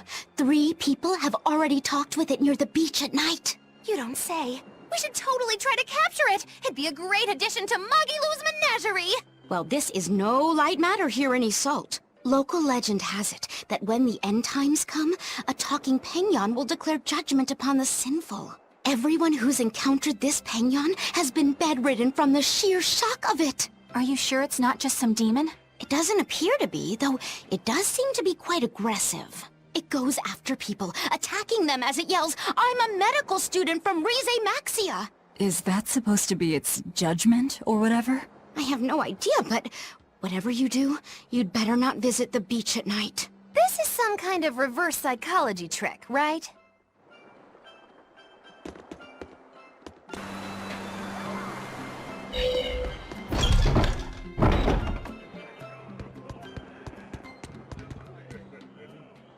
Haria village, getting wiped out by demon blight. Really makes you think, doesn't it? Like, if they had abandoned their faith in Nominoch and moved to Isolt, they might have been saved. I'm glad they didn't come here. They deserved it. It's their punishment for heresy. How could you? No one deserves that fate. But didn't that priestess and her daughter turn first? That's what caused it to spread. But look at us here in Iseult. Not a single case of demon blight. That's the only possible explanation. They were crazy to resist the Abbey.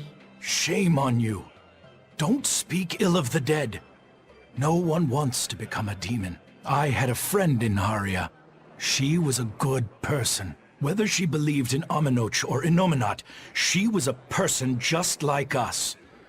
Our islands were her home. Perhaps I have no right to say anything here, but please, don't ever lose that kind heart of yours. That's the best way you can honor the memory of Haria's people.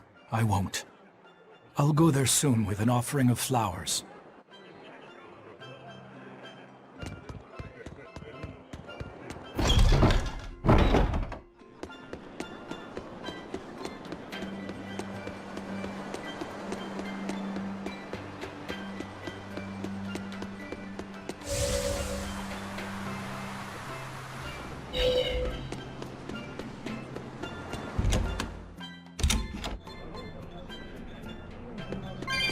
We were hoping to put on a comedy routine. Any way you can fit us in?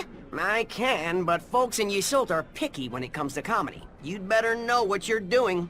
I love a good challenge. Wow, Rokuro. You actually feel like helping out? Believe it or not, I've always been interested in theater. I thought it would be good for building courage. I think you have enough courage already, but for now I think we should set your sights low.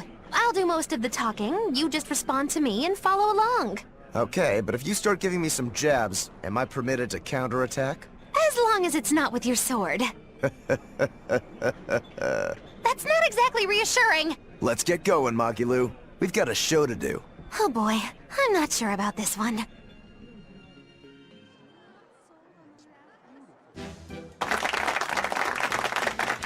Hi there! We're Magilu and Rokuro, a wild, rough-and-tumble pair! Ha ha ha! Magicazam! The weather's so nice in Iseult, isn't it? Especially the sea breeze. Speaking of which... Sea breezes are bad for swords. If you don't keep them polished, the salt will rust them. I suppose that's good advice for any sword enthusiasts out there. But anyway, doesn't the air make you want to eat seafood? Ah, sashimi, fresh-boiled fish on the shore, seafood bowls. So many kinds look so delicious, but... And fillets, too. You can't forget those. Takes true mastery to be able to use a blade so finely. Every creature, not just fish, has delicious spots that make for perfect cuts if you know where to find them. That's kinda gross, but okay.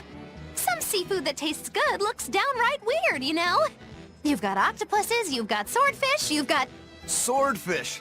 Now, if there's one fish out there I'd love to duel at least once, it's that one for sure. You know there's not much I can do with these sudden wild tangents, right? No. You see, I was just making a gag about how I'm a swordsman, so a swordfish would be like my rival, you get it? Oh, just shut up. Oh, okay. So you've got octopuses, swordfish, you've got those freaky deep-sea anglerfish. Some say the more bizarre-looking the fish, the better its taste. Maybe it's true. I love pufferfish, and they're really weird, round-shaped. Speaking of round animals, I once met this round-looking guy named Armadillon. I'd never seen anyone so round before or even since. Ah, I can't take it anymore! You're a nightmare to work with! That turned out pretty funny. Yeah, well, I feel like our material could have been better. What's your take on it? I'll just say one thing. If nothing else, your partner was a convincing fool. I don't think he had to act much. You think so? No, you're just a free spirit nobody can hope to control. Your attention, please! I've tabulated the results and I've come to the conclusion that... you're all hopelessly unfunny! I'm sorry. I don't really care how it went, but when you put it that way, I get a little pissed off. Anyway, that's why I'll be teaming up with Bienfu to take on Magilu. Works for me! I'm ready when you are, Miss Magilu! Which bit are you gonna do? Your specialty, Cat Emperor? Or the surefire automaton assault? Neither. We need brute force to win, so I'm going with Elysian Thunder! Which means that when things are at their peak, we're gonna hit the audience with lots of thunder, right? Right! Thunder in the form of relentless ad-libbing, as much as we can possibly handle! Okay! I'll scout out some local material we can use for our opening warm-up, too! Great! You do that! You two are really in sync. Couldn't you two just have teamed up from the start? It's almost like the whole thing was an elaborate joke just so she could have this punchline. Well, now with that settled, let's make our way to Logres and meet up with Majulu.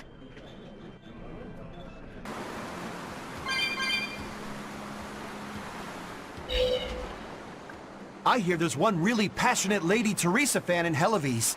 But I'm not going to lose to a poser like him. Lady Teresa's true allure isn't in those frozen eyes. You can't say you understand her if that's all you see. But I do. Only I understand her true appeal. Do you want to know what it is? Well, I don't think I really care. Do ya? Huh? Of course you do. Okay, sure. Well, if you insist, I'll tell you. Teresa's true allure is in that tinge of sadness hidden within her lovely face. Even when she's smiling, there's a touch of melancholy that never leaves her. It's like her heart is somewhere else, somewhere distant. So where is it? With her love, her true love, the true love she's yet to meet. How tragic! She suffers, lamenting the love she cannot find, yet doesn't realize that the very man she seeks is so near. That's why I watched over her so dearly. And then it happened. It was a day I'll never forget. What happened? She was off duty, frolicking in the waves by Maclear Beach. That alabaster skin, how pure she looked in her swimsuit. This guy is really, really creepy. Yeah, seriously creepy. Hey, what's with that cold look? I feel bad for Teresa. She had to protect creeps like this guy, too. What cold, cold eyes you have. Velvet, Eleanor, quickly, avert your gaze! If you keep looking at him with disgust and disdain, you'll only stimulate this perverted freak! Come on, everyone. Let's go. No, come back! Please! Scorn me! Despise me!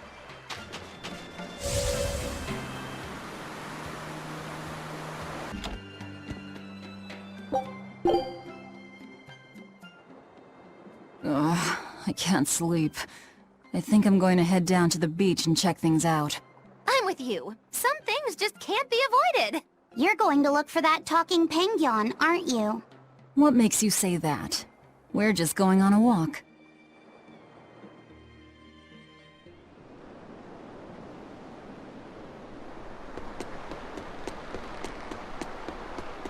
Look, Velvet! There's a penguin! Think it might be the talking one?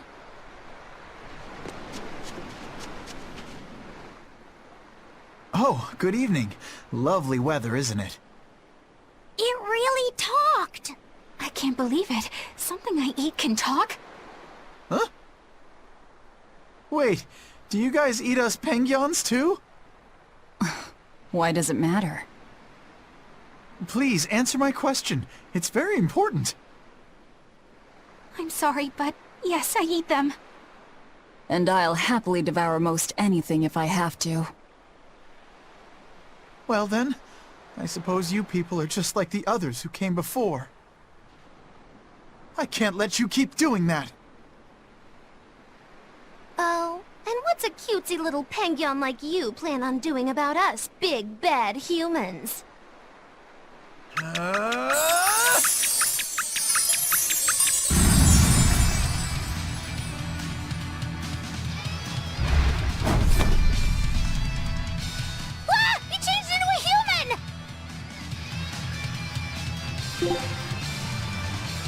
What the hell are you? I'm sorry for deceiving you all, but I can't let you hurt any more penguins!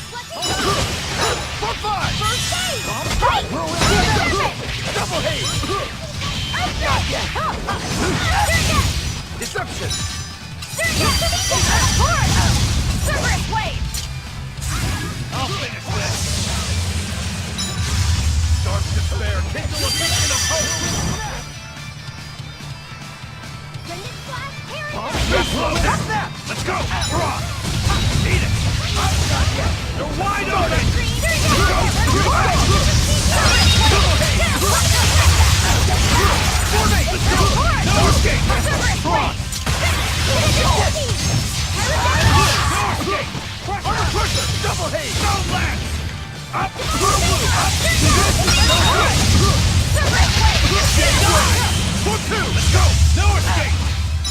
Mirage Flip!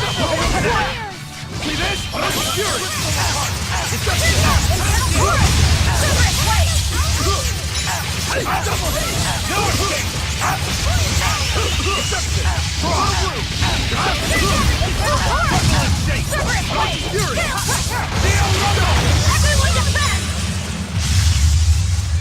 Mirage Flip! Whirlwind Snap! Take this! Whirlwind Snap! Mirage Flip! Take this! Whirlwind Snap!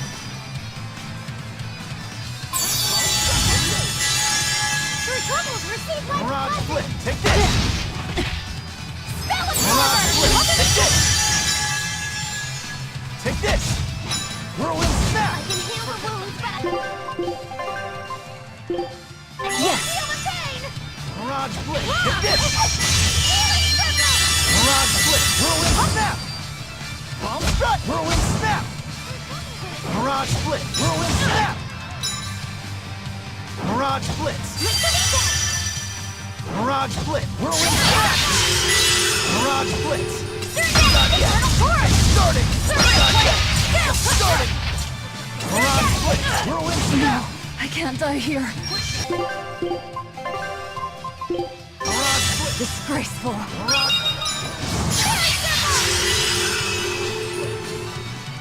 Take this! Whirlwind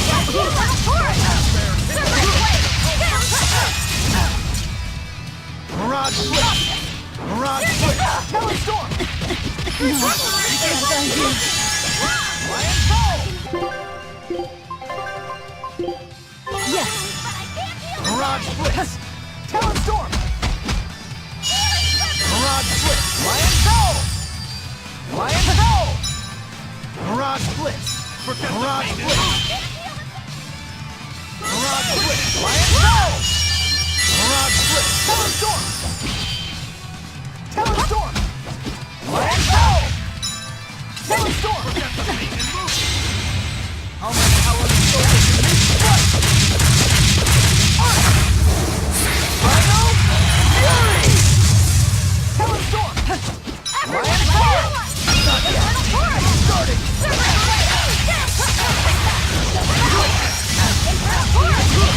Kill them to the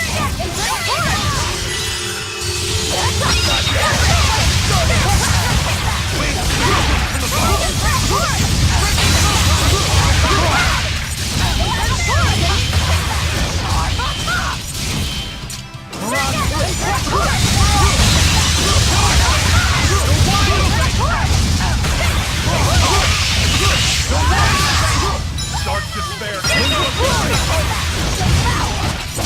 Infernal Torrent! Resurrection! Infernal Torrent! Cerberus Blade! Starting! No escape! Infernal Torrent! No escape! Infernal Torrent!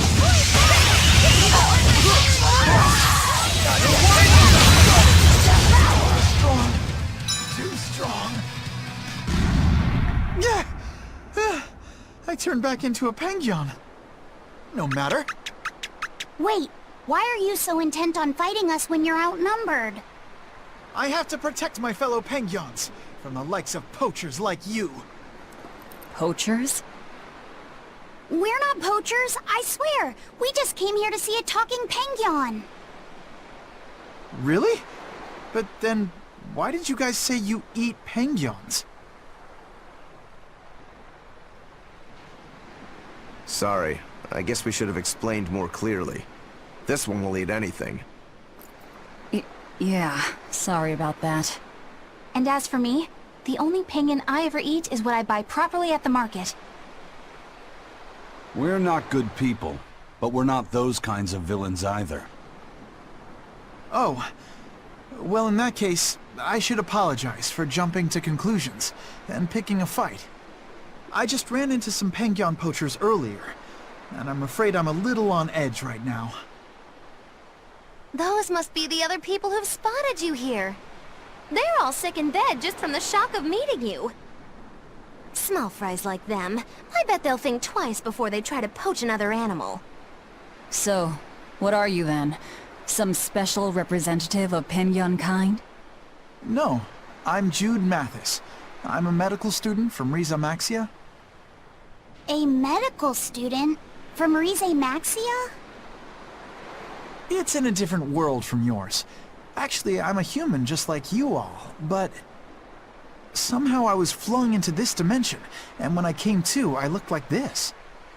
So, basically, you're a human from another world, but when you came here, it made you turn into a penguin? This story of yours, quite a tale. The whole thing's pretty hard to believe. It certainly is. However, when I was lost and confused, the penguins here were kind to me, and took me in as their own. I wanted to repay the favor to them since they've done so much for me. So you've been protecting them from any poachers who come. But don't you have bigger things to worry about right now? Looks to me like you're too soft-hearted. I get that a lot. Well, we've heard your story. But even if it is true, it doesn't sound like there's anything we can do for you. Don't worry about me. I'll figure out how to get home on my own, one way or another. The problem is that a friend of mine got sent to this world with me, but I haven't been able to find her. My hunch is that she's also turned into a penguin. You haven't heard of any other talking penguins, have you? Can't say I have. Sorry. Oh, okay. What kind of person is this friend of yours? Maybe we'll run into her later. Her name is Mila. She has pretty red eyes and long golden hair. She carries herself with dignity and possesses a commanding presence. What else? Oh, and one of her quirks is that whenever she sees something tasty, she drools. That's an interesting quirk. You mean she actually drools? Also, she's known as the Lord of Spirits, because she's accompanied by 4 summon spirits with command over the elements. Ooh, Lord of Spirits. How royal sounding. Got it. If we hear anything, we'll let you know. It may be hard, but try to keep your spirits up, Jude. Thank you all so much. I hope you guys get a lead on Mila. You care about her even more than yourself. Well, how do I put it? She's just a really special person to me, I guess. Fair enough.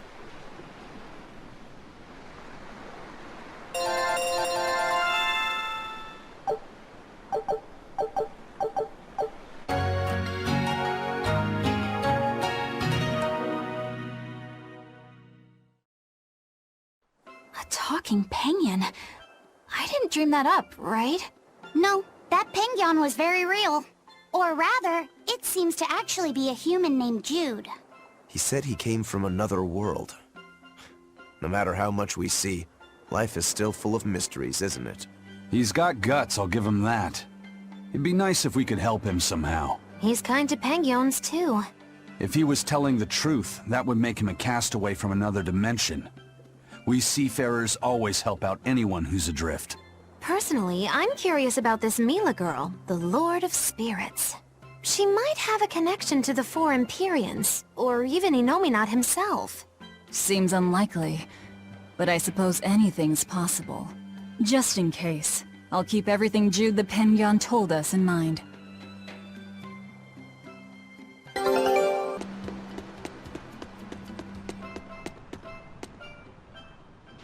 I heard you guys found Terror Island. Is that true? Yes, First Mate. It was moving around, just like the legends say. We left a team on the island to track its movements. Then they'll lead us right to it. Excellent. We'll take the Von Eltia there. Aren't you rushing things a bit? We don't even know what's on the island. It's too dangerous. I'm aware of the dangers, but I can't abandon my crew on that island. You can grumble all you want, but I'm going. Ugh, yeah. I figured there wouldn't be much use in trying to persuade you.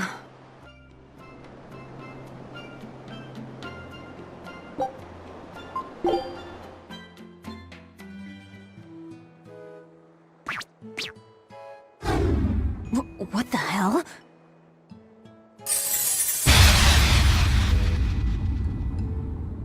Hooey! Now this is mighty rare. Looks like we got ourselves even more guests! Welcome y'all to Norman Island! Y'all must be right tuckered out from all that traveling. Why don't you take a load off, sit for a spell, and have a snack? Wait, did you say Norman Island? You heard right! This island is homeland for all us Norman! It's good to be back. I haven't been here for at least 1,500 years. Aw!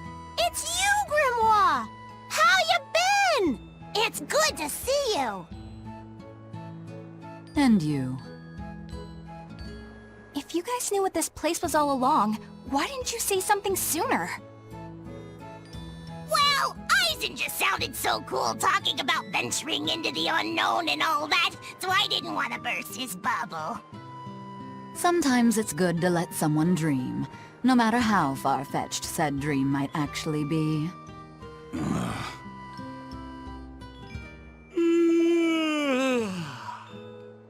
This island is way too good to be true, First Mate. Ah, everything's so nice and laid back here. I could just relax like this for 1,000 years. So, when people say this place absorbs power from all existence, this is what they meant? Well, they're not wrong, I guess. So, what should we do? Do you really think it's okay to mark this island on the map? Let's not. I got a feeling this might be one of those places that's best kept a secret. Yeah, you're probably right. Well, so much for Terror Island, I guess.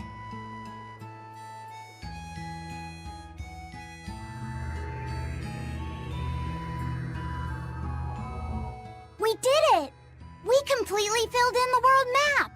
That took a lot of work. Nicely done. It's a good start, at least. A good start? You mean there's more? It's true that we completely explored the outer seas that surround Midgand, but for all we know, a whole new ocean might be waiting on the other side of the far continent, and we've only searched the surface of the outer seas. Who knows what sleeps beneath its waters? I guess an explorer's job is never done. Is that a hint of greed I detect? I thought Malakim were above all that. You guys have lost me again. Well, Malakim can live for thousands of years. I'm sure you'll finish your map one day. Assuming you don't become a dragon first. If that happens, it happens. What matters most isn't that you make your dreams come true. It's that you pursue them alongside your friends, right? Oh, look at you, kiddo! You stole Eisen's line right out from under him. Oh, sorry, Eisen. Don't worry about it. I really enjoyed making this map with you guys. Yeah, me too. I don't know how far I'll be able to go, but it's always about the journey, not the destination.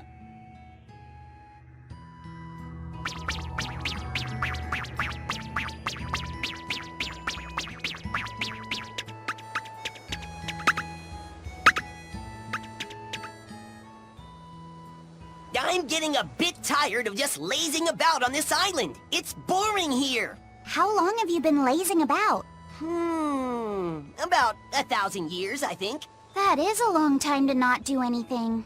Then again, it'd be terrible to have a mean old tyrant of a master, like what happened to Bienfu.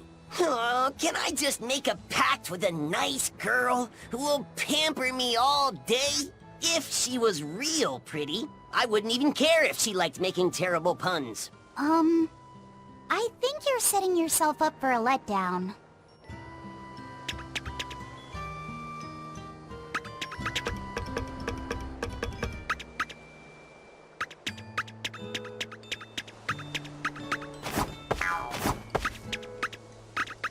I ran into Zavid a little bit ago. He had a kid Moloch along with him. He said he saved the kid from a demon. Zavid has a soft spot for children. That's what I heard. It was freezing cold that night, but he gave his coat to the kid to wear. You should have seen it. He was naked from the waist up. But as cold a night as it was, Zavid had this big smile plastered on his face. He laughed and said, "I don't mind the cold. Besides, what's a little cold wind to Zavid the whirlwind?"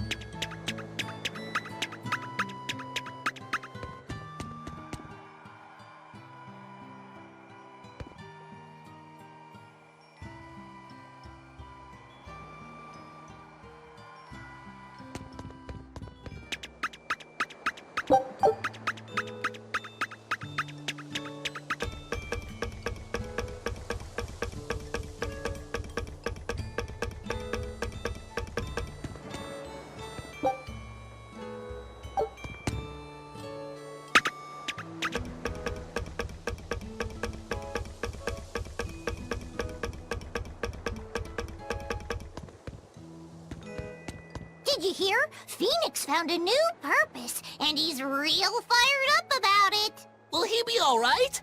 You know how he can get a little too fixated on his ideas. I just hope he's with someone nice. Either way, I'm still worried.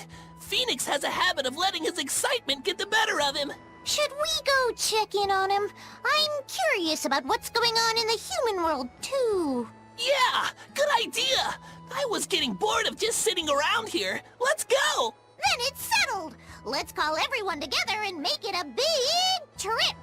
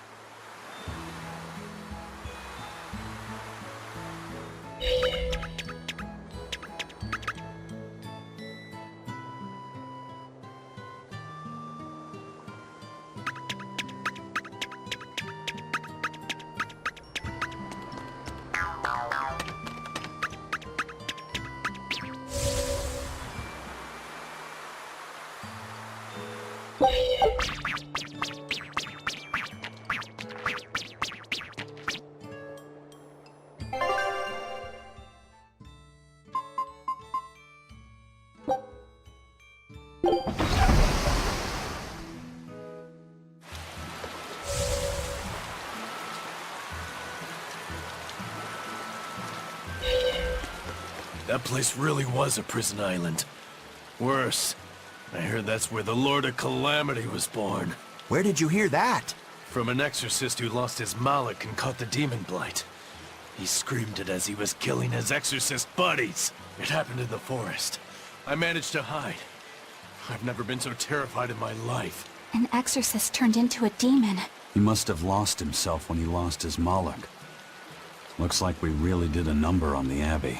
If that's true, then it means the Calamity was born right under the Abbey's nose, and they let her escape.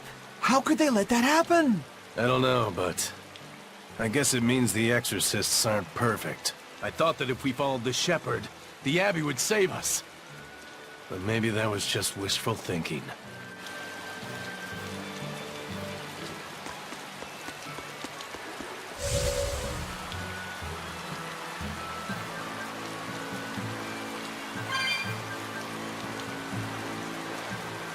Mercio was attacked by the Lord of Calamity and the town was lost. They say a bizarrely dressed witch chased down the townspeople and devoured any she caught. That must be the Lord of Calamity. She dressed as a cackling witch to toy and torment us humans. That monster!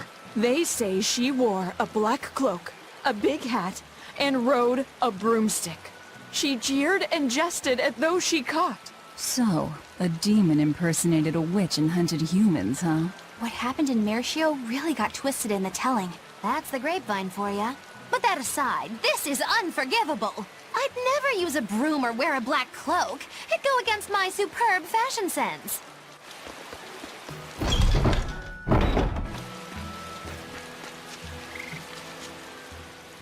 Is it true that more demons are appearing in other towns? And that some exorcists have suddenly lost their powers? Yes, I'm afraid it is. Is everything going to be all right? Leave her alone, son. You're bothering the exorcist. I just wanted to know how other places were doing. In every city, the frequent demon attacks have endangered lives, caused chaos, and hindered travel and trade. Farms have been hit hard, and harvests are delayed. It's certain that there will be food shortages before long. I thought as much. Well then, that settles it. Settles what? I'm going to plant an orchard and some vegetable fields. We've been lucky. We've been spared the worst of it. Also, the soil here is rich and suited for farming. I can't fight the demons, but I can help stabilize the food supply. I want to do what I can to help. That's wonderful to hear. I'm rooting for you with all my heart. You know, if you're starting a farm, you're going to need someone at your side. Would you please stop bringing that up? No. If you're serious about this, I want to do everything I can to find you a match. So on that note, how about it? He's a good boy. You don't have to marry him right away. You can take it slow. Sorry, I'm kind of married to my work. A shame. Well, what about you? The scary girl over there. Who are you calling scary? My apologies, miss. Hey, aren't you forgetting someone? No way! Love? Marriage? That's not important right now. Besides, I have a date with these saplings. He chose a tree over me.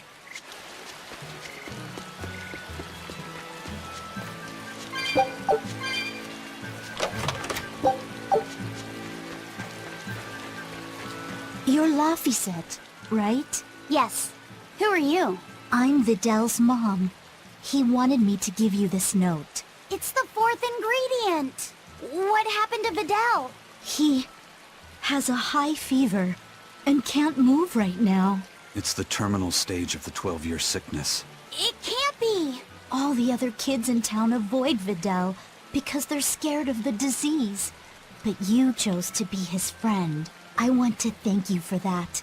Vidal always perks up when he talks about you. Miss Vidal's mom, I know this is sudden, but can I borrow his book?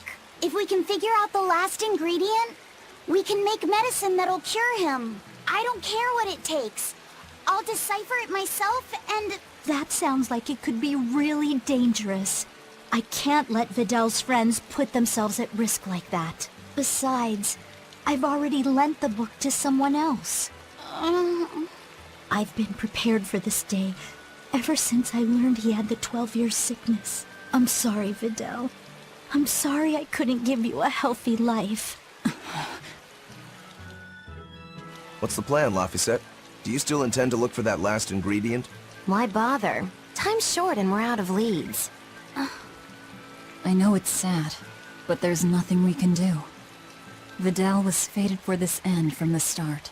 Is there really nothing we can do? Don't feel guilty. None of this is your fault. You've been a good friend to him. Besides, the Omega Elixir is a fool's errand anyway. How could you say that? Jeez, Velvet! Even I'd have tried to soften that one. What's there to be gained from being less direct? Sure, it might hurt now, but in time, it will be just another memory. A sad memory you'll keep tucked away for when you need it. How can you talk like that? Videl's still alive! And what about all of his research? The Omega Elixir is real! I'm sure of it! I'm not ready to give up! Then stop talking about it and keep on looking. You mean it? Once you've lost him, it'll be too late. No matter how sorry you feel, no matter how deeply you regret, regrets don't change into memories. They hang over you like a living nightmare. But you haven't lost your friend yet, or your hope. Yeah. Then hold on to it as tightly as you can. Okay. I'm going to find that fourth ingredient. Let's take another look at the clues in Videl's notes. A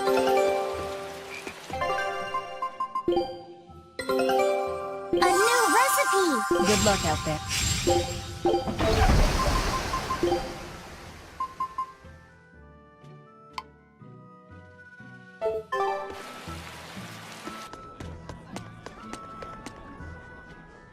You there with the big sword.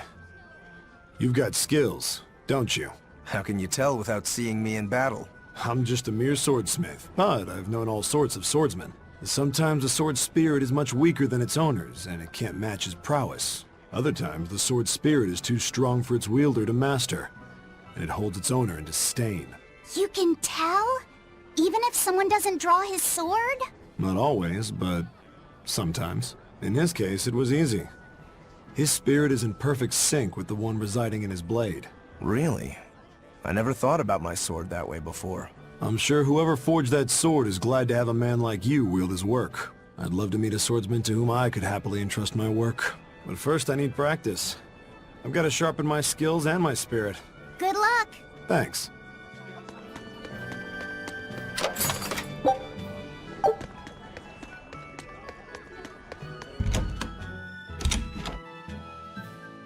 First mate, sir, I heard an interesting rumor. Apparently Vortigern came under attack in the middle of reconstruction. The place was completely sacked. Are you serious? Any idea who did it? They say it was a single demon. He called himself Lancelot de Capulus, and challenged one exorcist in particular to come try and fight him. Lancelot. That's Count Capulus's first name. The nobleman they say was kidnapped? Did he turn into a demon?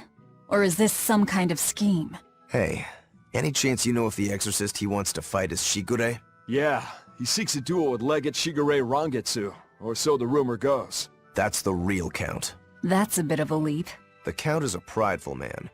But when the Abbey stole his political power, his own former servant Shigure rose to Legate and suddenly outranked him.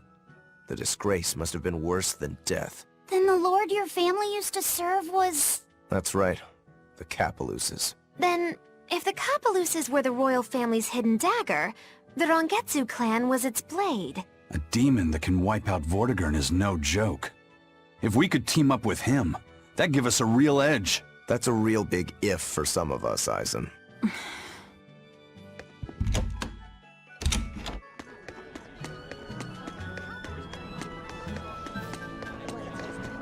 I heard that this recent rash of demon attacks is the work of a demon known as the Lord of Calamity. I heard that too! They say she built a nest in Mount Killaros where she breeds swarms of demons like some kind of queen ant. Really? That's not what I heard. I heard she's a giant, hideous hag with the head of a dragon and a mouth with gnashing teeth in each hand. I think they just called you a hideous hag. Mouth hands? Oh, how ghastly! That's not all. Those mouths spew forth clouds of toxic gas. Any human caught in it turns into a demon. Wait, is that where demon blight comes from? I couldn't say. It's just a rumor after all. But I haven't even gotten to the crazy part. This demon has a familiar, a short little thing that uses a huge board to create winds that spread the demon's poison. Rumor says that the nasty little creature takes the appearance of a trickster magician and is actually the demon's true form. So some short little monster has caused all of this? Kind of makes you hate anyone short, doesn't it? So the Lord of Calamity is actually a short, phony magician. What do you know? Woe is me! My cover's been blown! Go, my hideous hag! Devour those meddlesome humans!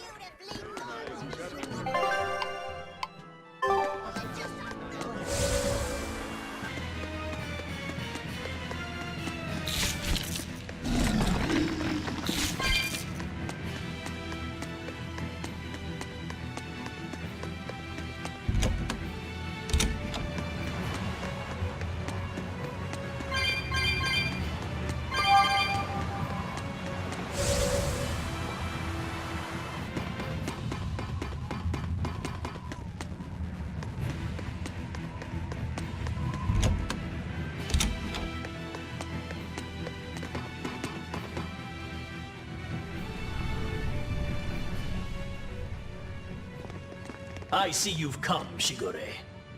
Count Capelus. It's been a long time. Oh, wait. Is that you, Rokuro? Leave now. You are not the one who I summoned here. I want your brother, the traitor Shigure. Sir, if I'm not mistaken, I believe Shigure's execution was assigned to me. Ha! Oh, please. Don't make me laugh. You had your chance. You couldn't even scratch him, you wretched dog. Frankly, I don't need any Rangetsu to do my bidding any longer. Not with the power that I've attained by devouring everyone in the entire land. I shall administer your punishments myself, with my own hand. You're the one who devoured the people at the manor? How could you do that? I never knew humans were so delicious. After I make a meal of you and the rest of those damnable exorcists, this will be my kingdom, my feeding ground! Welp, it looks like the only thing that got abducted was this guy's conscience. Remain there, Rokuro. Your lord commands you. Wait and be thankful that your blood will stain my blade beside your brother's. There's no reasoning with this guy. Wait. Rokuro? I refuse. If you simply wanted to eat flesh, then perhaps I wouldn't stop you. But dying to you would make a mockery of the Rangetsu name. Turn your blade on me or my brother and we won't hold back. Not even against an impotent lord. You! How dare you speak to your master like that? You ungrateful cur! This cur has fangs he's all too happy to use.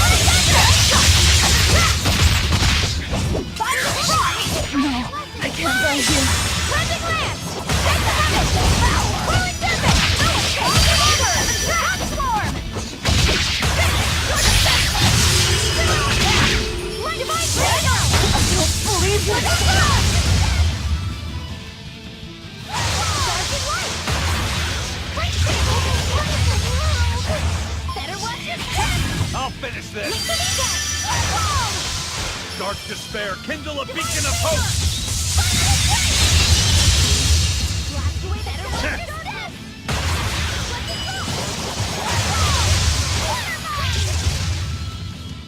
Hope this works!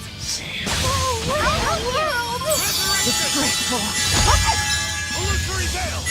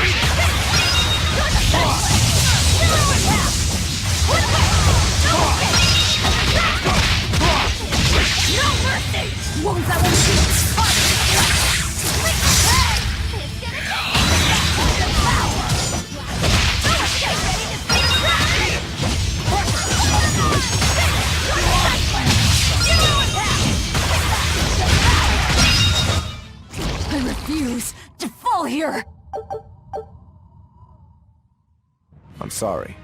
I know you were hoping to negotiate an alliance. Don't worry. I don't think he's someone we could fight alongside. Come on, Rokuro. You wanted to kill him from the very start, didn't you? No. Well, maybe a little. So you did want to. You're a pretty scary guy when push comes to shove. Whatever happened to honoring your ancestral debt? I don't think I'm a hypocrite. My debt was made when I was human. That has nothing to do with the demon I am now. That's how you really look at it? I do. I incurred my debt toward you after I became a demon, and you can count on me to repay it. I'll take your word for it then.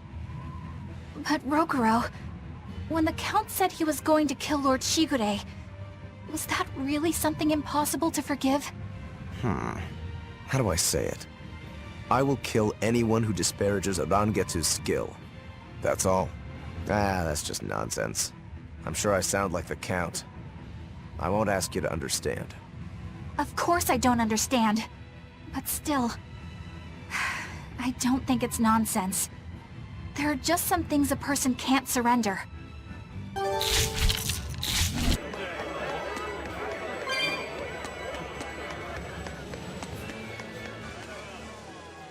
Showtime, Modulu! Come out and face me, preferably unprepared! Modulu isn't doing any shows right now. Why not? Did she get scared when she heard that Bienfu and I were teaming up? No. Modulu and her teacher had a big fight. From what I've heard, it sounds like she's run away from home. Do you know what happened? She just kept going on about how she wanted a break from practicing. So? She's young. She probably just wants to go out and have some fun. Preposterous! If she takes even one day off, it takes 3 to get her back in form. Even so, shouldn't you at least hear her out? All I've done is hear her out. She mentioned something about wanting to go to the Zamal Grotto, but I wouldn't have any... Did you say Zamal Grotto? That place is a nest of vicious demons. What? Vicious demons, you say? If Modulu really went there, then victory could end up being mine by default. This isn't a joking matter. We have to go look for Modulu.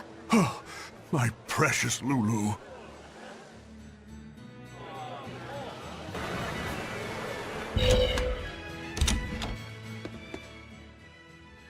I heard you guys managed to beat Shigure Rangetsu. Word travels fast again, as usual. As I understand it, succession of the Rangetsu clan goes to the one who kills his predecessor. That means you're the successor, Rokuro. Or have you taken the name Shigure now? You have to kill the head of the clan to succeed them? I don't intend to step up as the new head. But how do you know about my family's customs? We're all part of the same underworld. Word travels. A long time ago, we tried to assassinate another Shigure. But we lost 30 of our number instead. Naturally. It'd take more than that to do a Shigure in. In retrospect, I wonder if even 300 men would have been enough. Your Shigures are a tough bunch. Look at your brother. He was a legate. Yeah. He was probably the strongest head the clan ever had.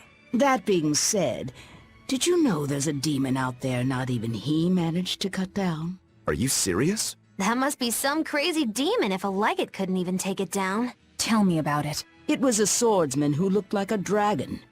Shigure was sent to exterminate it, but came away empty-handed. And quite recently, it was sighted at the Empyrean's throne. Sounds like a job only I can handle. Wait. You're not the only one here. Only fools rush in. Don't bother, Magilu. Yeah, you should know better. He won't listen. Besides, I think we're all fools here. Point taken. A dragon swordsman not even Shigure could kill. I'm getting excited just thinking about it. Good luck.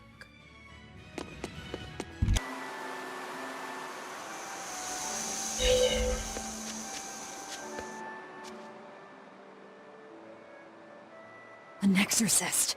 What's he doing here? That's... It's a world tree leaf. We need that for the Omega Elixir. You know of the Omega Elixir? You're no ordinary travelers. I think you can tell that just by looking at us. He seems wary of us. Should we take it by force? No, we'd be at a disadvantage. He looks strong. I could try talking to him. Wait, let me try. All right, Lafy. Do what you need to.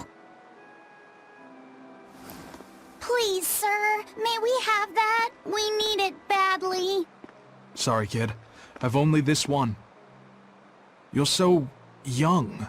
Do you really think you can make an Omega Elixir? I have a friend who's very sick. If there's anything I can do to save him, anything at all, I have to try. Did you already gather the other ingredients? No, we still don't know what the last one might be.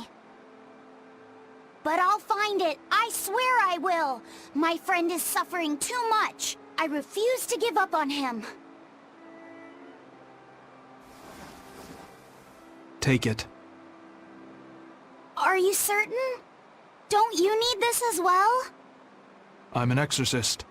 Talking to you, well, we're supposed to put the needs of others ahead of our own. You think not of yourself. I would be a poor model were I to deprive you in your time of need. Thank you. By the way, young one, perhaps this will help your cause. I've been studying an old book, and it would seem that the final ingredient is a Moloch's prayers. Unfortunately, thanks to the Lord of Calamity, the Abbey's been losing a good number of Malachim. I've managed to be exceedingly lucky and mine is still okay, but... he will not give me his prayers, even when I command him to. Perhaps you will succeed. I have not faltered in my duties as an exorcist. The world must come before my family. I'm so sorry, Videl.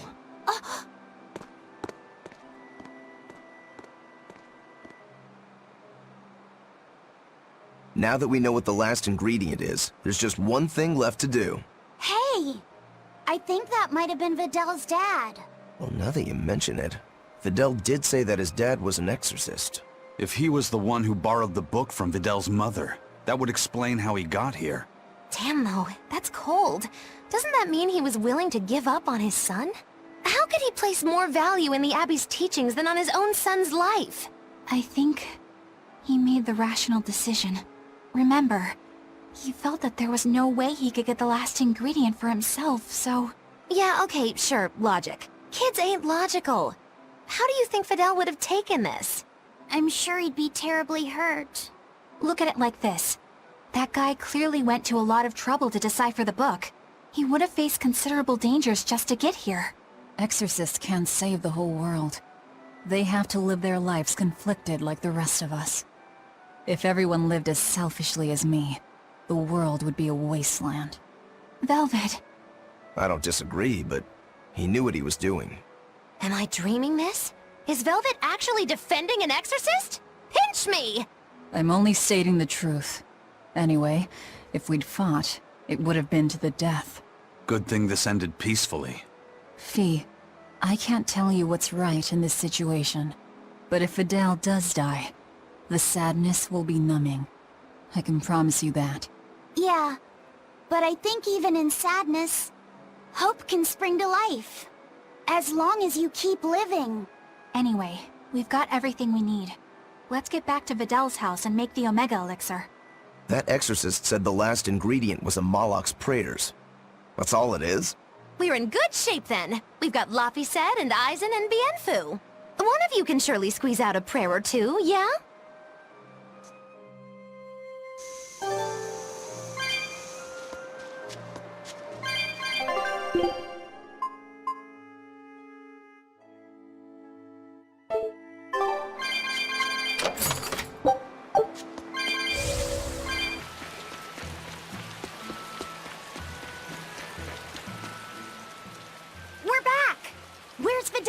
Oh, it's you, Lafy said.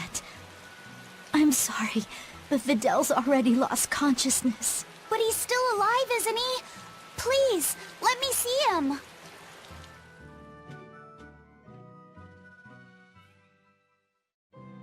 Fidel, it's me, Lafy. We have all of the ingredients for the Omega Elixir. I'll prove that your translations were correct, Fidel. Just wait. Lafy...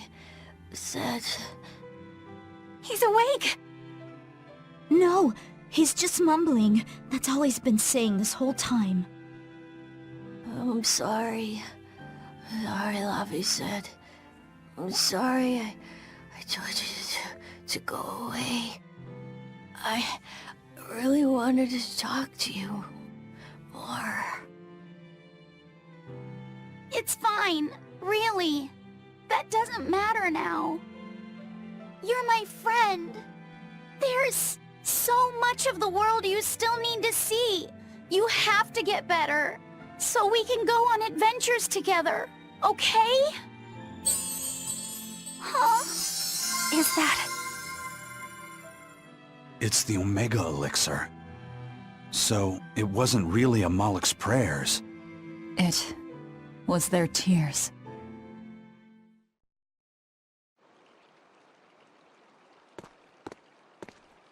Sweetheart, you're home! I am. But I have no right to be here at this point. I chose to do my duty as an exorcist over the welfare of my own dear family. I won't ask for forgiveness. This isn't something that can be forgiven. Dad? Fidel, are you feeling okay? He's fine. A generous friend worked hard to prepare the Omega Elixir for him. The Omega Elixir? Wait, don't tell me your friend is... You helped him, right? I heard that it was you who told him what the final ingredient was. Thank you, Dad. No, son. You have no idea. I... Dad, it's okay. You protected the world in your own way. The one Mom and I live in. The one I want to explore when I get a little older. Son. All's well that ends well, hmm? Hard to believe we managed to actually make an Omega Elixir. That's one hell of an accomplishment. Oh, and here I was anticipating much wailing and gnashing of teeth. Vidal turned out to be pretty resilient, huh? Can't you just say good job like a normal person? You're no fun. You did good, kid. Thanks. but I might have given up if not for Velvet's encouragement. All I did was rile you up.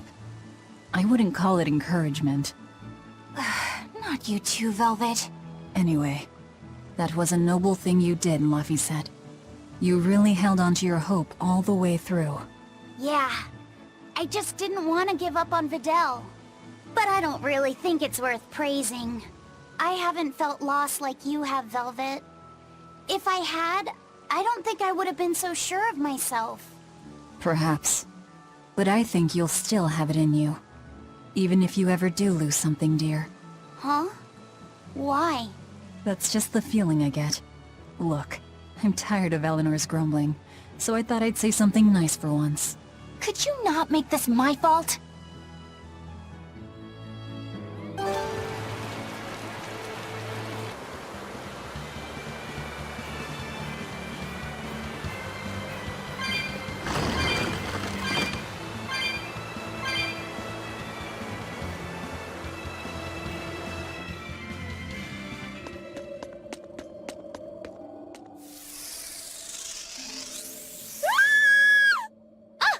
Our little runaway!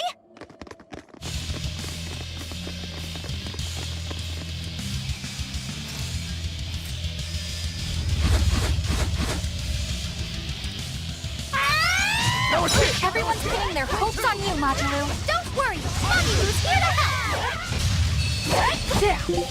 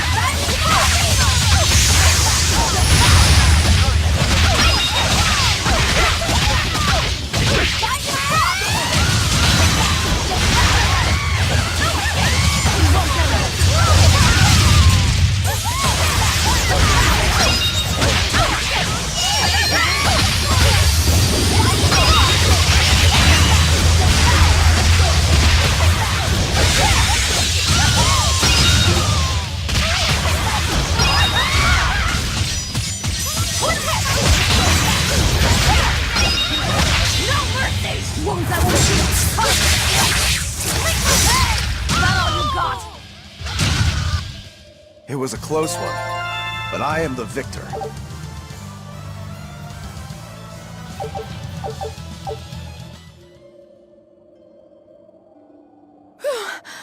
Thank you for saving me. We heard you stood up to Volta and ran away. Is that right? No, it's not like that. Say no more. I used to have a real pain of a teacher, too. I know what it's like. Teachers aren't good for much other than running their mouths and bossing people around. They just try to pick out your flaws. They don't even see how hard their students work for them. Yeah. Volta wouldn't even listen to me when I tried explaining why I wanted to come here. He's always like that. All he cares about is dancing. He won't talk about anything else. It's just that sometimes there are other things I want to talk about. Huh, I hear you on that. Surely you can see you don't need to work yourself to death just to please that mean old man. If you need somewhere to go, we always have room in Magilou's menagerie. I don't know. I don't think I'm cut out for it. Lulu, are you all right? Sir? What are you doing here? What are you doing here? Don't you know this place is dangerous? I heard there might be an herb here that could make your injuries stop hurting so much. You came here for me? What were you thinking? You think it's just all right to throw your incredible talent down the drain like that? Now just a minute. Lulu, the only thing I care about anymore is seeing you become the greatest dancer in the world. I know it's selfish of me. I don't mind if you hate me for it. Just whatever you do, don't waste your talent. Lulu, your dancing brings so much joy to people, and it's during a time when there isn't a lot of joy to go around. Volta. No! Horrible, terrible, contrived! What kind of shoddy performance is this? You're a disgrace to Magilou's menagerie! You're an eyesore! Get out of my sight! Huh? What's with you? I'm saying this isn't the place to be doing any of this! Magic dance! It's so pretty. Fear the might of Magilou, the greatest witch in 100 years! A third-rate dancer like you can't even hope to compete with the likes of me! Stand in awe, student and teacher alike! As if we would. I might not be able to compete at your level right now, but just you wait. One day my dancing will beat you! Me and my teacher's dancing won't lose, even if it's to your magic. Lulu. Oh, really? Then it sounds like you and your teacher have lots of work ahead of you. But whenever you want to challenge Magilou's menagerie, we'll be ready.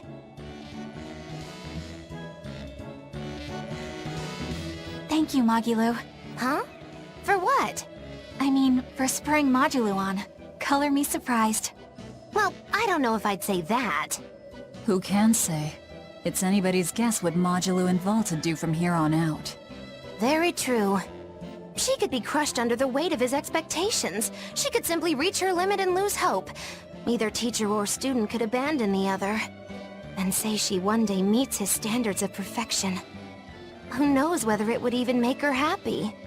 Magilou, are you sure you aren't talking about... I'll say this much. It's human nature to end up wanting to stay with someone, if that person is someone who needs you. Humans are weak like that. But that's what also makes them human. Yeah, you're right. Look at me. I don't even have a punchline for this one. Yeah, are you sure you're not running a fever? It's all right. It's a nice change of pace. Yes, but only on occasion. Miss Magilou, what's gonna happen to all that material I practiced for our act? Nothing, obviously. Yeah! There's your punchline.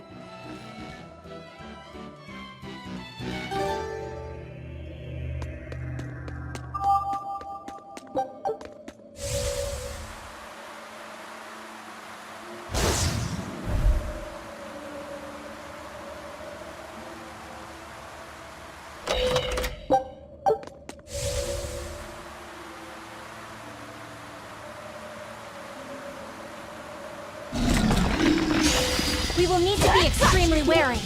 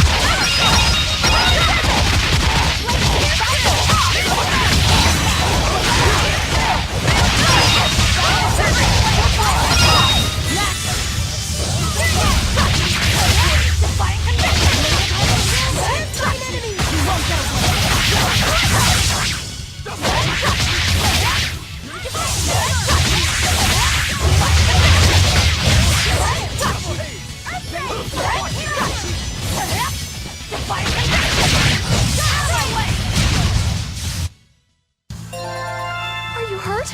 Can you stand? Here I come! No escape!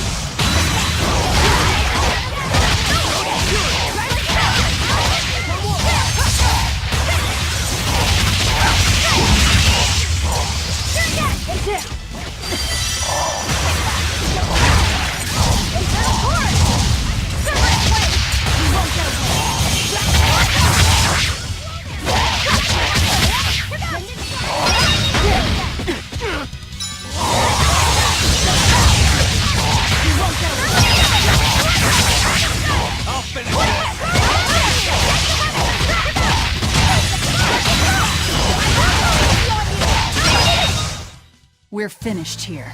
Let's go.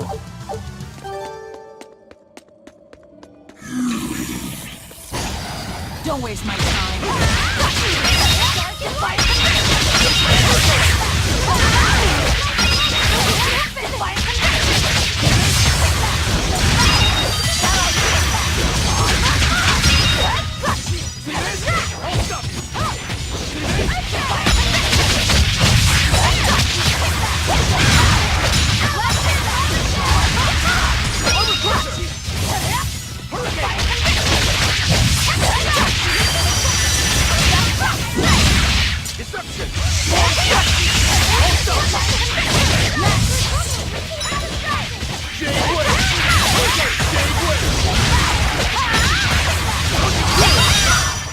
Come on, really?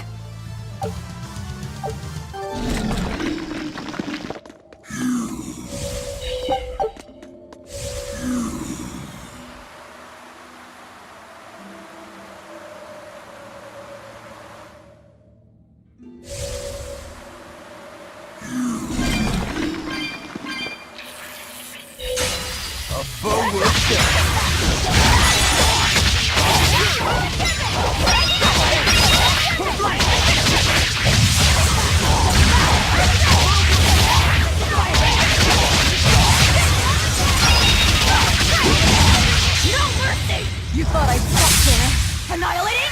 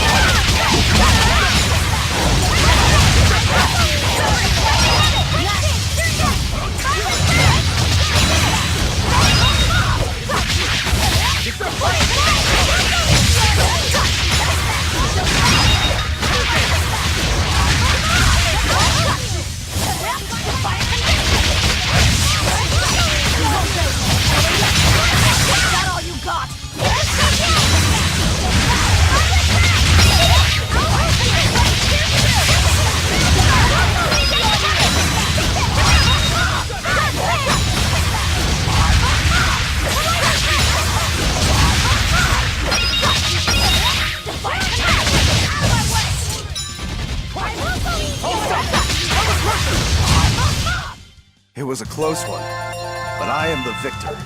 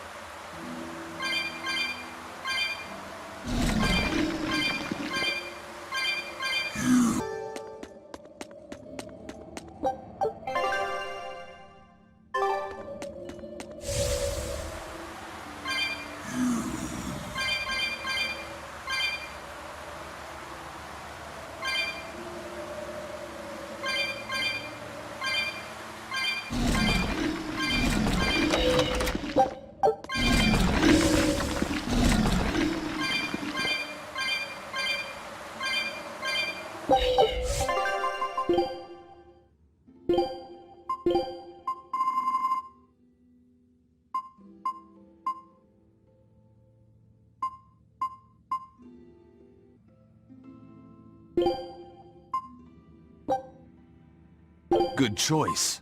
Prepare for the Reaper's feast. This is good.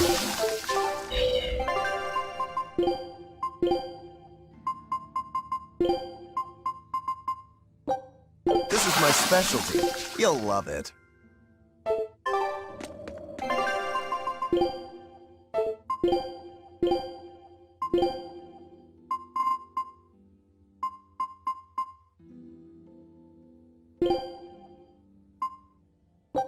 Good choice.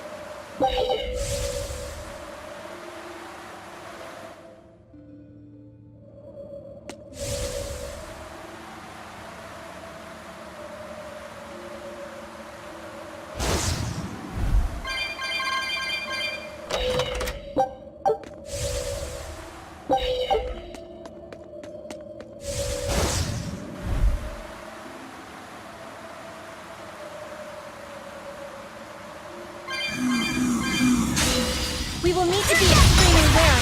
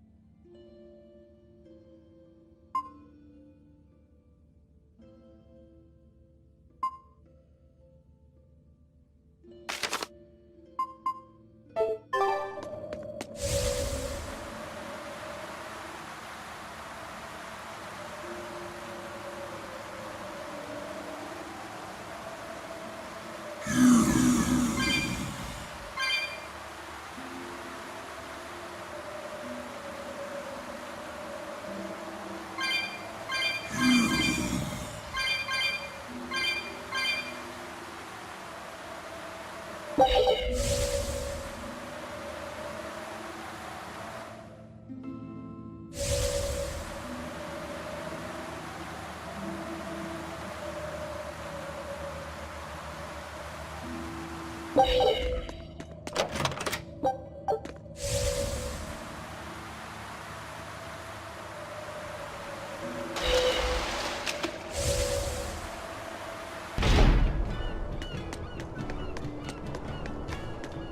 hello again, Doctor. Good day. May I order a bouquet? I need it this weekend. A bouquet? Is it already that time again? You're heading to a ball again this year? That's right. A ball? Same as always. Nico's favorites? No, I'd like to order lilacs this year. Lilacs? I thought I'd tell her the news when I visited this year. So, you finally decided to marry? I have. I could never forget Nico. Not a day goes by where I don't think, if only I'd made up my mind sooner with her, then asked her to move here. She wouldn't have been there on that tragic night. And yet, I have to move on. I think that's the right decision. We can't give up on our lives over those who have left us. We have to live! I'll make the biggest lilac bouquet you've ever seen. I'm sure Nico will be happy for you. And congratulations. Thank you. Why a lilac bouquet? Lilacs have a special meaning. A treasured memory. I see. I hope his message reaches her. Yes, I believe it will.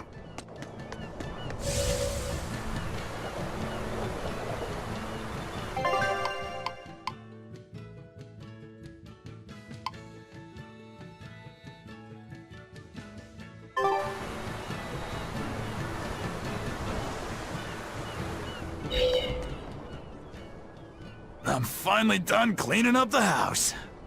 This house has plenty of room. We could add more to our family and still be fine.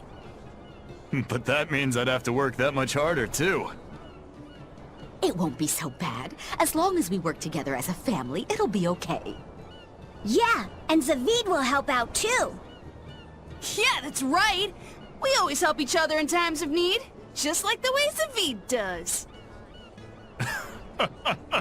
Aren't you the bossy one? But I hear you. We'll do it Zavid's way. Yeah! I hope Zavid comes over to play soon.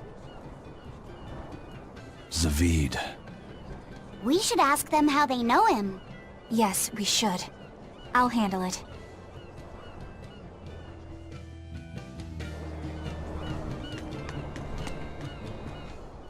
I'm Eleanor Hume, an exorcist with the Abbey. I'm terribly sorry to intrude, but I was hoping you would tell me how you all know Zavid. Oh, do you know Zavid too? Yes, we have a history.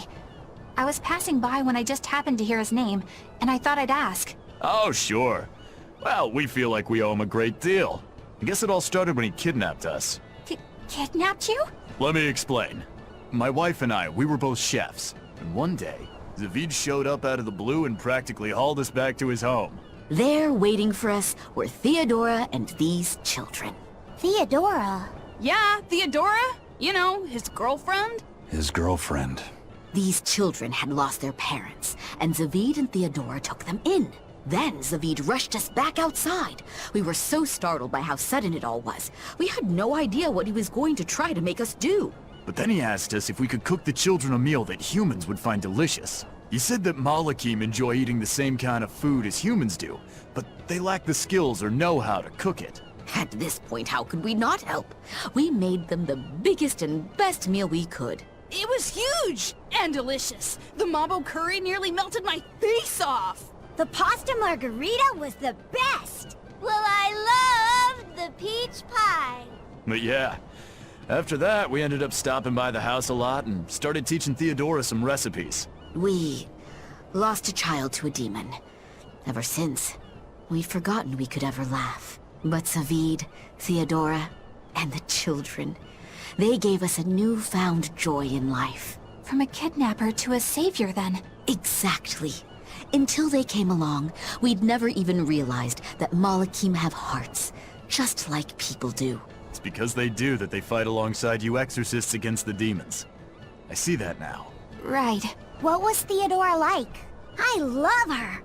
When I was too scared to sleep, she held my hand and let me sleep in her bed. She reminded me of my mom. But Zavid was always so mean to me. One time, he even hit me upside the head. You two are always roughhousing, being dumb and breaking stuff and getting hurt. Hey, you wanna fight? Come on, you two. Calm down. It sounds like these kids were well loved. Yeah. But one day, without any warning, Theodora left the house and went missing. And Zavid went off in search for his love, leaving you two to care for the children. He asked us to keep the kids safe until he and Theodora returned home. We just recently moved here, where there's a port, because our old town was too remote. All right, I think I get it now. Thank you for sharing your story with us. Zavid can be a bit rough and tumble, but he's a good man at heart. If he's in trouble, I hope you'll help him out. If not for him, then for the children. All right.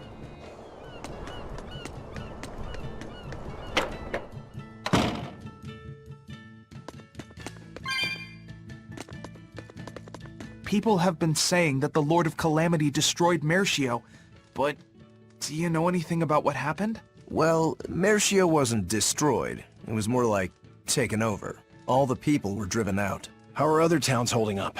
Well, there are more demons around than before. I'd say people are getting nervous. Is the demon blight really spreading?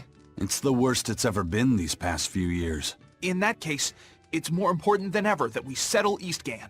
Eastgand has had the least trouble with the demon blight. More importantly, there's room here for so many to settle. So, you want to build a new town? Yeah. I'm thinking of the area around Lake Pernia. It's high up, but it's good land. Ready access to good fresh water is a big plus. The soil is rich there too, so it'd be a good location for a town. All right, now I'm getting excited. Me too. It won't be easy, but in this world, what is? Besides, I want to do my part to help people. Okay, last thing we'll need is ladies. We can't start a town without our better halves. Before we plan our town, we'll need to plan for romance. Don't waste your time.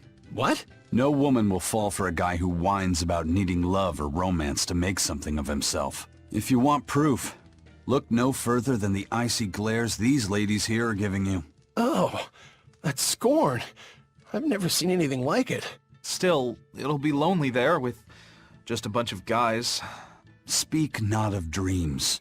Become them. I read that in a book once. People are drawn to those with conviction, who work hard to fulfill their dreams. In other words, find passion in something, and someone will take notice of you.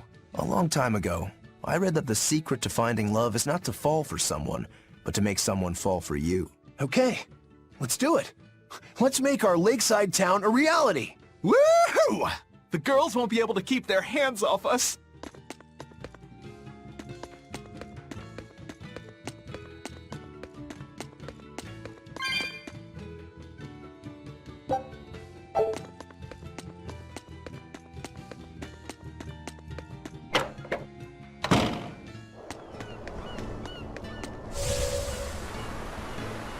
Theodora. She must be that white-horned dragon, right? She must be. I don't see any other reason for Zavid to risk his life protecting a dragon. To be living with human children who have gone through such trauma. The risk of exposure to malevolence would have been high. And yet she was willing to help them. To take them in. It's no wonder Zavid wants to save her. But there's no way to turn her back into a Malak, right? That's correct. Which is why you feel you have to kill it. I don't disagree with your conclusion. But I think you're going about it the wrong way. how so? No one would stand by and permit his former love to be killed before his very eyes. Even when said love has been irrevocably changed. If you could empathize with him and talk things out, I think you two can come to terms without having to fight. For some things, Eleanor, emotion runs too deep for reason to be heard. If he was so easily swayed that words could convince him, he would already have killed that dragon. But still... I'm not in the mood to argue. Let's just go. If only I could learn how to control those flames.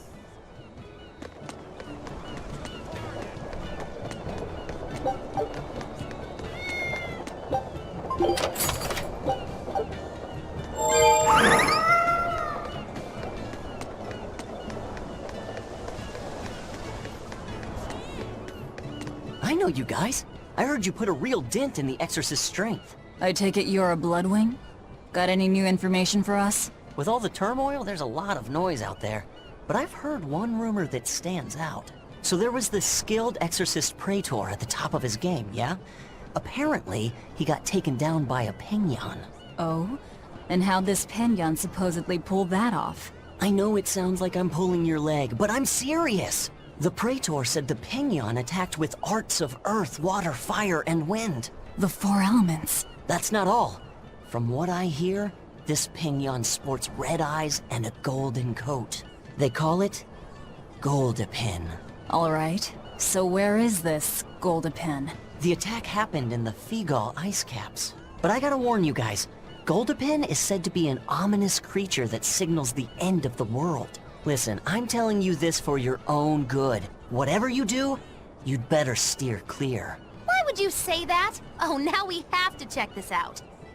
So it's a theion with red eyes, a gold coat, and control over all 4 elements? That must mean... They're calling her Goldepin, huh? I've seen a lot of things out there, but never anyone who's mastered all 4 elements. Excluding myself, of course. Whatever she is, if she's taken down a praetor, she might be willing to work with us. Or, you know, it could be a trap.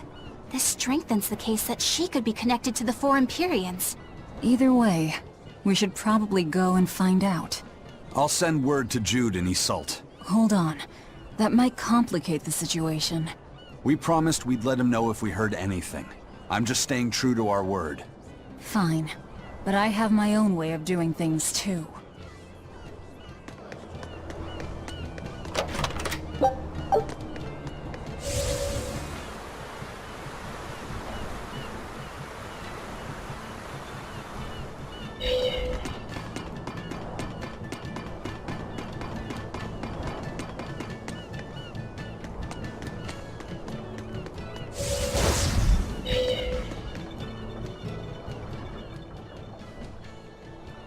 Meow, meow, meow! Your attention please for an important announcement. To commemorate all your hard work saving my friends, I'd like to invite you to come to Cat's Corner. Whoa, Cat's Corner! Awesome!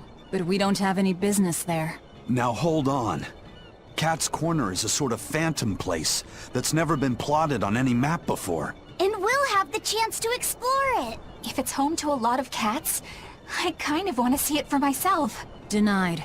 It's a waste of our time. Oh, come on, Velvet. Quit being such a killjoy. Cat's Corner is like an exclusive members-only club. Nobody but nobody would turn down an invitation. Exactly! You should be grateful for this opportunity. Just think of it as a new experience. Besides, aren't you even a little bit curious? I can't believe this. You guys are starting to sound more casual than the cats now. Well, if you ever feel like visiting Cat's Corner, just say the word, meow. Good luck out.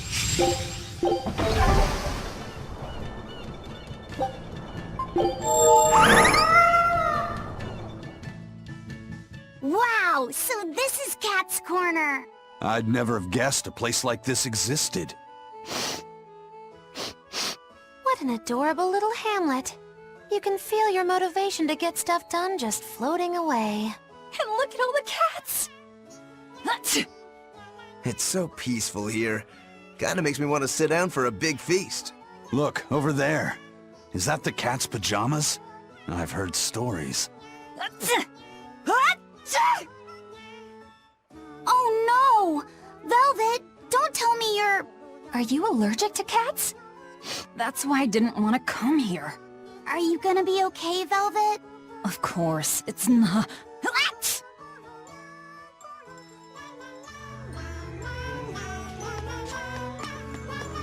The Paw Pro Wrestling BNA World Catnip Cup Heavyweight title match is tonight, meow! The rules are simple. The contestants need each other with their paws. The first to make a sound loses, or meows out. So, is there like a countdown or something? Yup! A purr count starts when one fighter starts purring. Purr for 3 seconds and you're out, meow. Are there any illegal moves? Grabbing the back of the neck and nibbling are both forbidden and incur heavy penalties. It sounds like a lot of fun. I'd love to try it myself. There's going to be an Anything Goes division in the next Agarte Cup. Any race can participate. Just put on a pair of cat ears and you're in, Meow!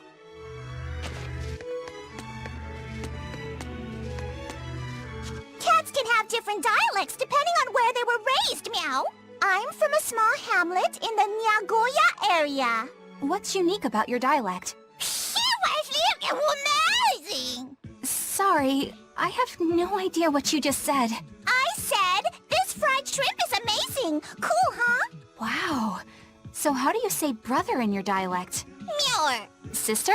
Melor. Mother? Melor. They all sound the same to me. Can cats where you're from tell the difference? Of course! It's all about the nuance. I think it's a bit too much to wrap my head around. Oh yeah, what about father? Father is father. Huh? That one's normal. No insulting! No, that see what you meant, you know! I'm sorry. I forgive you. That's very kind of you. But the proper way to apologize in Nyagoya dialect is, breaking your forgiveness.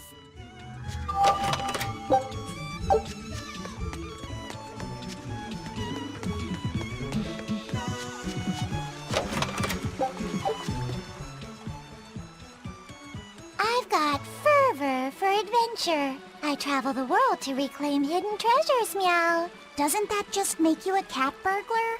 Big words coming from a pirate, Meow. You guys pilfer and pillage anything you can get your paws on. You prattle on about how romantic your life on the sea is, but you're just a bunch of ruffians. I'm sorry. Good. As long as you know where we stand, Meow. I've got my own ship, and wait till you hear what I named it. It'll make your whiskers spin. I call her Von Meowtia of my youth.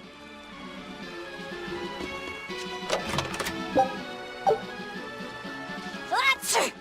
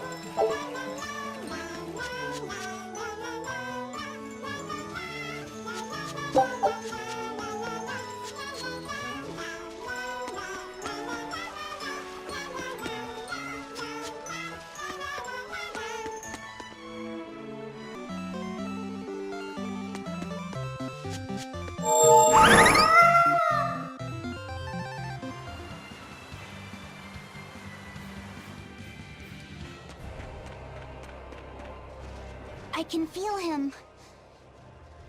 Not somewhere in the sky. In the sky? Wait, look!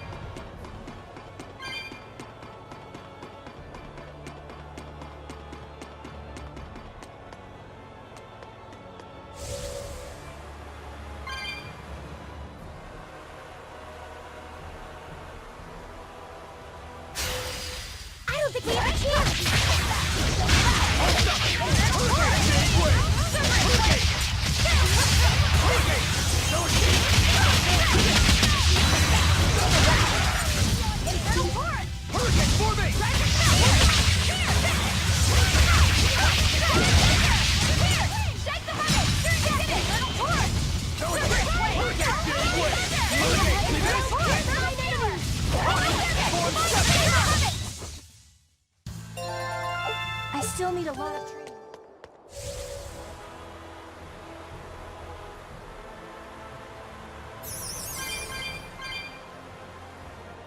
You're the ones who liberated us from Enominat's domain, right? I want to thank you for all that you've done. You really don't have to do that. I was just acting in my own interests. If any Malachims still get in my way, I won't hesitate to devour them. Hey, hold up! Most of us are under the influence of Enominat's power, and have been robbed of our free will. The majority of Malachim are too afraid of malevolence to even go near humans. Before Enominat's interference, we were a peaceful people. That doesn't matter to me. We get what you're saying, but if we go easy on anybody, then we'll be the ones who get killed. If you truly want to protect your friends, you'll have to stop us by force. Wouldn't you agree that having free will means choosing the path you believe in? I suppose you're right. And that's why we too will work toward the future we desire. In order to achieve a perfect fusion of human and Malach power, the Abbey gave Armati a physical form. Specifically, they're vessels embedded with a formula that can manipulate mana. They call these objects divine artifacts. Is that what that bow is? Yes, this is one of the divine artifacts. We've decided we want to pass on the knowledge behind the divine artifacts and armatization to future generations. Why would you want to do that? Armatization is dangerous. We want to enable humans and Malachim to coexist. What? In its current form, armatization is a one-sided process, allowing a human to exploit a Malach's power. But imagine if humans and Malachim could armatize with mutual awareness and consent. It could provide just the edge our people need to battle the great forces who seek to harm our world. Like the Lord of Calamity, you mean? Well, do what you want. It's another potential for the future. Yes. But I have one warning for you. The divine artifact intended for Enominat is already complete. You know what that means, don't you? Artorius himself will use the divine artifact to armatize with the Nominat. For the good of the future, we'll pray for your success in battle, Lord of Calamity.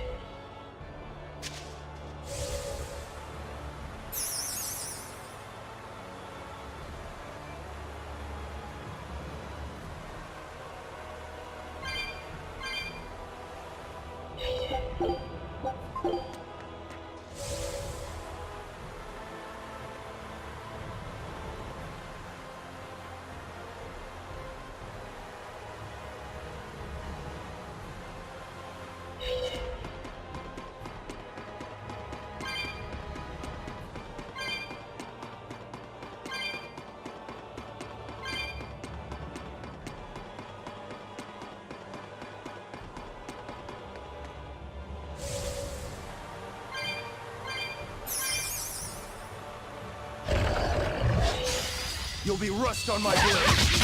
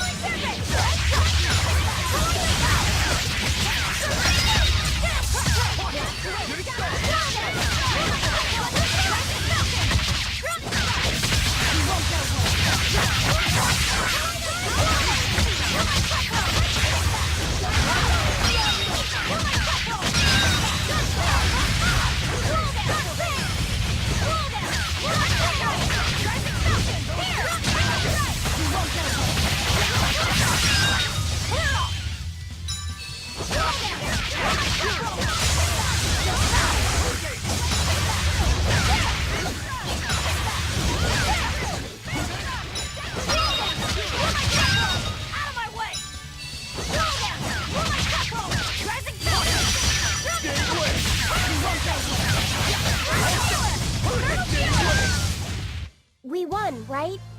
Right? I don't think we have a chance! It's the Dragon Swordsman, so this is the demon Shigure couldn't beat.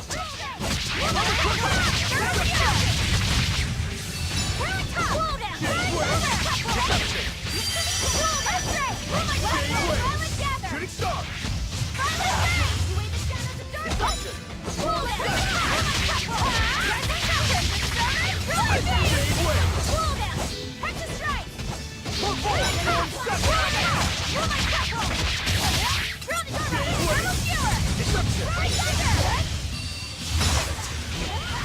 Is that the Rangetsu style? I get it. It all makes sense now.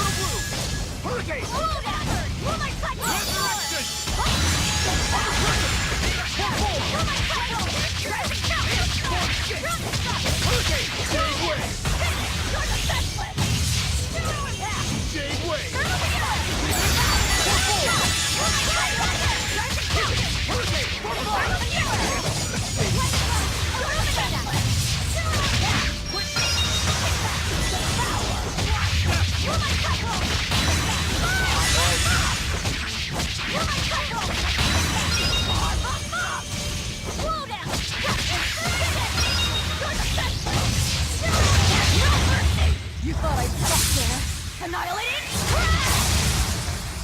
Burn thunder! Burn thunder! You're my tackle! Overpressure! Brilliant strike! Coordinate! Torpedo! Earthquake! You're my tackle! Rising Falcon! Brilliant strike!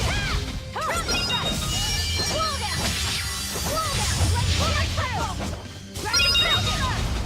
Running strike! Illuminate that! Wall down! No, I can't die here. Woman cycle! Rising Falcon! You're defenseless!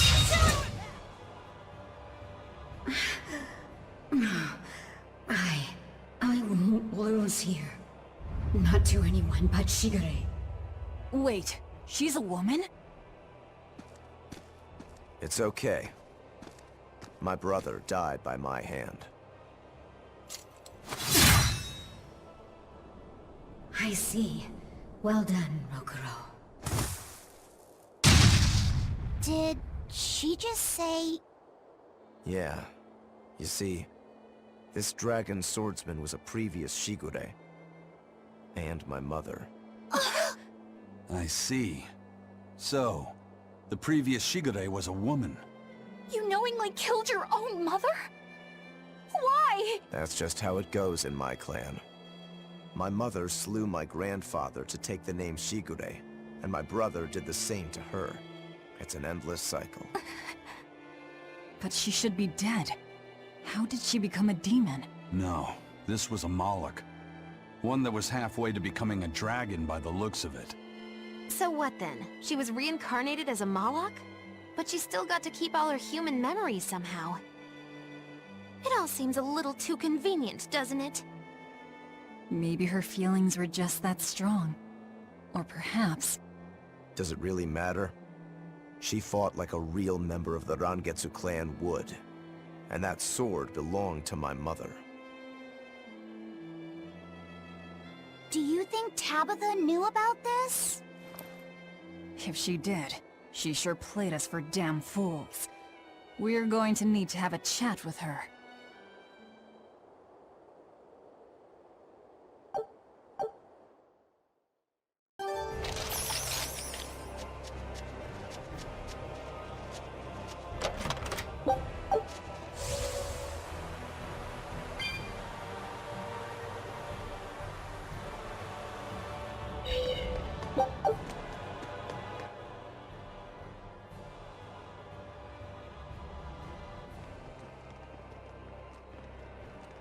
Huh.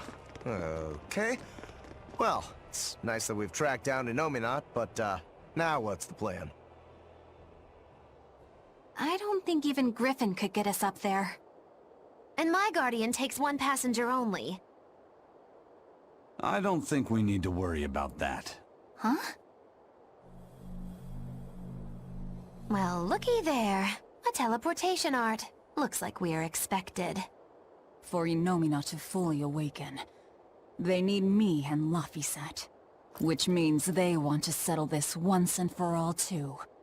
Sounds good to me. Bring it on! Is what reckless idiots say before plunging into the unknown. Be more cautious. Sorry. Wow. That is the first time I've ever heard Magulu say something sensible. A bad omen. Let's be careful, and take a good look around first. Belittling a faithful ally right before the final showdown? Do you not cry? If I prick you, do you not bleed?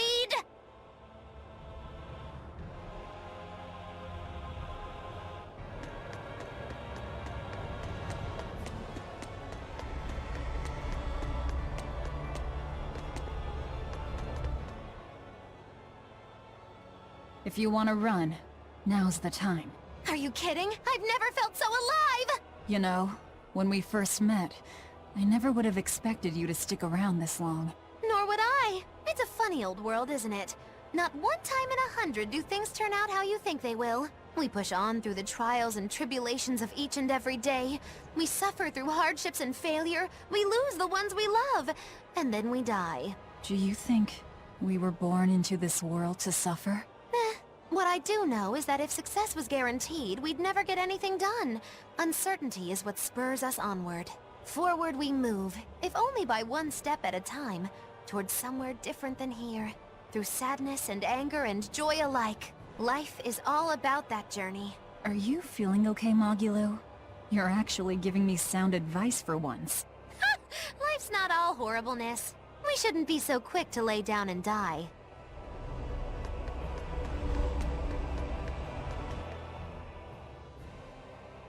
Hey, Fee.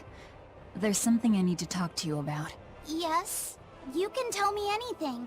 It's about your... Why does your hair always stick up like that? What? Are you properly drying your hair after you take a bath? You'll catch a cold if you don't. I am. I swear. It just always comes out like this. If you're sure. I mean, it's kind of cute. So I guess it's not a problem. I don't really want to be called cute. Then you look handsome with it. I think it suits you. That's a little better, I think. I'm happy to please. I never know what to say around Velvet.